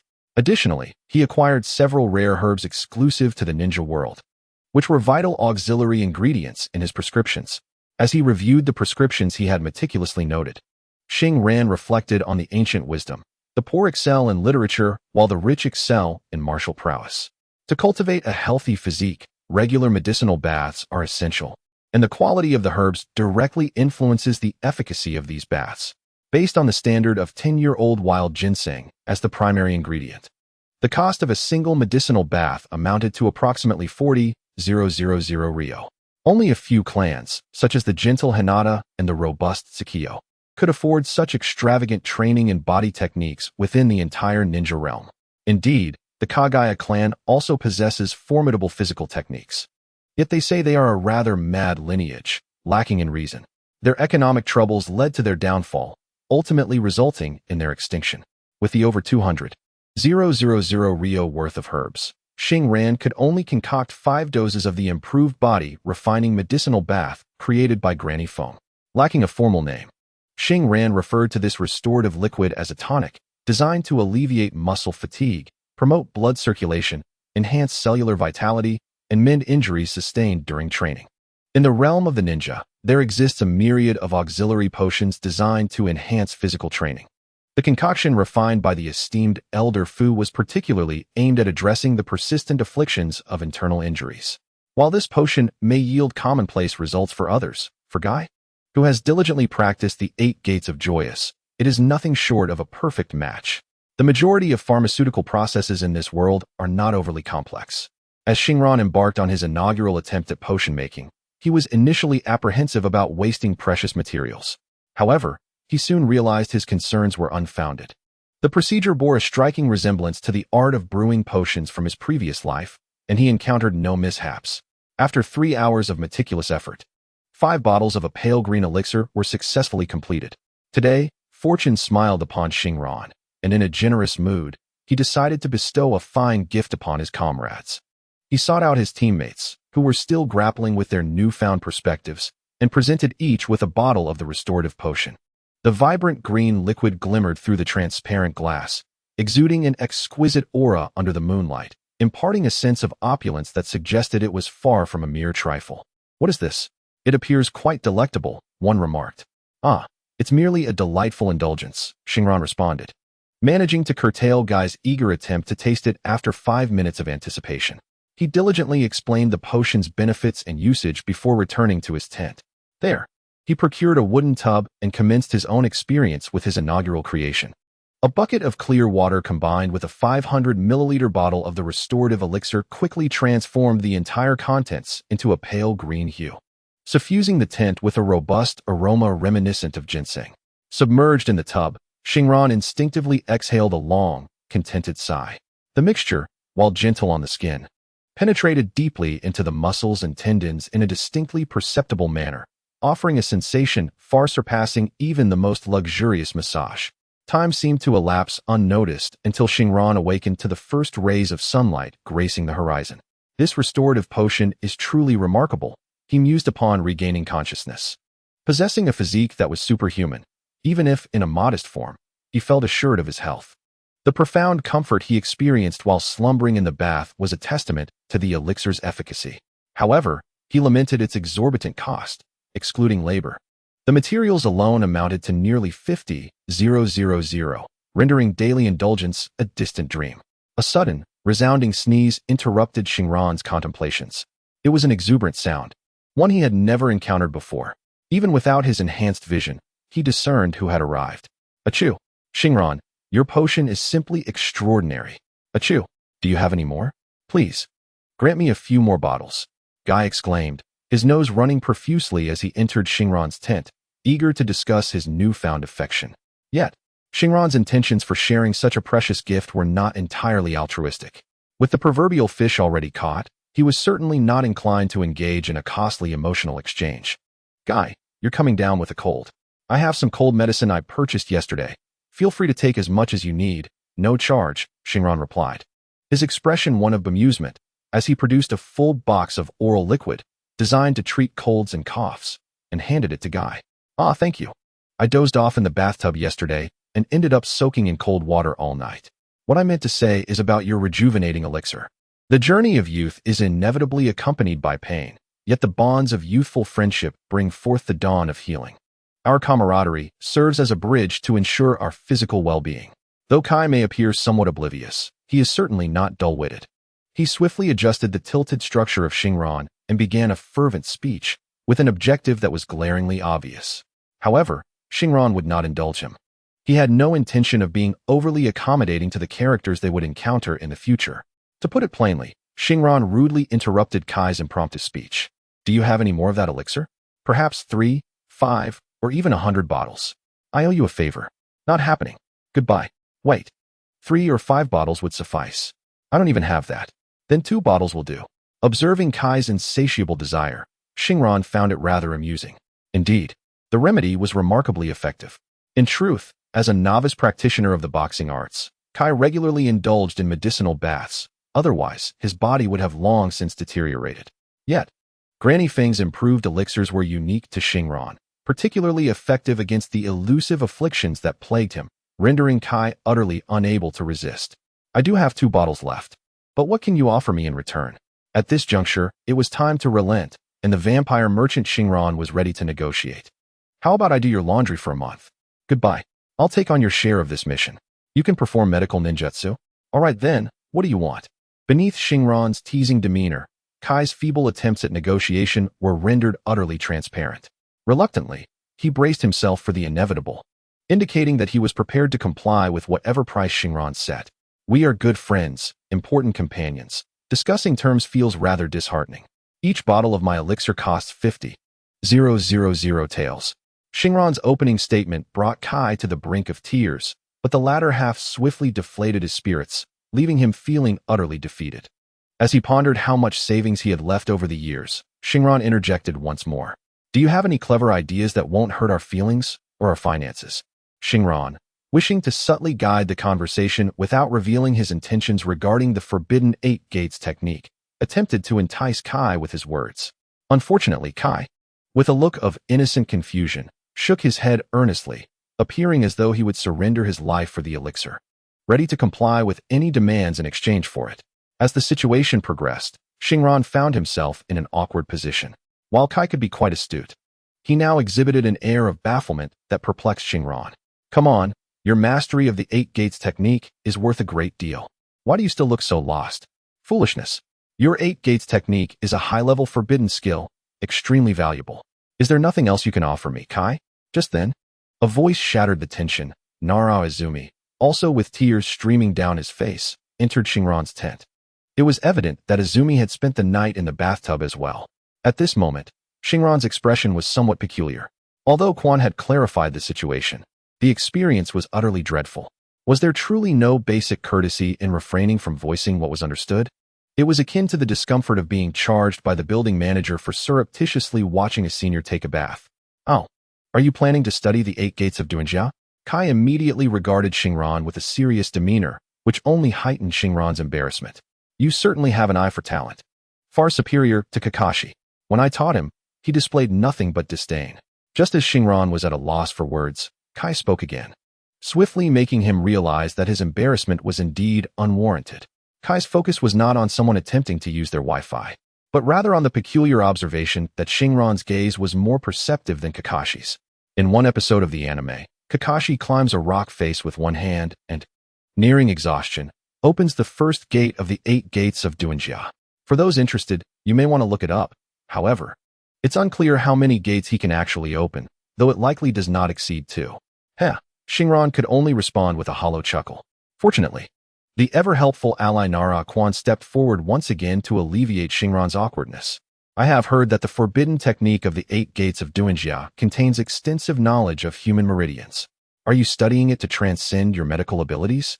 It seems that Lady Tsunade, one of the legendary Sannin, also honed her physical skills to master medical ninjutsu, and her prowess in taijutsu was formidable. Nara Quan thoughtfully stroked her chin. With a pair of glasses, she could almost declare, there is only one truth, and Kai would be convinced. Shinran continued, politely yet admiringly. Regardless, I have successfully obtained the forbidden technique of the 8 gates of Duinjia, not merely the ninjutsu scroll, but also Kai's comprehensive guidance. Of course, this arrangement is both amicable and financially considerate. Thus, Shinran is obliged to provide Kai with a certain quantity of restorative potion annually for the treatment of lingering injuries. Both parties were satisfied with the outcome, leaving only Nara Quan, sporting a pair of dead fish eyes and carrying a bundle of cold medicine, to depart quietly, appearing rather out of place in the midst of the transaction. A few days later, in the morning, Shinran approached Kai's tent once more. The keen sensory ability of the mountain clan informed him that the tent was empty, indicating that Kai had once again ventured out on a mission. During this period, the Cloud Ninja had been particularly active, with numerous ninjas infiltrating the borders of the Land of Fire, their behavior suspiciously reminiscent of reconnaissance. Yet, whenever they encountered Konoha ninjas, they would promptly retreat, leaving the Konoha ninja stationed at the border quite exhausted. However, Shinran was fortunate. As one of the rare medical ninjas, his primary role as a sensory ninja had been intentionally overlooked. Now, as a rare practitioner, he was well protected within the camp, always ready to assist in treating any injured comrades. It had been 3 days since Shinran had received instruction from Kai on the forbidden technique of the 8 gates of Duanjia. Due to excessive protection, he had remained in the camp, affording him ample time to cultivate his understanding of the 8 gates of Duanjia. However, it is impossible for Shinran to engage in conventional training such as running, handstand running, or push-ups. With a physique akin to steel, what form of training could possibly rival a sunbath? If there exists such a method, one might as well bask in the sun for a few more days. For the benefits he derives from lying under the sun far surpass the effects of traditional exercises. If one were to pursue training, it would merely amount to stretching and light exercise. As Shinran himself would say, the training methods should align with those of Saitama-sensei, emphasizing efficacy without the risk of baldness. Upon arriving at the training grounds within the camp, Shinran reminisced about the contents of the 8 gates of Duanjia as articulated by Kai, meticulously reviewing the details of the 3rd gate, the life gate. The chakra flowing through the meridian system is regulated by 8 gates: the opening gate, the rest gate, the life gate, the wound gate, the limit gate, the view gate, the shock gate, and the death gate. These gates impose restrictions on the chakra within the body. Yet this technique allows one to forcibly transcend these limitations, unlocking a power that is exponentially greater than one's original capabilities. However, in gaining such power, the practitioner inevitably suffers damage, thus classifying this technique as forbidden. The 8 gates of Duanjia serves to release the body's restrictions on chakra, unleashing surging energy. In simpler terms, it is akin to a transformation coupled with a power boost. With closed eyes, Shinran contemplated briefly before resolutely invoking the 1st gate, the opening gate. In an instant, a wave of chakra emanated from his being.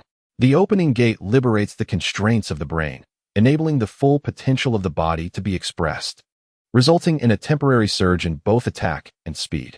Upon activation, one can utilize the technique known as Lotus Blossom. Just 3 days prior, after a thorough demonstration from Kai, Shinran had activated the opening gate on the spot, leaving Kai utterly astounded. Following a few hours of instruction on executing the Lotus Blossom and other complementary techniques associated with the 8 gates, Shinran's prodigious memory allowed him to replicate Kai's martial arts with remarkable precision. Without pausing, he proceeded to the 2nd gate, the rest gate. As he unlocked this gate, a fierce gust swept across the ground, stirring up clouds of dust, accompanied by a far more potent chakra surge than before. Enveloping him in a feeling of being filled with chakra, the rest gate alleviates physical fatigue, allowing the practitioner to exhaust their energy reserves to restore stamina, counteracting the rapid depletion caused by the opening gate. It is said that in the original storyline, Kakashi's remarkable stamina in the latter stages was a stark contrast to his initial capabilities, attributed to his mastery of the 2nd gate. However, this remains speculative without concrete evidence. The activation of the 2nd gate by Shinran occurred half a day after Kai taught him the Lotus Blossom, and his ability to open 2 gates on the first day of training left Kai once again incredulously speechless. Indeed, as a man with a physique of steel, even in a more modest form, Shinran's constitution far exceeds that of Lee during his Chunin exam after just a year of training. Thus, unlocking 2 gates on the very first day is well within the realm of possibility. For the subsequent 2 days, Shinran found himself ensnared at the 3rd gate of the 8 gates of Duanjia, the door of life, unable to make any progress. In his contemplation, he believed that his physical condition was sufficient. The reason for his stagnation must lie in some aspect he had yet to comprehend. Unfortunately, since that day when Might Guy had finally unearthed his long-buried chin, he had been incessantly dispatched on missions, adopting the demeanor of a rather neglectful physical education teacher, leaving Shinran to his own devices for 2 days of solitary study. This morning, he had hoped to encounter his master, yet when that did not come to pass, he resumed his solitary endeavor to unravel the mystery of the technique. Shinran possessed a remarkably agile mind, albeit a modest version, but overall, his cognitive processes were markedly swifter than those of the average person. Although he had squandered 2 days, he understood that the obstacles to unlocking the gate were few and manageable. Trial and error would ultimately lead to a breakthrough, albeit at the cost of precious time. 3rd gate, door of life, open. At this moment, a slight lethargy enveloped him, but it was merely fleeting. Shinran quickly made subtle adjustments. After a series of failures in opening the 3rd gate, this time, his refinements significantly eased the process. Gritting his teeth, He pressed forward once more. Boom. He felt a low roar resonating within him, and his body began to flush crimson. Around him, green energy began to emanate, signaling that today's adjustments had indeed struck the right chord. At last, he successfully unlocked the third gate, the door of life. Wiping away the non-existent sweat from his brow, Shinran exhaled a breath of relief, reflecting on the arduous journey. His master guy had merely guided him to the threshold. The accomplishment of this third gate was solely his own, and it had required considerable effort. Were other ninjas from the ninja world, particularly those well-versed in martial arts or dedicated practitioners like Guy, to learn that someone had developed the 8 gates technique to the third gate in merely 3 days, they would likely be astounded and perhaps incensed, tossing their shoes at Shinran's face, and then using their bare feet to impart a lesson on the sweat and toil necessary to achieve such mastery. The door of life serves to further enhance one's attack and speed. As his body flushed with vitality and began to radiate green energy, Shinran realized that while the introduction to the door of life described it as the final bastion of safety within the 8 gates, the sudden surge of burdensome weight was startling, even for a robust individual like himself. Previously, he had only grasped the notion from anime that opening the 8 gates would entail immense suffering and a substantial burden. Yet, the disparity between that superficial understanding and his present experience was monumental. Soon, true beads of sweat began to form on his brow. It was important to note that he had only just unlocked the door of life and had not yet engaged in any strenuous activity, even in this initial state. The weight he bore was formidable. One could only imagine the excruciating pain the practitioner would endure as the intensity of battle escalated alongside their own exhaustion.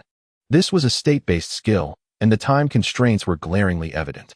At this moment, Shinran genuinely comprehended the essence of forbidden techniques. Based on previous experience, Shinran did not hastily experiment with the power unleashed after opening the third gate of life. Instead, he stood still, silently attuning himself to the tumultuous chakra raging within him, striving to acclimatize to this sensation and allow his body to adapt to this state. Due to the awakening of his steel body, Shinran already possessed a chakra volume far exceeding that of a Chunin, invigorated further by the influence of his yang attribute chakra. Now, after unlocking 3 gates, the chakra within him surged with even greater intensity. During his practice with Yahi, a Jonin, he had sensed that Yahi's chakra volume was roughly comparable to his own at present. Of course, this ferocious chakra could not be directly compared to Yahi's orderly chakra. Yet in sheer quantity, it had undoubtedly surpassed that of an average Jonin. Shinran sought to enrich his arsenal with the 8 gates technique, while also aiming to obtain vital data regarding the human body's growth during the development of forbidden techniques. For him, the 8 gates represented not merely a weapon as it did for Guy, but a profoundly significant subject of personal research, one that held considerable military value. As time passed, approximately half an hour later, Shinran found himself panting heavily, drenched in sweat. Even with his steel body, he had reached a critical threshold. He was acutely aware that continuing in this state would lead to injury. The adage haste makes waste rang true, for the greatest peril in training lay in injuring oneself. Such injuries would severely disrupt his training progress, rendering the effort futile. Without further hesitation, Shinran dispelled the 8 gates state and collapsed onto the ground in a most unrefined manner. Thus, his physical training came to a temporary halt, paving the way for reflection and enhanced understanding. His keen and agile mind had retained all the details of opening the third gate, allowing him to contemplate his recent insights and experiences while simultaneously feeling his body rapidly recuperate under the sunlight from the injuries inflicted by the forbidden technique. Soon, Shinran found himself engrossed once more, having gained a deeper comprehension of the 8 gates technique. He recognized that the violent chakra indeed inflicted a degree of damage upon the body, and with the potential to open more gates in the future. This damage would only intensify. Consequently, his focus on improvement became evident. He aimed to integrate his medical knowledge, chakra control, and yang chakra to minimize avoidable harm, thereby containing the rampant chakra within a manageable range. This would at least mitigate the damage incurred while executing techniques. Furthermore, by reducing injury, he could extend the duration of his techniques. If he continued along this path, it was conceivable that he could eventually master the control of the violent chakra obtained after opening the gates. In such a scenario, the chakra that would otherwise overflow externally would be contained entirely within, enhancing his strength significantly. It was clear, without the need for experimentation, that this state would surpass the less controlled release of energy by a substantial margin. Although the initial intent was to mitigate damage, pursuing this line of reasoning could inadvertently amplify the power of the Eight Gates technique once more. On the surface, it may appear unremarkable, yet beneath lies a ferocity surpassing that of a beast. Perhaps this is what one refers to as a return to simplicity. Unfortunately, with the level of chakra control exhibited by Kai and his father, such mastery is unattainable. This explains why they may utilize other ninjutsu, yet remain woefully inadequate, relying solely on the Eight Gates to maintain their personas. Conversely, those with superior chakra control often struggle to adapt to the training regimen of the Eight Gates, relegating it to a supplementary technique, with no one truly specializing in this path, as seen with Kakashi. It remains uncertain whether a scenario, never before depicted in the original narrative, can be realized under the extraordinary control I possess. Shinran sets for himself a modest goal, to develop towards the complete mastery of his feral chakra, diverging from Kai's wild lineage towards an unknown destination. After approximately 5 minutes of rest, Shinran rose once more. Although his ironclad physique may be the poor man's version, its recuperative abilities are nothing short of remarkable. Thanks to the yang release within his body and his cellular structure, he fully recovered from the injuries sustained from the third gate of the Eight Gates in just 5 minutes. Fortuitously, Kai was not present, otherwise, witnessing this monstrous transformation would undoubtedly leave him utterly speechless, perhaps even causing him to lose his jaw in disbelief. Shinran lightly moved his now agile body, feeling a slight enhancement in his muscles, a result of training with the Eight Gates. A broad smile spread across his face. Upon awakening his superhuman abilities, he reveled in the joy of his exceptional recovery and training effects, far surpassing that of an ordinary individual. Moreover, his endurance in combat proved to be terrifying. After a grueling first half, he could rest for 10 minutes and return in the second half as a formidable warrior. Such a competitor begs the question, can one truly fear him? Opening the first gate of the Eight Gates, the body swells with blood, and a green chakra energy radiates around him. This time, opening the gate felt significantly easier than the first attempt, having summarized several key points. The process became increasingly refined and effortless. Previously, the focus was on the significance of the third gate. Now, the intent is to test its potency. Initially, in terms of speed, he had not yet broken the sound barrier, yet Shinran sensed he was not far from it. According to official records, only upon reaching the fifth gate, the door of death, could one transcend the sound barrier. However, as a superhuman, his foundation already exceeds that of an ordinary person, making near-sonic speed at the third gate hardly an exaggeration. Furthermore, within the Eight Gates, it is indicated that the attacks of Li Lianhua have reached the requisite release standards. To clarify, if the Eight Gates serve as a buff skill, then the techniques of Biao Lianhua and Li Lianhua represent offensive skills. One embodies internal power, while the other encompasses martial techniques. Li Lianhua is an explosive technique, at least in Shinran's understanding.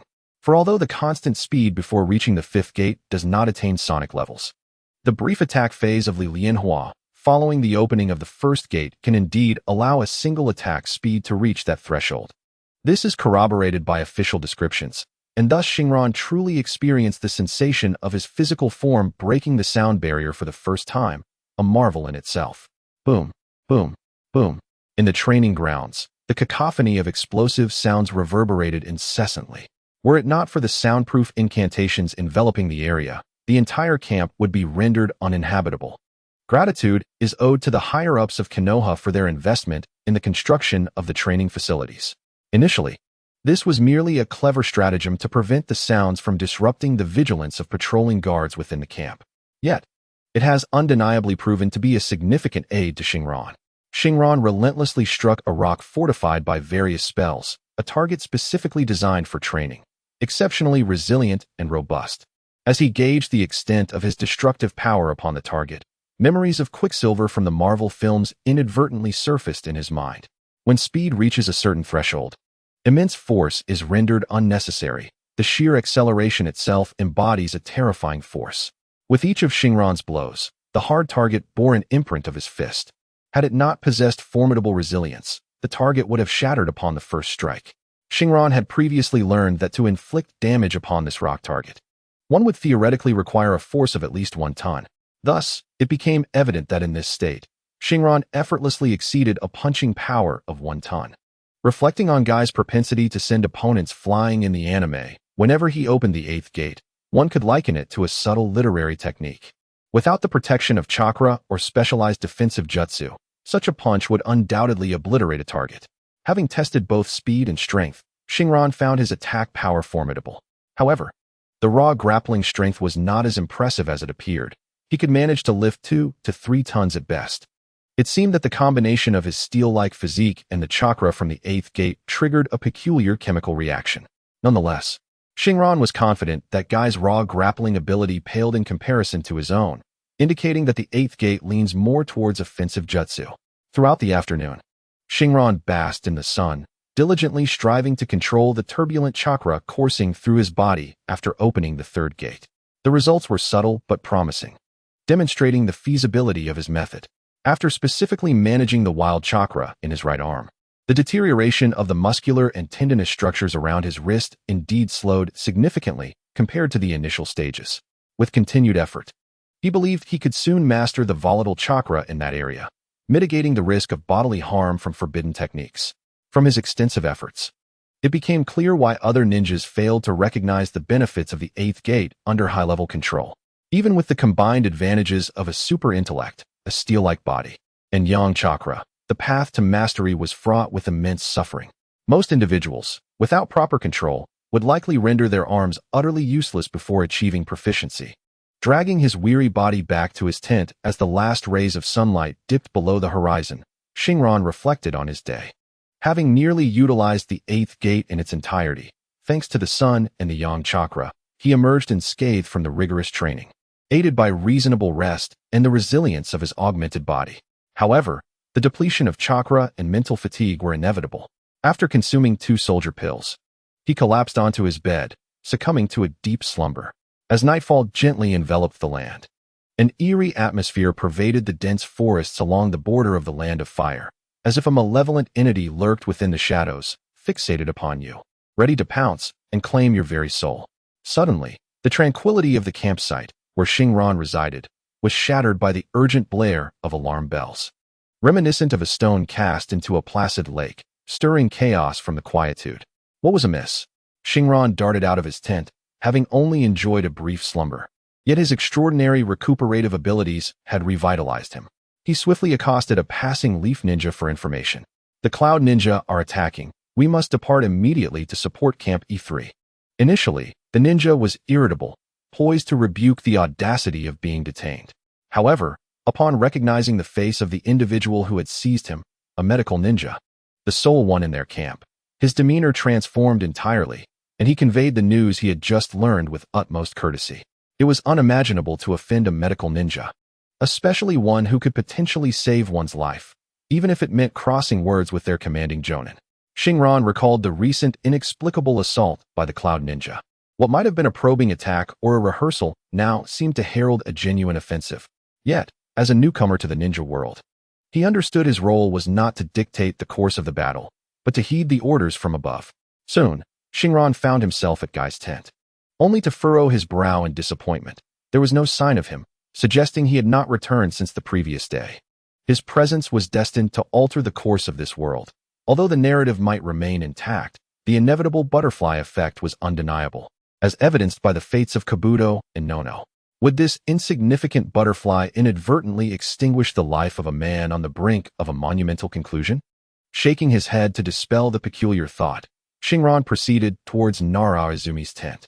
Regardless of Guy's fate, his makeshift team, which had resembled the trio of a boar, deer, and butterfly, had disbanded, leaving him at a disadvantage for the forthcoming actions. However, fortune did not favor him, for Nara-Izumi was also absent from the camp. Her tent and the assembly point bore no trace of her presence. Thus, Shinran found himself alone in the gathering.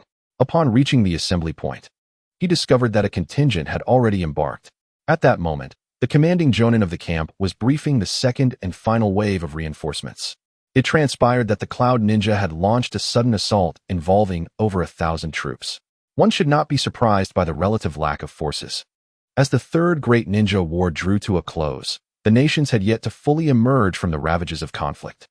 and the chaotic fervor that had once defined the ninja world was but a distant memory. Thus, a battle of such scale was now considered a significant engagement.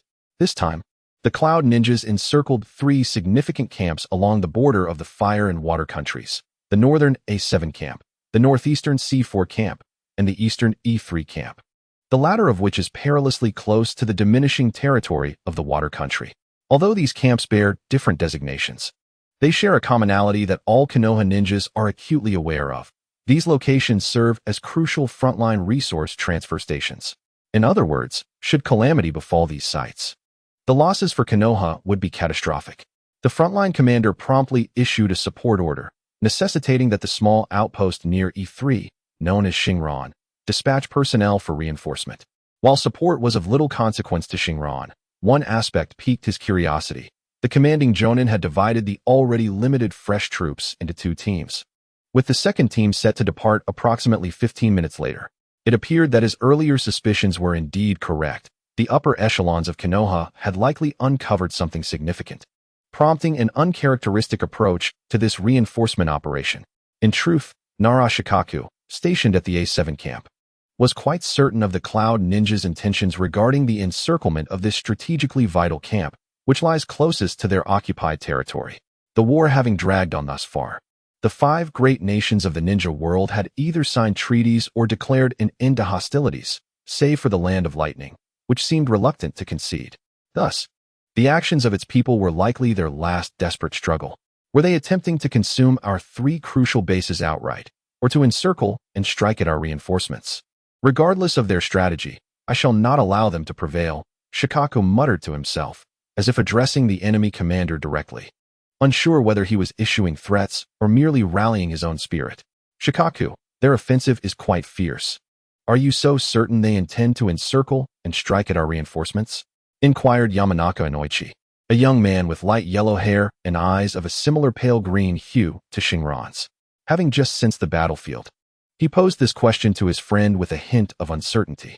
Although the Nara clan had traditionally served as the strategists for the Inoshikacho trio, and Inoichi held a deep respect for Shikaku, today's orders left him feeling somewhat apprehensive. The magnitude of Shikaku's command felt overly ambitious. A misstep could lead not just to the collapse of 1 or 2 camps, but potentially to the complete downfall of all 3 encircled bases. Fear not.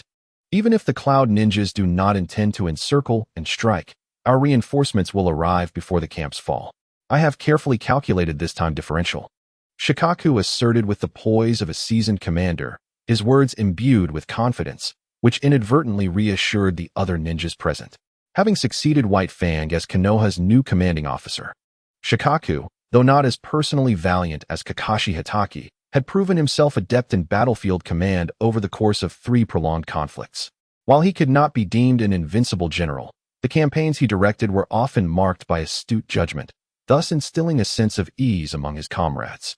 Reflecting upon Nara Kakushi's previous command, which called for the immediate reinforcement of the battlefield by the patrolling forces, while personnel from other camps were instructed to divide into 2 groups, departing at intervals of 15 to 20 minutes, one cannot help but marvel at Kakushi's audacious orders. Typically, one would either refrain from rescue or mobilize reinforcements with utmost urgency. Yet Kakushi's considerations evidently extend far beyond the immediate situation. The enemy has revealed a mere 1,000 troops. Although such a number is considerable, it has been some time since the Tsuchikage, Onoki, acknowledged defeat, leaving Konoha as the sole adversary for the Cloud Shinobi. Hence, the prospect of the Cloud Shinobi deploying a 1,000-strong unit, or even doubling that, remains plausible, making the choice between a strong assault and providing support a precarious 50-50 scenario. However, as the highest commander on the front lines, one must not confine their vision to their immediate territory. When considering the broader picture, Kakushi readily concludes that this encounter is one of ambush rather than a direct assault. There are 2 primary reasons for this. First, the battlefield is in close proximity to Konoha's main base, allowing for a continuous flow of reinforcements. The initial moments are the most perilous. As time progresses, frontline units will rapidly coalesce at these 3 battlefields. Should circumstances turn dire, the Cloud Shinobi forces could become ensnared on the battlefield, and by the time reinforcements from Konoha arrive, even if the Cloud Shinobi's hidden units reveal themselves, it would be of little consequence. the situation would revert to the previous state of war between the two nations, despite the likelihood of an escalating conflict. Kikuchi understands that the Cloud Shinobi cannot sustain such a drawn-out engagement, leading to Konoha's inevitable victory. Furthermore, the existence of this hidden unit remains uncertain. Perhaps when the main force arrives, they will dismantle the Cloud Shinobi's counteroffensive plans. The second reason pertains to the enemy's peculiar deployment of combat forces. While achieving victories by simultaneously attacking 3 locations may yield the best results, everyone is aware that damaging a single hand is less effective than severing a finger. Rather than dispersing over 3 camps with more than 300 personnel each, it would be more advantageous to concentrate 500 troops on 2 locations or even commit all 1,000 to a single battlefield to establish overwhelming dominance. The enemy exhibits greed. Their commander is likely young or newly appointed, eager to prove themselves, thus crafting an overly ambitious and intricate plan. Yet for someone like Kikuchi, seasoned in the art of war, this signifies a flawed design. The more meticulous the strategy, the lower its margin for error. Kikuchi has surmised the enemy's intentions. The Cloud Shinobi aim to allocate suitable forces to the 3 battlefields, stalling the main force while positioning a flanking unit to ambush reinforcements. If they succeed in ambushing this contingent in the wilderness, the flanking unit could then support the main battlefield, while Konoha would be deprived of that avenue of reinforcement, leading to a swift collapse of the situation. Should everything unfold according to the Cloud Shinobi's design, they could significantly reduce their own casualties by employing ambush tactics, effectively bypassing the robust fortifications and inflicting considerable damage on Konoha's ninjas in the wilderness. This scenario epitomizes the classic case of achieving maximum results at minimal cost. However, what Jukyu seeks is not merely the defeat of the enemy, given the overwhelming advantage held by Konoha in the grand scheme of things. All that is required is to prolong the conflict into overtime. Ultimately, the beleaguered Cloud Shinobi will suffer the bitter consequences of their protracted supply lines. At present, Jukyu's task is to ensure that reinforcements reach the 3 battlefronts in a secure manner. The strategy is rather straightforward. It lacks meticulous planning, yet is capable of causing considerable discomfort to the adversary. Of course, this maneuver is unique to Konoha, as it relies on the reconnaissance capabilities afforded by the Byakugan. With this ability, executing a successful ambush becomes exceedingly challenging for the enemy. The reinforcements will be dispatched in 2 waves. The first wave will set off, followed by a delay before the second wave embarks. Should the Cloud Shinobi choose to launch an assault upon the arrival of the first wave, an ambush is inevitable. However, those who can claim the title of ninja are not mere fodder, and a few rounds of skirmishing are certainly manageable. During this time, the second wave of reinforcements will receive alerts from the first wave, hastening their arrival at the battlefield. If they execute their strategy effectively, the Konoha ninjas, initially ambushed, might even orchestrate a counterattack. Conversely, if the Cloud Shinobi refrain from attacking the first wave and focus their efforts on the second, the first wave will still receive warnings and can execute a counterstrike, continuing their earlier tactics. Even if the enemy demonstrates remarkable patience, lying in wait for decades to inflict maximum casualties upon Konoha's forces, the first wave would have safely reached the battlefield by then. At this juncture, Konoha would possess a numerical advantage, and a counteroffensive could potentially shatter the main battlefield. Should the main battlefield collapse, the Cloud Shinobi in the wilderness might find themselves strategically encircled by Konoha, trapped within the borders of the Land of Fire. These scenarios present Jukyu with multiple advantageous options. Although he desires to develop the situation according to his initial intentions, after prolonged combat, he understands that battlefield dynamics often necessitate preparation for the worst-case scenarios. Thus, in this plan, what truly brings Jukyu solace is not merely the potential for counterattacks, but rather the prospect of either the first or second wave of reinforcements being ambushed, allowing both groups to work in concert, sustaining their efforts until reinforcements from the main base arrive. As long as the reinforcements hold firm, they will remain in a favorable position. While the tactical intentions discussed are numerous, they reflect the thoughts Jukyu conjured in a matter of mere minutes. It must be noted that the Nara clan, renowned for its intellectual prowess, is indeed capable of such strategic insights. Click, click, Jukyu mused, with my suggestions. What is there for you to worry about, Hachi? Click, click, what shall we do next? Beside him, a robust figure, laden with flesh, was devouring food while vocally supporting Nara Jukyu. It was a Kimichi Choza, the member of the trio known as the Inoshikacho responsible for breaching defenses. There is nothing more to be done. We must secure the camp. We have done all that we need to do. Now, we shall observe the performance of our reinforcements. Lugio redirected his gaze towards the window, where the camp's walls were bustling with numerous leaf ninjas engaged in fierce combat. Upon hearing Lugio's words, Dingzu, who had just returned to the command post to replenish his energy, seized his long-handled weapon once more and charged back up the camp wall. Meanwhile, what was Shinran doing? As Lugio rightly stated, he was a reinforcement, thus he was performing his role. As part of the second wave of reinforcements, Shinran received an alert midway through his journey. Warning of an enemy ambush, a tactic aimed at surrounding and cutting off support. It must be noted that the Byakugan often functions like a cheat code, significantly diminishing the advantages of enemy ambushes. Following the plan, their objective was to coordinate with the first wave of reinforcements. Upon receiving the message, the entire team hastened forward, merging with several other nearby leaf reinforcement squads. Some of these were from the first wave, while others were from the second. Regardless, they were all en route to the battlefield, resulting in the dispersal of numerous leaf support teams. As they drew closer to the battlefield, these smaller units gradually converged into a singular force. Ninjas possess a remarkably low demand for terrain, which leads both the leaf and cloud ninjas, whether on the offensive or defensive, to scatter in small groups across a given area. Once conflict erupts in a particular location, both sides quickly converge there.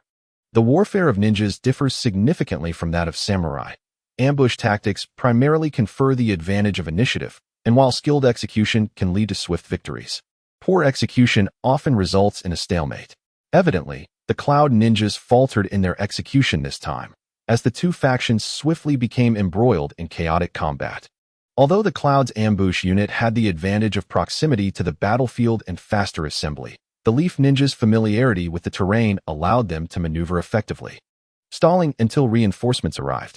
In an instant, the wilderness battlefield transformed, just as Lugio had envisioned. The advantages and disadvantages of both sides began to equalize, leading to a deadlock. Medical ninjas, come here. He is gravely injured. We need medical ninjas immediately. Are there any medical ninjas? My brother's arm has just been severed. Timely intervention could save him. As Shinran, filled with fervor, prepared to unleash his might with the 8 gates, he found himself inundated with cries for help upon nearing the battlefield. This was a woodland battleground, reminiscent of the encounter between the young Minato Namikes and the formidable AB duo years ago. The borders of the Land of Fire were rife with such environments, where ninjas from both sides altered the terrain, taking cover behind obstacles while exchanging jutsu and shuriken, or utilizing nearby trees as shields, constantly seeking opportunities to deliver lethal strikes to their adversaries. The air was thick with waves of energy, mingled with the sense of flesh and blood, striking fear into the timid while inciting madness in the audacious. Upon arriving at the battlefield, Shinran's instinct as a sensory ninja compelled him to activate his Byakugan and heightened perception to survey the area. However, just as he grasped a rough outline of the scene, a dark figure darted past him. Had it not been for Shinran's extraordinary dynamic vision and reflexes, he might not have recognized the individual clad in a leaf green vest and forehead protector, and others would have instinctively launched an attack. A Leaf Village ninja, carrying another severely injured Leaf ninja, hurriedly fled past Shinran, as if pursued by a rabid dog through 8 streets. In truth, this duo was indeed being hunted. As Shinran saw his comrades, he also noticed a group of Cloud Ninjas lagging approximately 20 meters behind. There were 3 of them, clearly a significant threat to the duo from Leaf Village. However, within Shinran's perception, the chakra levels of these Cloud Ninjas were merely at the Chunin level. Moreover, his keen observation revealed that they appeared somewhat disheveled and fatigued. The opportunity had presented itself. This was a moment ripe for a decisive 3 kills. Although Shinran had lived 2 lives, he had only experienced a brief existence in his previous life before being gravely ill and transported to this one, where he had barely survived for over a year. Having just awakened his technique, the 8 gates, he was eager to showcase his newfound prowess and had no intention of being courteous to his foes. First gate of the 8 gates, open. His skin flushed crimson as green chakra began to radiate around him, and he surged forward towards the 3 Cloud Ninjas. Regrettably, the combination of his superhuman physique and the dual advantages of the 8 gates far exceeded the combat capacity of a wounded Chunin. The sound of 3 muffled thuds echoed as he struck, with a speed approaching the sound barrier and an attack velocity surpassing it. The force he exerted was akin to that of a warrior from a mythic tale. The Cloud Ninjas, unless they had prepared a substitution technique or instantaneously fled, stood no chance against him.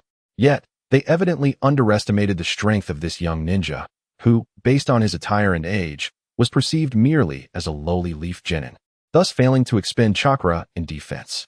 In an instant, 3 shadows were sent hurtling backward, accompanied by the sound of collapsing chests, vanishing from sight as the Cloud Ninjas met their demise. After dispatching the 3 inconsequential foes with ease, Shinran felt a lingering thrill and turned his gaze to the battlefield, preparing to seek another target. At that moment, however, the duo he had just seen fleeing, one carrying the other, returned to the scene. Daju was bearing Wulong on his back. Forgive the fact that even minor characters have names, as it is a stroke of luck, considering the unfortunate fates that befell characters in the previous narrative. Having been desperately maneuvering moments ago, Daju was taken aback to find a leaf comrade before him. Unfortunately, their condition was too dire at this juncture, and they could only hope that their ally would assist in staving off an attack. Under normal circumstances, such camaraderie among ninjas would prevail. A healthy comrade would cover for the others, allowing them to continue their retreat despite being outnumbered, ultimately ensuring their safety. However, if the enemy grew too greedy, they might find themselves lured into a trap by their own adversaries. Thus, Daju continued to flee in unison, feeling that his comrade should be initiating the first wave of defense. Instinctively glancing back as he ran, he turned around to head back. Upon closer inspection, he realized this was none other than Shinran from the same camp. With a capable healer at hand, why should he exert himself to seek assistance from the rear? Although the reason behind the sudden disappearance of Jonin, who had been relentlessly pursuing, remains a mystery, it is reasonable to surmise that he has retreated upon discovering the arrival of the first reinforcements, fearing a counterattack from a steady stream of support. Shanzhong Xingran, it is truly fortuitous to encounter you. Please, save Wulong. He is on the brink of collapse. In the heat of battle, there is little room for excessive chatter. The irresponsible Daju classmate hastily entrusted Wulong's care to Shanzhong Xingran, then immediately donned a grim expression, drawing his kunai and plunging back into the fray with an intensity reminiscent of Zhao Zilong's daring 7 incursions. He seemed oblivious to the fact that Xingran had just entered a super saiyan state. Gazing down at Wulong, who had been thrust into his arms, Xingran noticed the boy's small mustache and pondered whether he bore the surname Maoli. However, such musings were fleeting. In team battles, the contributions of both ADC and support are paramount, so he resolved to attend to the wounded.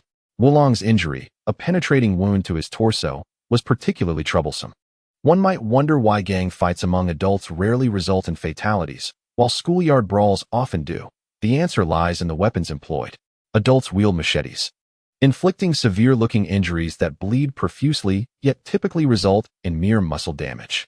In contrast, the adolescent fighters often resort to direct stabbing, leading to immediate internal damage that can prove fatal before the victim even reaches the hospital. Xingran carefully laid Wulong down and, as he dispelled the 8 gates, activated his healing technique. A surge of yang-release chakra swiftly began to mend the internal injuries. In truth, there was a moment of hesitation when Xingran released the 8 gates. The chakra amplification brought on by this technique, even for someone with an extraordinary physique, would yield substantial benefits. However, he recognized that the chakra in such a state was too volatile. Under these conditions, not only was it impossible to perform his healing technique, even standard medical ninjutsu would be ineffective. Achieving a sustained and ample release of medical ninjutsu through the 8 gates would require considerable finesse. Before long, specifically, within a mere 5 minutes, Xingran had pulled Wulong back from the brink of death. Under normal circumstances, this would be the moment to apply medication and dress the wounds, conserving chakra for the medical ninja and minimizing cellular degradation of the injured. Most crucially, the recently healed wounds were fragile, while they appeared to have closed. They were at risk of reopening.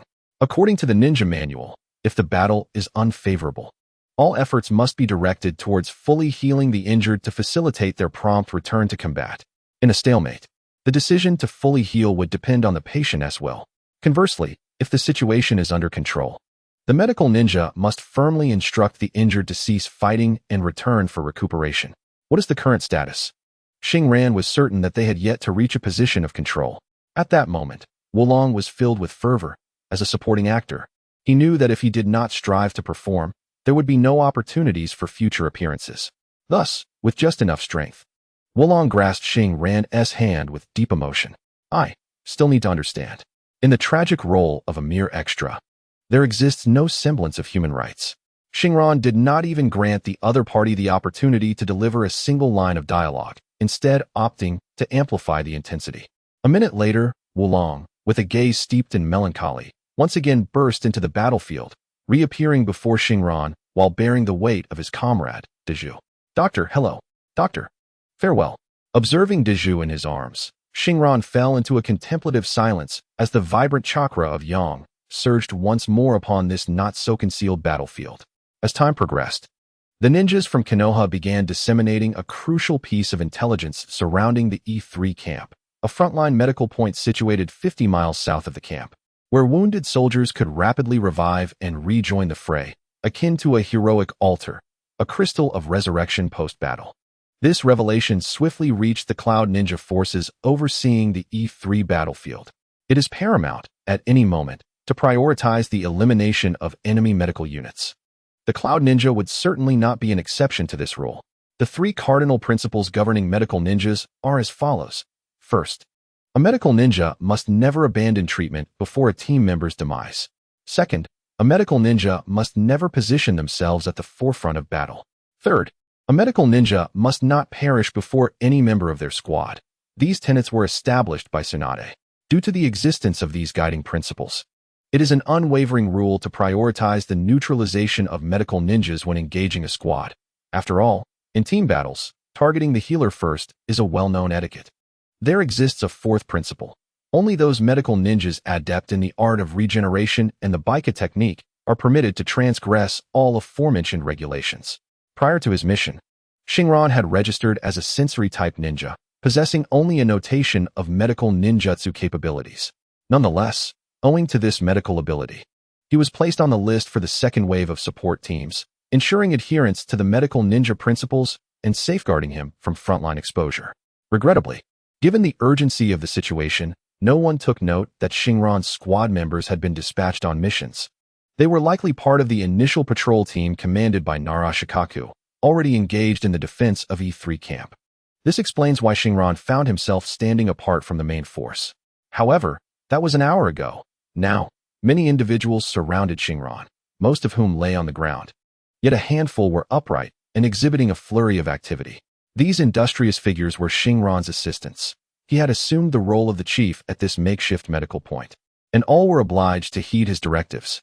Among these aides were also two medical ninjas who had come from other reinforcement camps.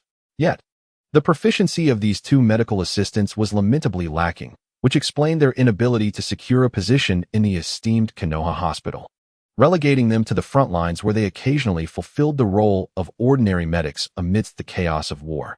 Though these two assistants may appear rather inept in Xingran's eyes, such as having insufficient chakra, which causes them to shut down after a few uses, or their crude chakra control resulting in unsightly wounds that hinder post-operative recovery and future mobility, they are, in fact, medical ninjas of the Chunin rank.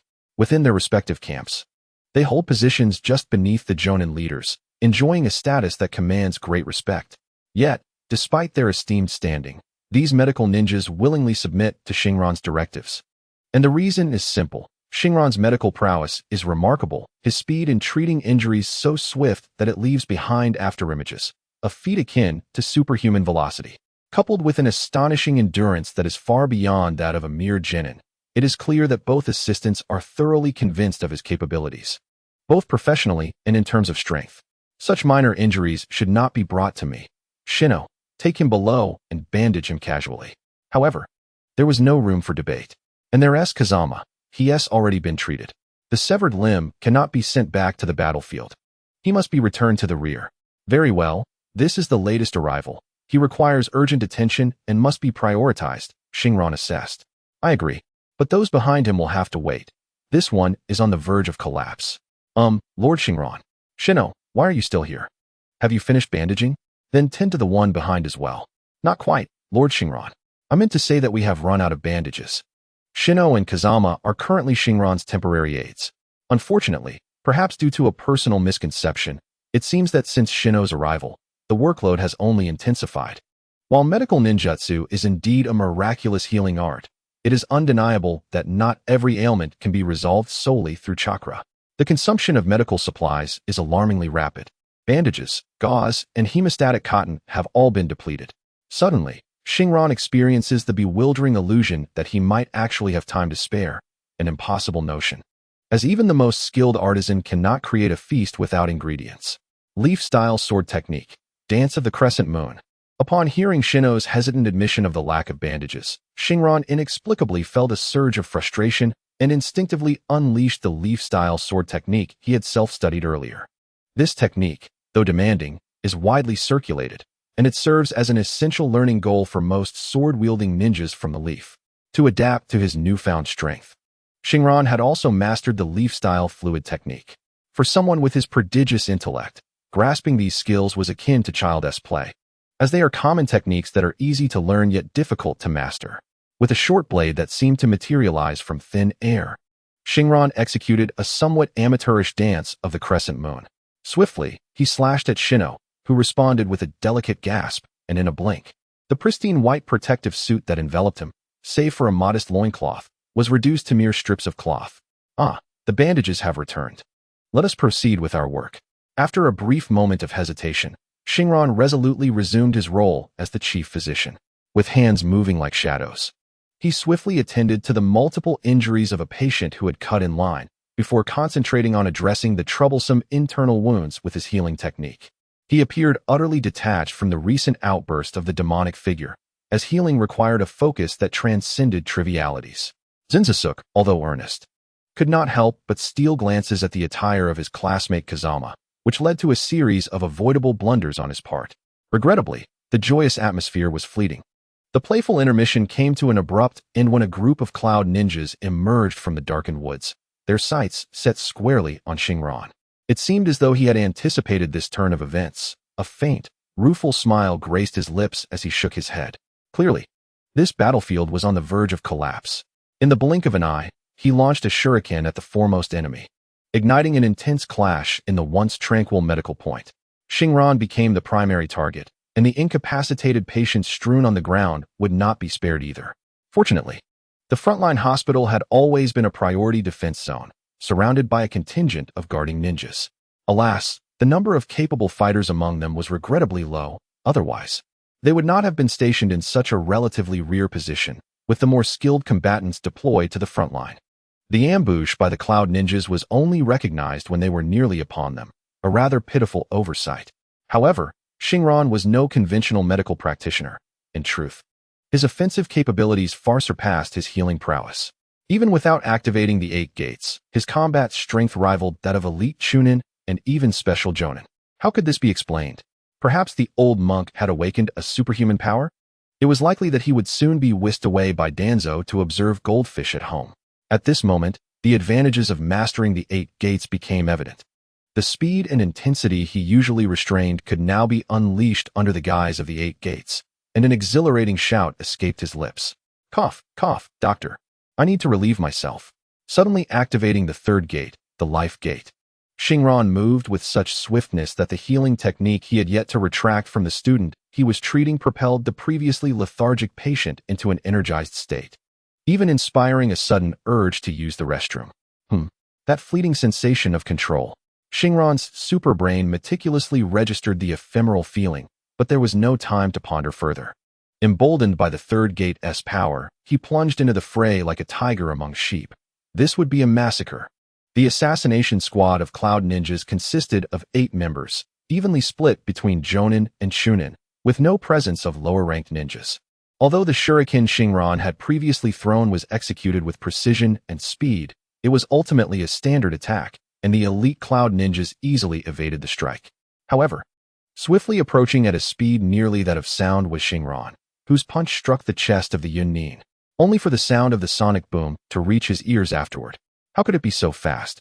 The final thought of this Yunin flickered in his mind just before he succumbed to eternal darkness.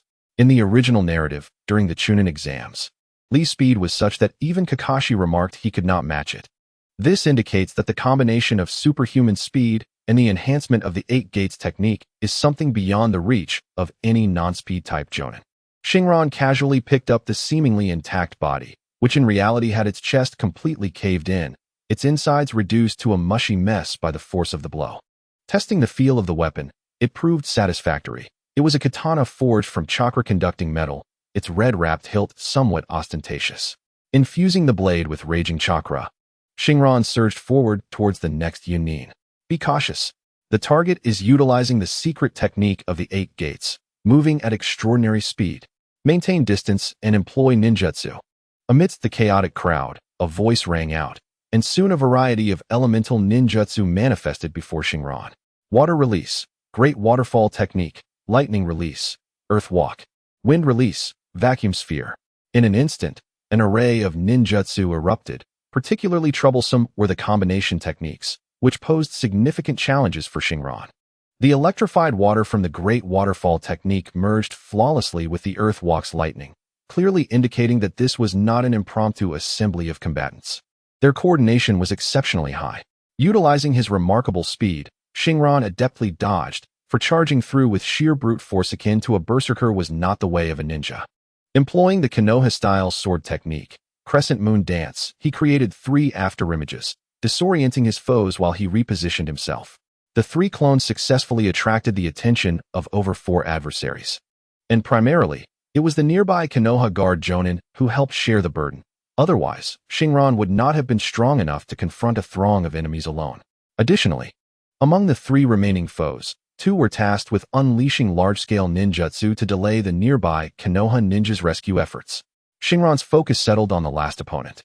A clear efficiency-driven individual who recognized the dangers posed by a ninja employing the 8 gates technique. Understanding that this was the enemy's peak moment, the wisest course of action was to evade the confrontation and target others instead. Thus, a female Chunin ninja pursued Shinron from behind, intent on eliminating all medical ninjas, including him, perceiving him as an easy target. The weapon in the Jonin's hand was a rare shuriken, yet when combined with lightning chakra, it possessed a formidable penetrating power, placing Shinron in a precarious situation. Swish, swish, clang. The shuriken throwing technique was Shinron's specialty, and it represented one of his few ranged defensive options. However, a skill is only as good as its application. While Itachi had an array of attack methods, the shuriken throwing technique never lost its relevance. It was an energy-efficient, high-reward tactic, ideally suited for chaotic battlefields, allowing for maximum impact with minimal effort. Under the formidable state of the 8 gates, Shinron unleashed an unprecedented surge of power, launching 2 spinning shurikens with a velocity surpassing any prior attempts, aimed directly at the target, Jonin. However, Shinron had only recently begun to harness the shuriken techniques of the 8 gates, and had yet to fully acclimate to the art of dual-directional throws. The outcome of this assault left the perilously positioned Shino with a sense of despair, as the first shuriken was evidently directed to relieve the pressure. Unfortunately, its speed was so overwhelming that it was slightly premature. To an outsider, it appeared as though Shinron had targeted Shino directly. Fortunately, while the general trajectory aimed towards Shino, the shuriken narrowly grazed his chest and continued on its path. Immediately following, the second shuriken arrived in rapid succession, also at an extraordinary speed.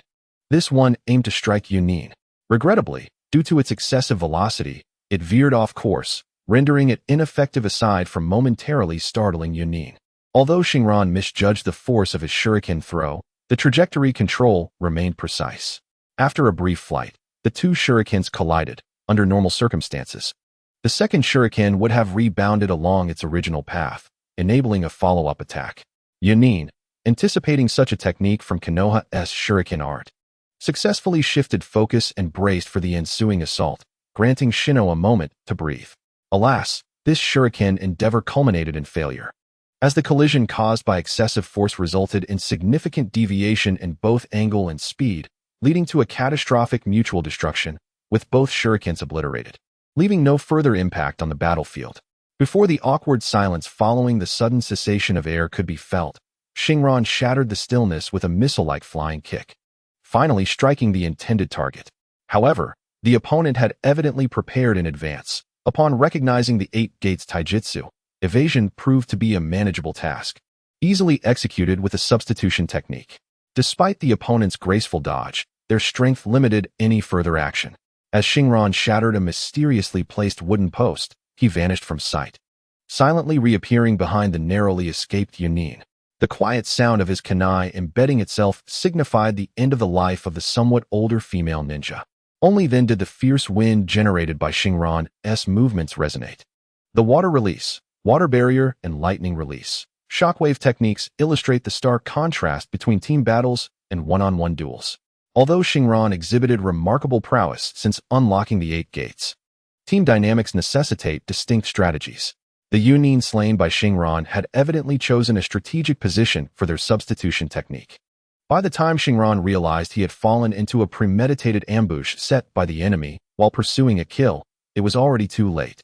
The simultaneous execution of eliminating an opponent and triggering a trap was a precarious dance.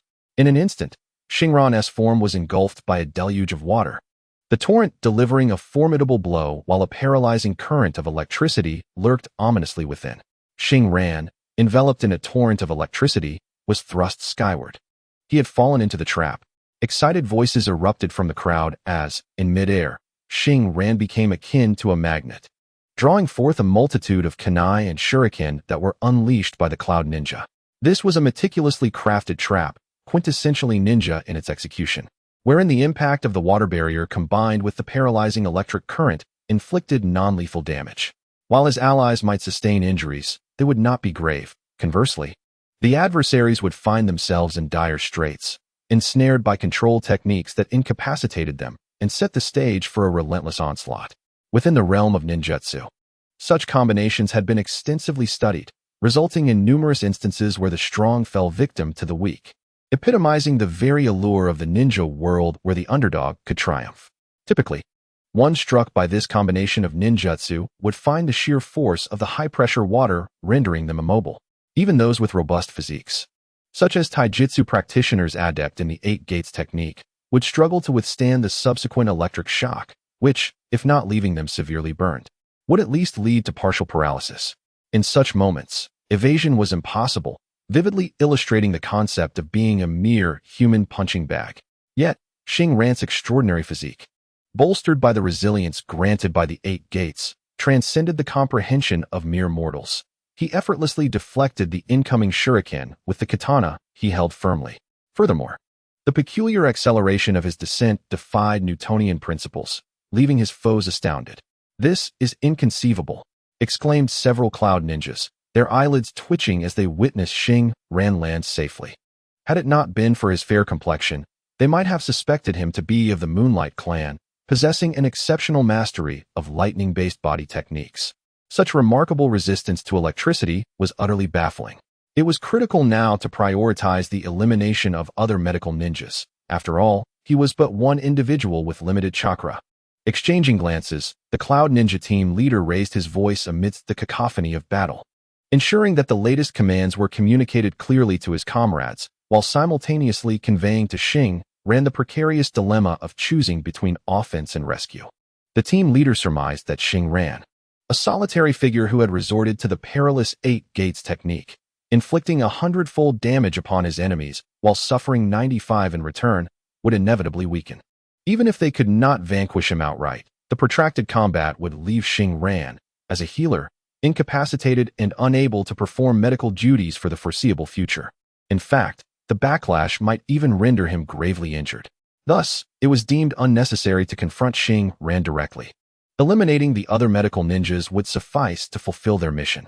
Amidst the ever-shifting dynamics of the battlefield, Shinran had discreetly activated his limited flight ability to descend swiftly. However, upon landing, he discovered that his opponents had opted to target the vulnerable, compelling him to unleash his full potential. "Originally, I intended to defeat you through technology. Now, I can only rely on my VIP 8 status to overpower you."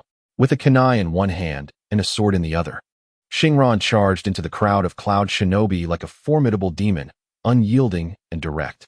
While temporarily unable to execute a second directional change, his accuracy remained impeccable. Enhanced by the power of superhuman strength and the 8 gates, Each kunai struck with the force of a heavy crossbow, lacking only explosive effects but nonetheless immensely powerful, rendering evasion the only viable option. Though his methods appeared exceedingly violent, even elite cloud shinobi, classified as Jonin, could effortlessly evade such straightforward attacks that relied solely on speed without any accompanying technique. Despite Shinran's fierce maneuvers, he only managed to obliterate the torso of a Chunin with his initial strike, thereafter merely causing destruction to the environment. Such meager accomplishments were unacceptable to onlookers. Was this truly a Jonin? Surely, even elite Jonin could perform better. Once the kunai were exhausted, he shifted to his sword, which, when combined with his swift movements, allowed for rapid strikes. Failing to properly execute the body flicker technique could lead to his own demise. Seizing the moment when a sluggish Chunin barely evaded a kunai attack, Shinran forcefully struck the ground with his ankle, creating a massive crater. His near-supersonic form appeared behind the Chunin, and due to the acceleration, he hardly needed to exert himself. The Chunin was severed in two, meeting a gruesome end. This was untenable. If MG were present, the Cloud Shinobi would undoubtedly lodge complaints. With this VIP-8 present, the gaming experience for everyone was significantly diminished. The opponent's speed was too great, rendering blade strikes ineffective, and while broad-range ninjutsu could potentially connect, this individual sword, as if imbued with some extraordinary power, charging recklessly through fire and water techniques. Lightning and wind techniques were ineffective as well, failing to strike vital points. Any hits that landed were disregarded by the opponent, who resembled a berserker, enhanced by all available seals. Strikes that could inflict damage missed entirely, while those that connected lacked any significant impact. Even when a minor injury was inflicted, the opponent seemed to heal faster than any damage could be dealt. Was there any way to contend with this? Ultimately, of the 8-man ambush team, 4 elite Jonin fled in terror from Shinran. If they could not confront him, it was only sensible to evade. Shinran looked helplessly at his own Jonin. While he could claim that the enemy was elite, they were of the same rank, and failing to detain anyone was rather excessive. The Cloud Shinobi unit, unaware that Konoha had merely 3 medical ninjas, might have refrained from this ambush had they known the battlefield's legends of full resurrection. With so few medical ninjas at the front line, perhaps the ambush team would have reconsidered their approach. Upon realizing the disparity between difficulty and reward, they retreated decisively. The 2 commanders, upon receiving intelligence from the wood ninja, believed that Konoha had unexpectedly deployed a medical squad to lay an ambush, prompting their assault. In the Cloud Shinobi's perspective, medical ninjas were rare, and this was indeed the truth. To achieve the results described in the intelligence, the medical unit required a contingent of at least dozens of medical ninjas. Little did they know that upon arrival, only 3 individuals were present. This was merely a standard frontline configuration. In the original narrative, although the medical corps appeared numerous during the 4th Great Ninja War, subsequent developments revealed that this abundance primarily comprised defensive units. If there truly existed a plethora of medical ninjas, how could Sakura and Shizen tirelessly tend to the wounded? Ultimately, the scarcity of capable medical ninjas remains a harsh reality. Tsunade's ambition to reform the system by assigning a medical ninja to each team should not be dismissed as a mere folly of the village's higher-ups. The truth lies in the limitations of their power. Each medical ninja is a precious asset, not to be squandered like ordinary shinobi. In the minds of the defeated Cloud Ninja Raid team, the mission had indeed been accomplished. There were merely 3 targets, and 2 of them exhibited a palpable lack of chakra, indicative of extreme fatigue from prolonged exertion. The sole medical ninja with ample chakra had utilized the forbidden technique of the 8 gates, and, at least for this war, would not be able to contribute further. Although the latter half of the mission resembled a nightmare, the team found solace in the completion of their task, a testament to their capabilities as shinobi.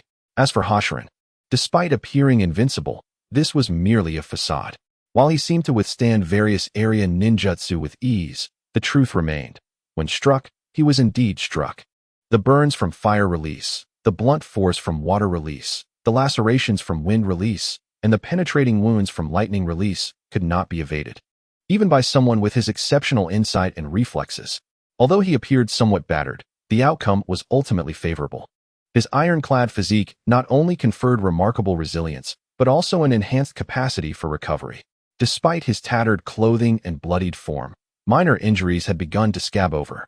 This remarkable recovery was largely due to the timely intervention of the Leaf's elite Jonin, who restrained several Cloud Jonin after Hoshiran weathered the initial wave of assault.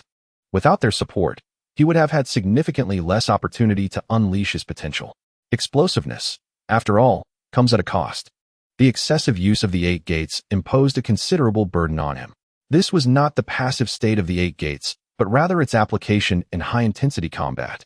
Even Hoshiran, with his formidable constitution, found substantial muscle tissue loss and vascular damage upon introspection. Nevertheless, such sacrifices were worthwhile. Although many defenseless casualties fell early on, the majority were saved, and both Shinji and Kazama emerged relatively unscathed. Gratitude was owed to the nearby guards for their valiant efforts in stalling the enemy, allowing his side to complete their assault. As Hoshiran sat on the ground, he released the 8 gates. The extraordinary vision and hearing that had tracked the retreating Cloud ninjas faded into the horizon. Had it not been for this, he would have hesitated to deactivate the 8 gates, fully aware that the ensuing period of vulnerability left one exposed to danger. While his situation was not as dire as Guy's, the threat of a counterattack still loomed large. Drawing forth 2 military ration pills to replenish his stamina. It must be noted that the extraordinary recovery ability of a superhuman is immensely taxing on one's energy reserves. For Shinran, consuming these military ration pills did not reveal much difference. Had he partaken of ordinary food, he would undoubtedly have experienced a surreal sensation reminiscent of a crossover into the world of pirates. He believed he could easily consume meals meant for 20 individuals. Shinran-sama, shall we relocate? At that moment, a Leaf Village Jonin responsible for guarding this temporary medical site approached Shinran with a tone imbued with respect, seeking his counsel. Previously, this Jonin had not exhibited such deference, a fact that Shinran could comprehend. Initially, the respect was solely for his medical prowess, which was quite warranted. However, as Shinran showcased his unparalleled abilities, drawing the battlefield's full attention, it became evident to all that the ninja from the Yamashiro clan possessed not only formidable medical skills, but also remarkable strength as a ninja. In the ninja world, the respect for the powerful is deeply ingrained. This occasion truly allowed Shinran to demonstrate his talents, evoking a mixture of trepidation and exhilaration within him. In this world, mere survival was insufficient. Many resources were only accessible upon the exhibition of certain abilities. Yet, Shinran was no fool. He understood the necessity of gauging the extent of his capabilities. Should he overreach, he might attract unwanted envy, much like his fellow villager Danzo, who maintained a persistent, unsettling connection with Orochimaru and never relinquished his pursuit of human experimentation. The talents he displayed had not yet reached the grotesque level of Uchiha Shursui, which would be deemed unacceptable. However, distinguishing himself among the multitude of ordinary ninjas to become a dazzling new star was certainly within reach. In time, the village would naturally regard him with greater significance.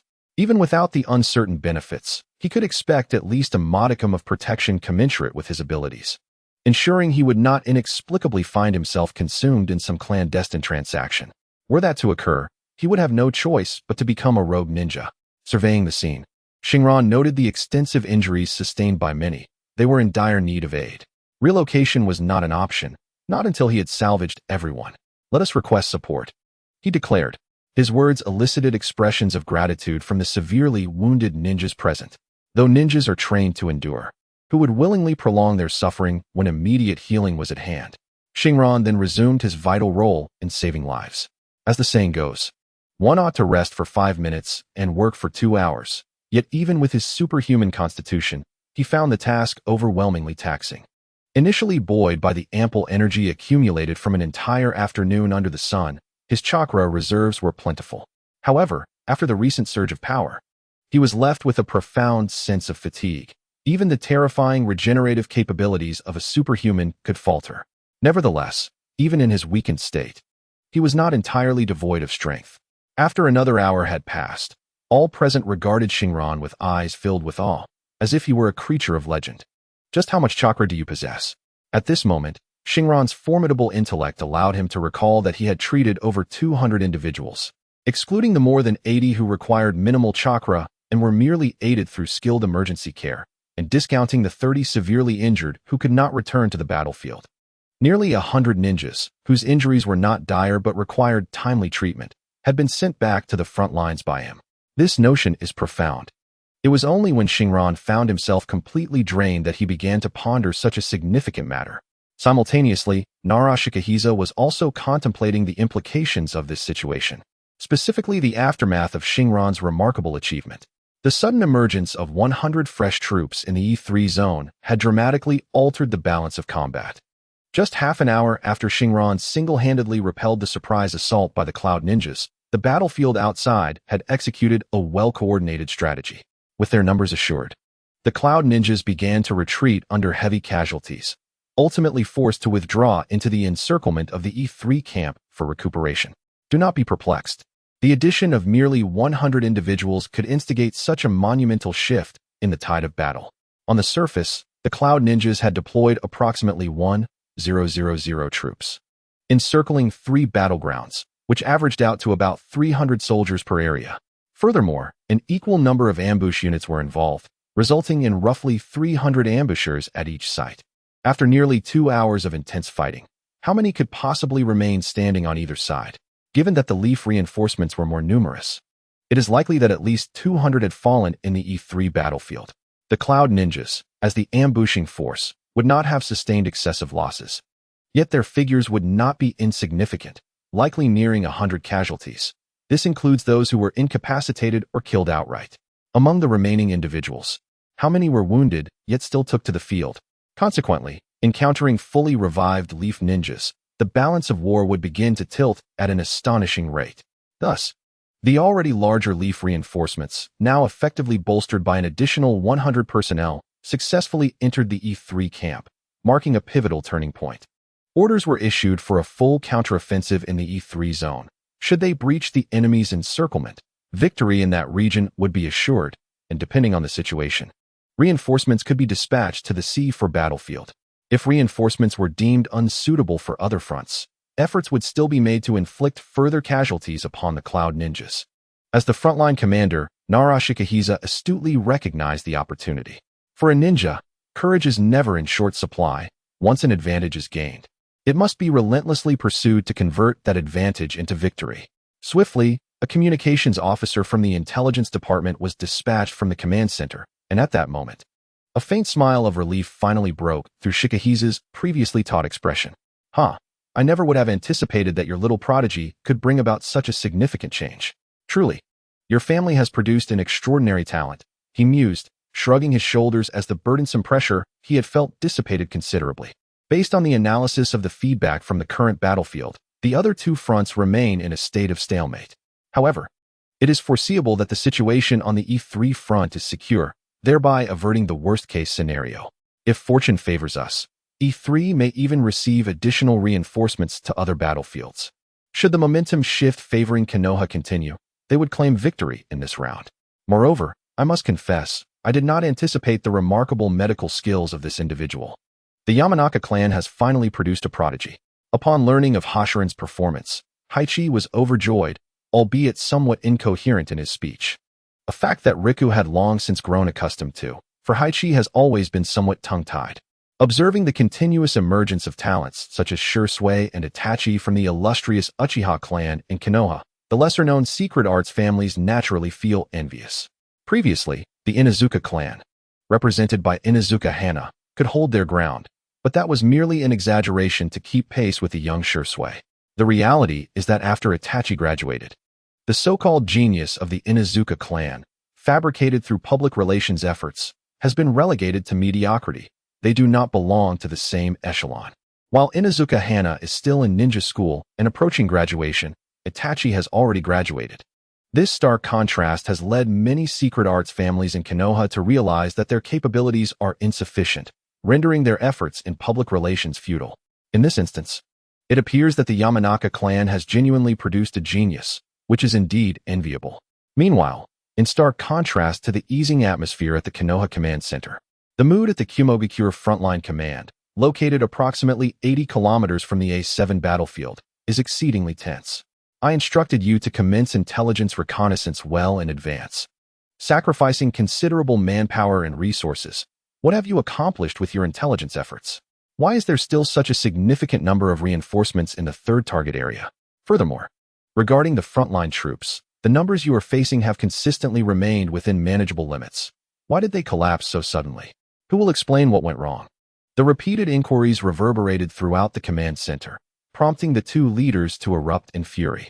Due to an overly stringent plan, each front line has been tightly secured, and now, with the unexpected issues arising in the third target area, there are no reserve troops available to rectify the situation.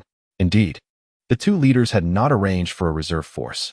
Due to political considerations, she has been vigorously promoted by the Raikage, but she also bears the burden of sharing some of the Raikage pressures. For instance, she must deliver a significant victory to demonstrate to the higher-ups that she is not only capable in battle, but also a qualified commander. Therefore, she is betting everything on this, committing fully to all three battlefields. According to the plan, even if they do not capture the enemy's camp, they will achieve substantial destruction of Konoha's remaining forces, thereby gaining an advantage for future negotiations. Thanks to extensive reconnaissance efforts in the early stages, the two leaders possess a thorough understanding of the conditions on these three fronts, perhaps even rivaling that of their opposing commander. In this context of mutual awareness, as the proactive party, even if they ultimately do not secure victory, the worst outcome should still align with their political objectives. However, within the third target area, which corresponds to the E3 battlefield of Konoha, an unexpected complication has arisen, potentially leading to the fraying of a taut thread and even affecting other battlefronts, resulting in a catastrophic bloodbath. A somewhat timid voice, presumably belonging to a medical unit from the opposing side, echoed through the hushed command center, betraying a distinct lack of confidence. It's impossible. I dispatched an elite ambush squad. That rumor is false. There are no formidable medical ninjas. Merely a highly skilled medical soldier with a considerable chakra reserve. Furthermore, the mission report indicates that they have activated the 8 gates forbidden technique, which, even if they survive, holds no bearing on the war. The two commanding figures from the Wood clan brusquely interrupted this timid voice, for she held a fervent admiration for iron-willed soldiers and demanded the same from herself. With a queenly demeanor, she harbored a profound disdain for timidity, weakness, and insecurity. However, numerous reports from the front line indicate that many Konoha ninjas, previously deemed on the brink of death, have re-emerged in the battlefield. That is merely the excuse of cowards. I command that the third target battlefield must hold its ground. The strategic objective there has already failed. Our sole duty now is to ensure that the Konoha ninjas in the third target area remain incapable of supporting the other two battlefronts. When necessary, you are all to hold the line.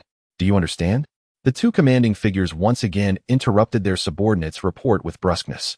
At this juncture, whether Konoha had unexpectedly received a reinforcement of 100 or if the rumors of a powerful medical ninja were true had become irrelevant.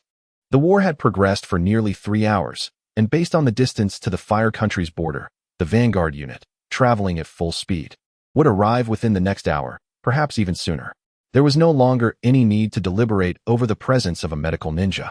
Should we prepare for an early conclusion to the battle? After dismissing most of the combat troops from the command center, the two commanding figures fell into contemplation. Following an analysis of the recent skirmishes, it was evident that the Cloud Ninjas had caught Konoha off guard, yielding a notably favorable casualty ratio, peaking at a 12-1 loss rate. However, with the arrival of Konoha's reinforcements, they quickly regained their footing, primarily due to the significant advantage provided by the Byakugan, causing this casualty ratio to plummet below 115. Currently, the situation on the table still favored their side, yet the longer the conflict persisted, the more this advantage would be neutralized by the opposition. This outcome would not serve Lord Raikage's political objectives, especially in light of the unforeseen setbacks at the third target. The two commanding figures believed that the balance of power would soon tip to an even footing, at which point the Cloud Ninjas would find themselves defeated, as they could not compete with Konoha in terms of attrition. Report: a new development has emerged in the third target area. Konoha ninjas have surged forth, and the upper ninja class is exerting all their strength to hold the line. However, reports from the front line indicate that they are nearing their breaking point. As the two commanding figures hesitated, a dire piece of news compelled her to make one final decision before concluding the war. Withdraw the encirclement of the third target battlefield. Dispatch rear guard units for interference and delay, while the rest of you hasten to the second target battlefield. Within half an hour, I want Konoha's fresh forces completely eradicated, after which we will retreat entirely. This marks the conclusion of the battle led by the two wooden figures, and the aspiration for a triumphant completion has evidently become unrealistic. The Hidden Leaf Village appears intent on breaking through the encirclement to adopt a snowball strategy, aiming to reclaim a measure of victory. In light of this, preparations must be made to at least sever one of their fingers. As the dawn's light graced the horizon, reinforcements from the Hidden Leaf arrived, basking in the morning glow. However, the war that commenced in the late hours of the night had already reached its conclusion nearly half an hour prior. Shinran felt the warmth of the sun infusing him with energy, as his withered chakra found relief, finally granting him the strength to tend to Kai's injuries. Approaching Kai, who was swathed like a dumpling, Shinran beamed a broad smile that seemed contagious. Knowing that his suffering would soon be alleviated, Kai returned the gesture with a foolish grin. Many others shared in the smiles. Not a single camp of the Hidden Leaf had been breached, and the war seemed to have culminated in a successful defense for them. In fact, the E3 battlefield had even launched a counterattack that inflicted significant damage upon the enemy. This notion of victory was not solely confined to the despondent ninjas. Even Nara Shikahisa, the commander, harbored similar thoughts. Although the Cloud Ninjas had inflicted substantial losses before the arrival of reinforcements at the Hidden Leaf's headquarters, the damages remained within acceptable limits, especially considering that the counteroffensive on the E3 battlefield had also dealt considerable casualties to the Cloud Ninjas. Strangely, within the Cloud Ninja Command Center, the atmosphere was rather buoyant. Despite the challenges faced during the mission, the ultimate outcome met the higher-ups' requirements, at least the minimum expectations.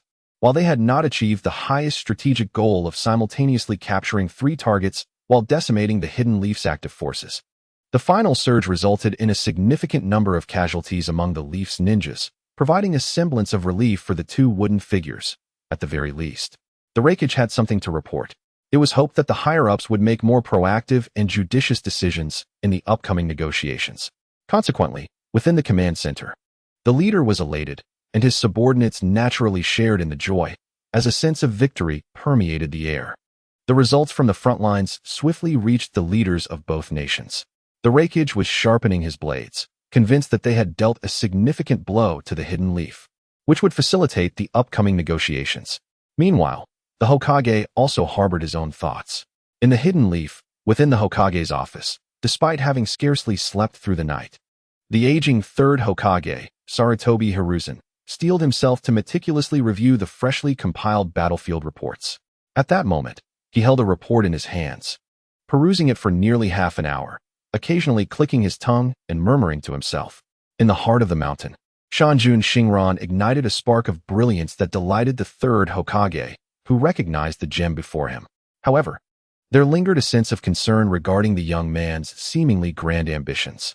At this moment, the 3rd Hokage felt a surge of joy, yet he pondered whether this ambitious spirit was a boon or a bane. Due to Shanjun Shinran's outstanding performance, the village decided to award him a significant merit, a rare honor that could be exchanged for an A-rank jutsu. Yet, this youth expressed a desire to accumulate even greater accolades, aiming for an S-rank technique instead, leaving the Hokage in a quandary about his intentions. One could commend his genius, or perhaps criticize the folly of youthful aspirations. Despite the skirmishes, they had not suffered defeat, and there was even a sense of emerging victory, which certainly pleased the elder. However, as he grew older, the Hokage found that what brought him the utmost joy was witnessing the enduring spirit of Konoha's will of fire in the next generation. Reflecting on the once unremarkable Shanjun Shinran, who had even been deemed unfitting for the life of a ninja following a team's demise, it was astonishing how swiftly he had matured through the crucible of battle. The report revealed that Shanjun Shinran not only excelled in medical ninjutsu, but had also trained alongside Guy in the 8 Gates technique, achieving a commendable level of proficiency in less than a month. This rapid advancement was a testament to his talent. Yet it was the strength of his will that was paramount in mastering such a demanding technique.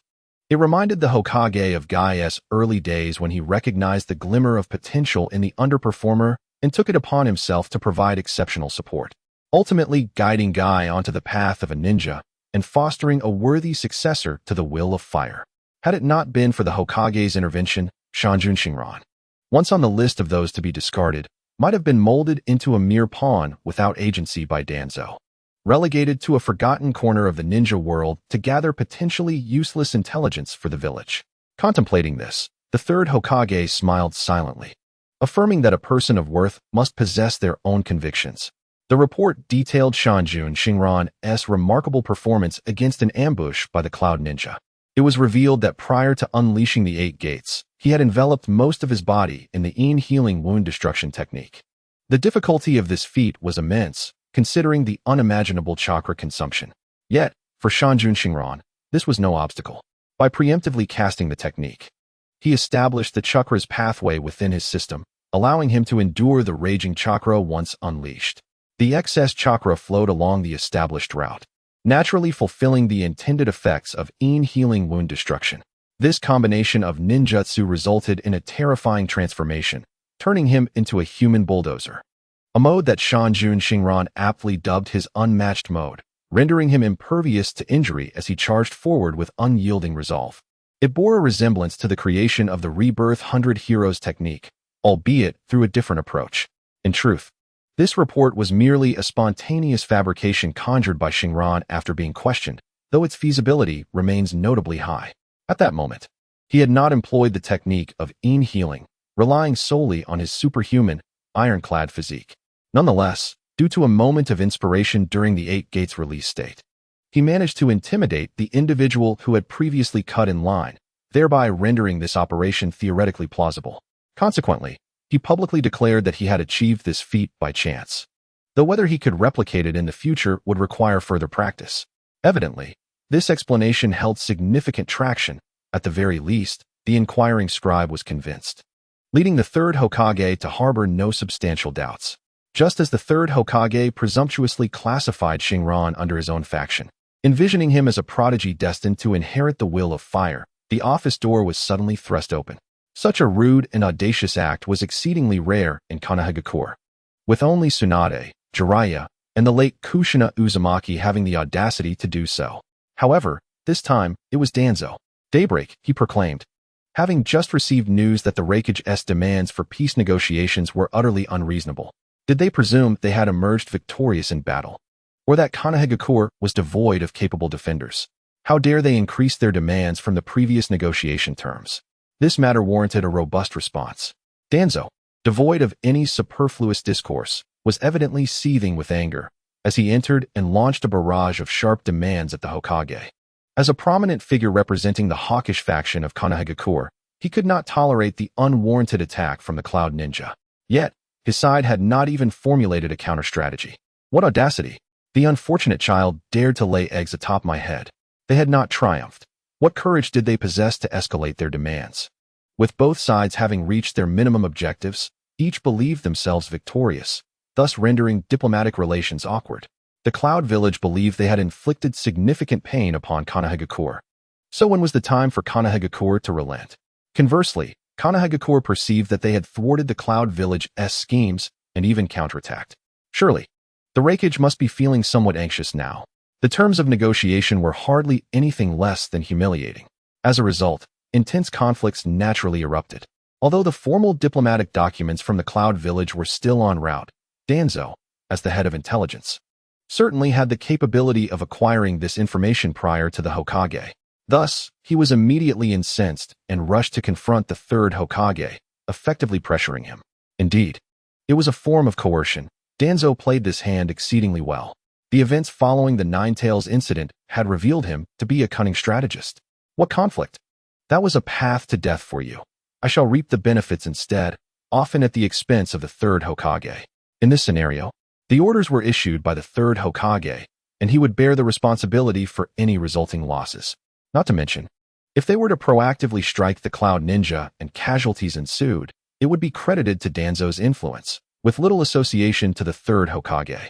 Conversely, should a significant number of lives be lost or the mission fail, the higher-ups might be aware of the truth, but the common folk would not. A simple rumor could tarnish the reputation of the third Hokage as the scapegoat. It is crucial to recognize that public support for the Hokage's position is immensely significant. With repeated missteps, the third Hokage might find himself facing removal once more. Shimura Danzo has always been a quintessential exemplar of internal intrigue and external conflict. The third Hokage felt somewhat helpless regarding Danzo's audacious breach of protocol. He deeply regretted the ease with which he had reconciled with Danzo in the past. Perhaps age had dulled his resolve. When he resumed the role of Hokage, Danzo had ordered Root to assassinate him. Although he had caught Danzo in a compromising position, he ultimately chose to endure due to the influence of Danzo's Root in the Shimura clan. It is indeed true that Danzo was spared by the third Hokage after his assassination attempt, and whether this was out of concern for Root and the Shimura clan remains a tenuous inference, one that leaves much to be desired in terms of critique of Kishimoto's narrative choices. Danzo should have been confronted, at the very least. The power of Root ought to have been curtailed. As the saying goes, one misstep can lead to eternal regret, and now this old schemer has resurfaced. Upon receiving the intelligence presented by Danzo, the third Hokage glanced over it, his face contorting into a frown reminiscent of a withered flower. The intelligence indicated that the higher-ups of the Cloud Village believed that this recent assault had inflicted significant pain upon Konoha. Consequently, for Konoha to conclude the war with dignity, they must materially appease the Land of Lightning. Otherwise, the Cloud Village would ensure that Konoha suffered losses far exceeding any compensation. Indeed, from the intelligence, Danzo's claims seemed rather reasonable. Konoha had not lost the war. What audacity did the Cloud Village possess to act so brazenly? However, the third Hokage was no god of thunder. He could not afford to allow Danzo to continue his relentless torment while he maintained a facade of benevolence. If he were to heed Danzo's counsel, it would lead to war, an endeavor fraught with the inevitability of death. Following the outbreak of the Third Shinobi World War, Konoha had already engaged the entire world. At this juncture, the priority was to minimize losses. Let it be known that I am an advocate for peace. My position shapes my perspective. The benefits of victory are often invisible to the masses, known only to a select few who manage to avert losses on paper. Regardless of whether the outcome was triumph or defeat, the families of the deceased would undoubtedly resist any form of governance. With the world on the brink of peace, why should I allow my kin to perish needlessly? Once a family member is lost, no amount of discussion regarding village interests can assuage the grief. Not everyone possesses the fortitude of Itachi Uchiha, who, despite the slaughter of his family, continued to struggle for the sake of the village. The darkened path of Sasuke is, in fact, the prevailing norm in this twisted reality. For the sake of his own interests and stance, the third Hokage could not easily acquiesce to the notion of retaliation. Danzo, this was merely a preliminary report. Since this pertains to potential negotiations, there must be formal documentation. The matter shall be discussed further once the official documents are confirmed. Indeed, the third Hokage had grown old, and for the moment, he could not devise a compelling argument to persuade Danzo to refrain from complicating matters further, thus opting for a strategy of delay. Unfortunately, circumstances took an unexpected turn. The seemingly triumphant Cloud Village was eager to expedite the peace talks, and a hastily dispatched message from a ninja raven reached the third Hokage at this awkward juncture. Danzo, who had been on the verge of a tirade, fell silent, adopting a demeanor of inscrutable wisdom. As expected, the formal documentation aligned with the intelligence report. Such matters were not within Konoha's purview to accept. It was time to summon the Elder Council for a meeting. Though the elders of the Advisory Council and the office of the third Hokage are situated within the same building, a few moments of delay ensued before the third finally formulated his thoughts.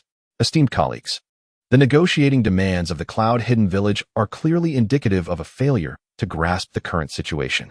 We must convey to them the reality of the war and who the true victor is at this juncture. Upon the arrival of the council members, Nara Shikaku and Mito Gate Kurenai, Danzo was the first to articulate his views. He was an advocate for aggression, advocating for war.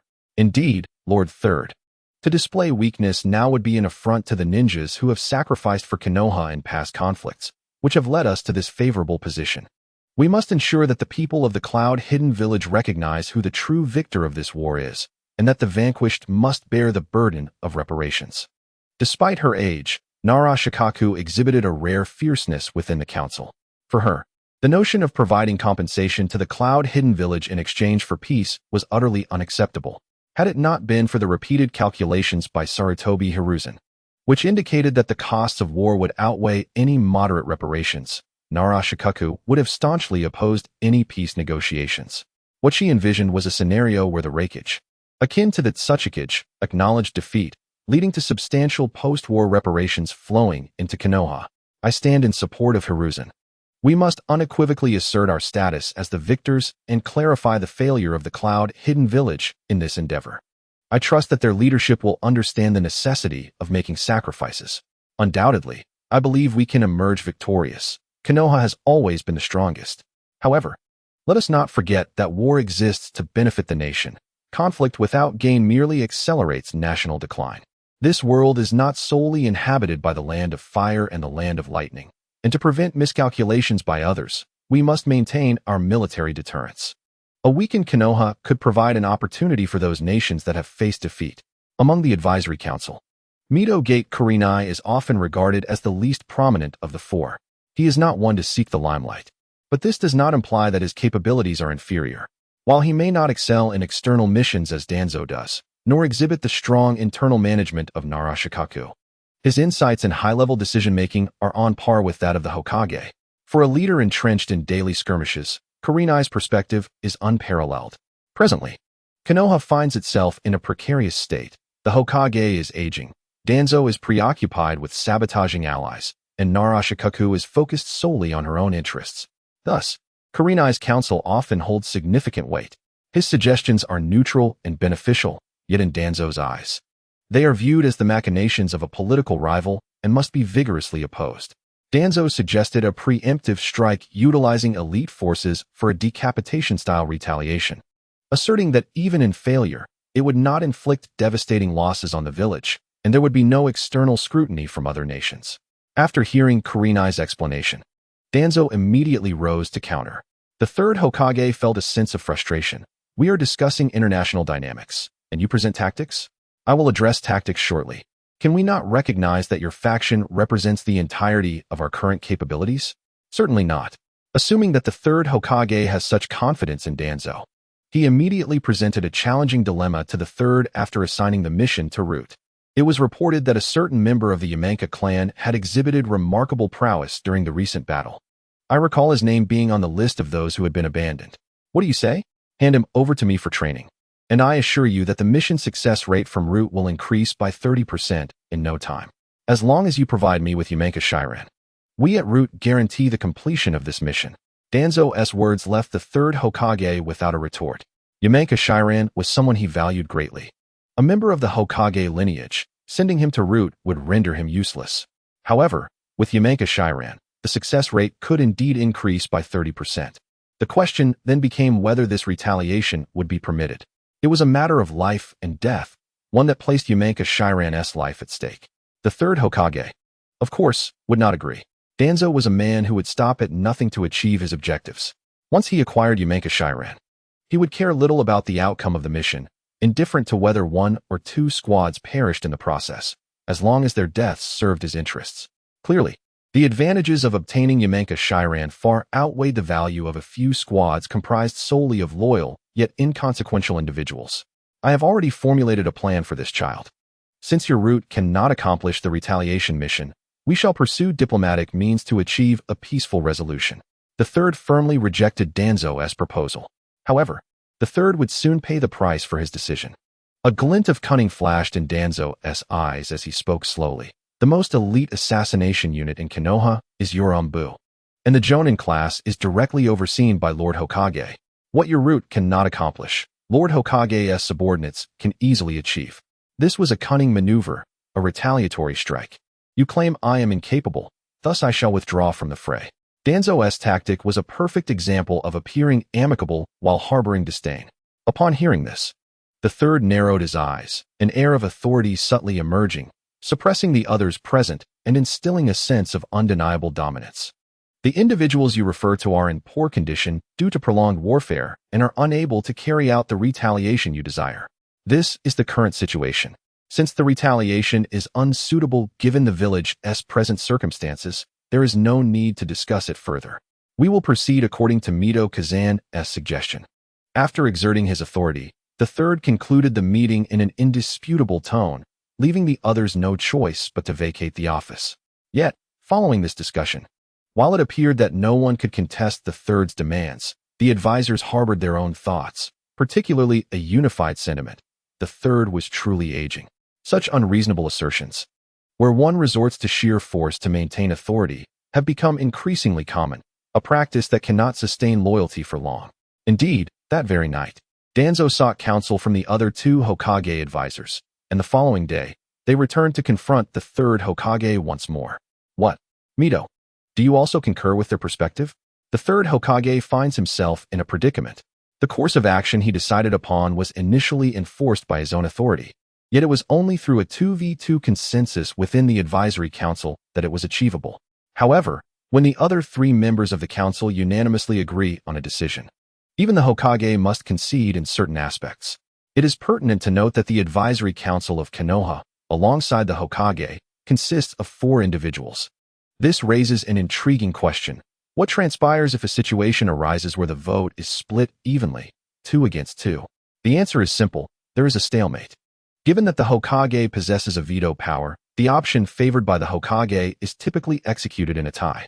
Conversely, should an odd number of votes emerge, such as a 2-3 scenario, even if such a situation promotes democratic fairness, it often serves to dilute the personal authority of the Hokage. When the principle of majority rule prevails, even the Hokage must adhere to it. Thus, rather than striving for a majority in every vote, it is more strategic for the Hokage to exercise voting power within a context that is unequivocally advantageous to himself. This strategic maneuvering often explains why the Hokage's decisions are frequently implemented. As long as he has the support of a single individual, he can decisively conclude the matter. In the wake of Uchiha Kageme's demise, the advisory council maintained a numerical composition that was exceptionally favorable to the Hokage until the ascendancy of the 4th Hokage. At that juncture, Sarutobi Hiruzen retired to assume the role of elder council member, resulting in a decision-making body comprised of 5 individuals. In instances of a tie, the additional vote often proved pivotal. It must be acknowledged that Sarutobi Hiruzen, though not prominently featured in combat, was undeniably a formidable figure as a politician and educator, possessing an influence that could not be overlooked. Perhaps this is why Danzo harbored an unwavering desire to usurp the 3rd Hokage. He had been suppressed for far too long by subtle machinations and had not been able to act overtly. After finally resolving to assassinate the 3rd Hokage, only to be apprehended in the act, one can only imagine the frustration he felt. However, Danzo found himself somewhat fortunate this time. Following various covert dealings the previous night, both Mito Gate and several leaders of the Jonin clans shifted their stance and resolved to support Danzo's scheme. What is the nature of this plan? It is, of course, to compel the 3rd Hokage to issue orders for a retaliatory strike against the Cloud Shinobi. Today, Danzo introduced a new element before the 3rd Hokage, the cultivation of the next generation. Indeed, this behavior starkly contrasts with Danzo's established persona, as it is typically the 3rd Hokage who emphasizes the importance of nurturing the youth. Today, however, it seems an unexpected alliance has formed, with Danzo also expressing concern for Konoha's future generations. The plan is straightforward. Everyone is aware that the war is nearing its conclusion. Even if the Cloud Village is currently displaying defiance, it is merely the last throes of desperation. Once the conflict ceases, what will become of the next generation? The world is rife with historical lessons. The downfall of the land of whirlpools serves as a poignant reminder of how reliance on powerful sealing techniques and bloodlines, combined with an increasingly stable international landscape, led to a neglect in cultivating the combat capabilities of future generations. Failure to keep pace will undoubtedly invite repercussions, without immediate concerns. One should still ponder future uncertainties, lest one faces annihilation. Thus, the imperative to cultivate the next generation has become urgent, for soon they may not even witness the battlefield's reality. It is essential to acknowledge a shared understanding. The international landscape and the economic conditions within various nations indicate that after chaos comes order. War unveils numerous opportunities and vacancies. Yet it will take considerable time for all to recover from the aftermath. Hence, it is foreseeable that large-scale wars will not erupt again for at least the next decade. In this context, Danzo proposed utilizing the elite forces from the village, accompanied by the young, emerging ninjas, to undertake this act of retribution. This would not only expose the next generation to the harsh realities of conflict, but also compel the hidden Cloud Village to return to the negotiating table and acknowledge the situation, ultimately leading to a peace treaty that would allow everyone to return home and tend to their wounds. Danzo emphasized that Konoha must not lower its guard simply because it had subdued nearly the entire world during the Third Great Ninja War. It is evident that all nations, having sustained significant injuries during this conflict, will experience a minimum of 10 years of peace, a decade that, in the context of past generations, equates to 2 5-year plans, representing at least a generational span. If young ninjas are not diligently trained during this time, when the robust and capable ninjas of today grow old and the new, inexperienced ones take charge, the implications of a decade of peace, where only compliant and docile ninjas have emerged, could be dire. Even if this generation remains untroubled, what of the next? Led by these young ninjas? Military leaders forged in the crucible of battle possess a wisdom that those educated in academies may lack, raising significant concerns about the quality of the subsequent ninjas. Under Danzo's persuasion, the elderly third Hokage, uncertain of how many years he had left, could no longer remain composed. With the support of several clan heads from prominent secret techniques families, he ultimately agreed with Danzo's perspective. Even Mito Gaidanan, who had consistently aligned with him, recognized the necessity of vigilance in times of peace. What more could the third Hokage say? In contrast to the potential casualties of the retribution mission, the growth of the next generation clearly held greater importance. He well understood the failures of the Mist Village under the Blood Mist policy, where 8 out of 10 ninjas from that era became rebellious, and the remaining 2 perished prematurely, an astonishingly poor outcome. Thus, Konoha's leadership swiftly slowed the peace negotiations with the Hidden Cloud Village, redirecting their focus towards planning the retribution mission. Although the specifics of the battle had yet to be determined, a foundational consensus emerged. Seasoned veterans would lead promising young ninjas into the fray, allowing them to experience the battlefield's brutality and grasp the daunting truth of the ninja world. The Land of Fire and the Land of Lightning unexpectedly entered a brief and eerie period of calm, as if a peace treaty had already been signed. Not only had large-scale conflicts ceased, but even localized skirmishes vanished during this time. Perhaps for the Cloud Shinobi, Konoha has chosen to relinquish its resistance, preparing instead to engage in protracted negotiations. Yet, Siren understands that as the dominant nation in the world, Konoha cannot simply stand idle after receiving a blow. A fierce retaliatory action is undoubtedly on the horizon. Siren's conviction in this deduction does not stem from any extraordinary foresight, but rather from a recent encounter with Yamashiro Kaichi. This meeting was prompted by Siren's recent commendation, which allowed him to exchange for ninjutsu rewards. Kaichi had come specifically to offer some advice, but to his surprise, Siren dismissed the notion of A-rank ninjutsu, his ambition driving him to accumulate enough merit for S-rank ninjutsu. The classification of ninjutsu reflects the difficulty of training. The higher the rank, the greater the challenge, and typically, the more formidable the technique. In truth, Siren's struggle lies not in ambition, but in his innate limitations regarding spiritual and mental prowess. Thus, he harbors a desire to delve into the study of the Shiki Fujin, a formidable soul-related ninjutsu. Ultimately, Kaichi's visit, seemingly casual, was indeed purposeful as he brought up matters concerning the village. Siren learned that Konoha might be planning significant maneuvers involving young shinobi. With the war nearing its conclusion, what other substantial actions could they undertake? A swift confrontation with the Cloud Shinobi is imperative. Otherwise, without an enemy to face, relying on hypothetical foes would hardly qualify as a significant endeavor. At the E3 training ground, Siren has been honing his skills for over a week. Following his remarkable display during the rescue of Camp E3, he was compelled by the commanding Jonin of the area to remain and serve. His comrades, Might Guy and Nara Izumi, were similarly reassigned to this location. Overall, Siren finds himself content in this new environment. As an essential medical personnel, he enjoys ample free time and is spared the discomfort of sleeping in a tent, instead residing in a quaint wooden cabin that also serves as the camp's medical facility, granting him partial ownership yet obligating him to serve the community. Aside from his sleeping quarters, what pleases Siren the most is the training area. It is spacious and divided into several sections, one of which, a smaller practice ground adjacent to the infirmary, has almost become his exclusive domain, thanks to the favor of the higher-ups. The shinobi residing nearby are often dispatched on patrol duties during the day, leaving the area devoid of competitors for training. Those who do come to practice typically do so in the evening, a time when Siren is often occupied with treating injured shinobi from the day's missions. Thus, this space has become an unofficial sanctuary for him, and he reflects that there is no greater comfort than this while on assignment.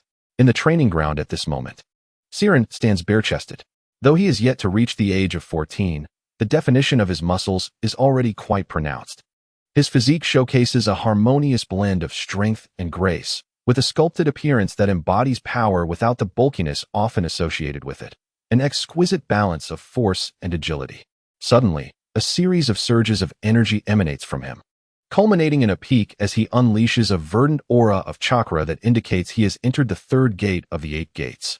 However, after Shinran opened the 8 gates, he did not take any further action. Instead, he stood still, much like the first time he entered through the gate, seemingly absorbed in some profound sensation. Indeed, attempting to wield ninjutsu while in the 8-gate state proved to be exceedingly challenging. Shinran muttered to himself, reflecting that the turbulent chakra resembled a wild beast devoid of reason, leaving him with no recourse but to unleash its violent force. Prior to opening the 8 gates, he had preemptively unleashed the healing destruction technique, which, after repeated practice, he had mastered to an impressive degree. Utilizing this technique now felt as effortless as eating or drinking. His exceptional mind rendered him nearly invincible in technical training, allowing him to learn at an accelerated pace. With a bit more diligent practice, he would soon surpass even the predecessors who had developed this ninjutsu. Yet, despite his intimate familiarity with the technique, maintaining the chakra's flow while simultaneously activating the 8 gates proved to be exceedingly arduous. Indeed, it was a challenge, not an impossibility. Since the last battle, where he had inadvertently employed the sage palm technique in the 8-gate state, Shinran had swiftly devised a training regimen to first execute the healing destruction technique, followed by the opening of the 8 gates. However, after taking the initial step, the second proved daunting, sustaining the healing destruction technique while in the 8-gate state. Currently, Shinran could barely maintain this state for around 35 seconds. Beyond that, the ferocious chakra would disrupt the delicate balance of chakra flow, reducing him to a state where he could only wield chakra with brute force. After a moment of introspection, Shinran quickly reinvigorated himself. With his extraordinary intellect and superhuman control, both his mental and physical capabilities far surpassed those of ordinary individuals. The theory had been validated. Thus, it was merely a matter of perseverance. He was confident that one day he would sustain this controllable state for 1 minute, 10 minutes, or even half an hour. It is noteworthy that after opening the gates, without engaging in combat, he could barely maintain a stationary position with minimal chakra expenditure for just over half an hour. Achieving the ability to sustain ninjutsu for half an hour in this state would signify his complete mastery over the volatile chakra, allowing him to utilize other techniques while in the 8-gate state. The future appeared bright, and the prospects were promising. Given his exceptional circumstances, there was no reason not to persist. Having resolved these thoughts, Shinran proceeded to the next stage of his training, practicing shuriken throwing while in the 8-gate state. The once tranquil training ground was soon filled with the thunderous sound of objects breaking the sound barrier, as various shuriken obliterated their targets like cannonballs. This was a far cry from traditional shuriken practice. Typically, the objective was merely to hit the target, but Shinran now aimed to utterly destroy it, leaving nothing but fragments in his wake. 15 minutes later, the intense shuriken practice concluded. In truth, Shinran still had energy to spare, but after several days of training, he realized that practicing shuriken throwing in the 8-gate state was becoming somewhat of a time-consuming endeavor for him. It is not to suggest that in the current state of Shinran, the shuriken have become invincible. In fact, the opposite holds true. The ferocious power makes it challenging to execute intricate maneuvers, thus rendering the shuriken throwing technique less of an art and more a mere act of projection, direct and straightforward. For ninjas with keen crisis awareness and agile reflexes, it requires only a modicum of attention to swiftly adapt to such an assault, evading it while simultaneously identifying openings for counterattacks. This may perhaps elucidate why Kai and Lee seldom resort to shuriken for ranged combat. While not entirely devoid of significance, its value is indeed minimal. Investing extensive time honing shuriken throwing pales in comparison to the more meaningful endeavor of running 50 laps upside down around Konoha. At the very least, such an exercise enhances one's foundational strength. In the realm of the 8 gates technique, Might Guy may only repel the 7 ninja swordsmen. Yet Might Guy is capable of injuring entities of the 6 paths caliber. Such is the importance of a solid foundation. For the 8 gates forbidden technique, this is paramount. How could Kai and Lee possibly misplace their focus in training on alternative methods? Shinran, having previously nearly perfected his throwing technique. Views practice merely as a means to maintain his state. While basking in the sun, his strength, albeit slowly, is consistently restored and augmented. To avoid the discomfort that accompanies increases in power, he engages in this daily regimen. However, once in the open gate state, the nature of this practice shifts. The finesse and technique cannot be cultivated. It is reduced to merely honing precision. For one endowed with superlative vision and formidable neural reactions, such training becomes utterly meaningless. Hitting the target every time is merely a fundamental operation. What lies beyond that? The shuriken throwing technique is a capability of vast application. While the enhancement effects of the 8 gates technique are undeniably potent, both abilities are formidable in their own right. Regrettably, when combined, they often fail to yield a harmonious synergy, as exemplified by Might Guy and Rock Lee. It is akin to equipping heavy torpedoes onto a tank.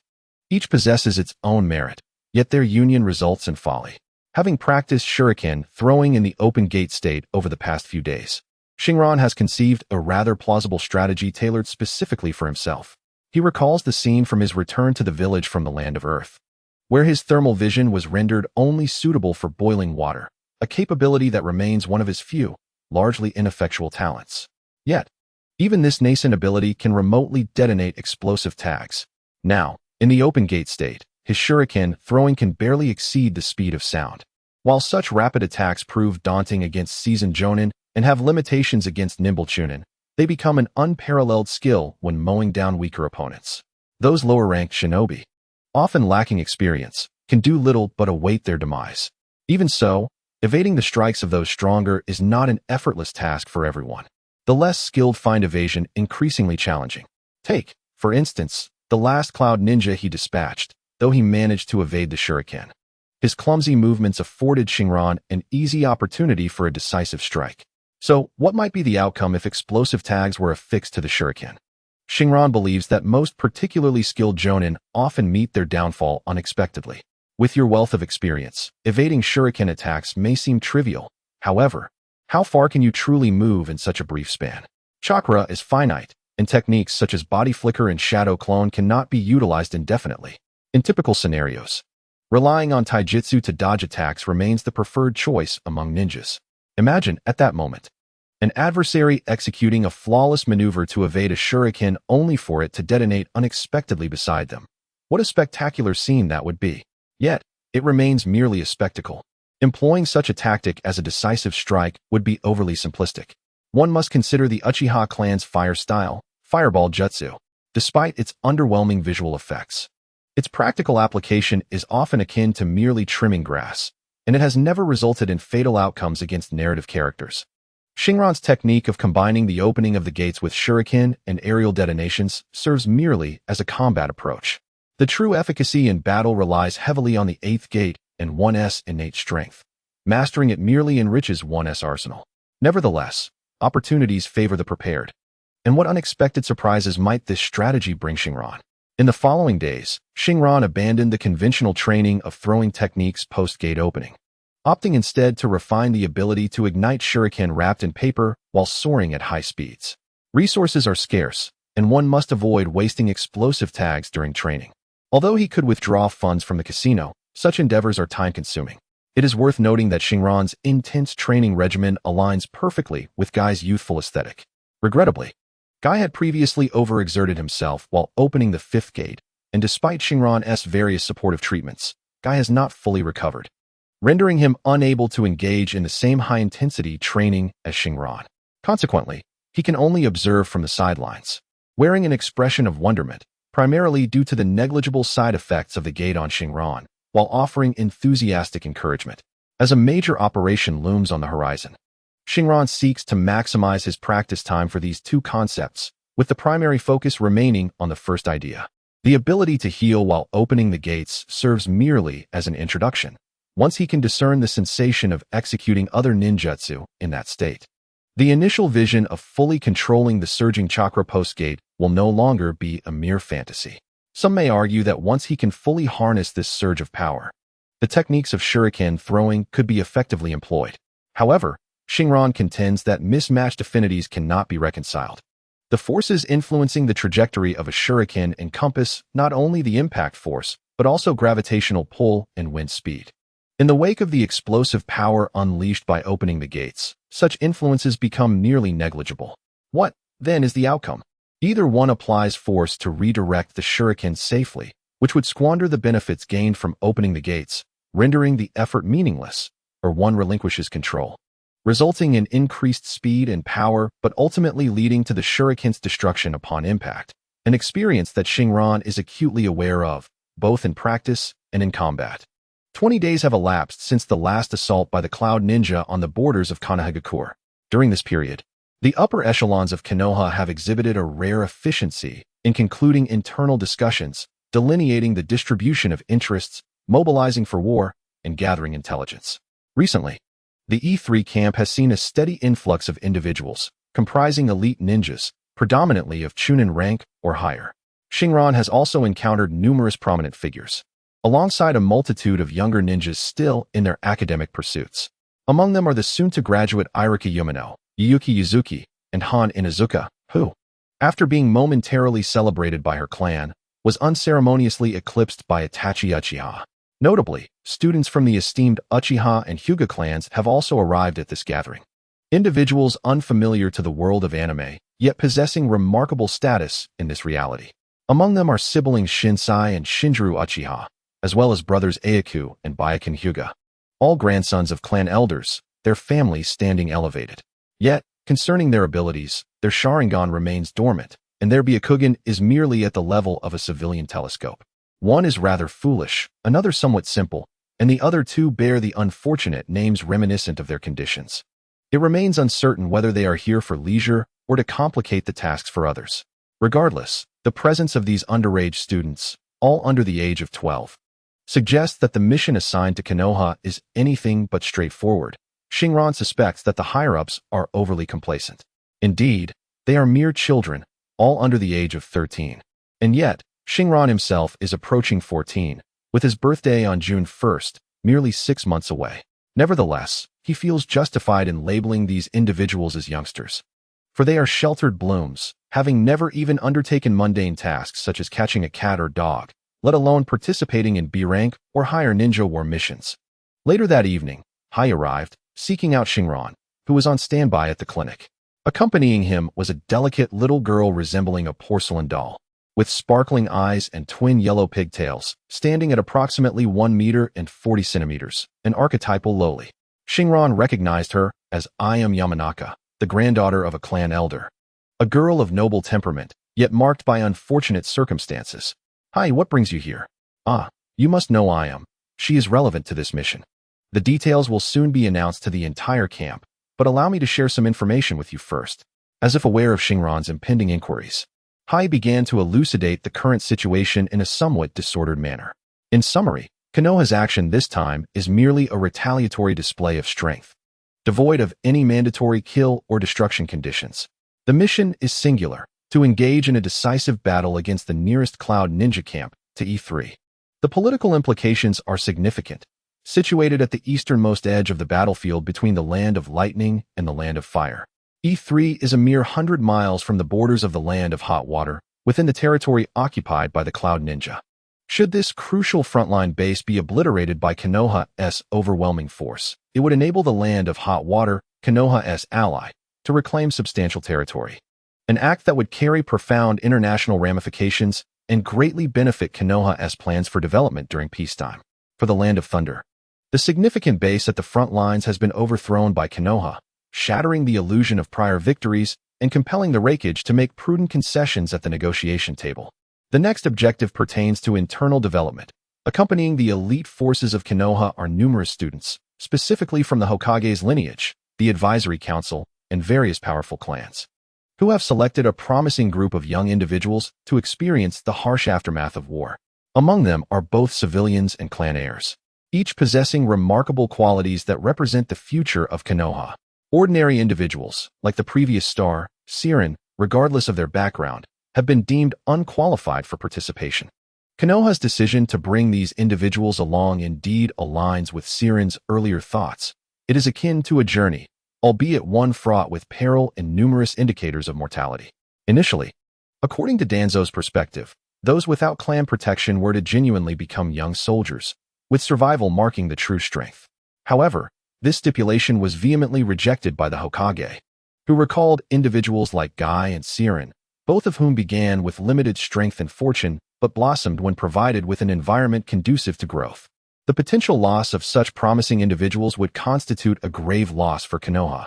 The Hokage particularly considered Irika Yumino, who at this time had yet to exhibit any signs of combat inadequacy, embodying the ideals of the will of fire. Consequently, Konoha specifically summoned one of the legendary Sannin, Jiraiya, who was tasked not with engaging in battle, but rather with guiding the children to witness the grim realities of war from the periphery. Notably, the parameters for this periphery were not explicitly defined. The only requirement from the higher-ups was to approach the battlefield as closely as possible, allowing each child to truly perceive what war entails. To be frank, Jiraiya initially rejected such a daunting task. Rumors suggested that Danzo's roots had received intelligence about the runaway princess Tsunade Senju, which inadvertently entangled Jiraiya in this perilous arrangement. What were those in power thinking? War is no jest. While I comprehend the need for retaliation against the Cloud Ninja's prior ambush, what sense does it make to bring these children along? Has the third Hokage finally succumbed to age? Were the strategists mere temporary hires? Siren's reaction was entirely understandable. Upon first learning of this mission's content, he too felt similarly, albeit unaware of what Siren meant by temporary hires. Do not be alarmed. I have heard whispers suggesting that the Hokage and the Advisory Council are at odds. In order to initiate war, Danzo has employed conditions that the third and other clans cannot refuse, ostensibly to ensure that the next generation maintains the necessary awareness by the time the war concludes. A high-ranking official in the intelligence department, is privy to certain insider information. Initially, the decision-making body, consisting of the Advisory Council and the Hokage, was evenly divided on the matter of war. However, the Hokage, known for his indecisiveness, ultimately capitulated when Danzo presented an irresistible proposal, accompanied by a pragmatic plan. This scenario is reminiscent of the educational scams in the 21st century, where anything can be marketed as beneficial for children, even gaming consoles disguised as learning devices, merely a facade, yet some individuals fall for it, particularly when the perceived risks seem to be outweighed by potential rewards. The E3 camp is located in a region distant from the primary battlefields of Konoha and the Cloud Ninja. Its main objective is to assist the Land of Water in alleviating the invasion pressures from the Land of Lightning. From the Cloud Ninja's perspective, this area represents a low-intensity battlefield, often lacking significant military presence during quieter periods. Konoha's intelligence network corroborated this, making the Cloud Ninja's forward base here a viable target. After secretly deploying nearly half of their elite forces, Konoha found it relatively easy to launch an assault on the Cloud Ninja base. Victory is assured, as the operational plan involves over 50 Jonin and 300 elite Chunin spearheading the primary combat mission, with the leading Jonin being the renowned Ino-Shikacho trio of this generation. Additionally, 10 Jonin will command 30 elite Chunin strategically positioned around the target, creating diversions and ambushes. They will intercept any fleeing adversaries, though the intent is merely to contain them. Should any escape, they will not be pursued relentlessly. The principle of do not chase a desperate foe is well understood in this world, as survival instincts can drive enemies to reckless acts of defiance, which is unacceptable for the third Hokage, who aims to minimize battle casualties. Thus, as previously stated, the primary objective is to dismantle the camp. If the enemy can be eliminated, they will be, but there is no compulsion to do so if it proves difficult. Under these circumstances, the Cloud Ninja will undoubtedly flee rather than resist, leading to an initial intensity in combat that swiftly transitions into a sustained extermination phase. This environment will allow the Konoha Battlefield Observation Group to make their entrance. With Jiraiya, a legendary Sannin, as their protector, the young recruits will witness the realities of warfare, emphasizing that death on the battlefield is not inherently perilous. As the adage goes, it is primarily about the atmosphere. Everyone believes that exposure to such authentic combat settings will instill in the next generation an appreciation for the brutality of war and the value of peace. To put it bluntly, the notion that one must ensure others perish first to avoid death is equally valid. On a bright, sunny morning, the Konoha sightseeing group, rather the Konoha Youth Corps, under the guidance of the legendary Sannin Jiraiya, has crossed the borders of the Land of Fire, drawing ever closer to their objective. Earlier, Konoha had dispatched a considerable number of elite forces to scour the area repeatedly. Although the youth corps is technically abroad now, their safety remains significantly high, akin to remaining within their homeland. Before this mission, my father advised me that serving under Jiraiya means I must ensure at least one Cloud Ninja is slain to uphold our family's honor. Uchiha Shinji stood amidst a throng of children, exuding an air of self-satisfaction. Although the group maintained a semblance of a battle formation, their proximity rendered it utterly ineffective. A surprise attack would easily dismantle their poorly conceived strategy. As Shinji boasted about his newfound enlightenment, a handful of nearby civilian children offered soft gasps of admiration, further inflating his pride. Among the gathering was Hoshiran, who felt a sense of bewilderment. Was he truly educated alongside these individuals? Or had society accelerated their maturity to such an extent that, despite graduating nearly a year ago, he felt a vast chasm of thought separated him from these youngsters? Their perspectives seemed to belong to different eras, one still grappling with adolescent angst, while the other had already embraced the responsibilities of adulthood, the disparity in maturity strikingly evident. Hoshiran's presence on the kindergarten bus was not due to his age, but rather his formidable abilities, which included the 8 Gates technique and potent medical ninjutsu. Whether serving as a security guard or a nurse within the kindergarten, he was more than qualified. Having spent considerable time at Camp E3, the environment was familiar, leading him to be conscripted into Jiraiya's team. Just as he contemplated whether he was overly mature, he quickly recognized the absurdity of his thoughts. His contemporaries, who had only seen a year of battle, were no longer childish. Those with naive ideas had perished, leaving only seasoned warriors in their stead. It was no wonder that so many supported the notion of allowing these children to experience the battlefield. Although he had traversed into this world post-graduation, the bloodshed he had witnessed undeniably left him marked, setting him apart from these children. If they could truly endure the brutal baptism of war and emerge with a mature understanding of its realities, it became evident why Konoha maintained its dominance on the global stage. Previously, he had struggled to comprehend why the higher-ups in Konoha had collectively adopted the demeanor of wealthy, oblivious parents. Now it dawned on him. While this era was one of limited information and experience, one could not deny the wisdom and awareness of its people. To resolutely send children to the battlefield in a time of impending peace was not an act of foolishness, but rather a testament to a mindset that rejected mediocrity, especially during the most malleable period of a student's life.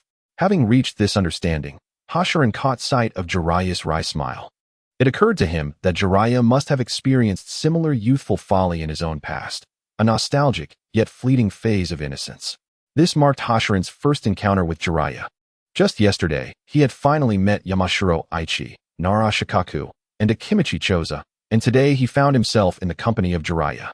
The experiences prior to awakening his abilities felt like a quintessential example of a stagnant life, surrounded by well-known characters, yet scarcely familiar with any. His days were spent merely running errands, a mundane existence that felt like an affront to a time traveler. At this moment, Jiraiya, with his head of white hair, a natural state for him, was now 10 years before the story's onset. At the beginning of the narrative, Jiraiya was 50, but now he was merely 40, in the prime of his ninja prowess. In his youth, Jiraiya bore few wrinkles upon his face, yet his attire had transformed into the voluminous robes characteristic of a decade hence. Set against the backdrop of his robust physique, these garments resembled training attire, while his distinctive wooden clogs remained a hallmark of his style. What skill is there in slaying a cloud ninja? Just watch. I swear on my grandfather's name that I shall take down 2 of them. Hinata Hyuga, clearly unable to endure such indignity, questioned why only he was permitted to boast. As members of illustrious clans, they were inherently at odds with the Uchiha lineage. Hinata forcefully drew away a portion of the spotlight, inciting irritation in the otherwise composed Jin, who felt compelled to seize Hinata by the collar, believing that such a stance would lend credence to his argument. A tactic common among peers in their institution. Yet, being scions of prestigious families, they were not devoid of intellect. Silence. Their older siblings, unable to bear the spectacle any longer, issued a stern reprimand to their younger counterparts and exchanged knowing glances, as Xing-Ran perceived the spark of rivalry in their eyes. The ninja world was rife with the tradition of generational adversaries, was it not? Xing-Ran's imagination soared. Pondering what spectacle might arise should a pair from these feuding clans find themselves entwined in love born of enmity. Enough, maintain silence, we have arrived. Just as the juvenile squabbles threatened to escalate into a more intense conflict among the elder siblings, Jiraiya's voice resonated perfectly, diffusing the charged atmosphere. This gathering of the youth comprised approximately 23 members, all senior students on the verge of graduating from the Ninja Academy. Upon Jiraiya's command for quietude, the group emulated his actions, ascending to the lofty treetops. They stood atop a descending slope, where the trees below, due to the incline, offered an unobstructed view of the valley beneath. Xingran, having reached the summit of a tree, gazed into the distance, where a small hill lay approximately 10 miles away. At that moment, the air was thick with the cacophony of battle. The entire campsite was shrouded in smoke, intermittently revealing the destructive fury of fire-style jutsu, alongside flashes of water and lightning techniques. The smoke arose from flames quelled by water techniques, and while ordinary individuals may not discern the details, the atmosphere of slaughter swiftly extinguished the carefree spirit of their earlier excursion. It was then that Xingran felt a small hand tighten around the fabric of his back. Without the need to glance behind, he recognized it as Yamanaka AI. The previous day, Hayashi had brought her to meet him, urging him to ensure her safety. Although the operational plans touted safety and environmental considerations, the battlefield was ever fraught with uncertainty, and the grim reality of student fatalities underscored this truth. However, Xingran had not anticipated that, in addition to safeguarding Yamanaka AI, he would also be responsible for 2 young scions of the Akimichi clan and another from the Nara family. The interconnectedness of the Ino Shikicho trio meant that they would not shy away from such an endeavor, and as Yamanaka Xingran's reputation grew, he had become the preferred guardian for these families. Perhaps the villagers remained unaware of the emergence of such a remarkable figure in Konoha. Yet the higher echelons of the village, as well as the secretive clans and prestigious ninja families, are well acquainted with Xingran's reputation. Much like the genius Uchiha Shursui, whose name resonated through the ages, those within the inner circles understand the significance of nurturing such talent. It could herald a resurgence that might alter the hierarchy among clans within the village. Xingran undoubtedly stands as one of the most trustworthy individuals on the bus to the kindergarten, especially for the Inuzuka, Nara, and Yamanaka clans. His formidable combat prowess signifies his protective capabilities, while his exceptional medical skills offer a safeguard in the event of unforeseen circumstances, essentially a dual insurance policy. After exchanging pleasantries, should any of his comrades experience a minor ailment on the battlefield, there would be no need to worry about waiting in line for treatment. Naturally, his own kin would take precedence. Fear not, we are safe here. The battle will be contained atop that small hill, Xingran reassured, displaying the conscientiousness of a healer. Noticing Yamano Kaori's tension as she instinctively clutched her clothing, he quickly offered words of comfort. If anyone feels apprehensive, it is merely because I just ascended and momentarily lost my footing to regain my balance. His response, tinged with a hint of haughty charm, was not surprising, even to those who were unaware of his lack of telepathic abilities. Understood, I will stay close, Kaori replied, her tone betraying a hint of irritation as she sensed his indifferent demeanor. What do you mean by staying close? She thought, her heart racing with a mixture of embarrassment and annoyance, as if she had overheard something scandalous. Just then, Jiraiya's voice resonated through the air. Everyone, pay attention. Our target is the base of the Cloud Ninja at the foot of the mountain. We are now entering the battlefield, and we may encounter enemies at any moment. Stay vigilant and prioritize self-preservation. Let us proceed.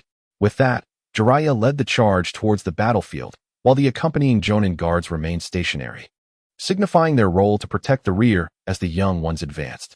Uchiha Shinji and Hyuga Hinata exchanged haughty glances reminiscent of lions in their prime before promptly following in Jiraiya's footsteps. A few eager civilian ninjas, inexplicably excited at the prospect of battle, trailed behind. Moments later, only Yamano Xingran and a lone Irika remained behind, watching as the others moved forward. As one of the escorting ninjas, Xingran naturally was among the last to depart, and the presence of a few stragglers was to be expected. Their elders had repeatedly emphasized the importance of staying close to him. However, Irika's lingering presence surprised Xingran, for the heart truly reflects a ninja's potential. Irika, still in his youth, possessed considerable malleability. If he were to cultivate his innate abilities, he might one day achieve the rank of Jonin. Alas, in his youthful exuberance, He had squandered precious time for growth. We too shall keep pace. You all, stay close to me. Do not fear the enemy. Those who are most fearful often meet their demise swiftly. Shinran nonchalantly included Iruka within his protective sphere. To put it simply, Shinran is not a virtuous individual, yet he harbors respect for those who are. The future of Konoha owes its potential brightness to good souls like Iruka, who navigate this world, prone to darkness, toward a path of light. Had Iruka not encountered Naruto, perhaps the protagonist would have transformed into a recluse or a swordsman of sorts. However, were Naruto to have never met Iruka, he too might have become akin to Gaara. The young scions of the Nara and Akimichi clans are commendable. It is evident that the Nara heir has come to some understanding, exhibiting a commendable self-regulation, wearing an expression that suggests resignation to trouble. Meanwhile, the two portly children of the Akimichi clan seem to be on a picnic, their mouths perpetually occupied with snacks. As the tension escalates, their consumption hastens considerably. Were this a time for fleeing or launching a surprise attack, the aroma of their treats would undoubtedly betray their location, drawing attention like a beacon on the battlefield. At this moment, Aoi is genuinely feeling faint. As a young girl, no amount of pride can conceal her inherent vulnerability. She is simply not cut out to be a ninja. Upon returning to the village, she is likely to either resign to a mundane life or face expulsion from her studies. Aoi, unable to keep pace with the others, becomes the sole laggard of the team. In Shinran's view, such individuals ought to be abandoned, perhaps with a parting remark suggesting that their fear of death will soon lead them to perish at the hands of retreating cloud shinobi, encouraging them to abandon their post and flee. Thus, the cast-off might either meet their end in some forgotten corner or, akin to protagonists in films, experience a miraculous resurgence, ascending to greatness. Regrettably, when the individual in question is a family relative, especially one whom Hai has explicitly instructed to take care of, Shinran finds himself in a predicament, resigned to the misfortune of carrying Aoi onward. Though it may appear they are approaching danger, it is only in Shinran's company that Aoi finds true safety. Subsequently, the group travels in silence, the wind occasionally carrying muffled sobs. The young lady's composure is evidently insufficient.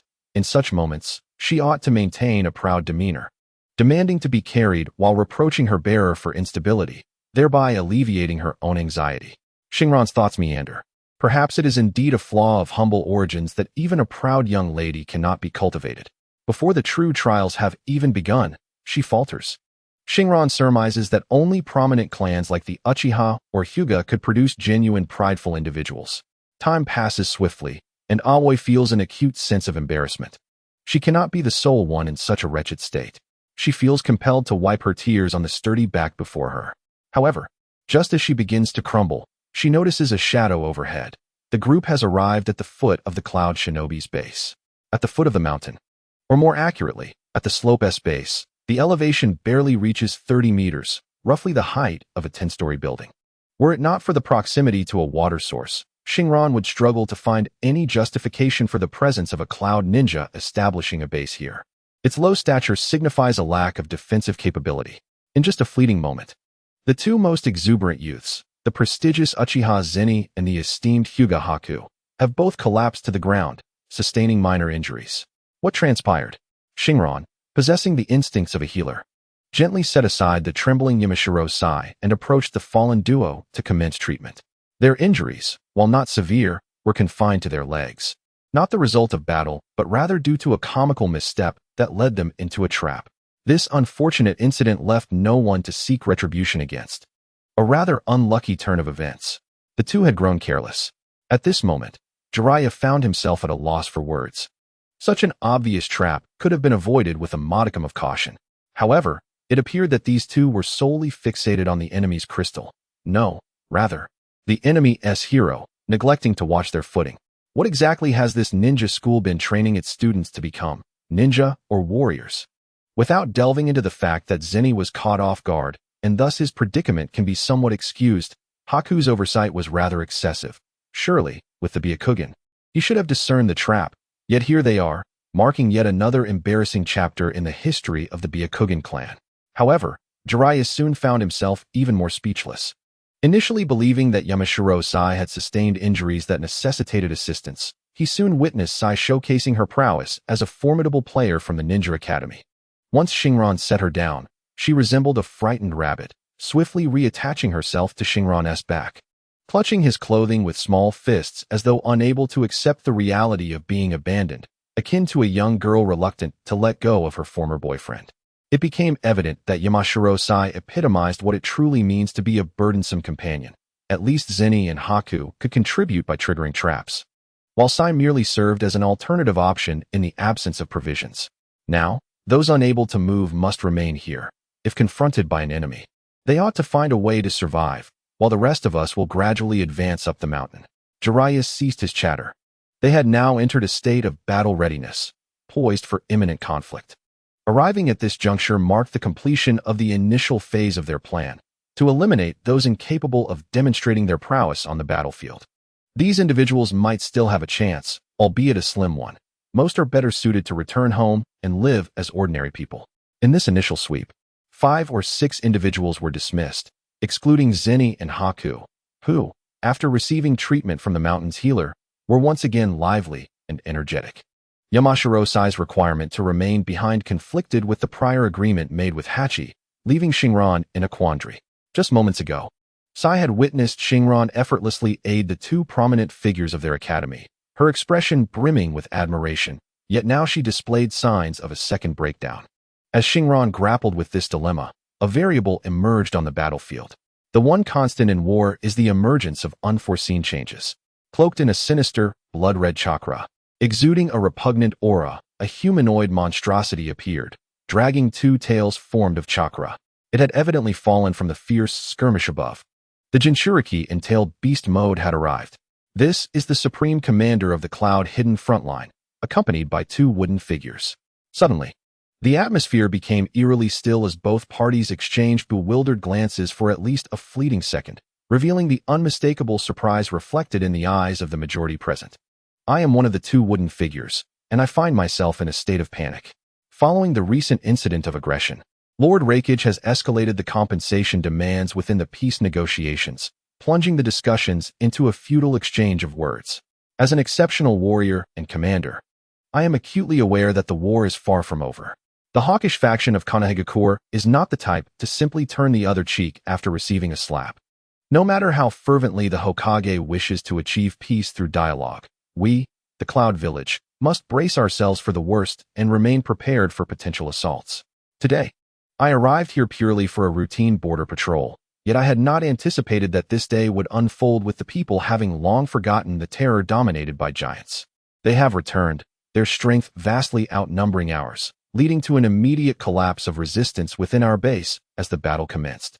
As the highest-ranking commander and the most formidable woman on the battlefield, the disintegration of our situation can no longer be salvaged through mere commands. Thus, I must rise to the occasion and wield the strength I have honed over 2 decades to turn the tide. Just as I was about to commence my performance, the Inuzuka clan trio from Konoha made their appearance. 3 against 1. If mahjong were played in such a manner, the table would surely be overturned before a full round could be completed. In a one-on-one confrontation, I am confident I could defeat each individual from Konoha, but alas, this is not a fair duel. After being sent flying by a punch from a particularly rotund adversary, even propelled out of the base, I realized that I could no longer afford to continue in this manner. A protracted battle would only lead to my demise. I must make a desperate gambit. Thus, let the transformation commence. 2 tails, manifest. Imagine an uninterrupted scene of a magical girl transformation. As I land, the chakra cloak of the 2-tailed beast envelopes me, having completed its incantation. However, something seems amiss with this transformation. Upon redirecting my attention to my surroundings, I find myself taken aback by the multitude of young figures present. Have I traversed into another realm? The students of the Ninja Academy lack forehead protectors, causing me to initially fail to recognize these as the young shinobi of Konoha. Boom. Just as the crowd was momentarily stunned, a colossal foot descended from above with tremendous force. This is a technique of partial multiplication, one of Akimichi Choji's signature moves. He has just sent this troublesome opponent flying with his powerful fist, but that alone is insufficient. Intelligence indicates that the enemy is a Jinchuriki from the Cloud Village, renowned for its formidable beast manipulation skills. It is imperative to deliver a crushing blow before the opponent can enter their tailed beast form. Otherwise, this mission risks disastrous failure. Thus, the initial command from Yugo was to unleash maximum capacity for relentless assault, ensuring the enemy is not afforded a moment to recover. Regrettably, the enemy's agility proves elusive, and Hachi is unable to capture her. Furthermore, the shadow techniques have been significantly weakened on this bright and sunny morning, ultimately leaving only Choji to represent the trio in battle, while the remaining two can only strive to contain the situation. Thus, it was inevitable that mistakes would occur. Even Rujutsu had not anticipated that, while successfully driving the enemy from the main battlefield, they would inadvertently lead the wolves back into their lair. The young talents of the new generation from Konoha suddenly found themselves on the brink of annihilation. The two swiftly rejuvenated figures of woodmen abruptly stomped down on the ground, their crimson forms hurtling towards a Kimichi Ding's massive foot like cannonballs. The gust of wind generated by their leap rustled the clothing of those present, while the impact in the air caused many young villagers of Konoha to topple to the ground. Newton's coffin lid resounded once more. The weighty foot was sent flying back by the diminutive body, leaving a Kimichi Dingswa as if he had momentarily bounced on a trampoline, 1 foot down, and then propelled back up with a single forceful push. I am Jiraiya, and I am quite flustered at the moment. When the old third Hokage entrusted me with this task, I thought it was a jest. However, upon the insufferable Danzo revealing the news about Tsunade, I realized I was merely a source of amusement in their eyes. Well, certain individuals must be retrieved, thus certain actions must be undertaken. Although this mission does not align with the legendary persona of one of the 3 Sannin, upon reflection, it is rather a light undertaking. Simply put, it is akin to babysitting. When I once guided Yahiko and his companions, I engaged in similar endeavors and gained some experience. Yet, these youngsters are indeed rather naive, evoking memories of my lost youth. That exhilarating run under the summer sun.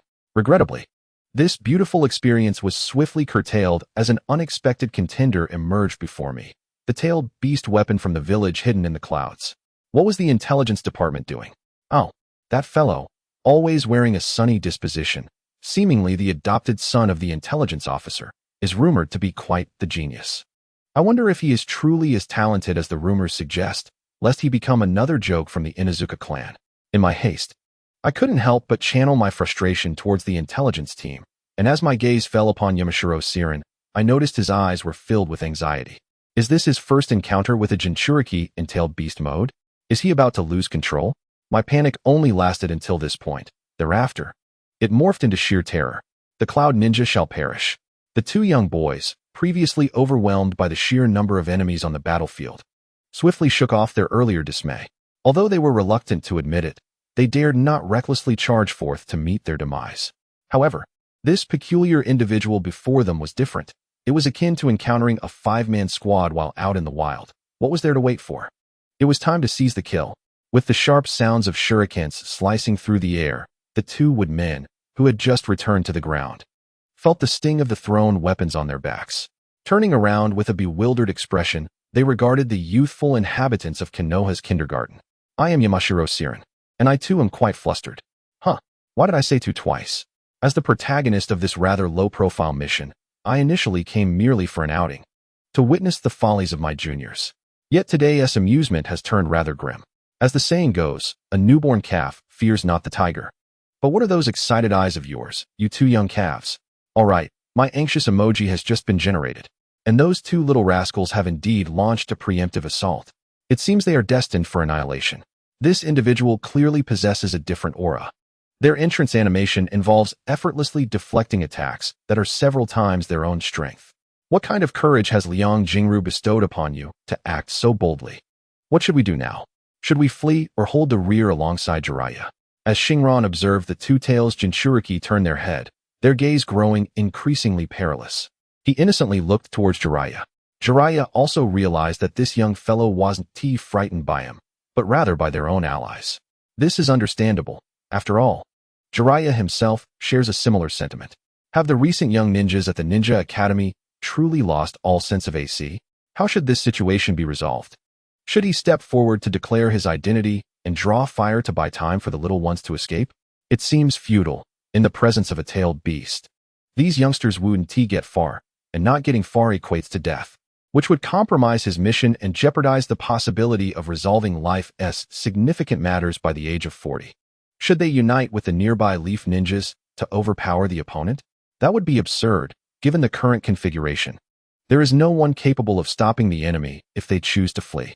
However, one thing is certain. When the odds are in favor of the many against the few, it is highly probable that the adversary could be driven away. In that case, these little rascals might be saved. Who are you? The question emanating from the mouth of the Two-Tails Jinchuriki was unnecessary to answer in this brief moment. The Two-Tails had already come to a realization. The Leaf Ninjas had brazenly turned their battlefield, which they had staked their lives on, into a training camp for juvenile scouts. As the saying goes, an uncle cannot endure this, and an aunt even less so. All must perish. The Two-Tails possess complete control over their tailed beast transformation. Yet at this moment, they are consumed by rage, actively employing a vast amount of tailed beast chakra. What was once a mere tailed beast cloak of red has transformed into the frenzied red-black state of the tailed beast. Their visage is now unrecognizable. And with limbs on the ground, ominous blue and black chakra begins to coalesce before the gaping maw of the Two-Tails Jinchuriki. Shinran, with a mind comparable to a computer, calculates that the chakra's intensity is approximately 28. This is utterly reckless. Jiraiya sensed the impending danger. The tailed beast ball is not something one can withstand head-on. He must divert the opponent's attention, at least to protect the children behind him. With a bold resolve, he summoned forth a technique. Since they had sincerely inquired, even though the adversary did not seek an answer, Jiraiya aimed to capture their focus. Thus, an opening line, tinged with the peculiar intonations of the land of the rising sun, escaped his lips, indeed captivating everyone's attention. In Shinran's eyes, as the Two-Tails Jinchuriki began to gather energy, Jiraiya leaped into action. As the massive smoke dissipated, the colossal figure of Fukasaku, larger than life, materialized before Shinran's gaze, causing even Darwin's coffin to tremble. For the first time, witnessing the figure of Wentai from such proximity was an overwhelmingly shocking experience. What manner of hormones could possibly nurture such a massive creature as this frog? Jiraiya, this adversary presents quite a challenge. As soon as Wentai made his entrance, he understood the nature of the foe he was about to confront, a Jinchuriki in the state of a tailed beast, an exceedingly troublesome opponent. As he grasped his enormous dagger, he couldn't help but jest at his own predicament. At that moment, Jiraiya stood atop Wentai, his entrance worthy of a protagonist. However, despite the rampage of the Two-Tails Jinchuriki, one must remember that she is a ninja capable of fully controlling the power of the tailed beast. The violent chakra that invades one's consciousness is indeed formidable, yet it does not equate to a complete loss of reason. Jiraiya, being one of the legendary Sannin of Konoha, knew that subduing her in a short span was unfeasible. The conviction of the Two-Tails Jinchuriki was deeply entrenched to annihilate the Konoha youth, causing a generational void within the village, thus heralding its inevitable decline in 10 or 20 years, regardless of this battle's outcome. In a state of accumulation, the Two-Tails Jinchuriki propelled herself with astonishing speed, maneuvering to Wentai's side, capable of bypassing his enormous form to target the Konoha youths sheltered behind him. The gathered chakra neared completion, preparing to unleash the tailed beast bomb. Jiraiya struggled to find his footing atop Wentai, who, due to his toad-like anatomy, lacked the agile turning capabilities of a tailed beast. Before Wentai could position himself, the enemy's tailed beast bomb had already locked onto its target. In a pivotal moment, the trio of Inuzuka, Nara, and Akimichi arrived just in time. They had long been adversaries of the Two-Tails Jinchuriki, but the rapid shifts in the battlefield and the transformation into tailed beast mode had rendered their arrival a matter of desperation. From the shadows, the figure of Nara Shikaku emerged, enshrouded in a multitude of shadow techniques. Like serpents slithering along the ground, they took advantage of the Jinchuriki's moment of focus, ensnaring her limbs and neck in an instant, a tremendous constriction of power threatening to strangle the foe on the spot. Simultaneously, Yamanaka Ino had executed the mind-body switch technique even before Shikaku, capitalizing on the Jinchuriki's moment of concentration to finally hit her target, thus granting Shikaku the opportunity to bind her with his shadow techniques. However, these were merely the prelude to their ultimate moves. The soul of a tailed beast, and that of a being capable of subduing it, is not something that Yamanaka Ino could control alone. In an instant, blood gushed from Ino's nose as her attempt to manipulate the Jinchuriki's body through the mind-body switch technique was violently countered. Moreover, the The shadow technique that had ensnared the two tails Jinchuriki began to falter as she regained control of her body. The Jinchuriki, now a fearsome humanoid beast, tore away at the shadow bindings as though they were mere fabric of a garment. The dual assault of the two wooden beings merely delayed them for less than 2 seconds, during which they both suffered backlash from their chakra, injuring themselves and retreating, spewing blood. However, this brief moment of constraint afforded an opportunity for the colossal figure of Dingzhua, akin to a mountain giant, to leap from the air. Remarkably, an elongated staff, its material unknown, expanded in size alongside his own towering form, delivering a devastating blow upon the two wooden beings in their tailed beast mode. The force of the impact unleashed a violent tempest, sending several weaker leaf village youths tumbling like rolling gourds. Among them was Kai, who, clutching tightly to Shinran's clothing, was swiftly shielded from greater embarrassment by his protection. At last, this formidable boss was sent hurtling away, and the nascent tailed beast sphere was successfully interrupted by the trio of strikes, prompting a collective sigh of relief from the onlookers. The guardian ninjas urged the children to retreat, declaring the mission aborted, and instructed an immediate exit from the area. Above Wentai, Jiraiya exhaled deeply, yet he remained vigilant, unclouded by the current situation. Despite the apparent defeat of the two-tailed Jinchuriki, the protective layer of the tailed beast cloak meant that the enemy had sustained minimal damage and would soon return with renewed ferocity. Promptly announcing the mission's cancellation and organizing an evacuation, Jiraiya hastily began forming hand seals, while Wentai, attuned to Jiraiya's intentions, sprang into action. The fire release, Toad Oil Fireball, a collaborative ninjutsu between Toad, Wentai, and Jiraiya, combined the oil of the toad with the fire release to unleash a massive flaming projectile against their foe. Due to its extensive range and difficulty to evade, the destructive power was immense. Though classified as fire release, the presence of toad oil rendered typical water techniques ineffective. As the smoke from the earlier impact of the two wooden beings lingered, vast flames ignited the area once more, turning it into a scorched wasteland. A roar, not of human origin, erupted from within the flames, devoid of pain, embodying pure brutality and fury, like a scion unleashing their rage. A tempest radiated from the tailed beast form of the two wooden beings, sweeping outward in a circular arc, obliterating everything in its path, trees, rocks. And even the fire oil ninjutsu seemed helpless against this onslaught. Shinran observed the unfolding scene, his heart racing with exhilaration, a mix of anxiety and excitement coursing through him. The sheer power capable of reshaping landscapes was something he yearned to possess in the future. The ninja world was indeed a realm filled with anticipation. However, many differed in their perspectives, with the majority aligning with Jiraiya's sentiments, lamenting the dire situation. How could they contend with such a formidable Jinchuriki? The number of tailed beasts was limited, and even fewer possessed the ability to fully control them.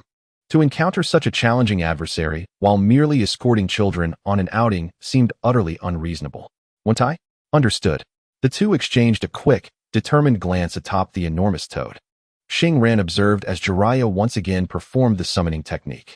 After a cloud of smoke dissipated, his hands assumed a peculiar sealing posture, while two unsightly old toads appeared on his shoulders. This was sage art.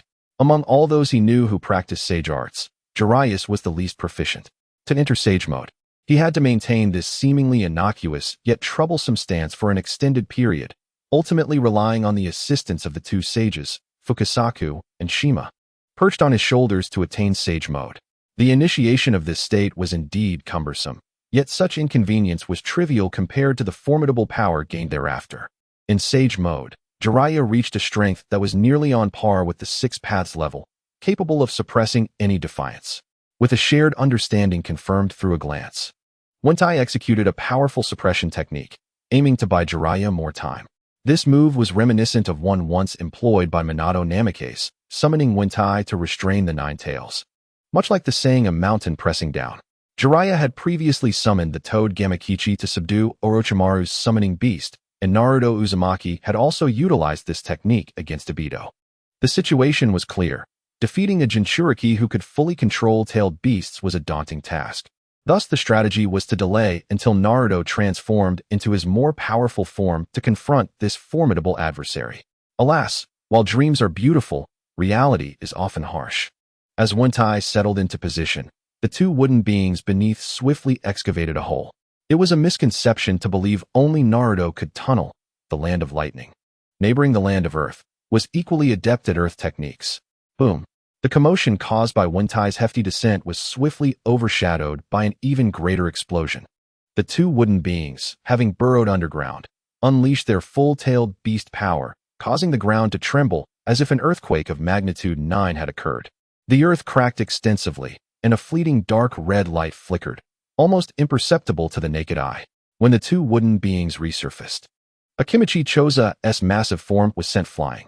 Those who had struck back with great force must face retribution, and next in line was that large toad. However, the two wooden beings soon sensed something amiss with Jiraiya, one of the legendary Sannin. His current condition instilled an inexplicable sense of crisis within them. Truly, he was deserving of the title one of the three ninjas. In a mere instant of hesitation, they made a preliminary assessment. Rather than engage in a back-and-forth battle with Jiraiya, it would be more meaningful to sever the lineage of Konoha.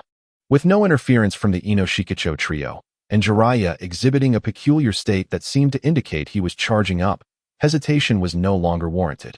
The blue and black chakra orbs once again gathered before the wooden beings' mouths, signaling the launch of the second-tailed beast bomb.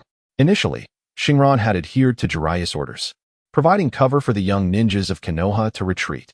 However, scarcely had they traversed 500 meters when his extraordinary sixth sense, coupled with the sensory prowess of the Yamanaka clan, began to sound alarm bells. Casting a glance back, his keen eyesight immediately discerned the Jinchuriki of the two tails and the tailed beast ball before her, both ominously directed towards his position.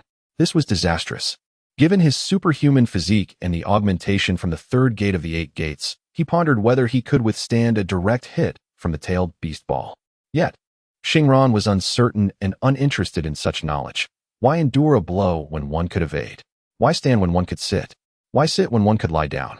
He had no desire to validate his existence with his life, yet as a rear guard, he was tasked with protecting the frightened young ones, who were as startled as quail by the sudden onslaught of varied terrains. In less than a second, he realized he was no Mary Sue. He would not engage in a futile sacrifice. Nevertheless, within that fleeting instant, his brilliant mind devised a solution. It was time to showcase his true skills. Without hesitation, Shinran burst forth, sprinting in the opposite direction of the fleeing group, directly towards the Jinchuriki preparing to unleash her formidable attack. What are you doing? Come back. This is not a battle for us to partake in. Ignoring the well-meaning warnings of his fellow rear guard, their voices were lost in the wind. Shinran moved with astonishing speed, closing the distance to the two tails Jinchuriki in less than 2 seconds, approaching at nearly the speed of sound. As he rushed, he activated the third gate of the 8 gates. Ninjutsu, explosive 8 gates shuriken. He proclaimed, somewhat theatrically, the name of the technique he had only recently developed, meant to draw the attention of the Jinchuriki. His positioning was meticulously calculated. Although he appeared to align with the fleeing young ninjas, he had subtly angled to the right. Through his superhuman calculations, he deduced that at such a close proximity, the tailed beast ball aimed at him would veer off course, missing the distant Konoha Youth Brigade if it continued straight for an additional 800 to 1,000 meters. Thus, while it seemed the Jinchuriki could strike him first, the slight adjustment in his position would ultimately cause the attack to miss its target. Confident in his ability to evade the attack by shifting laterally, he reveled in the perfection of his plan. Now, the critical question remained: how to attract the Jinchuriki's ire without inciting her desire to attack. Even the most exquisite strategy would be futile. Shinran's method of provocation was straightforward. He hurled a shuriken, breaking the sound barrier, directly at the two tails Jinchuriki, who was crouched and gathering her strength. A single shuriken? Its speed was commendable, yet it was insufficient to capture her attention. Encased in the protective shroud of her tailed beast chakra, the two tails merely cast a fleeting glance at the approaching projectile, dismissing the Konoha youth with indifference. Indeed, in her eyes, the very Konoha ninja who had just retreated in defeat now approached her, resolutely intent on preventing her from taking more lives, willing to offer up his own in the process. Unfortunately, the plight of tragic heroes bears little weight here. Both of the wooden figures disregarded the insects flailing, their internal goals unwavering. Above Wenta, Jiraiya observed Shinran's actions with mounting urgency. Initially, he held little regard for this youth emerging from the esteemed Konoha clan. As he himself was a humble ninja, harboring an innate aversion towards those born into privilege, especially after a failed marketing scheme from the Inuzuka clan. Possessing formidable medical skills and impressive physical prowess, did he fancy himself akin to Tsunade? It appeared he sought to bask in the radiance of his goddess. The lack of proper greetings upon meeting was merely routine. Should he discover that this individual was merely a facade, he would be prepared to cast him aside to the fringes, for his influence with the third Hokage remained substantial. Yet, whether this lad was merely a dramatist or adept at discerning favor, after a morning of interaction, he presented himself as amiable and sunny, evoking memories of his own remarkable disciple. However, such superficialities could not deceive his discerning gaze. Devoid of conjunctivitis or cataracts, he was not easily misled by appearances. In times of national strife, true loyalty is revealed, and the essence of a person is most apparent in moments of crisis. Noticing that everyone was cornered, this young man proactively drew the enemy's attention. From Winta's vantage point, Jiraiya, a seasoned ninja, could certainly perceive the flaws in Shinran's positioning. Moreover, judging by his state of having opened the 8 gates, he had clearly mastered the 3rd gate. Coupled with the remarkable speed with which he had treated Uchiha Jonin and Hyuga, it was evident he was a prodigy destined to become a pillar of Konoha.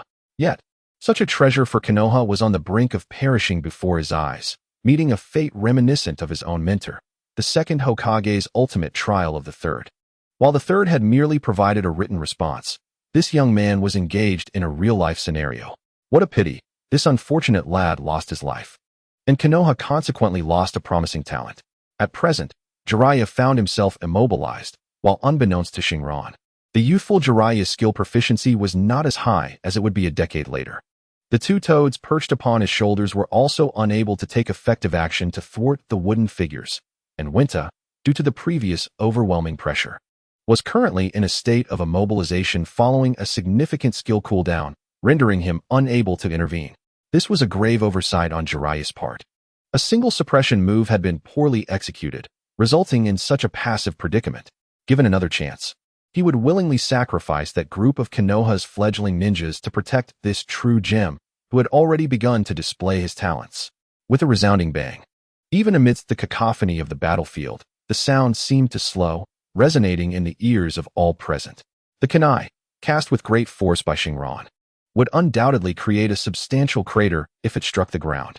Should it find its mark on an unsuspecting individual, it would be akin to a sniper bullet, effortlessly perforating flesh. Yet, the tailed beast cloaks are exceedingly rare, with only 9 existing globally.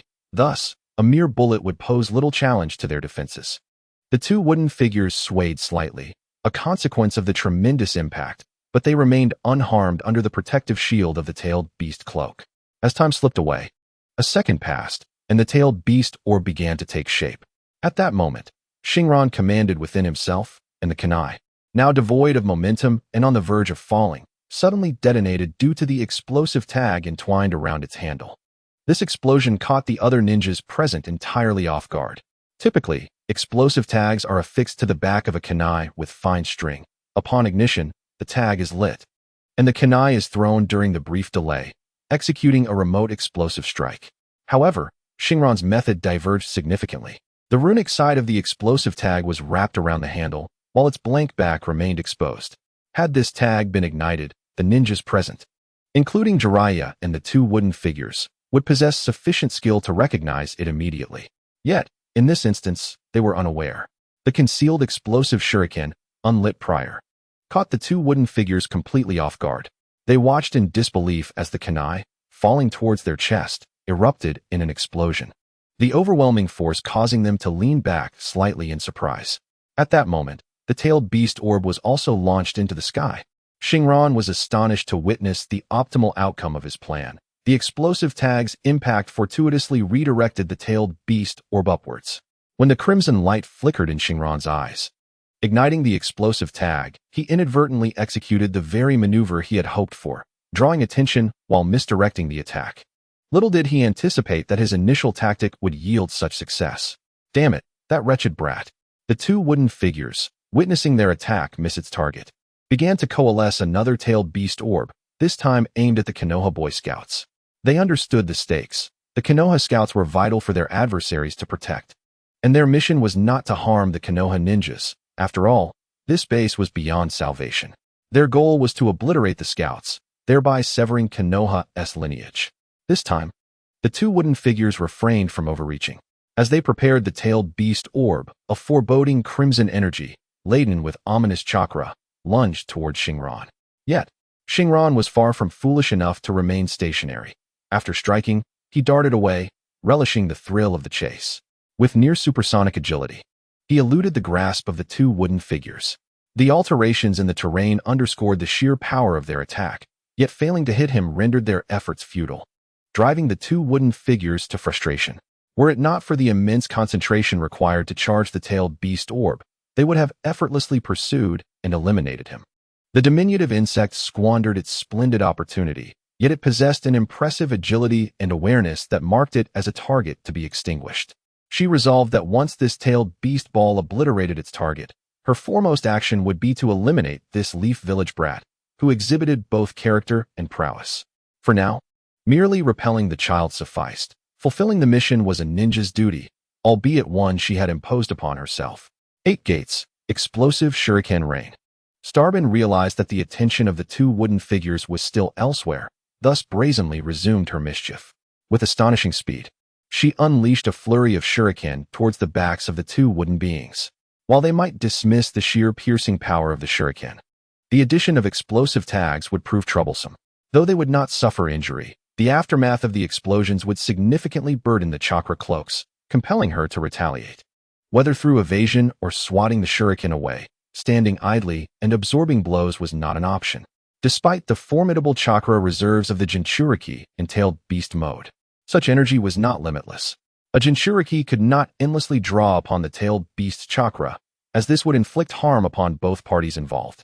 In the original narrative, Kurama repeatedly warned Naruto against excessive use of his chakra, lest he be harmed by the Nine Tails' power. Regrettably, Naruto's protagonist aura was too radiant. This warning remained merely a caution throughout the climax, never resulting in true backlash. However, the two wooden figures were not protagonists, having already expended 2 tailed beast balls. Their chakra reserves dwindled after releasing a third. The tailed beast ball was indeed a formidable technique, not meant for indiscriminate use. Nevertheless, with considerable resolve, the two wooden beings endeavored to deal with the incoming shuriken, even at the expense of slowing their tailed beast ball's charge. Ultimately, after deflecting all the shuriken, none detonated. What was happening? The two wooden beings had no time to ponder as more shuriken approached. This time, they discerned that while each shuriken bore a sticker, some were counterfeit. Though they could successfully block them, they could not afford to entirely disregard the shuriken. Due to their swift velocity, evasion was already a challenge. If they failed to block adequately, a single detonated shuriken would result in substantial chakra depletion, an unwise trade-off. Clang, clang, boom, boom. Starbone reveled in the moment, skillfully mixing genuine explosive shuriken with training shuriken, leaving the two-tailed Jinchuriki at a disadvantage. Although the duration was brief, the ensuing seconds transformed the battlefield into a frenzy of Starbone's relentless assault, while the once mighty two wooden figures found themselves pitiably on the defensive. Yet, such joyous moments were fleeting. Regardless of how much Starbone interfered with the two wooden figures' charge, the accumulation time for the tailed beast ball could not be prolonged indefinitely. A colossal, meteor-like black-tailed beast ball erupted from the mouth of the two wooden figures, aimed squarely at the Leaf Village's young brigade, situated a kilometer away. With a soft sigh, she thought, "Little ones, this is where my assistance ends, such is fate." Indeed, Shinran has evoked considerable animosity. However, the two wooden figures are resolute individuals. During the release of the tailed beast ball, Shinran positioned himself slightly to the right of the line blocking the child core, attempting to deceive with a grand maneuver. Yet, it remains uncertain whether his subtle trick was discerned or if the two wooden figures maintained their clarity of mind. As Shinran observed the tailed beast ball soaring forth, he felt an overwhelming sense of helplessness. If only he had mastered the flying thunder god technique. No matter how many tailed beast balls there were, he could effortlessly send them away. Shinran's endeavors were not in vain. Within mere seconds, when Tai had already regained his composure from a state of rigidity, there was still time to form seals and unleash a powerful ninjutsu. A colossal water sphere, akin to a cannonball, violently collided with the flying tailed beast ball from the side. This technique, a formidable ninjutsu resulting from the clash of Wentai and Shikaku's wind release, was one of the most potent water techniques in an era when the Akatsuki organization lay in hiding, devoid of any super shadow-level entities.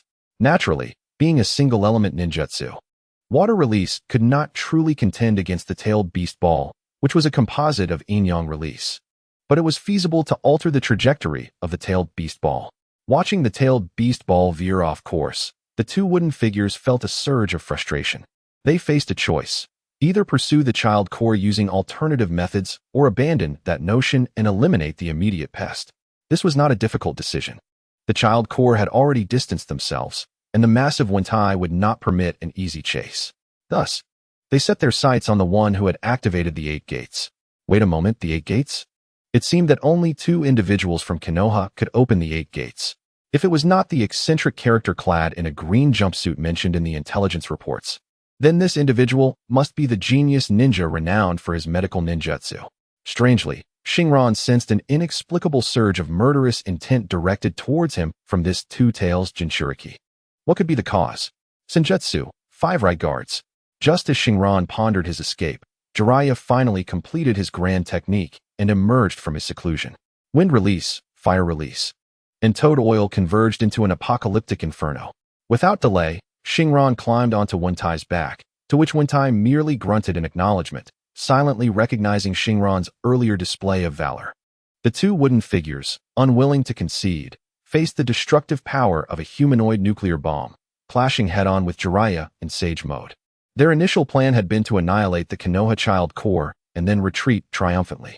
However, with their primary objective now unattainable, they resolved to confront the imminent counterattack with full force. The base was beyond salvation. But if they could deliver a significant blow to this legendary Sannin of Konoha before departing, it would not be a total failure. Yet, Jiraiya would not acquiesce to the intentions of the 2 wooden figures, and Shinran had something to contribute as well. Temporarily borrowing all of Jiraiya's shuriken, Shinran noted that only a few remained, but plenty of explosive tags were still available. With such a favorable hand, Shinran was determined not to miss the opportunity to engage with the tailed beasts. Subsequently, the ninja of Konohagakure gradually retreated from this battlefield, leaving behind only the echoes of violent explosions and the devastation that altered the landscape. Shinran, merely a support, relied on Jiraiya in Sage mode for ranged attacks. The rapid speed of the shuriken indeed made it exceedingly difficult for the enemy to evade. The term difficult to evade refers to the enemy's inability to escape the blast radius of explosive tags while dodging the shurikens. Even the Jinchuriki in tailed beast mode, if not exceptionally cautious, would find themselves caught in a devastating explosion should their speed falter. After approximately 10 minutes of combat, Shinran gained a more intuitive understanding of this offensive technique, deeming the endeavor worthwhile. Overall, this was a supplementary method, akin to the Great Fireball technique, which, though seemingly an offensive capability, often served merely as a means of containment. Nevertheless, it proved to be an excellent tactic due to its low energy consumption. In the presence of a casino-like payout system, this extravagant combat style was the most suitable for Shinran. With a mere flick of his hand, the effects rivaled those of energy-intensive techniques like the Great Fireball, making the recent specialized training worthwhile. Ultimately, the 2 wooden figures could no longer sustain their transformations and were the first to retreat. Jiraiya did not pursue them. He too was at the end of his strength, for Sage mode was not invincible, and his energy expenditure was no less than that of his opponents. The victory was achieved by overwhelming numbers. But to have battled against foes comparable to the Jinchuriki in tailed beast mode was a testament to his reputation as one of the legendary Sannin. Upon returning to the E3 camp, Shinran anticipated a substantial wave of rewards. Meanwhile, in the land of lightning's Iwagakure, a significant wave of repercussions awaited the 2 wooden figures. Though that was not the crux of the matter, the focus lay on the impending international situation. The current geopolitical climate was exceedingly unfavorable for the land of lightning. To begin with, on a smaller scale, the recent removal of the Konohagakure base at the border of the land of water had resulted in a considerable recovery of territory for the land of water, thus significantly diminishing the land of lightning's remaining superficial advantages. On a larger scale, despite the ongoing disputes about the last surprise attack, where both sides claimed victory, there was indeed controversy. While the land of lightning could still assert itself as the victor of that war, The recent events were markedly different, having suffered a crushing defeat at the hands of Konoha. If the village's tailed beasts had not participated, the situation could have been downplayed. However, with their involvement leading to a complete failure, the Land of Lightning's reputation would be utterly tarnished. Should Konoha reveal the humiliating details of how their own tailed beast and Jinchuriki fled from a group of child soldiers, the Land of Lightning would lose face irreparably. Currently, Konoha had not publicized such disgraceful occurrences, but if concessions were not made during negotiations, the temperament of Konoha's advisors would soon lead the ninja world to widely circulate this scandal, placing the blame squarely on the two wooden figures.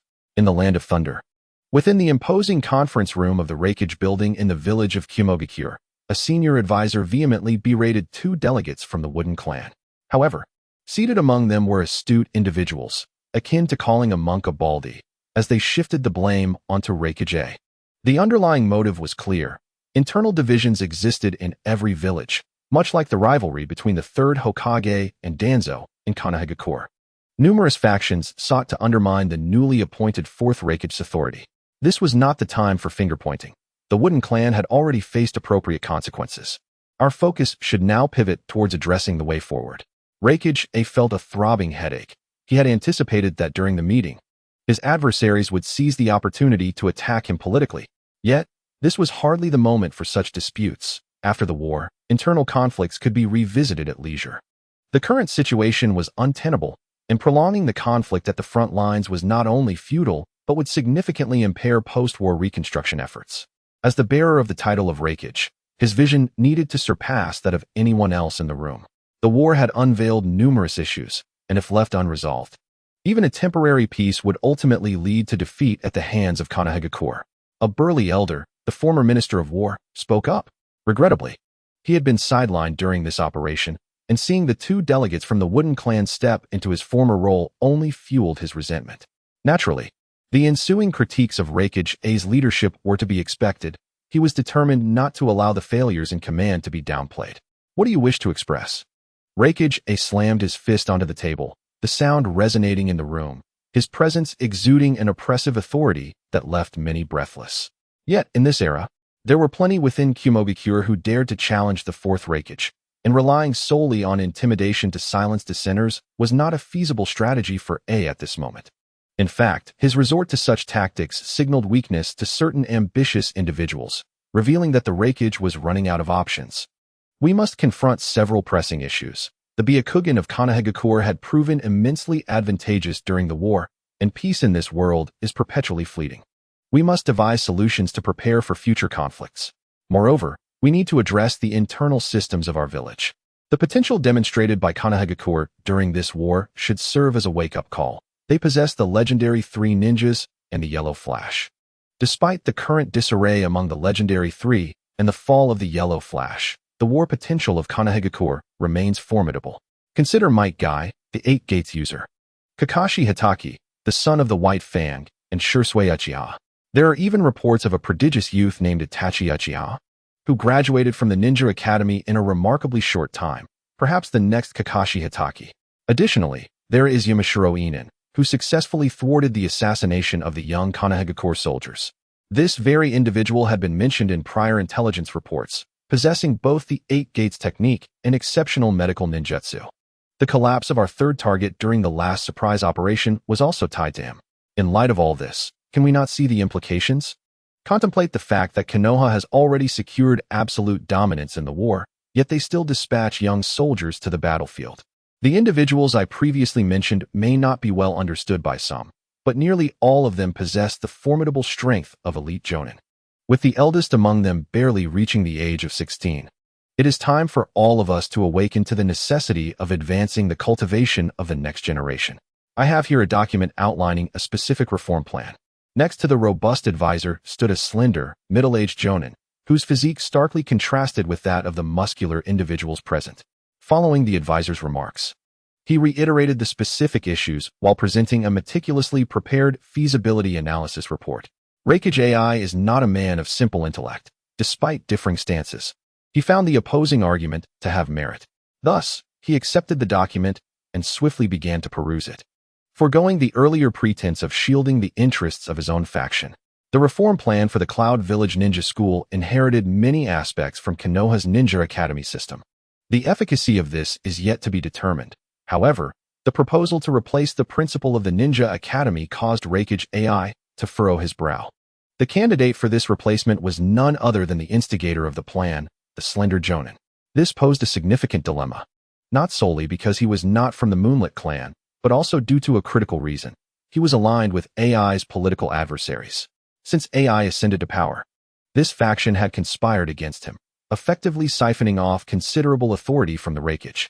Should the position of principal be usurped, AI would find himself isolated and vulnerable. The proposal could undergo a trial run. However, for the stability of the village's post-war development, the principal would not be replaced. Raikage AI had previously been a proponent of resolving all issues through brute force, and this inclination had not dissipated. Nevertheless, he was astute enough to recognize that his current capabilities did not afford him the luxury of bulldozing through every problem. Insufficient strength necessitated compromise. Politics is, after all, an art of negotiation. The slender middle-aged Samoyed sought to further his own interests, but at that moment, his arm was unexpectedly seized by a robust companion, whose strong grip restrained his movements. Casting a puzzled glance at his friend, Samoyed discerned a message urging restraint. At this juncture, Raikage's words had already signaled agreement to the reforms at the Ninja Academy, thereby affirming several positions within the decision-making body of the institution. With multiple allies poised to infiltrate the Academy's leadership, Raikage's refusal to approve the principal implied that their objectives were nearly achieved. Thus, it was prudent not to apply excessive pressure, allowing for the transition to the next agenda item. The first agenda item was approved, and although Raikage reached a compromise, it indeed facilitated the village's progress, a scenario favorable to all. Yet, the lone exception was Samoyed himself. He had exerted tremendous effort, drafting feasibility plans and bravely confronting Raikage pressure. All for what? Ultimately, it was for greater power. As the old adage goes, a man cannot be without power for a single day. Though this sentiment may lean towards excessive machismo, the warriors of the Land of Lightning ardently uphold such beliefs. Contracts may be signed, and we are willing to concede certain demands, but we must ensure that the interests of the Land of Lightning are safeguarded to the fullest extent possible. The Samoyed remained in disarray amidst the turmoil, while the Raikage swiftly redirected the discourse towards peace negotiations, denying his political adversaries any opportunity for exploitation. However, as the Raikage concluded his remarks, some attendees rolled their eyes in disbelief. With a mere flippant comment, he sought to safeguard his own interests without contemplating the dire circumstances at hand. The Land of Lightning had not only lost vast territories, but had also exposed its vulnerabilities to the feeble Land of Water, which had recently invested considerable resources in hiring numerous rogue ninjas and mercenaries from the Land of Iron. Given the present situation, if Konoha remained passive, the pressures of logistics combined with the audacious counterattacks from the Land of Water could deliver a catastrophic blow to the already faltering economy of the Land of Lightning. In such a case, to safeguard a meager portion of land that could not be held, everyone would be left to endure dire straits. The Raikage, sensed the shift in atmosphere brought about by his words. Yet, as the Raikage, one must sometimes prioritize the correctness of one's stance over the rationality of one's statements. In times of national peril, firmly protecting the interests of all is deemed politically correct, and even if the execution of such words proves challenging, there will always be supporters. Raikage-sama, I wholeheartedly endorse your sentiments, a voice chimed in, yet the awkward tension did not linger for long as voices of support began to emerge. However, the phrase, but often heralds apprehension. The Raikage maintained his composure, patiently listening to the neutral elder's reservations. In light of the current circumstances, we should consider ourselves fortunate that Konoha has not imposed excessive demands upon us. The resource requests from before now appear unattainable. Let us focus on the matter at hand. I personally believe that to safeguard our fragile supply lines and national economy, we should expedite the signing of a peace treaty, provided Konoha does not impose reparations. The elder's analysis garnered significant support from the attendees, and setting aside personal feelings, his approach was indeed prudent. The Raikage had merely expressed his stance. Although he had not secured the cooperation of the naive youth who promised to negotiate his demands, he would gladly accept the consensus of mutual non-reparations and an unconditional ceasefire. Though the Raikage inherited his position from his father, It was not a hereditary title. Should their resources be entirely depleted, his departure from power would soon follow. The village of Iwagakure was not his personal fiefdom. Reckless actions would earn no recognition. Very well. Let it be resolved that we shall hasten the signing of the peace treaty. The remainder shall be left to you all. With that, the fourth raikage prepared to depart. At that moment, a voice unexpectedly pierced the air, halting the attendees once more. Esteemed colleagues, while this topic has concluded, there remains an unresolved issue. What shall we do about Konoha's Byakugan problem? Even if we concede this time to gain a reprieve, what shall unfold in the future? The Samoyed finally regained composure from the turmoil. During the brief period of discussion among a few advisors regarding the negotiations' bottom line, Sammy was struck with a notion. War is the most effective means of advancement. Once the conflict concludes, the temporary elevation to the rank of Jonin, achieved through wartime merit, would soon fade into the crowd, a prospect unacceptable to his ambitious nature. Thus, it became imperative to devise a reason that would preclude any cessation of hostilities. Sammy, what do you wish to convey? The raikage's annoyance with this relatively weak Jonin was palpable. We must discover a strategy to counter the Byakugan. At the very least, we should possess an equivalent strength that does not fall short of it, addressing our battlefield intelligence deficiencies compared to Konoha. With a resolute expression, Sammy gazed at the raikage and replied, "Oh, have you formulated such a strategy?" This inquiry came from a neutral elder who had previously outlined the negotiations dynamics, devoid of any discernible emotion, as though merely addressing the matter at hand. I have yet to finalize a solution, but I do have a concept regarding how to mitigate our shortcomings. Initially, Sammy had merely intended to delay the conclusion of the war. However, under the mounting pressure from the raikage and the probing of the advisors, beads of sweat began to form on his brow, and his mind raced. We could demand that Konoha share the Byakugan. Yes, the Byakugan is a bloodline limit, but I have heard rumors of a certain individual from the Mist Village named Ao, who successfully transplanted a Byakugan. Therefore, we should insist that Konoha provide us with a pair of Byakugan, rather, as many as possible. If this endeavor proves successful, our intelligence disadvantage on the battlefield will be significantly mitigated. I firmly believe that with this advantage, we shall triumph over Konoha in the next war. As Sammy spoke, he initially stumbled over his words, but as he continued, his speech became increasingly fluid. Acquiring the Byakugan bloodline would not only enhance battlefield intelligence. The Byakugan itself is a formidable asset in combat, given that the Land of Lightning predominantly utilizes lightning release techniques. The development of a lightning release gentle fist could potentially redefine his legacy, transforming him into a notable figure in the annals of the Cloud Village's combat style. However, the others present fell into a contemplative silence. None among them were fools. They understood the myriad benefits of obtaining the Byakugan, even if Sammy had not articulated them. The crux of the matter, however, was the sheer impossibility of such an endeavor.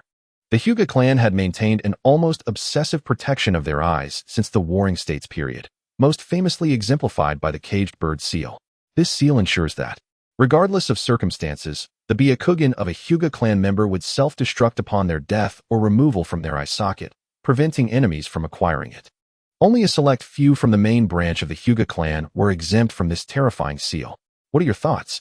Shall we coerce Konoha into providing us with a few eyes from the main branch of the Hyuga clan? Surely, you cannot be in your right mind. The Hyuga clan can be described as a family with an exceptionally rigid hierarchy, wherein the main house possesses near absolute authority over the branch families. In essence, every member of the Hyuga clan exists to serve the interests of the main house. If the Cloud Village were to propose such an unreasonable demand, not only would Konoha refuse to acquiesce, but even if the Hokage were to agree, the Hyuga clan would rise in rebellion. The ruling authorities of Konoha are astute individuals. Are you suggesting such a demand with the intent of inciting conflict? As Sammy began to revel in the greatness of his impromptu plan, the atmosphere around him swiftly grew increasingly tense, causing him to instinctively suppress his pride and ponder where he had erred. Quinn, what do you mean by this? Thunder Shadow A, in a sudden shift of tone, sternly interrogated Sammy's leader, the imposing advisor Quinn, who had previously been responsible for wartime matters. Feeling the sharp gazes directed at him, Quinn, now the focus of scrutiny, found himself sweating profusely as the situation escalated. The issue at hand was not merely the ambition to acquire the Byakugan. This indeed held advantages for the Cloud Village, but rather the problematic nature of the attitude towards the proposal, which can be simplified to the concept of political correctness. After everyone had agreed to pursue peace through negotiation, Sammy abruptly introduced a notion that appeared benevolent, yet effectively coerced Konoha into prolonging the war, which deeply unsettled those present. The Byakugan, in terms of war reparations, is worth far less than the countless resources, even less than a single life of an Asuma. However, the crux of the issue lies not in the value itself. Unless one can obtain the Byakugan on the battlefield like the Mist Village, acquiring it through negotiation is an impossibility, a fact that is glaringly evident. As Sammy, the primary lieutenant of the hawkish advisor Quinn, either failed to recognize this point or deliberately acted upon it, raises intriguing questions. If it were merely a lack of foresight, it would suffice to dismiss him for incompetence. Yet if it were intentional, it prompts speculation on whether the Hawks are reluctant to relinquish the prospect of war, even at the cost of defying the Thunder Shadow and the village itself. In other ninja villages, such disputes may simply reflect the contention between two factions. However, this is not the case for the Cloud Village. The rebellion of the Golden and Silver Horns in the past directly led to the demise of two formidable leaders, and the strongest third Thunder Shadow only ascended to power following that event. The grave repercussions stemmed from the hawkish opposition to peace talks, which ultimately culminated in rebellion against the village. Thunder Shadow A's severe questioning of Quinn was rooted in these considerations. Should Quinn resolve to disregard the village's consensus and persist with the conflict, it would not hesitate to detain him immediately, aiming to prevent the Cloud Village from descending into chaos once more. I bear no responsibility for this.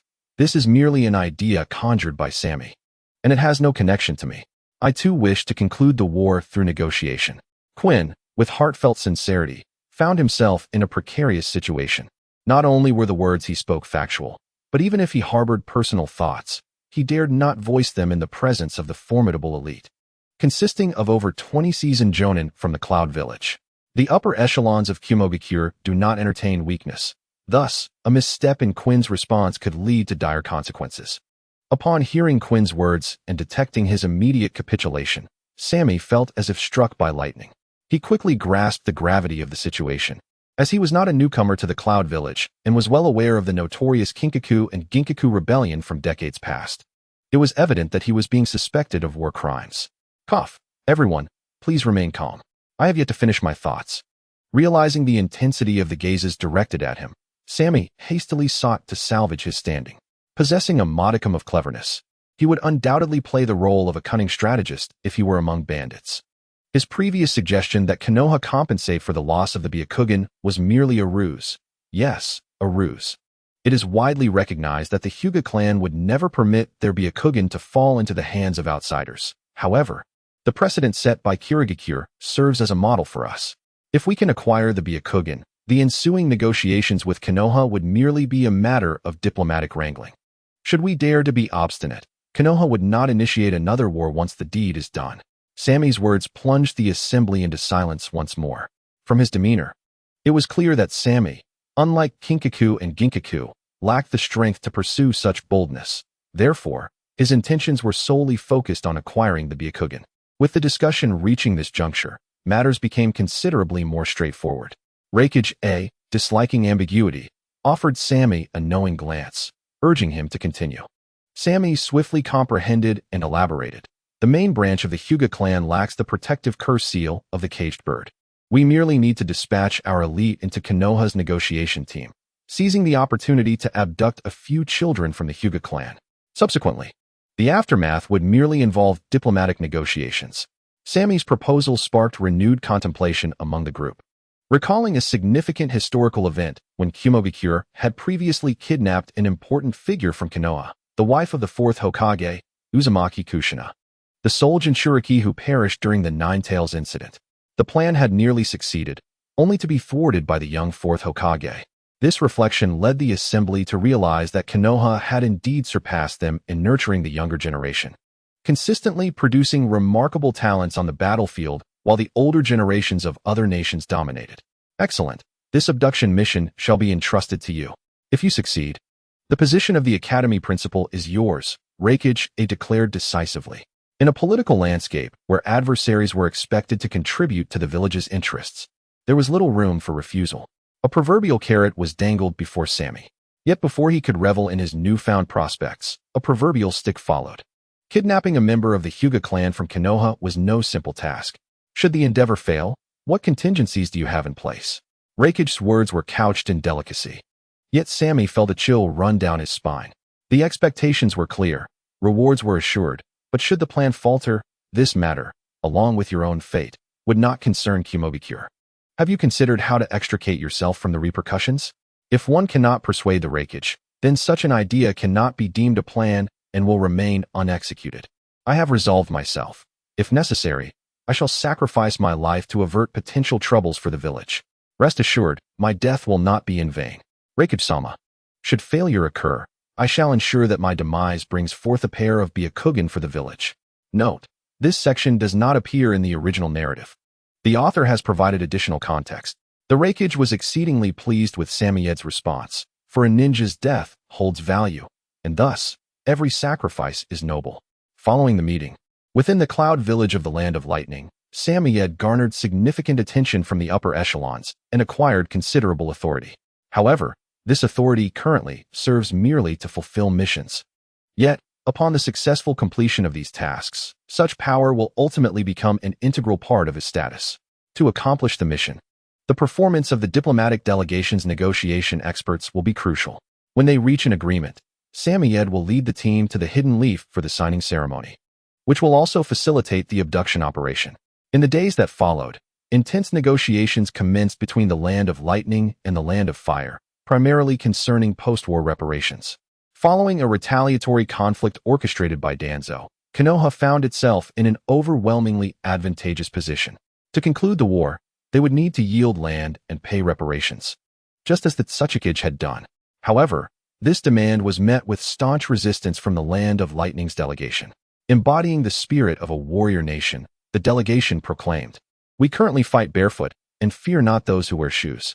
Should we perish, you shall suffer grievously as well. It would be better to settle for something trivial, allowing us all to part amicably and with dignity." In reality, both parties secretly desired an unconditional signing of a peace treaty. Yet the mutual ignorance of this desire posed a significant obstacle. To reach a mutually acceptable baseline, the diplomatic staff had a considerable journey ahead. In the year 51 of Konoha, after New Year's Day, Camp E3 welcomed its first snowfall. Although the snow was light, it rendered the roads muddy and difficult to traverse. However, these challenges pertained primarily to ordinary citizens. For ninjas, walking on water is a feat easily accomplished, let alone traversing muddy paths. No matter how wet or soft the ground, ninjas can navigate it effortlessly without soiling their footwear. Over 2 months prior, Hoshinai returned triumphantly, having assisted Jiraiya in repelling the Cloud Village's Jinchuriki. Shortly thereafter, at Jiraiya's suggestion, Konoha once again honored Hoshinai for his significant contribution. This time, Hachi served as the military officer for Hoshinai, collecting Yamanaka while also delivering a list from the Hokage's office. The list contained names of practical and potent jutsu, akin to those Hoshinai had previously reviewed. At that time, having recently received recognition, he was entitled to select A-rank jutsu. However, none of these piqued his interest. It was not that Hoshinai lacked the desire to learn, but rather that utilizing such a valuable opportunity for mere ordinary A-rank techniques felt like a waste of resources.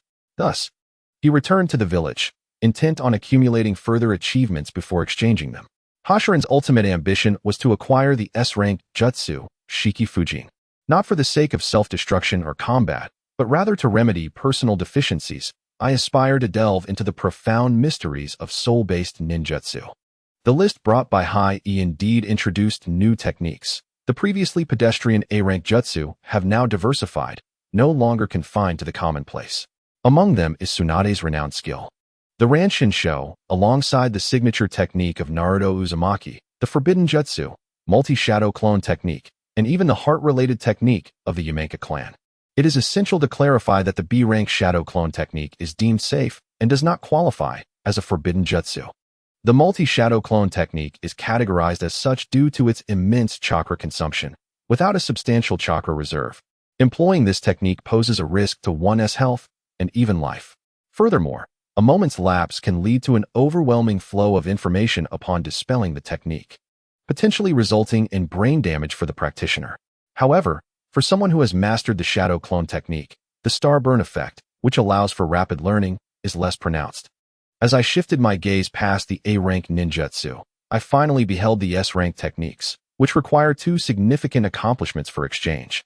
Regrettably, the list contained only a couple of entries, one being Kakashi's S-rank technique, Raikiri, the other, Kato Dan's famed skill, spirit transformation technique. First, let us discuss Raikiri. The description indicates that it involves concentrating chakra in the palm while simultaneously transforming its form and properties to create lightning release, rendering the hand akin to a sharp blade, capable of delivering a lethal strike with sufficient force to pierce through the human body. It is characterized by a concentrated thrust aimed at a single point. However, excessive speed may hinder the user's ability to perceive counterattacks, thereby endangering themselves. Hence, adequate observational prowess, such as that provided by the Sharingan, is imperative for effectively targeting the enemy. These explanations are not the crux of the matter. What is pivotal is that this technique was developed by Kakashi Hatake and is still undergoing refinement. Presently, Kakashi, having already fatally wounded Rin, remains in the enhancement phase, suggesting that the current iteration of Raikiri may lack the potency it possessed at the narrative's inception. Unfortunately, for me, this technique is merely a curiosity. My previous chakra affinities were Yin and Earth, with the Yang attribute awakening only later.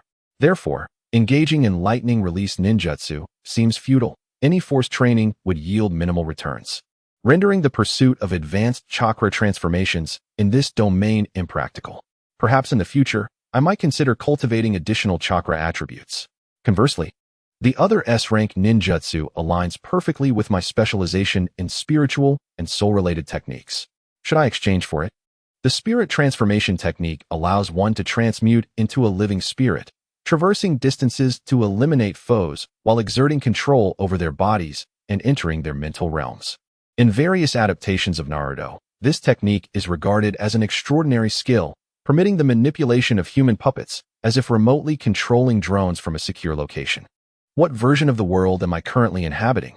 The technique of corpse demon sealing did not manifest, leaving Xing Ran somewhat disheartened. However, the spirit transformation technique appeared as a consolation prize, proving to be quite beneficial for his studies on the spirit and soul. Should he exchange for it? Xing Ran hesitated, but not for long. When he expressed his desire to exchange for the spirit transformation technique to Hai-E, the latter responded with a peculiar look and remarked, "You sought connections, only to end up with your mother-in-law's influence. Are you hoping to learn their local dialect?" This metaphor was somewhat convoluted, but the essence was clear. This technique was also known to their clan in the mountains. Despite Kato Duan mastering it and wreaking havoc during World War II, an elder from the mountain clan had also successfully cultivated this technique during the Warring States period. As a family specializing in the esoteric arts of spirit and soul, how could such a technique not exist? It was simply exceedingly difficult to master and had high requirements, resulting in no recent clan members achieving it. Thus, Xing Ran inquired, since it exists within the family, could I perhaps study it? The pedantic Hai-E once again offered a rather exasperated response. Though the technique was available within the family, utilizing its resources required adherence to clan rules. One must at least attain the rank of Chunin to learn more advanced secret arts. The soul techniques were particularly sensitive. Cultivating a soul that is too young could be detrimental, also posing risks of losing the secret methods. Xing Ran was at a loss for words. It was astonishing that, in this day and age, there was still concern over the leakage of secret techniques. Perhaps such caution was justified in the Warring States era, but now, in the age of ninja villages, techniques unique to their clan had been surrendered to the village for benefits. When others leaked secret techniques, they remained indifferent, focusing only on their own clan's shortcomings. Hai-E, having had his own youthful days, had often criticized the clan's regulations, yet these traditions were difficult to dismantle. Otherwise, just months prior, when Xing Ran had inquired about ninjutsu, Hai-E had freely imparted all he knew. To appease Xing Ran, Hai-E finally offered some encouraging words. He mentioned that the intelligence division had conducted a strength assessment of Xing Ran. Had it been the era just after the Third Great Ninja War, Xing Ran would have already qualified as a special Jonin. Therefore, Hai-E encouraged him, believing he would soon attain Chunin status, become a Jonin, marry a wealthy and beautiful woman, master all family secrets, and ascend to the pinnacle of success. It seemed he had inadvertently included some rather peculiar aspirations. Ultimately, Shinran returned the list to High E, having chosen no ninjutsu this time, citing his desire to accumulate more merits in hopes of exchanging for stronger S-rank ninjutsu. High E understood, noting that the war would soon reach a definitive conclusion, ushering in peace across the ninja world. Acquiring merits would become increasingly challenging. Not every task would qualify for merit points. Merits must stem from significant contributions to the village. Does cleaning up garbage in the river count as a contribution to the village? He pondered. Although it was a paid task, it was still considered a contribution, albeit not a substantial one, thus unrelated to merits. Often, even B-rank tasks assigned by the village did not yield any notable recognition. Only A-rank or higher missions offered a chance at gaining merit. One could only imagine how difficult that was. Now that two significant accomplishments have been achieved, it is only natural to contemplate the acquisition of an extraordinary reward for redemption. Once world peace is attained, who knows how long it will take to amass such merits again. After expressing heartfelt gratitude in a farewell to himself, Shinran returned to his solitary routine of quiet cultivation at the border. The 8 Gates explosive shuriken no longer required further training. For one endowed with a super intellect and a robust physique, this technique presented a challenge far too trivial. He had graduated from it.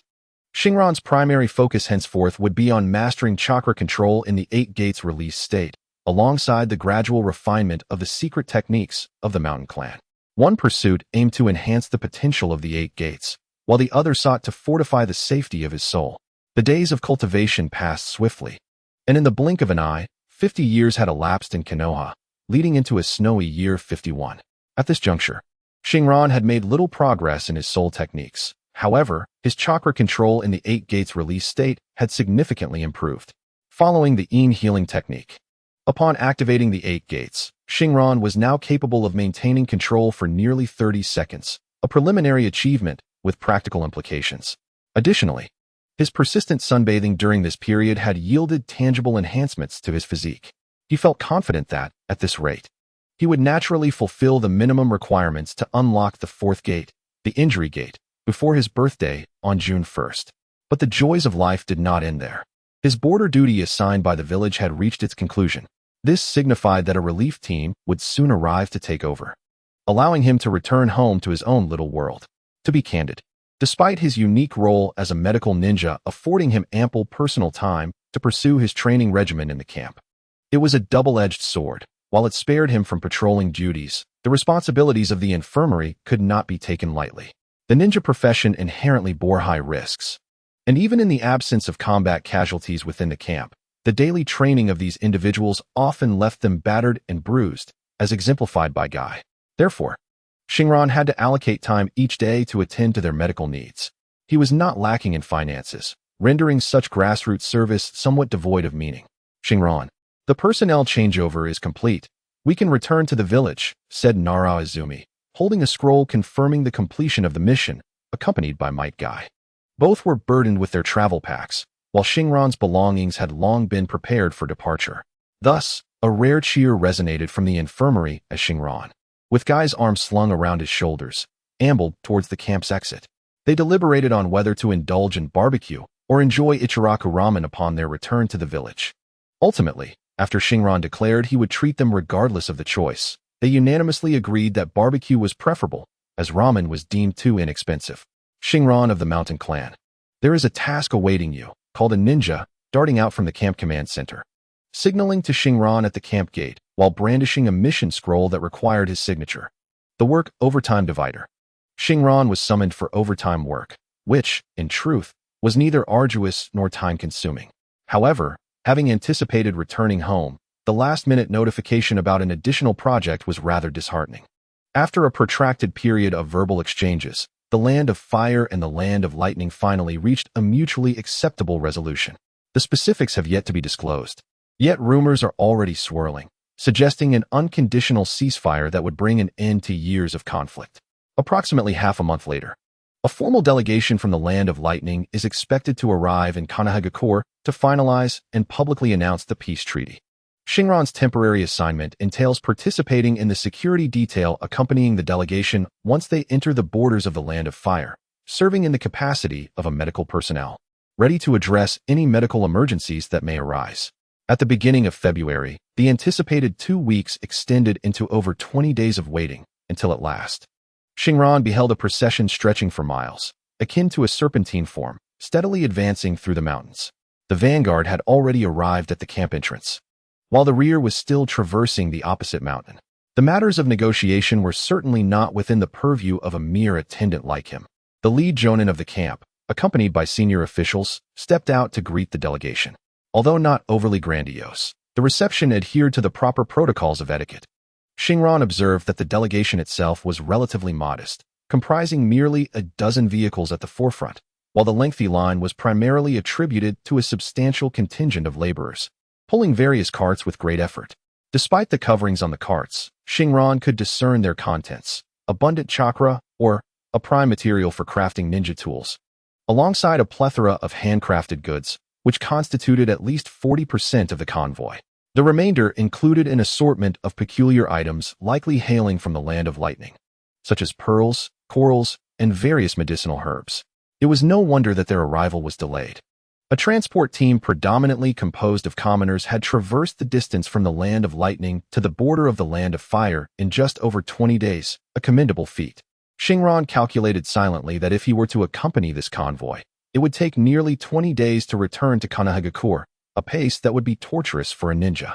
He observed the procession of carts entering the camp, which had already surpassed 100, with many more to follow, prompting him to express his astonishment to an unfamiliar leaf ninja beside him.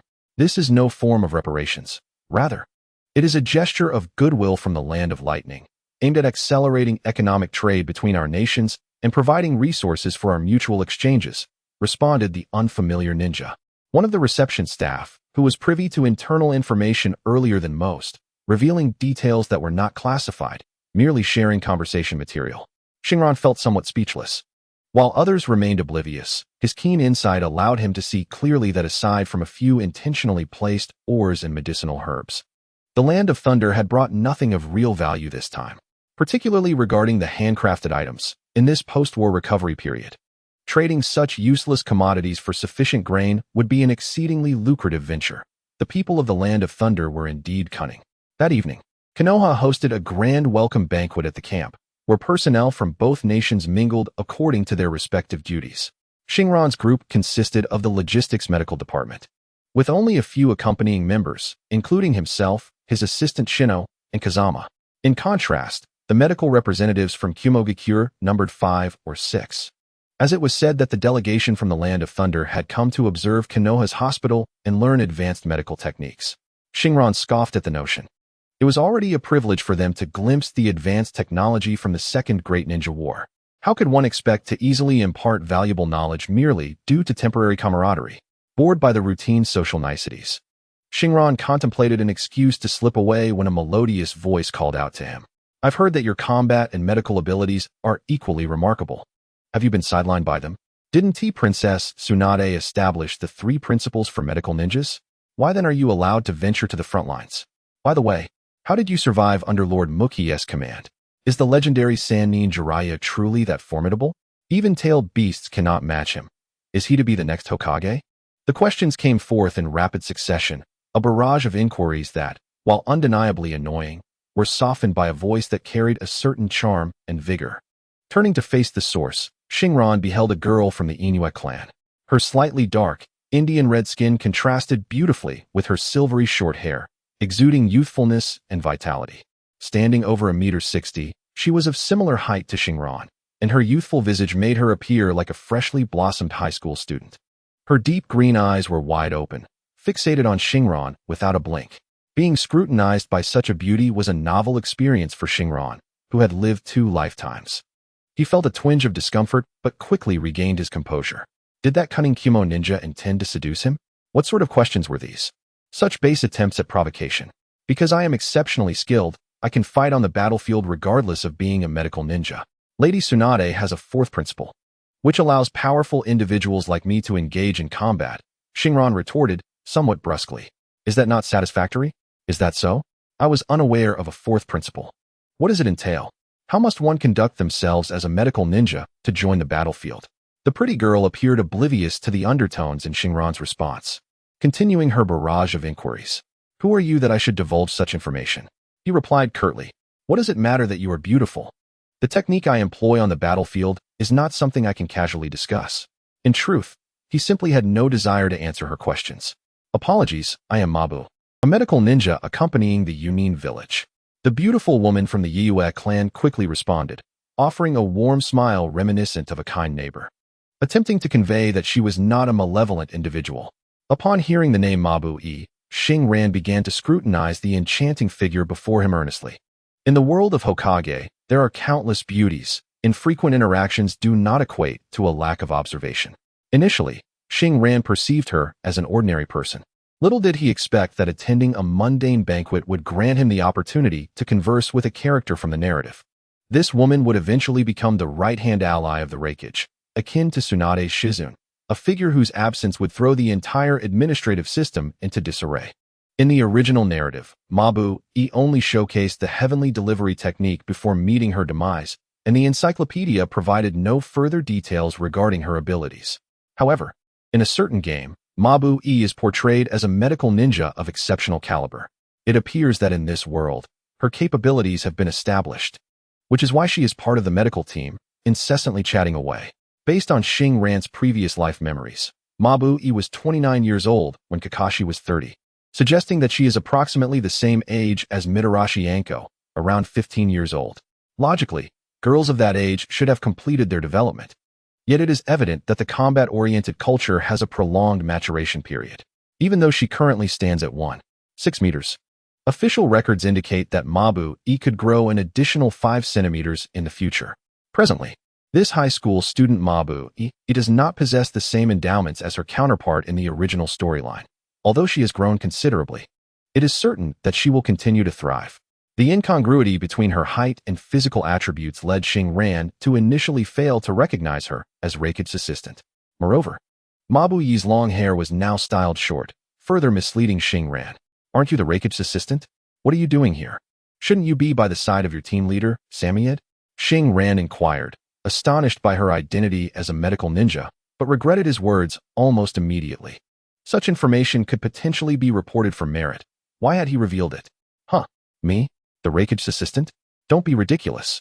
The Raikage would never appoint someone who has never seen battle as an assistant. Due to her identity as a medical ninja and being relatively young, having just graduated from the Ninja Academy, Mabu-e had not yet had the opportunity to step onto the battlefield. Konoha, being a formidable organization, was reluctant to send medical ninjas into combat, and the weaker Lightning Country cherished their medical ninjas even more. I was just teasing you. Your initial question sounded like a ploy to sow discord. Xingran chuckled, listening to Mabu-e's explanation, and it indeed seemed plausible that she had yet to gain the Raikage's recognition. Regardless of the truth, he was prepared to recover from any missteps, which was a commendable trait of Xingran. I apologize. I did not intend to sow discord. Since my companions also do not allow me on the battlefield, could you please share the fourth rule with me?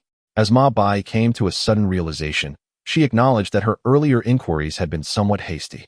In a flustered manner, she attempted to clarify her thoughts, inadvertently appearing rather endearing. Despite her future aspirations of becoming a composed and formidable woman, she remained quite naive, having never set foot on the battlefield. Well, this pertains to certain secret techniques within our village, and I cannot divulge too much. However, if you wish to join the fray as a medical ninja, I do have a way. Observing the flustered demeanor of the individual before her, Xingran felt a mischievous urge to tease her.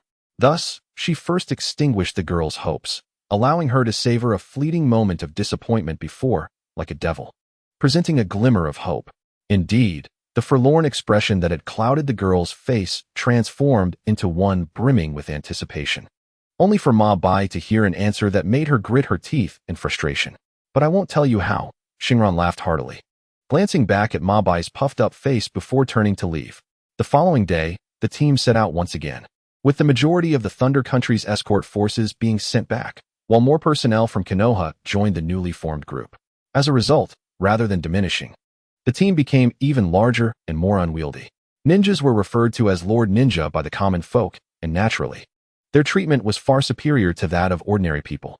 However, even such privileges came with conditions, and Xingran, along with Shinosuke, belonged to the category of those who enjoyed privileges without any stipulations. To be precise, nearly all ninjas from Konoha were bestowed such privileges, as the few ox carts available in the camp had long been allocated. Consequently, the three of them, like other ninjas, trudged along on the 11th bus, accompanying the team. As a respected figure of considerable strength, Shinran found it intolerable to endure such indignities. Less than a mile into their journey, he approached the supervisor of a cargo cart to negotiate. Before long, he languidly reclined on a cart laden with medicinal herbs, chewing on a blade of grass while gazing idly at the clouds above. The procession was excessively lengthy, with too many laborers, causing them to cover less than 100 miles each day. The days ahead were long. He could not allow himself to be wronged. Zenisuke and Kazama were utterly dismayed by Shinran's self-indulgent behavior, desperately wanting to join him in surveying the enemies in the sky. However, Shinran swiftly dispatched them to other carts with a kick. These two were devoid of wit. He had managed to persuade the supervisor, saying, "I am a doctor, and I fear that the herbs might be mishandled during transport, so I will oversee their safety."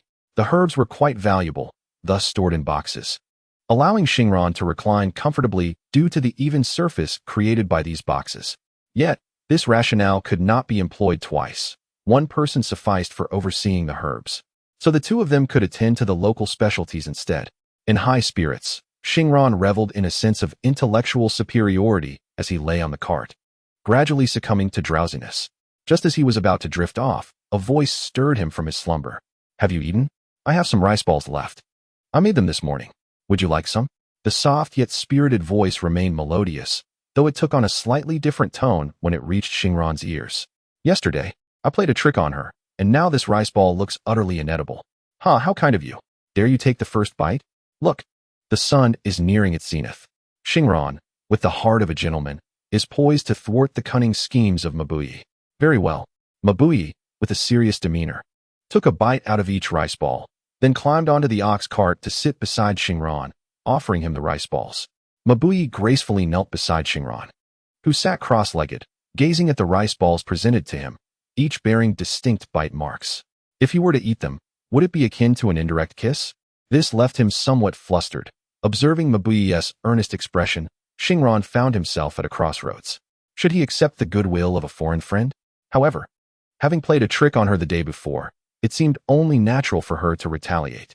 Yet, considering she had already been poisoned, would refusing to eat come across as cowardly? Bah, what does it matter? Should I concern myself with others' opinions? It would be far more embarrassing to fall victim to her prank. "No, thank you, I'm not hungry." "Coward. I just had 2 military rations. You were just sleeping. You didn't do anything last night." "I ate before sleeping. What I do at night is none of your concern." "Coward." "Ha, woman." Upon realizing that Mabui could not best him in their verbal sparring and resorted to calling him a coward again, Shinran immediately donned a mocking expression. Mabui, undeterred, devoured 5 fist-sized rice balls right in front of him, then returned his mocking expression. To add insult to injury, she produced a bamboo tube from seemingly nowhere and began sipping tea, her demeanor quite infuriating. "P.S. I will write a side story about this tea when I have time. It is quite significant." Shinran suppressed his irritation. "Even without poison, I shall not eat. So what if you misjudge me as cowardly? It one tea cost me a piece of flesh." Clearing his throat, he declared, "This is my territory. If you have no business here, please take your leave." With that, he turned aside to resume his rest. Now it was Mabui's turn to feel unsettled. This fellow was indeed difficult to deal with, impervious to both flattery and persuasion. "Speak plainly, Arno." Shinran could hardly tolerate Mabui's overly sweet voice. What kind of mischief was she up to? "I have some information regarding lightning chakra during medical shock. Would you like it?" Mabui, gritting her teeth, revealed her trump card. Indeed, in this era of scarce information, access to medical technology was incredibly precious. Shinran had contemplated combining his medical knowledge from a past life with chakra, but time and lack of experimental equipment had hindered him. Hearing a topic of interest now truly captured his attention. At present, the two nations were in a honeymoon phase post-truce, and their disputes had devolved into mere verbal exchanges. In the face of tangible benefits, everything else seemed trivial. "Yes," Shinran replied succinctly. "Why should I give it to you?" Mabui retorted with Shinran's own words from the previous day. The sensation of using an enemy's words against them was as refreshing as drinking ice water on a sweltering summer day. Now that would be rather dull. Huh, quite amusing. Goodbye, don't let the door hit you on the way out. You, a grown man, have no magnanimity at all. I shall exchange this information for your method of sending medical ninjas into battle. When the term battle is mentioned here, it does not refer to field medics, but rather to truly fighting as warriors for their village. It is not a fault of the young Mabu that she possesses medical talent. As a member of a warrior nation, it pains her to remain in the rear while she has honed her skills. The crux of the matter is that one must simply be more capable in combat than in medical expertise. Upon hearing Mabu's request, Xing Ran's eyes lit up. Such a demand was remarkably straightforward. After all, are we not inherently more adept at combat than at healing? Watching the medical scroll she had painstakingly obtained from her teacher being taken away, Mabu felt deceived. No, this cannot stand. You cannot take the scroll without providing me with a detailed method. Who does not understand that being more proficient in combat increases the chances of entering the fray? We are quite aware of your Tsunade Senju in the Land of Lightning. Mabu reached out to reclaim her secret weapon. Exchanging a technique for a mere casual remark seemed profoundly unjust. Feeling the incredible elasticity of the opponent's movements pressing against her back, Xing Ran momentarily lost focus. Then conceded, thinking it best to reveal some substantial information for the sake of fairness. The fourth tenet states that only medical ninjas who master the techniques of creation and regeneration, as well as the 100 healings technique, are permitted to bypass all previously mentioned regulations. Xing Ran conveyed the standard answer to Mabu, but she wore a puzzled expression. With a sigh, Xing Ran decided to elaborate further, explaining the amalgamation of creation and regeneration with the 100 healings technique. The former ensures one's survival, while the latter guarantees the sustainability of the former, effectively serving as an upgraded mode of superhuman strength that secures offensive capabilities. Of course, one could also achieve this by mastering techniques like the 8 gates, as Xing Ran exemplified. At that point, one would qualify as a combat medic. Mabu grasped the concept, her mind racing to their clan's secret technique of lightning body enhancement. She wondered if her physical prowess could rival that of the Reikage. What if she became a mere muscle-bound brute? Just as she resolved one dilemma, she found herself ensnared in a more pressing quandary.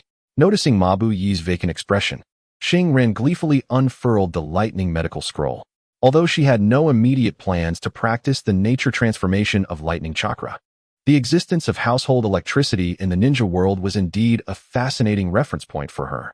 With a supercharged intellect, Xing Ran memorized the scroll, thick as an arm, in just 10 minutes, continuously calculating various possibilities in her mind. Alas, I possess neither the 100 healings technique nor the 8 gates. Hence this transaction has not benefited me. Suddenly, a sweet, melodious voice echoed in her ears, sending shivers down her spine. Mabu, feeling somewhat embarrassed, realized that the method had indeed been imparted to her. It was merely her own inability to execute it that led to her sense of unfairness. This is my training journal. Would you be able to teach me the 8 gates? Although the 8 gates of Duanjia is a forbidden technique that can indeed cultivate a muscular physique, it pales in comparison to the formidable transformation wrought by the lightning body refinement technique. Xing Ran found himself momentarily taken aback, gazing at the notebook presented before him. Was this a declaration of affection? The practice of exchanging notes appears to be quite popular in the land of the rising sun, regrettably. I am not in a position to impart the secrets of the 8 gates of Duanjia. I, Shanzhong Xing Ran, am not swayed by mere beauty. Then you must offer me some technique in return, insisted Mabu, her determination evident. As representatives of 2 peaceful nations, an unequal exchange could disrupt the harmony between us. Observing Mabu's flushed face, Xing Ran rolled his eyes. Dear sister, even if you were to represent your nation, it would have no bearing on me. Ultimately, under Mabu's persistent persuasion, Xing Ran relented and shared some of his insights on effectively controlling the violent chakra while in the state of the 8 gates of Duanjia. This knowledge was his own research, thus not a breach of confidentiality. Moreover, aside from its utility to himself, it would be of little use to others. After all, there were only 2.5 individuals worldwide capable of employing the 8 gates: himself, Guy, and a partial Kakashi. One could argue that Xing Ran, even in his benevolence, exuded the air of a shrewd merchant. Unknown to him, when Mabu returned to study his insights, she discovered they could significantly enhance the lightning body refinement technique of their Moonlit clan. This technique is practiced in an environment saturated with violent lightning chakra, making the effective control of such chakra an indispensable aspect. If efficiency could be improved in this regard, Mabu Yi's contribution to Iwagakure would be considerable. However, at this stage, it merely represented an intellectual exchange between apprentices, merely the beginnings of future developments. In the subsequent days, Xingran and Mabu Yi found themselves engaging in discussions about medical ninjutsu and various experiences almost daily, evoking a nostalgic feeling of late-night study sessions with classmates back in school. On this particular day, as was customary, Mabu Yi approached Xingran with the topic of the reserved characteristics of healing and injury eradication.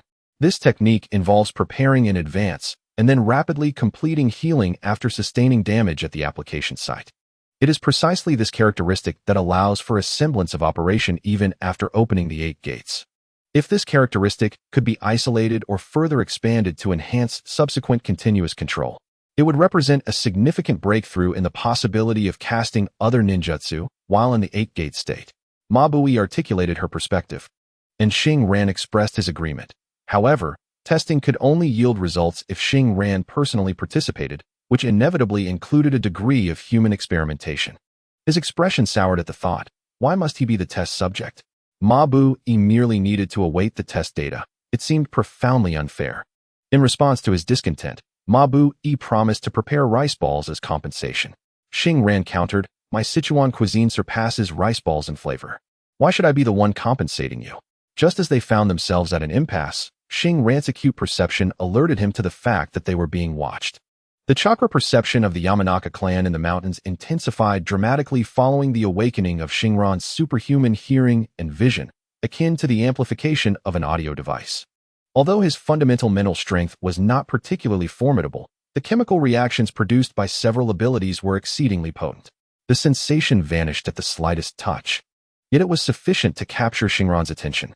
Expanding his auditory and visual range, Xingran quickly discerned an individual from the hidden cloud village concealing himself behind a cart.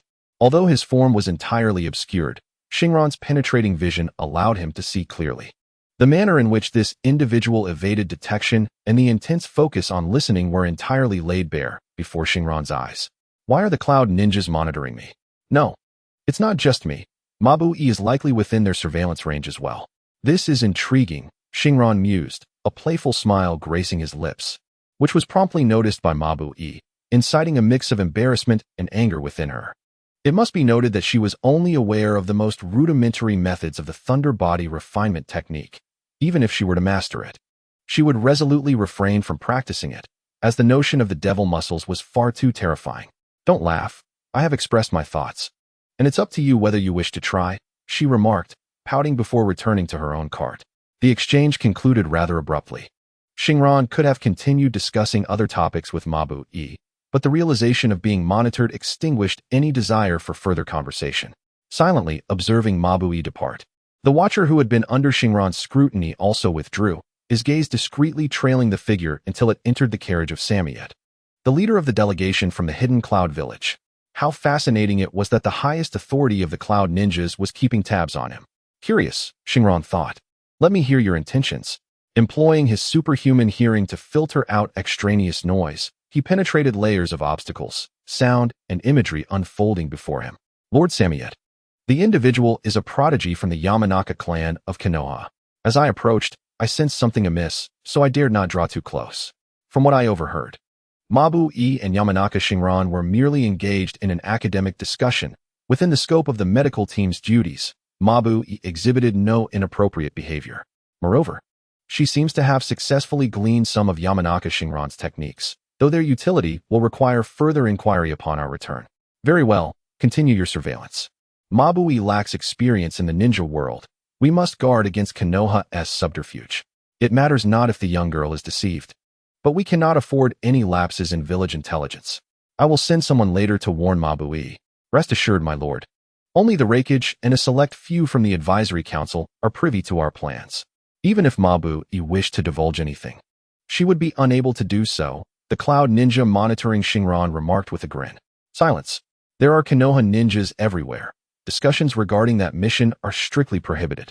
Depart at once, Samyed reprimanded sharply, his expression devoid of warmth. The carriage fell into silence once more. Upon hearing this, Shinran was suddenly struck by a flash of insight, realizing that he had been neglecting a significant matter for quite some time. The Chronicles of Hokage record that in the 49th year of Konoha, all 12 of the young ninjas were born in succession, following Obito's unsealing of the Nine Tails and the successful assassination of his master. The repercussions led to Konoha intensifying its surveillance over the Uchiha clan. In the 50th year, Itachi Uchiha and Kakashi Hatake graduated from the Ninja Academy, and notably, it was during this time that Yamashiro Shinran successfully awakened his extraordinary abilities. In the 51st year, which is this very year, Itachi had just graduated from the Ninja Academy and would soon awaken his Sharingan. Additionally, in this timeline, Kabuto Yakushi and Yuzuki Yugao also graduated from the academy. However, the events surrounding their graduations were relatively trivial. A more consequential incident unfolded this year, the abduction of Hinata, the princess of the Byakugan clan. Previously, Shinran had no connection with the Byakugan clan. Prior to his awakening, he was merely a struggling minor character.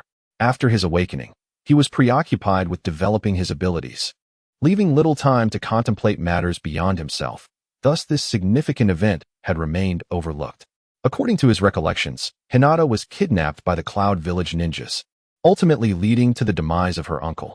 This incident occurred just before the conclusion of the Third Great Ninja War, when representatives from the Cloud Village arrived in Konoha for peace talks, only for the abduction to transpire mid-negotiation. When the situation was uncovered, the body of the victim was delivered to the head of the Hyuga clan, Hinata Hisashi, who was subsequently extorted for the Byakugan. Eventually, the Hyuga clan chose to sacrifice Hisashi to protect their reputation, preserving the Byakugan but exposing their inherent weakness. Reflecting upon the entire narrative of Naruto, one cannot overlook the inadequacies of Uchiha Fugaku, the clan leader of the Uchiha clan, and the Hyuga clan, equally renowned in Konoha, appeared no less pitiful. Their internal struggles overshadowed their external conflicts, with the elder generation proving inept in times of war, and the only young talent, Neji Hyuga, not even surviving to witness the era of Boruto. The impression left is that the entire Hyuga clan, including distant relatives on the moon, has been embroiled in internal strife, only to falter when faced with external challenges. Having contemplated this, Shinran was convinced that the leader of the delegation, Samiyed, was indeed the mastermind behind Hinata's abduction. Should he extend a helping hand to the Hyuga clan? Having perused numerous Naruto fanfictions in his past life, Shinran had little patience for the characters that were excessively glorified. Why should the misfortunes of the Hyuga clan be blamed on anyone else? In the future, should the Uchiha clan face annihilation, perhaps he would even play a part in that downfall. The Hyuga clan does not specialize in genjutsu, so Shinran felt indifferent.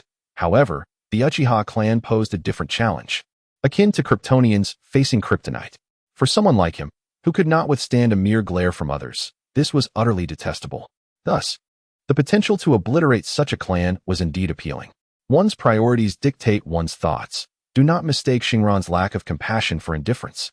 Before one can endeavor to protect the wild, one must first ensure their own safety. Returning to the main topic, it is undeniable that Shinran harbors no desire to exert effort for the sake of helping others. This time, unlike the previous occasion when he aided the wandering priestess, he feels no inclination to assist such a mindless family.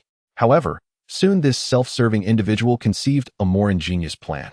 Having earned significant merit twice from Hokage, yet failing to acquire the Reaper Death Seal, he pondered whether he could leverage this situation to garner further accolades. Shinran quickly set his mind in motion. Merely reporting the intelligence to the village leaders and the Hyuga clan proved unworthy. Only a timely intervention during a perilous moment would leave a lasting impression. Should he emerge at a critical juncture to thwart the Cloud Shinobi's assault on the Hyuga clan? No, such laborious endeavors were beneath him. Instead, employing a cunning ruse would yield higher returns with less exertion. By initially presenting vague intelligence to both the village and the Hyuga clan to instill fear, he could later claim to verify its authenticity.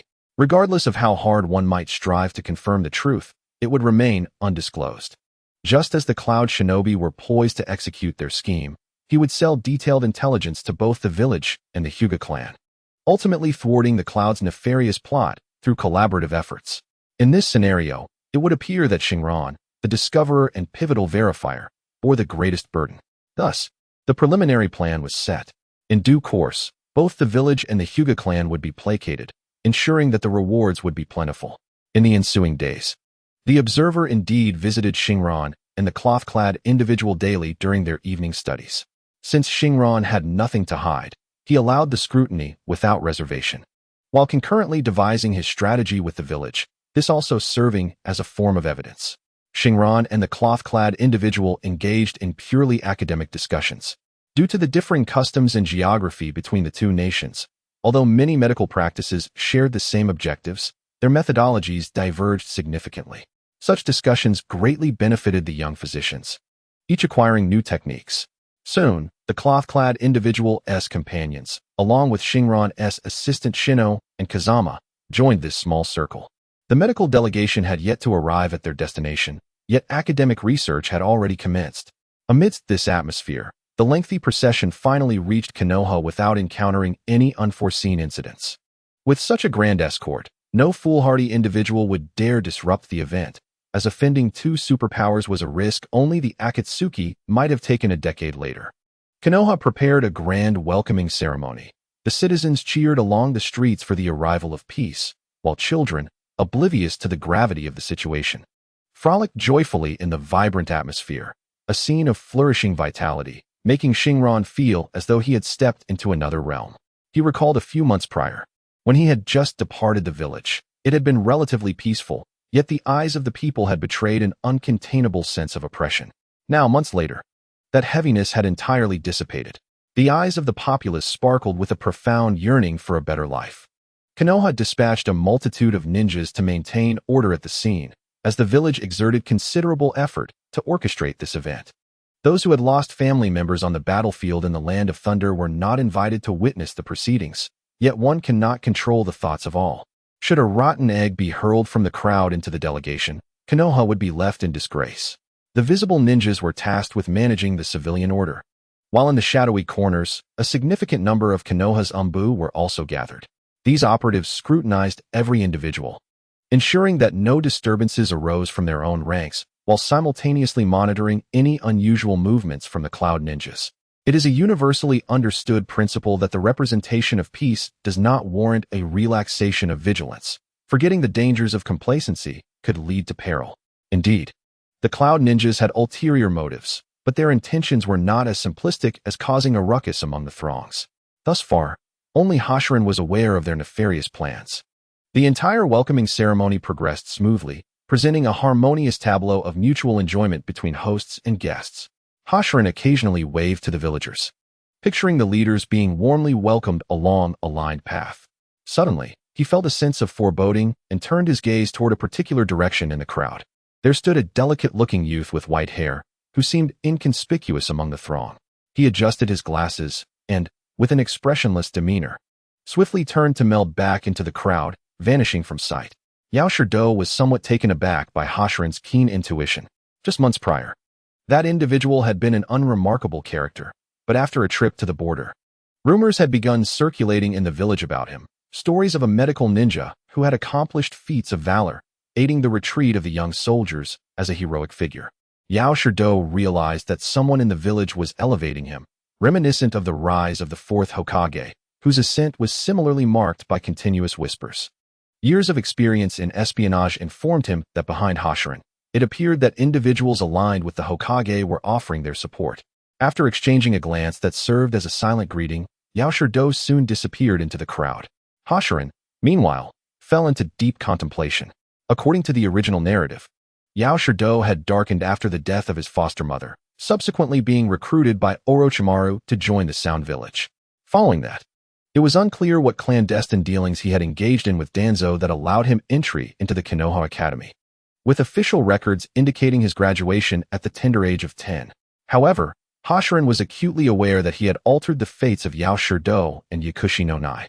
So how could Yao Shirdo reappear in Konoha at this juncture? It was absolutely implausible that he had come to Konoha to hide with his foster mother, for Danzo had always kept a watchful eye on this territory.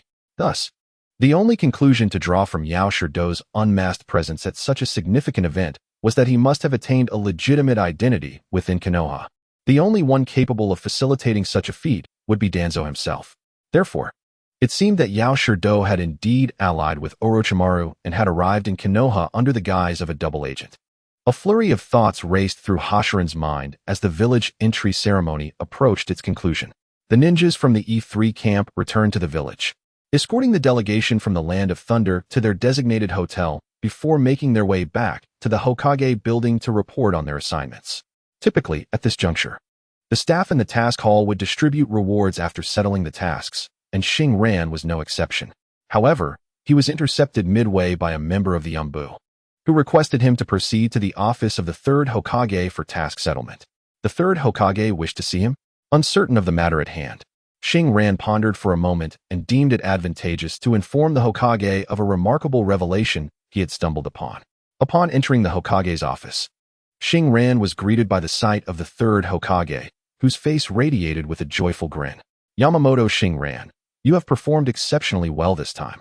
It is not in vain that I entrusted you to Kai, the third Hokage began, immediately bestowing praise upon himself, implying that Shinran's achievements were a result of his guidance.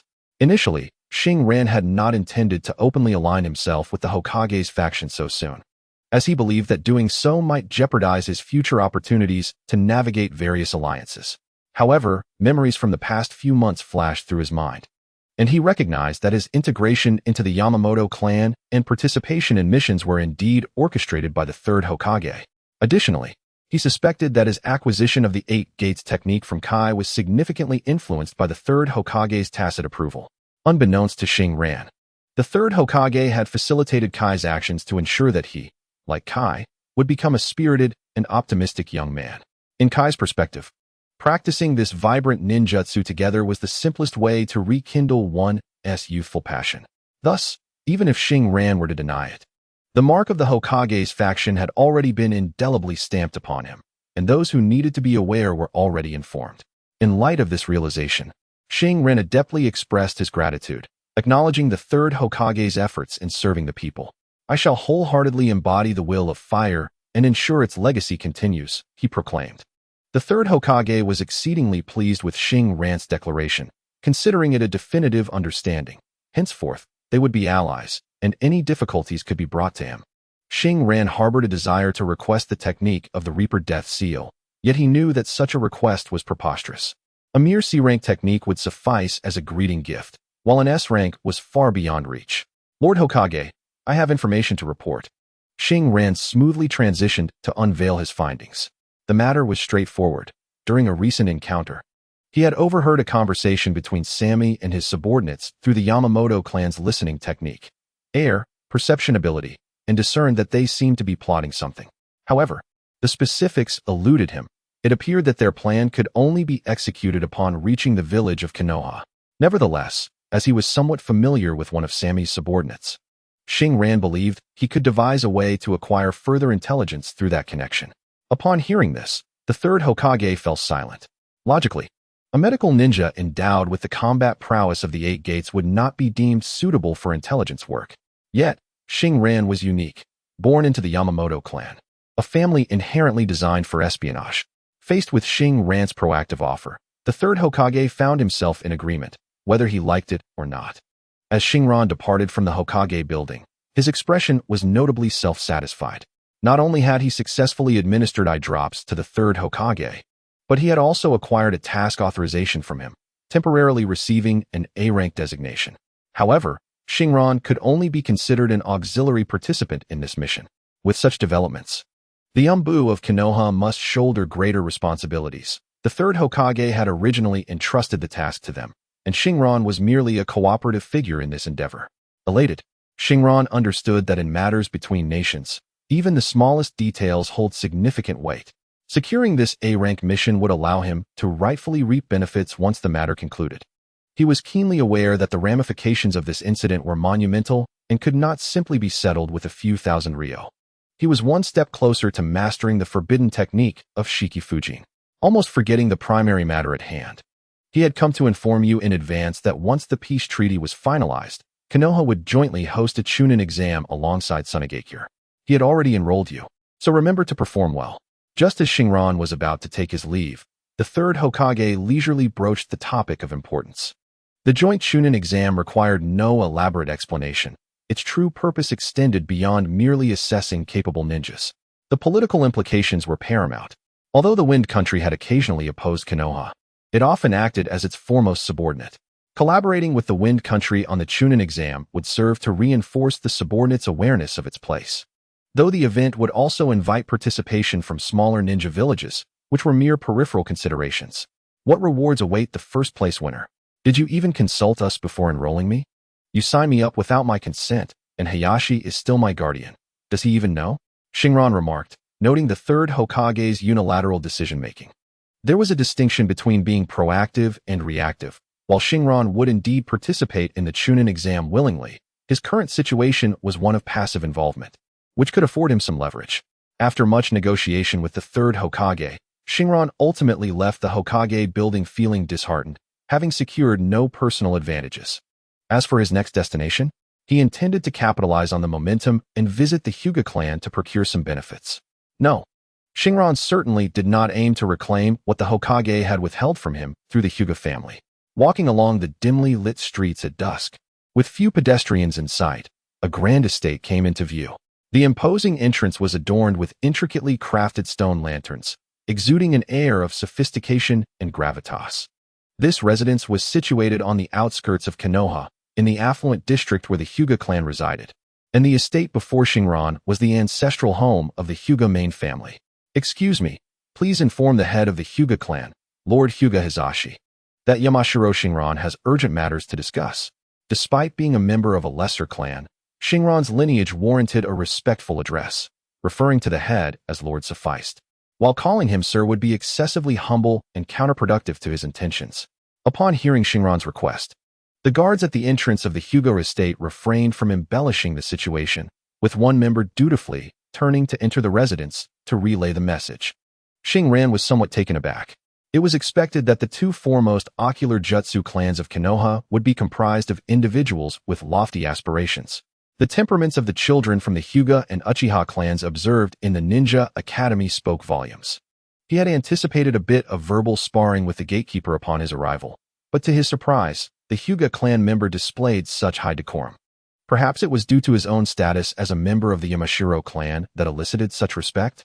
Or perhaps his remarkable performance on the battlefield had garnered the attention of these prestigious families. Lost in thought, Shinran was escorted to a reception room. Seated at the head of the table was a solemn man with a prominent forehead and long, straight black hair, reminiscent of Hinata Hizashi from the original storyline.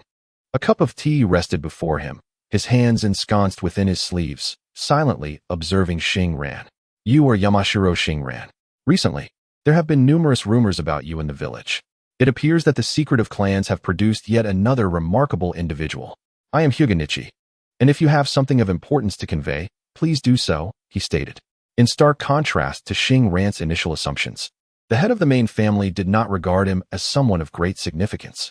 The one who received him was Nichi, the head of the branch family and the brother of Hizashi, also known as Niji's father. Shinran's expression shifted to one of peculiar intrigue. Ah, it's you, the illustrious brother. I did not expect to encounter the principal figure today. Are you aware that what I am about to disclose pertains to your very life and death? A fleeting image of himself, clad in the guise of a charlatan, flickered through his mind. If he were to speak in such a manner to Nichi, he would surely earn the title of a fraud. However, there was something amiss in Nichi's tone. The usage of the term genius was rather curious.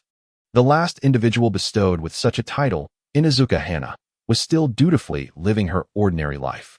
What could this imply? Was the Hyuga clan witnessing the emergence of a genius from the Uchiha clan, akin to a swarm of insects overwhelming a base, growing envious and disapproving of other families producing talent? It's nothing extraordinary. Merely the boasts of those individuals, Shinran continued. Today, I come to the Hyuga clan with a firm belief that all ninja clans in Konoha are united, adhering to principles of mutual assistance, for a harmonious and prosperous future. He eloquently elaborated for about 10 minutes during his opening remarks, finally broaching the main topic just as Nichi's patience was nearing its limit. When introducing the medication for the first time, he refrained from being too explicit. Shinran employed the same persuasive tactics he had used on the Hokage, only altering one term, replacing the notion of the Cloud Village plotting against the village with the idea of them conspiring against the bloodline clans of Konoha. This phrasing served dual purposes, primarily to better persuade the Hyuga clan. and secondarily to avoid any semblance of concealment that might arise should the Hokage become aware of his intentions during their previous discussion. Deceiving one was one thing. Deceiving a multitude was another. Shinran intended to reap the benefits from the Hyuga clan before subsequently visiting the Uchiha clan. Ultimately, time would reveal the truth. The Cloud Village indeed harbored designs against the bloodline limits of Konoha, albeit their focus shifted to the Byakugan. He simply chose not to disclose the conclusion, for he had accurately predicted the beginning. The second consideration pertains to dealing with the Hokage. If only the Hyuga clan, with their Byakugan, is informed, the situation becomes quite apparent. However, notifying the Uchiha clan significantly alters the dynamics. This indicates that Shinran has indeed received some unverifiable intelligence. Informing the recipient in a personal capacity is far more suitable than utilizing official channels, a tactic favored by politicians who appreciate leaving room for maneuver. Should an incident arise, one can claim to have notified you, yet if nothing occurs, it remains a personal action. After absorbing Shinran's warning, Rihua fell into silence. Though he expressed his gratitude, not even a token of goodwill was offered, let alone an invitation for a meal, which left Shinran feeling quite irritable. Is everyone so miserly? Not that I expect monetary gifts, but a chance to sample a C-rank ninjutsu would have sufficed. If this continues, who would dare to provide you with intelligence in the future? No wonder your clan is dwindling in strength. With such frustrations, Shinran left the clan grounds, heading towards the Uchiha territory. It was mealtime, but after enduring a bout of indignation, Shinran had lost all appetite. He hastened to the Uchiha residence to fulfill his obligations and execute his plans. As the saying goes, misfortune may turn into fortune, and amidst the mountains and rivers, a new path may emerge. Unlike the rigid hierarchy of the Hyuga clan, the Uchiha clan is more relaxed. The clan head, Uchiha Fugaku, resides in a traditional Japanese villa. Upon Shinran's arrival, he found Fugaku's family of 4 gathered for dinner. The door was opened by Uchiha Itachi, who, despite being several years younger than Shinran, had already graduated and displayed remarkable talent. Unfortunately, this family bore a prematurely aged appearance. Fugaku's deep nasolabial folds were telling. And even young Itachi had developed deep-set lines extending from the corners of his nose to beneath his eyes, embodying the essence of a young, old soul. Shinran speculated that if the entire Uchiha family were to perish, it would be a different story, as growing up in such an environment would likely leave Sasuke similarly affected. Fugaku was exceedingly cordial, accommodating Shinran as he articulated his purpose for the visit while considering the implications of Shinran's words. After dinner, though Shinran remained unaware of Fugaku's thoughts, the latter presented him with a ninjutsu scroll as a token of gratitude for his visit, evoking in Shinran the surprise akin to discovering forgotten pocket money in his bag. It was no wonder that geniuses emerged from this household so frequently. This exemplified the grandeur expected of a prominent family. Upon returning home, Shinran unwrapped the ninjutsu scroll to reveal a C-rank technique, the Great Fireball technique. One could argue that Uchiha Fugaku's generosity was somewhat noteworthy, especially when compared to the stinginess of both the Hokage and the Hyuga clan. Despite the scroll's simplicity, it was a generous offering, indicating that the proud Uchiha clan was not lacking in spirit. Shinran recalled that this technique, requiring merely 6 hand seals, was described in encyclopedias as primarily employed by the Uchiha clan and certain minor ninjas. You read that correctly. It was worded exactly thus. It is evident how prevalent this ninjutsu is. The reason the Uchiha clan is singled out is merely due to their superior proficiency in its application. It is not that the technique became renowned because many Uchihas practiced it, but rather that it gained fame through their adept use. Shinran, in his modest courtyard, unleashed the fire release, Great Fireball technique, a jutsu of merely C-rank difficulty, with an ease that was child's play for someone with his extraordinary intellect. A fireball, the size of an apple, was released, and Shinran expelled it towards the sky, where it dissipated into nothingness after traveling a mere 10 meters. With a slight sigh, he felt a sense of ennui. He believed that with diligent practice, his great fireball could grow to the size of a pumpkin, yet he acknowledged its limited practical application. Due to its slow speed, the great fireball is easily evaded, and in direct confrontations, it is rarely effective. More often, it serves to distract the enemy with its considerable size, obscuring their vision and buying time for other techniques. Shinran's chakra affinities were solely yin, yang, and earth. lacking the requisite elemental affinities for certain jutsus. This does not imply that he cannot practice these jutsus. It simply means that mastering those without compatible affinities is exceedingly challenging, especially when it comes to advanced techniques involving nature transformations. He would need to invest considerable time developing his elemental transformations to fully harness his chakra's potential. The fact that the Great Fireball is a mere C-rank technique allowed him to engage with it casually. Chakra affinities are not limited to just one or a few predetermined upon birth. They are learnable. However, the further one diverges from their innate affinity or encounters opposing elements, the more arduous the learning process becomes. Shiran had never contemplated training in jutsus outside his chakra affinities. Consider the third Hokage, Sarutobi Hiruzen, revered as a master of ninjutsu, who spent a lifetime mastering 5 chakra nature transformations, yet on the battlefield, he was only marginally superior to a typical Jonin. In later stages, it seems that no shadows were weaker than the third Hokage's prowess. Note, the above perspectives are merely the author's musings and are likely quite accurate. This serves as the backdrop of the narrative.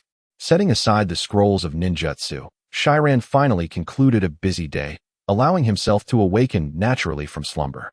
For a ninja, oversleeping is not a concern, as long as one can maintain their condition. Shiran was well versed in this. He often basked in the sun and engaged in physical training whenever possible. This served 2 purposes: to adapt to the newfound strength gained from sun exposure and to practice the 8 gates technique, which requires the release of the explosive energy accumulated within after rigorous chakra training. This exercise and training are mutually reinforcing. Those familiar with DC television series might recall that even Superman frequented the gym, performing 1,000 jump ropes, 1,000 frog jumps, and 1,000 pull-ups in a minute as part of his daily routine. Shiran, in his more modest circumstances, did not push such extremes, yet his training was often efficient, allowing him to expend considerable energy in a short span of time. Upon concluding his daily training, Shinran did not hasten to undertake the task of unmasking the conspiracy of the Yun ninja. He was already aware of the answer. It was merely a matter of waiting until the peace treaty negotiations reached their final stages, at which point he could reveal the truth once more. Today, he intended to visit Granny Chiyo. Although he no longer required her assistance, she remained his mentor, and it was essential to pay her a visit after being away on missions for so long.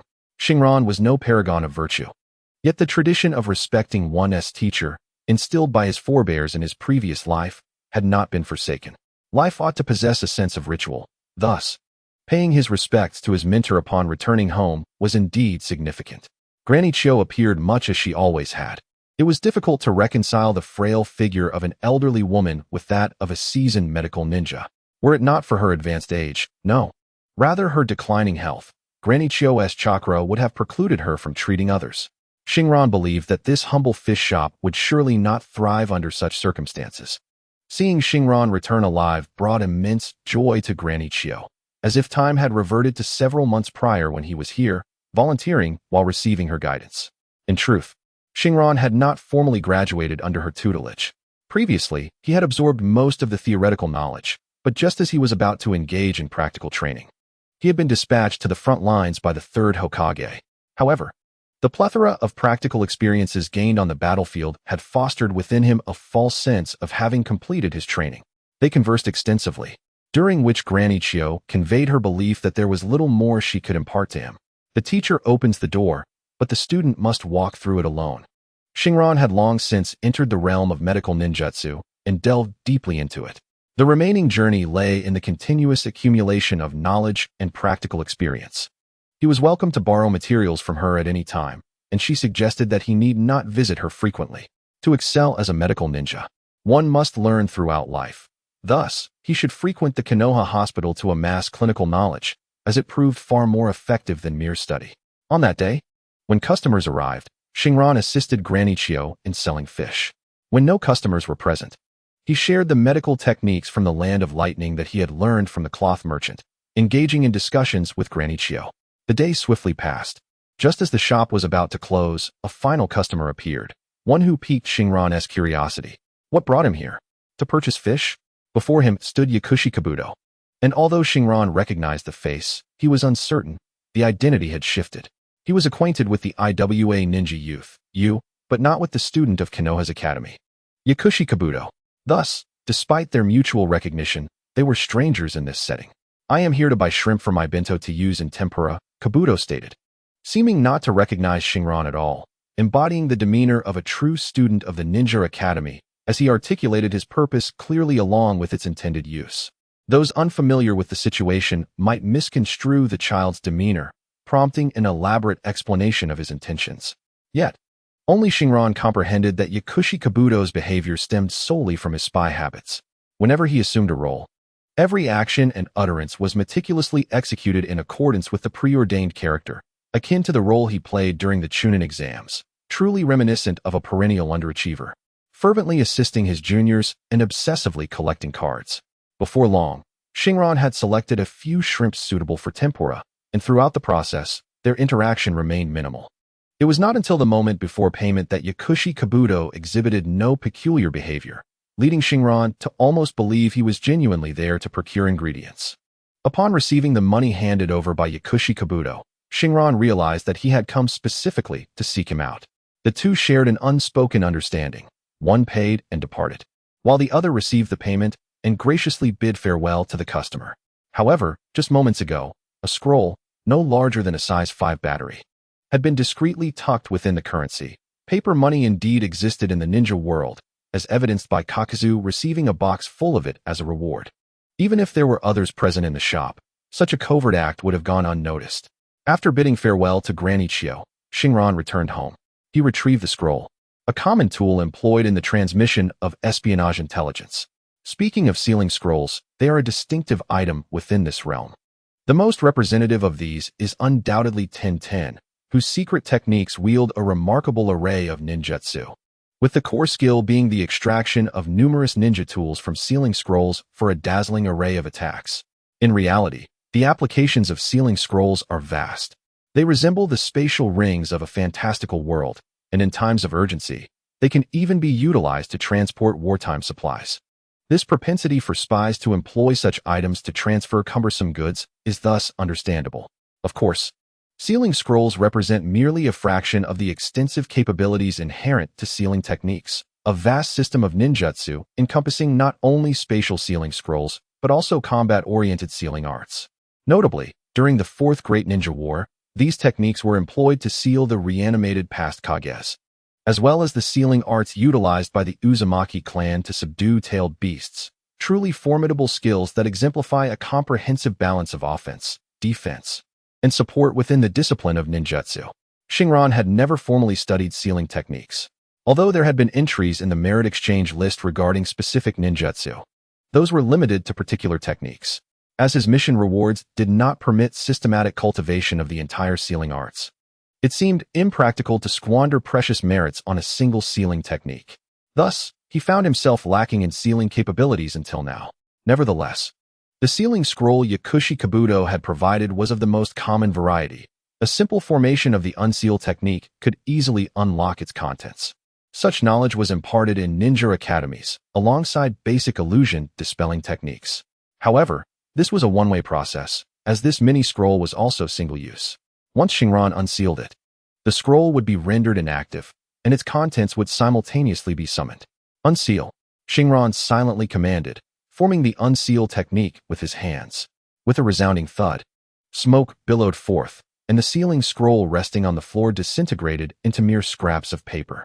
In its place, a pile of scrolls and books emerged, atop which lay a letter, more precisely, a postcard. A bittersweet smile graced Shinran's lips as he beheld these items. They constituted the experimental data secretly amassed by Yakushi Kabuto after he became a subordinate of Orochimaru. Admittedly, these documents pertained solely to one laboratory's findings, focusing exclusively on clones and first-generation cells. It was unexpected that Kabuto had taken his casual excuse to heart. Was it possible that Shinran held a significant role in Kabuto's infiltration of Orochimaru as a double agent? To be frank, Shinran had originally intended for Kabuto and his adoptive mother to find a tranquil place to live, yet it seemed that apart from the survival of Yakushi no Nyu, the narrative had reverted to its original trajectory. Was this an enforced restoration of the world's fate, or merely a coincidence? Shinran soon abandoned such unfounded speculation, his gaze drawn once more to the heap of materials on the floor. Since he was already here, he might as well make the most of it. Acquiring Orochimaru's techniques was, after all, integral to his goal of delving deeper into the study of souls. Although these specialties appeared somewhat misaligned, it mattered little. Cloning and cellular technology were crucial to the study of the human body, and Orochimaru's soul techniques had always been intertwined with human experimentation.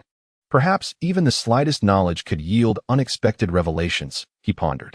Regrettably, the postcard explicitly stated that this would be the last time Kabuto provided Orochimaru's technical data, thus settling their past debts.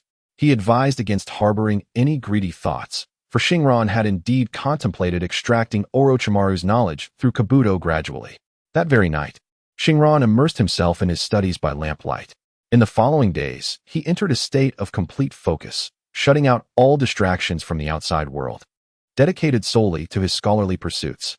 Even when the Umbu sought his cooperation for operations, he declined. He had already conveyed everything necessary to the Hokage. They could monitor the Cloud Ninjas at their leisure. He was aware of the ultimate outcome, rendering his participation in their endeavors inconsequential.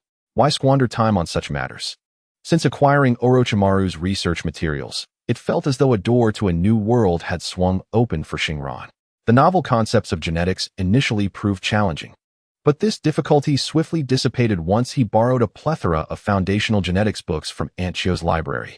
From the original storyline, it became evident that, following the death of the fourth Hokage, Danzo had already coveted the Uchiha clan's Sharingan before the third Hokage resumed his position. Otherwise, he would not have prematurely leaked the assassination mission against the third Hokage for Kakashi, a foreigner who had successfully transplanted a Sharingan. Orochimaru's defection stemmed from the exposure of the human experiments he conducted in conjunction with Danzo. In the annals of Konoha's history, since the demise of the first Hokage, Hashirama Senju, the wood release techniques had become a lost art. The higher-ups of Konoha had persistently endeavored to redevelop this jutsu, and at that time, the second Hokage, Tobirama Senju, remained alive.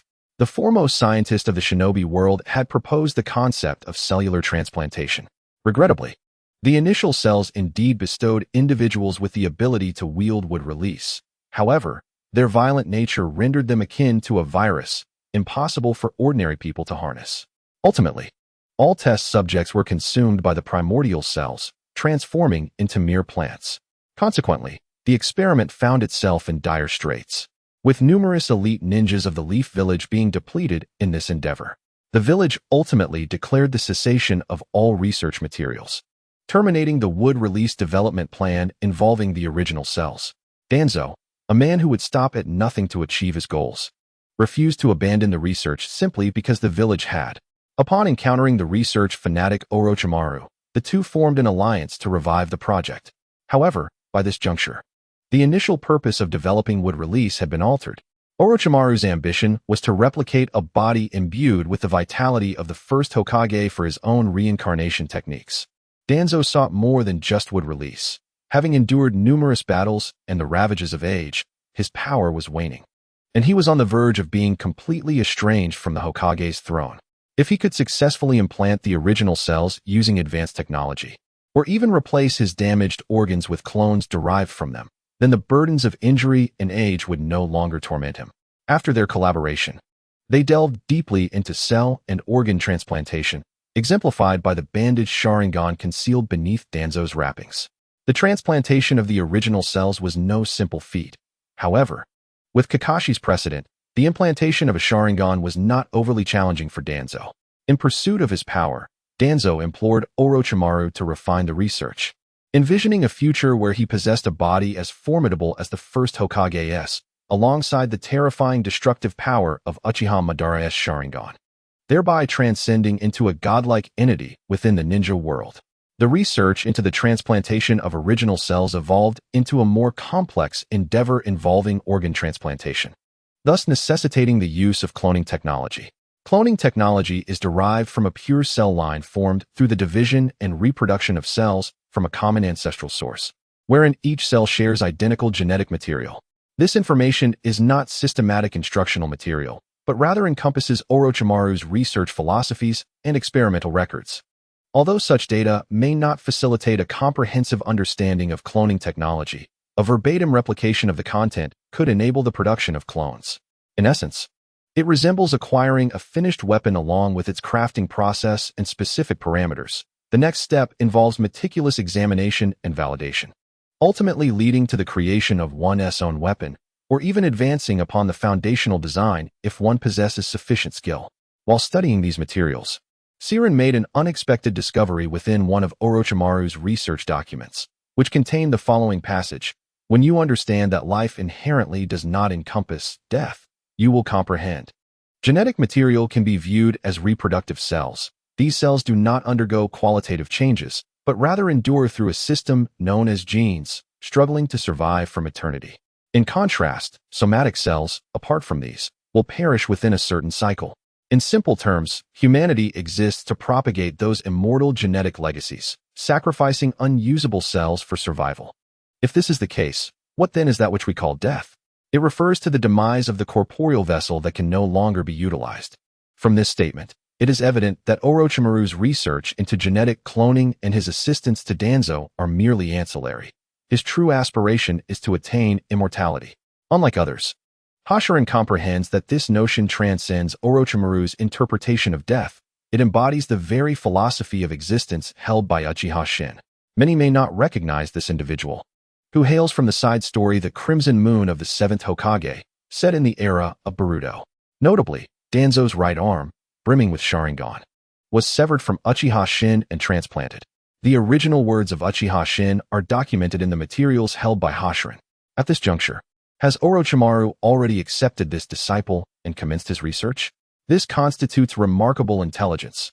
Uchiha Shin possesses an extraordinary constitution, not being a member of the Uchiha clan. Yet his miraculous physique allows him to accept any cell or organ without rejection. Upon this realization, Hoshiran suddenly understands that Danzo's relentless pursuit of the first Hokage's cells and the transplantation of Sharingan may have been fueled by the confidence imparted by Uchiha Shin as an experimental subject. So, do these materials hold any significance for Hoshiran? The answer is undoubtedly affirmative, although they do not pertain to the reanimation technique he initially imagined. They contain extensive data on the transplantation of the first Hokage's cells. Research indicates that the formidable cells of the first Hokage, lacking a correspondingly powerful mental force to suppress them, will inevitably culminate in a transformation into a tree, resulting in a tragically gruesome death, akin to being subjected to the wood release cutting technique. Excluding the anomaly that is Uchiha Shin, a normal individual seeking to inherit such power must develop corresponding mental ninjutsu to complement it. At this point, Danzo's involvement becomes minimal. What remains are Orochimaru's insights into the foundation of the reanimation technique.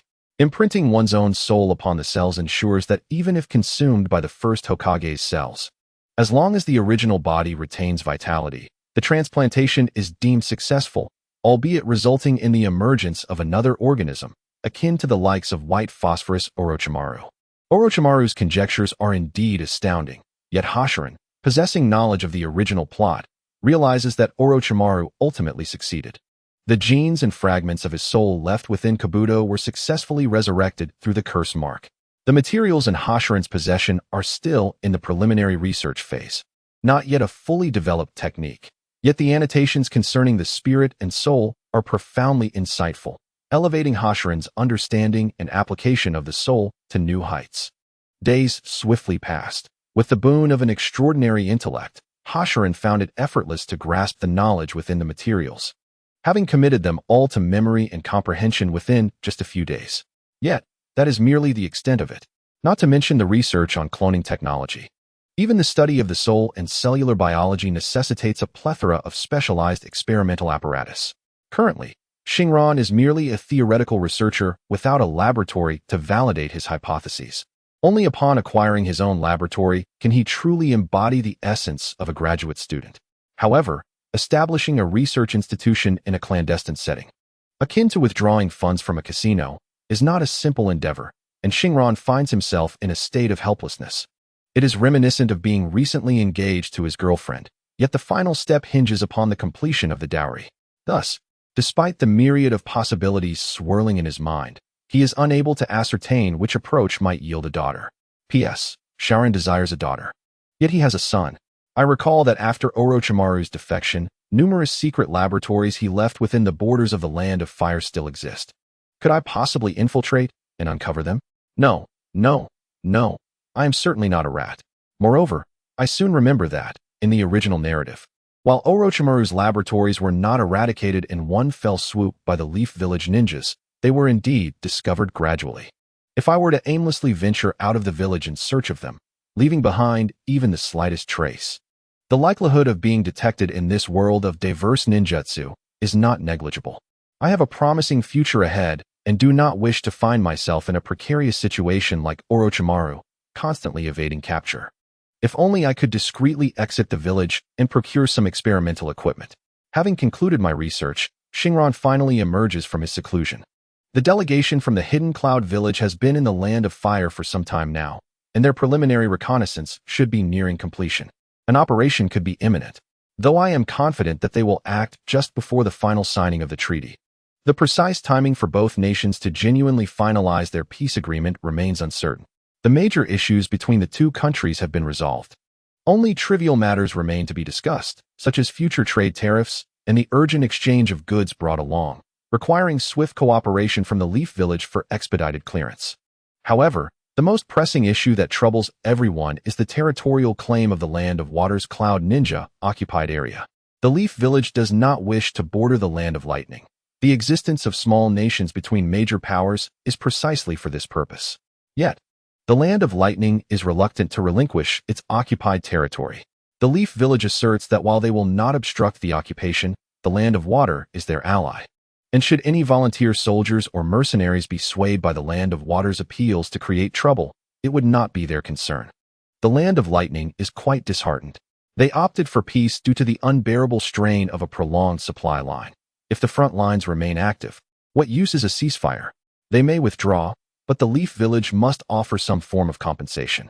The third Hokage merely chuckles, dismissing the internal affairs of the Land of Water as irrelevant. The Land of Lightning feels wounded. When making demands, they spoke of volunteer soldiers and mercenaries. Yet when called upon to compensate for losses, they become merciless. Negotiations could conclude at any moment or extend for an indeterminate duration. Thus, Shinran has finally decided to visit the residence of the Hidden Cloud delegation. The delegation's residence in the Cloud Hidden Village is a grand estate, situated near the bustling streets of Konoha's commercial district. This has been a customary practice in Konoha, showcasing its prosperity to foreign guests, which greatly aids both business negotiations and discussions of warfare. Approaching a street vendor selling pancakes, the two exchanged glances, with Shinran loudly requesting 2 eggs while quietly inquiring about the other's current situation. Do not be surprised by Shinran's clandestine demeanor or the presence of pancakes. The ninja world is replete with peculiarities. For the past few days, our operatives have been monitoring this location around the clock, and their behavior has indeed been somewhat suspicious. There are far too many tourists, particularly those keenly observing Konoha's ninja clans, with the Uchiha and Hyuga families being the primary subjects of scrutiny. The vendor, an operative in disguise, looked at Shinran, aware that he had informed the Hokage about the situation and had visited these two prominent families. Given the recent covert observations, the operative suspected that Shinran might have additional intelligence yet to disclose. This suspicion was entirely reasonable, as these two families are indeed the prominent households in Konoha, making them natural targets for intrigue. Shinran understood the operative's gaze but chose not to elaborate, instead boldly proclaiming that the vendor's pancakes lacked aesthetic appeal before carelessly departing without taking his order or offering payment. The operative gritted his teeth, realizing this transaction had resulted in a loss, and remained bound to his post, unable to pursue, resorting only to muttering as he fed the freshly made pancake to a ninja dog at his feet, likely belonging to the Inuzuka clan. Eating it himself? That would be absurd, especially without washing his hands first.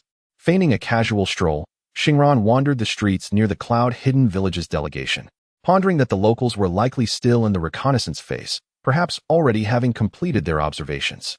The other tourists were likely mere distractions. Fortunately, he had arrived at an opportune moment, as there were no other unusual activities noted. Just then, a fair-haired girl with slightly darker skin approached him, clearly recognizing Shinran. She quickly wiped her mouth and concealed an eel skewer behind her back. What a coincidence! What have you been up to these past few days? We agreed to continue our mutual studies at the Konoha hospital. Have you forgotten? The girl, Mabu-e, was as inquisitive as when they first met, bombarding Shinran with questions upon sighting him. Shinran momentarily lost his train of thought, noticing that many of Mabu-e's companions from the cloud-hidden village were also observing him. He swiftly regained his composure. In that fleeting moment, a multitude of thoughts raced through his mind. He realized he would frequently be seen in these streets, and Mabu-e and her companions were acquaintances from the convoy. If they were to encounter him repeatedly, it might raise suspicions regarding his intentions. Given the sheer number of individuals from the cloud-hidden village, the likelihood of such encounters multiplied significantly, necessitating a strategy to navigate this predicament. At present, Shinran has yet to reach the ultimate form of a superhero. His abilities of X-ray vision and super hearing have limited efficacy, necessitating proximity to the target for effectiveness, while discerning sounds within a close range poses little challenge. The presence of numerous obstacles between him and the object of his scrutiny severely hampers his ability to see through effectively, even at a modest distance. Although Shinran has contemplated utilizing disguise techniques, such an approach would seem too conspicuous. Not only would the members of his team be suspicious, but those in the medical division of Jonin, who are well acquainted with him, would surely recognize him. If he were to be identified after employing a disguise, it would not merely raise doubts, but would unequivocally indicate that something was amiss.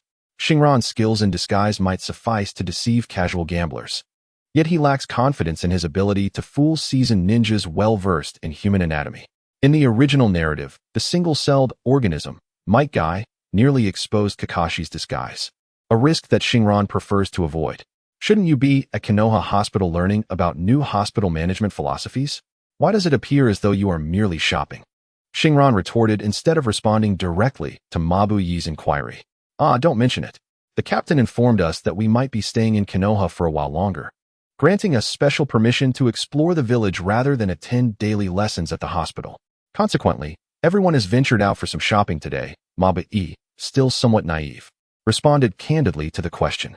Before Shinran could interject, an older companion of Mabu-e sternly reprimanded her. Though the content was vague, the intent to caution her was unmistakable. Haha. The scenery of our Konoha village is quite splendid and vibrant. You should indeed take the opportunity to stroll about. Now that the world is at peace, there will be ample chances to learn at Konoha Hospital. While you are still young, you should indulge in some leisure. Have you visited the Hokage Rock? The view there is particularly breathtaking. Would you like me to accompany you? Shinran warmly extended an invitation to the Jonin villagers, feigning a deep camaraderie. We have been there, but now we need to return to our lodging to rest, Mabu-e replied, her tone slightly stiff under the intense gaze of her companion. Oh, what a pity. Tomorrow, I will be helping out at Konoha Hospital. We can continue our mutual learning then, he said, waving goodbye to the apologetic Mabu-e, solidifying his grasp on certain intelligence and ideas. Firstly, it became apparent that the Jonin were still deploying individuals under the guise of sightseeing, and secondly, Shinran devised a strategy to address the frequent appearances at the Jonin encampment. By cultivating a mutual admiration with Mabu-e for their medical capabilities, and perhaps showcasing a hint of youthful affection, he could effortlessly justify his visits as mere interactions with a friend. Moreover, this approach would serve a dual purpose, allowing him to adeptly navigate inquiries post-event. He could naturally inform the Hokage that he employed charm to approach the Jonin ninjas, thereby securing opportunities for intelligence gathering. Regardless of whether the ninjas he approached were of lesser significance, nobody in Konoha could ascertain Mabu-e's awareness of Samiyed's plans. When the time came to report on tasks, he could assert that Mabu-e possessed the information, and under the pretext of protecting a source, no one would be able to verify the truth thereafter. In the ensuing days, Shinran devoted his days to learning at Konoha Hospital and engaging in mutual exchanges with the Cloud Village, simultaneously encountering numerous non-combat cases which significantly aided his transition from a battlefield medic to a general practitioner. Each evening, he would escort Mabu-e back to her quarters. Though she may not have perceived the significance of his actions at the time, having never engaged in discussions beyond the realm of medicine, outsiders would undoubtedly view them as two lost lambs. The animosity between their two nations could hardly be extinguished by a mere treaty, and the burgeoning feelings of these young souls were destined for tragedy.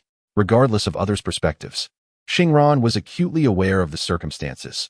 He had located Sammy's quarters and, each nightfall, would come to observe her, employing his X-ray vision and superhuman auditory capabilities.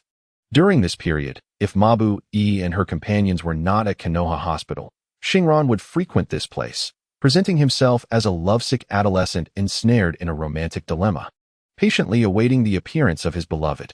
Coupled with the time spent in the company of Mabu E and her group, he found himself lingering in this vicinity longer than he did at home.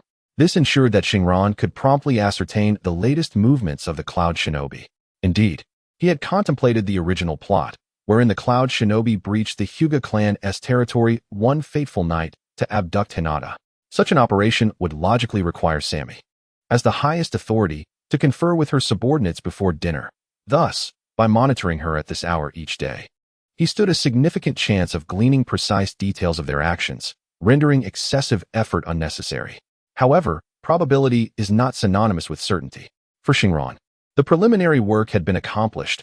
All that remained was to await developments with tranquility, finding solace in reading medical texts during his surveillance. After all, reading at home was no different from reading outdoors. Time slipped away unnoticed. It had been over a month since the Cloud Village delegation arrived in Konoha for the final treaty negotiations, and with April fast approaching, the anticipated peace remained elusive. The citizens of Konoha began to lose faith in the prospects of this agreement. Throughout this period, Shinran had not acquired any useful information from Sammy.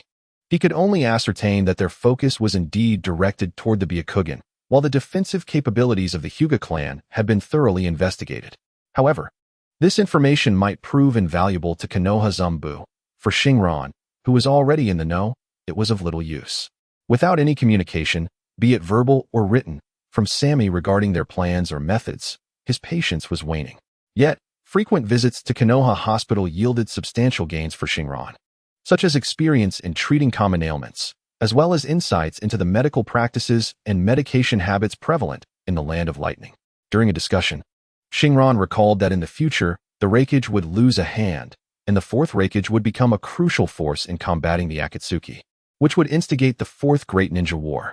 Regardless of whether he would influence Sasuke to incapacitate the fourth Reikage, the historical inertia demonstrated through the actions of Kabuto could not be disregarded. Therefore, Shinran wished to prompt the village of Iwagakure to prepare for this eventuality. He proposed a medical perspective for discussion. In ninja combat, the loss of limbs is quite common.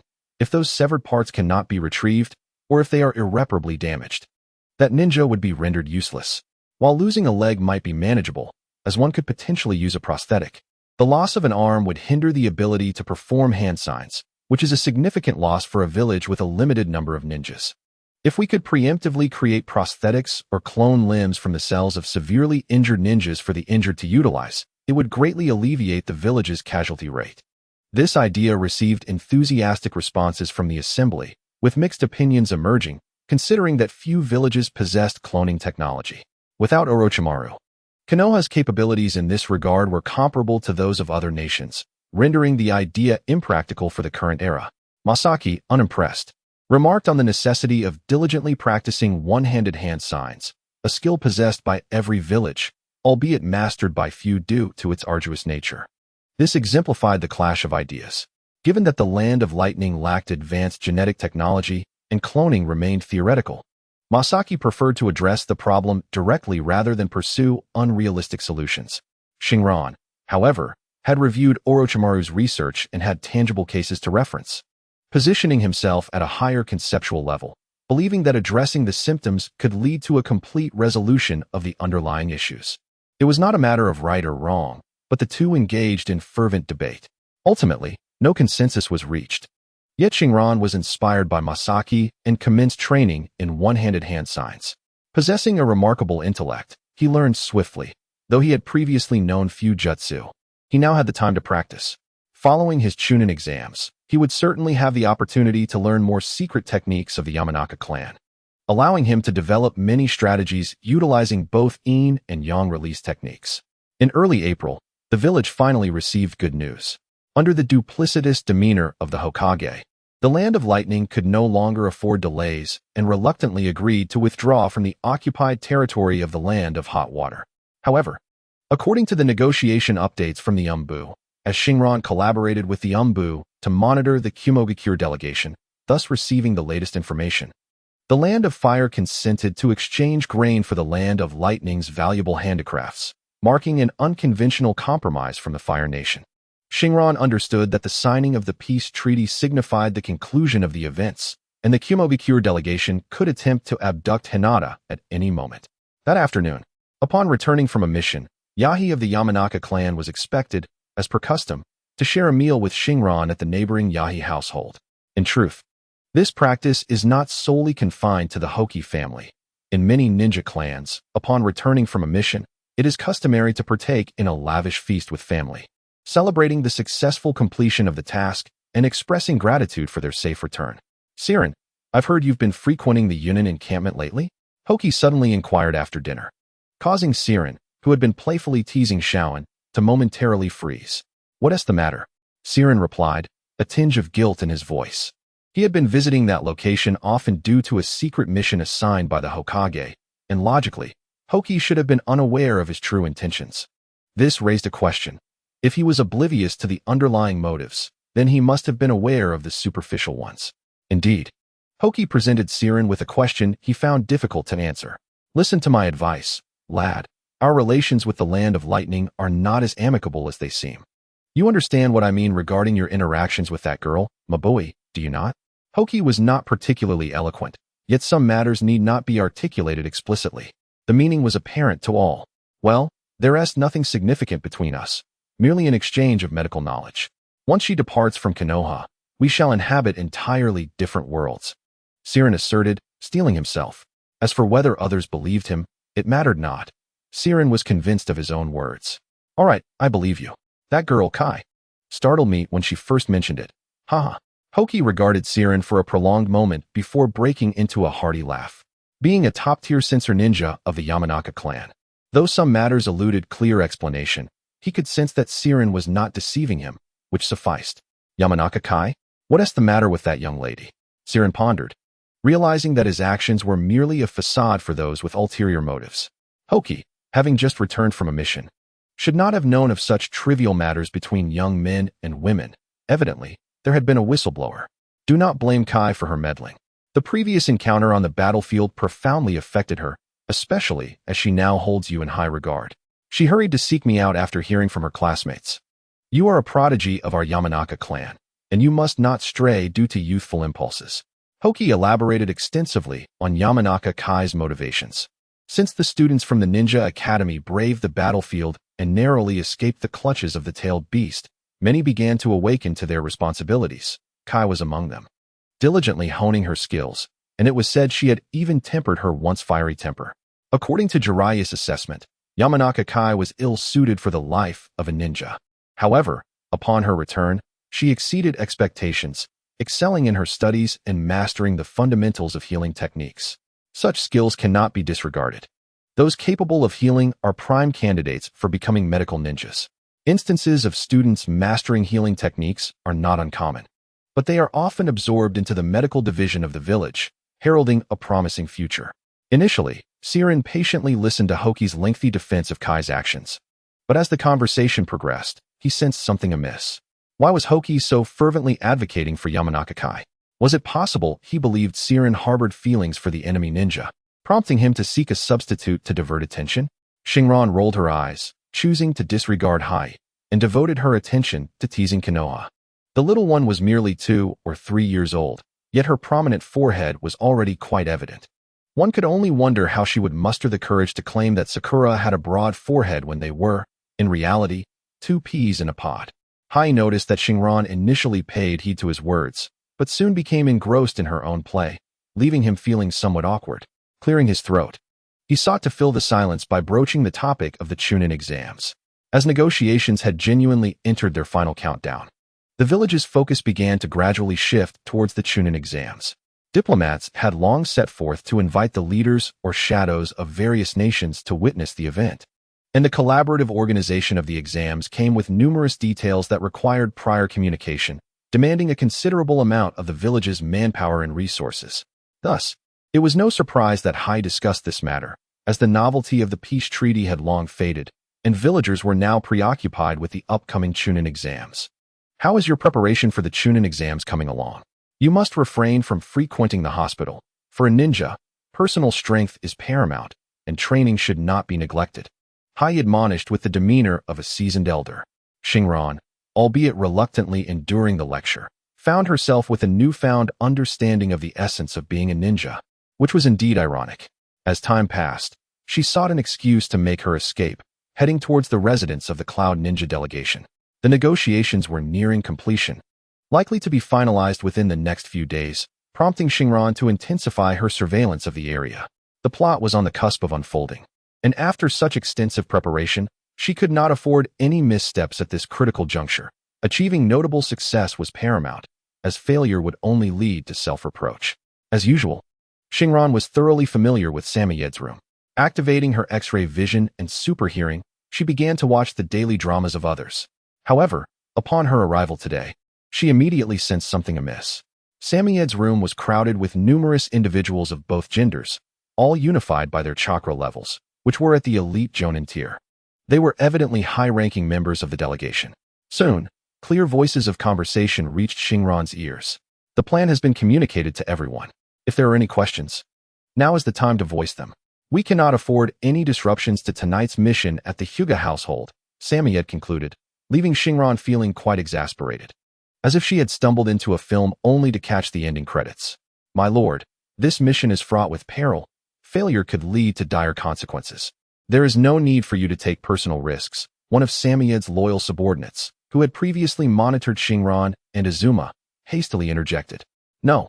It is precisely because we must succeed that I must be the one to undertake this. Should the plan be exposed, the loss of any one of you would not hold as much significance as my demise as the leader of this delegation. Samoyed's expression was one of deep reluctance, his heart torn. Initially, he had sought power, and after losing the position of principal at the Ninja Academy, he hastily concocted this scheme during the discussion.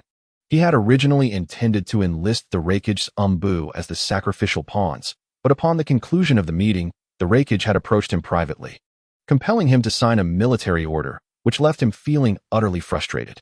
What was to be done? He had no choice but to press on. Upon reaching an agreement, the village promptly bestowed upon him rights that far exceeded his own standing. The taste of such power was exquisite. The villagers labored fervently to fulfill the will of Sammy. A man ought to be so. Having arrived at this juncture, he found himself with no retreat. Success would elevate him to a position of esteem, while failure would lead to his demise. Given the gravity of the task at hand, he felt compelled to undertake it personally. Delegating the responsibility to others was not an option. In the current harmonious relations between the two nations, those tasked might not face mortal peril. At worst, if the mission failed, Jonin village would suffer a blow from Konoha, and his subordinates might escape unscathed, but as the leader, his death would be inevitable. Thus, rather than allowing those who lacked the resolve to face death to undertake this mission, it was far preferable for him to take it upon himself. Should he succeed, he would be hailed as a hero. Should he fail, there would still be a way to redeem himself through death. After all, death was certain. Ultimately, he could at least earn the honor of being a martyr for the village. My lord, I entrust everything to you this time. Upon hearing this, the others ceased their chatter and bowed respectfully to Sammy. Shortly thereafter, they departed from Sammy's chamber, leaving Hoshinai without any useful information. Yet even having glimpsed but a mere epilogue, he had gleaned what he needed to know. Jonin would act tonight, targeting the Hyuga clan, and crucially, should the operation be exposed, they would leverage the life of the envoy Sammy. Recalling memories from his past life, Hoshinai realized that it was indeed Sammy who was killed by Hinata Hizashi, who then paid for it with the life of Hinata Hayashi. As for the methods by which they would infiltrate the highly guarded Hyuga clan, successfully abduct Hinata, and transport her out of Konoha, Hoshinai was entirely in the dark. However, it mattered little. His involvement in this affair rendered any knowledge of their plans moot, as they would ultimately prove useless. Without wasting time, Hoshinai recognized that their operation was set for the evening, with dinner just over an hour away. He needed to hasten in order to secure advantages. Rather, to assist the village in providing early warnings. Hoshinai was concerned that if the Hokage learned of the situation, he might notify the Hyuga clan, at which point Hoshinai would no longer be seen as a grateful ally, but merely as a pawn of the village. A self-serving individual must sell information for the best price possible. Quickly arriving at the Hyuga estate, he was greeted once more by the same guard from before and was smoothly ushered into a reception room. The austere countenance of Hinata Hayashi appeared before him again. Yamanaka-kun, I wonder what brings you to seek the head of the household this time. Feel free to share, he said, his lofty gaze befitting a noble family. Hoshinai felt a surge of irritation. The previous encounter had been marred by a lack of information, but this time he had come equipped with substantial insights. Surely, they ought to show some acknowledgement. Sipping the tea prepared by the servants, he mused, "Ah, the tea is indeed fine quality. Even a noble family, despite facing those they disdain, would not serve something subpar. One wonders if they are merely clinging to their pride while enduring hardship. I have come today because I have uncovered the true purpose of the envoy from the Cloud-Hidden Village's visit to Konoha. In light of our shared identity as members of the Konoha shinobi clan, I believe we have common interests and should stand together as brothers in times of both fortune and misfortune. Thus, I felt it necessary to inform you." Shinran's leisurely speech was rather irksome, and it was evident that Richa was already wearing a face of impatience. "Oh, what precisely is the purpose that compels you, a newly emerging talent of the Yamanaka clan, to make this journey?" Richa's tone was far from cordial, particularly emphasizing the phrase about the Yamanaka clan's talent with a hint of disdain. Shinran began to harbor a growing dislike for the Hyuga clan. "So what if Hinata from your family is the heroine? We are not mere pawns in your narrative, and ultimately, my visit here is to save your life. Yet it seems this unfortunate child is destined to perish in this calamity." Suppressing the urge to storm off, Shinran maintained his composure, understanding that patience brings reward. "I did not come here to curry your favor. I am here to secure benefits." Once again, Shinran gained a new perspective on the concept of endurance among shinobi.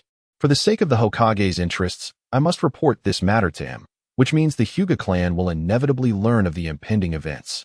Between benefits and temperament, Shinran chose the former.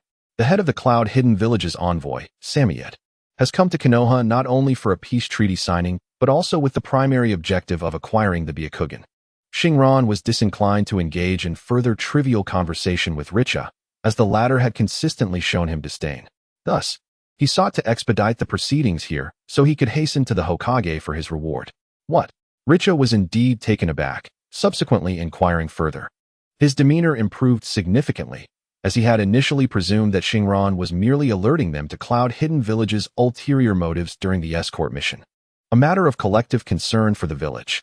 The Hyuga clan could choose to be forewarned or remain indifferent, believing that someone else would shoulder the burden should calamity strike. However, once the issue became one of personal family concern, the stakes transformed entirely. As an ancient clan, relying solely on others leads to extinction. While there may not be a deity in this world to save them, the essence of the saying has long been understood by the Hyuga clan. After inquiring in detail from Shinran, Richa hastily departed, soon returning with the true decision-maker, Hyuga Hayashi. Shinran thought to himself that he was finally face-to-face with the principal figure. To be candid, a few days prior, Lord Samiyed of the Cloud-Hidden Village had sent an invitation, indicating that our Hyuga clan would pay a visit, coinciding with this evening. "We have already prepared a banquet." Hyuga Hayashi bore a striking resemblance to Richa, yet his presence exuded a greater authority. As Shinran observed this unfamiliar figure, who scrutinized him with an odd gaze, he felt a sense of triumph. "You wish to feign aloofness, do you? Yet here you are, compelled to kneel before me and show your deference." Just as Shinran anticipated that Hyuga Hayashi would express gratitude on behalf of the clan, the tone of Hayashi's address suddenly shifted. His Excellency Samiyed had previously visited the Uchiha clan, where the hosts and guests enjoyed a delightful gathering. "To be frank, I find your jest hard to believe. I am immensely grateful for your efforts on behalf of our Hyuga family. Here, I present to you some exquisite tea from the land of iron. Please take some back to savor." Hinata Hayashi lifted his teacup and began to indulge himself in the drink. This gesture signified the end of the tea serving. Soon, a servant arrived bearing a gift box. His demeanor humble, yet unmistakably intent on escorting Shinran away. Shinran was bewildered. Was my message not clear enough? There are individuals plotting to steal your family's Byakugan, likely through the abduction of your children. Should their scheme be exposed, they would resort to coercive tactics, threatening to kill in order to extort your Byakugan. Why does this entire family seem so unperturbed? P.S. It is not that the Hyuga clan lacks intelligence. The ensuing content is far more riveting. Shinran could hardly recall how he arrived at the Hokage's office. It was only when the third Hokage waved his pipe in front of him for an extended moment that he regained his senses. Setting aside the rather pedestrian gift of tea from the Hyuga clan, Shinran recounted the details of his conversation with them to the Hokage once more. So you first visited the Hyuga clan and then came to me, is that correct? The third Hokage regarded him with an expression of newfound understanding. Shinran felt a touch of awkwardness. Indeed, the practice of dining with one party only to move on to the next felt rather superficial. Yes, the Hyuga clan is a vital component of our Konoha village. When they face adversity, we must certainly lend our assistance. However, they must also take initiative in their own defense. We cannot burden the village with every challenge. If they preemptively address their issues, it would conserve our communal resources. Would you not agree, Lord Hokage? Shinran displayed a righteous demeanor, as if embodying the spirit of a young man who prioritizes the village's interests above all else. The third Hokage offered no immediate response, though he acknowledged the validity of Shinran's reasoning. It was plausible that a youth of Shinran's age could act impulsively, wishing for the Hyuga clan to resolve their troubles independently. Given that this was the critical moment for the two nations to sign a peace treaty, it would be most advantageous if the village could resolve the matter without direct involvement. However, just as the third Hokage began to comprehend and inclined his head in silent agreement, Shinran's tone shifted to vehemently criticize the Hyuga clan. But, Lord Hokage, do you know what I witnessed at the Hyuga estate? The head of the main family, Hinata Hayashi, dismissed my concerns as mere folly, citing the fact that everything was peaceful after Samiyed's previous visit to the Uchiha clan. It seems that only your personal intervention would convince them of the truth. Shinran, not forgetting the third Hokage's earlier gaze, spoke up indignantly, implying that he had approached them out of concern for the village. But their own foolishness led them to disbelieve him. If the third Hokage were to convey the message, they would surely be convinced and remember his kindness. Regardless, I, Yamashita Shinran, am certainly not a petty individual who thrives on the misfortunes of others. Unexpectedly, upon hearing Shinran's impassioned words, the third Hokage did not immediately dispatch someone to inform the Hyuga clan. Instead, he remarked that if the situation truly aligned with Shinran's findings, then the young man would have rendered a significant service, and thus he dismissed Shinran without further inquiry into how he had acquired such information. Was it the successful allure of his performance that stifled any inquiries from the third generation? Shinran felt uncertain. Yet one truth lingered in his mind. There were undisclosed matters between the Hyuga clan and the upper echelons of Konoha, or rather, between them and the Hokage. Once again, he found himself mentally adrift, bewildered by the peculiar reactions of these individuals. Was there something I overlooked or failed to notice? Their responses seemed utterly irrational, indicating a deeper reason behind them. Though he yearned to cast aside these perplexing thoughts, believing he had done all he could, he understood that whatever transpires next is no longer of his concern. Yet, his extraordinary mind felt uncontrollably restless. The faces and events he had encountered during this period replayed incessantly in his mind, as if he had neglected to grasp a vital detail. As night fell swiftly, Shinran lacked the appetite for dinner, choosing instead to lie atop his roof, where he could gaze upon the distant Hyuga territory. Unfortunately, his enhanced vision had its limitations, akin to a high-powered telescope, allowing him only a vague outline of the clan's domain. Around 11 o'clock, an uproar erupted from the Hyuga clan's vicinity, with throngs of clan members scattering in every direction. Shinran surmised that Samiyed had likely succeeded in his endeavor. Shifting his gaze, he noted that, despite being partially obstructed by several tall buildings, he could still hear a commotion emanating from the Jonin delegation's quarters, where a large assembly of individuals was mobilizing towards the Hyuga estate. In the original narrative, Hinata Hyuga was kidnapped by a cloud ninja, but was swiftly pursued and rescued by Niji Hyuga, who subsequently eliminated the kidnapper at their doorstep. However, this time, the unfolding events diverged from the established storyline. Samiyed was undoubtedly still alive, for the Hyuga clan would not have mobilized such a considerable number of their kin otherwise. Another peculiar detail was the Hokage's absence from the fray. What could this mean? The sequence of unfolding events piqued Shinran's curiosity. Given the current circumstances, numerous ninjas had gathered to witness the spectacle, prompting him to venture forth and ascertain the true nature of the situation. Soon enough, the Jonin delegation confronted the Hyuga clan at their doorstep, illuminated by the bright streetlights that cast a clear view of the scene. Upon his arrival, Shinran observed a standoff between the two factions. Perched on a utility pole, he watched with keen interest as both parties engaged in a heated exchange. Sensing a theatricality in their demeanor that suggested they were both concealing ulterior motives,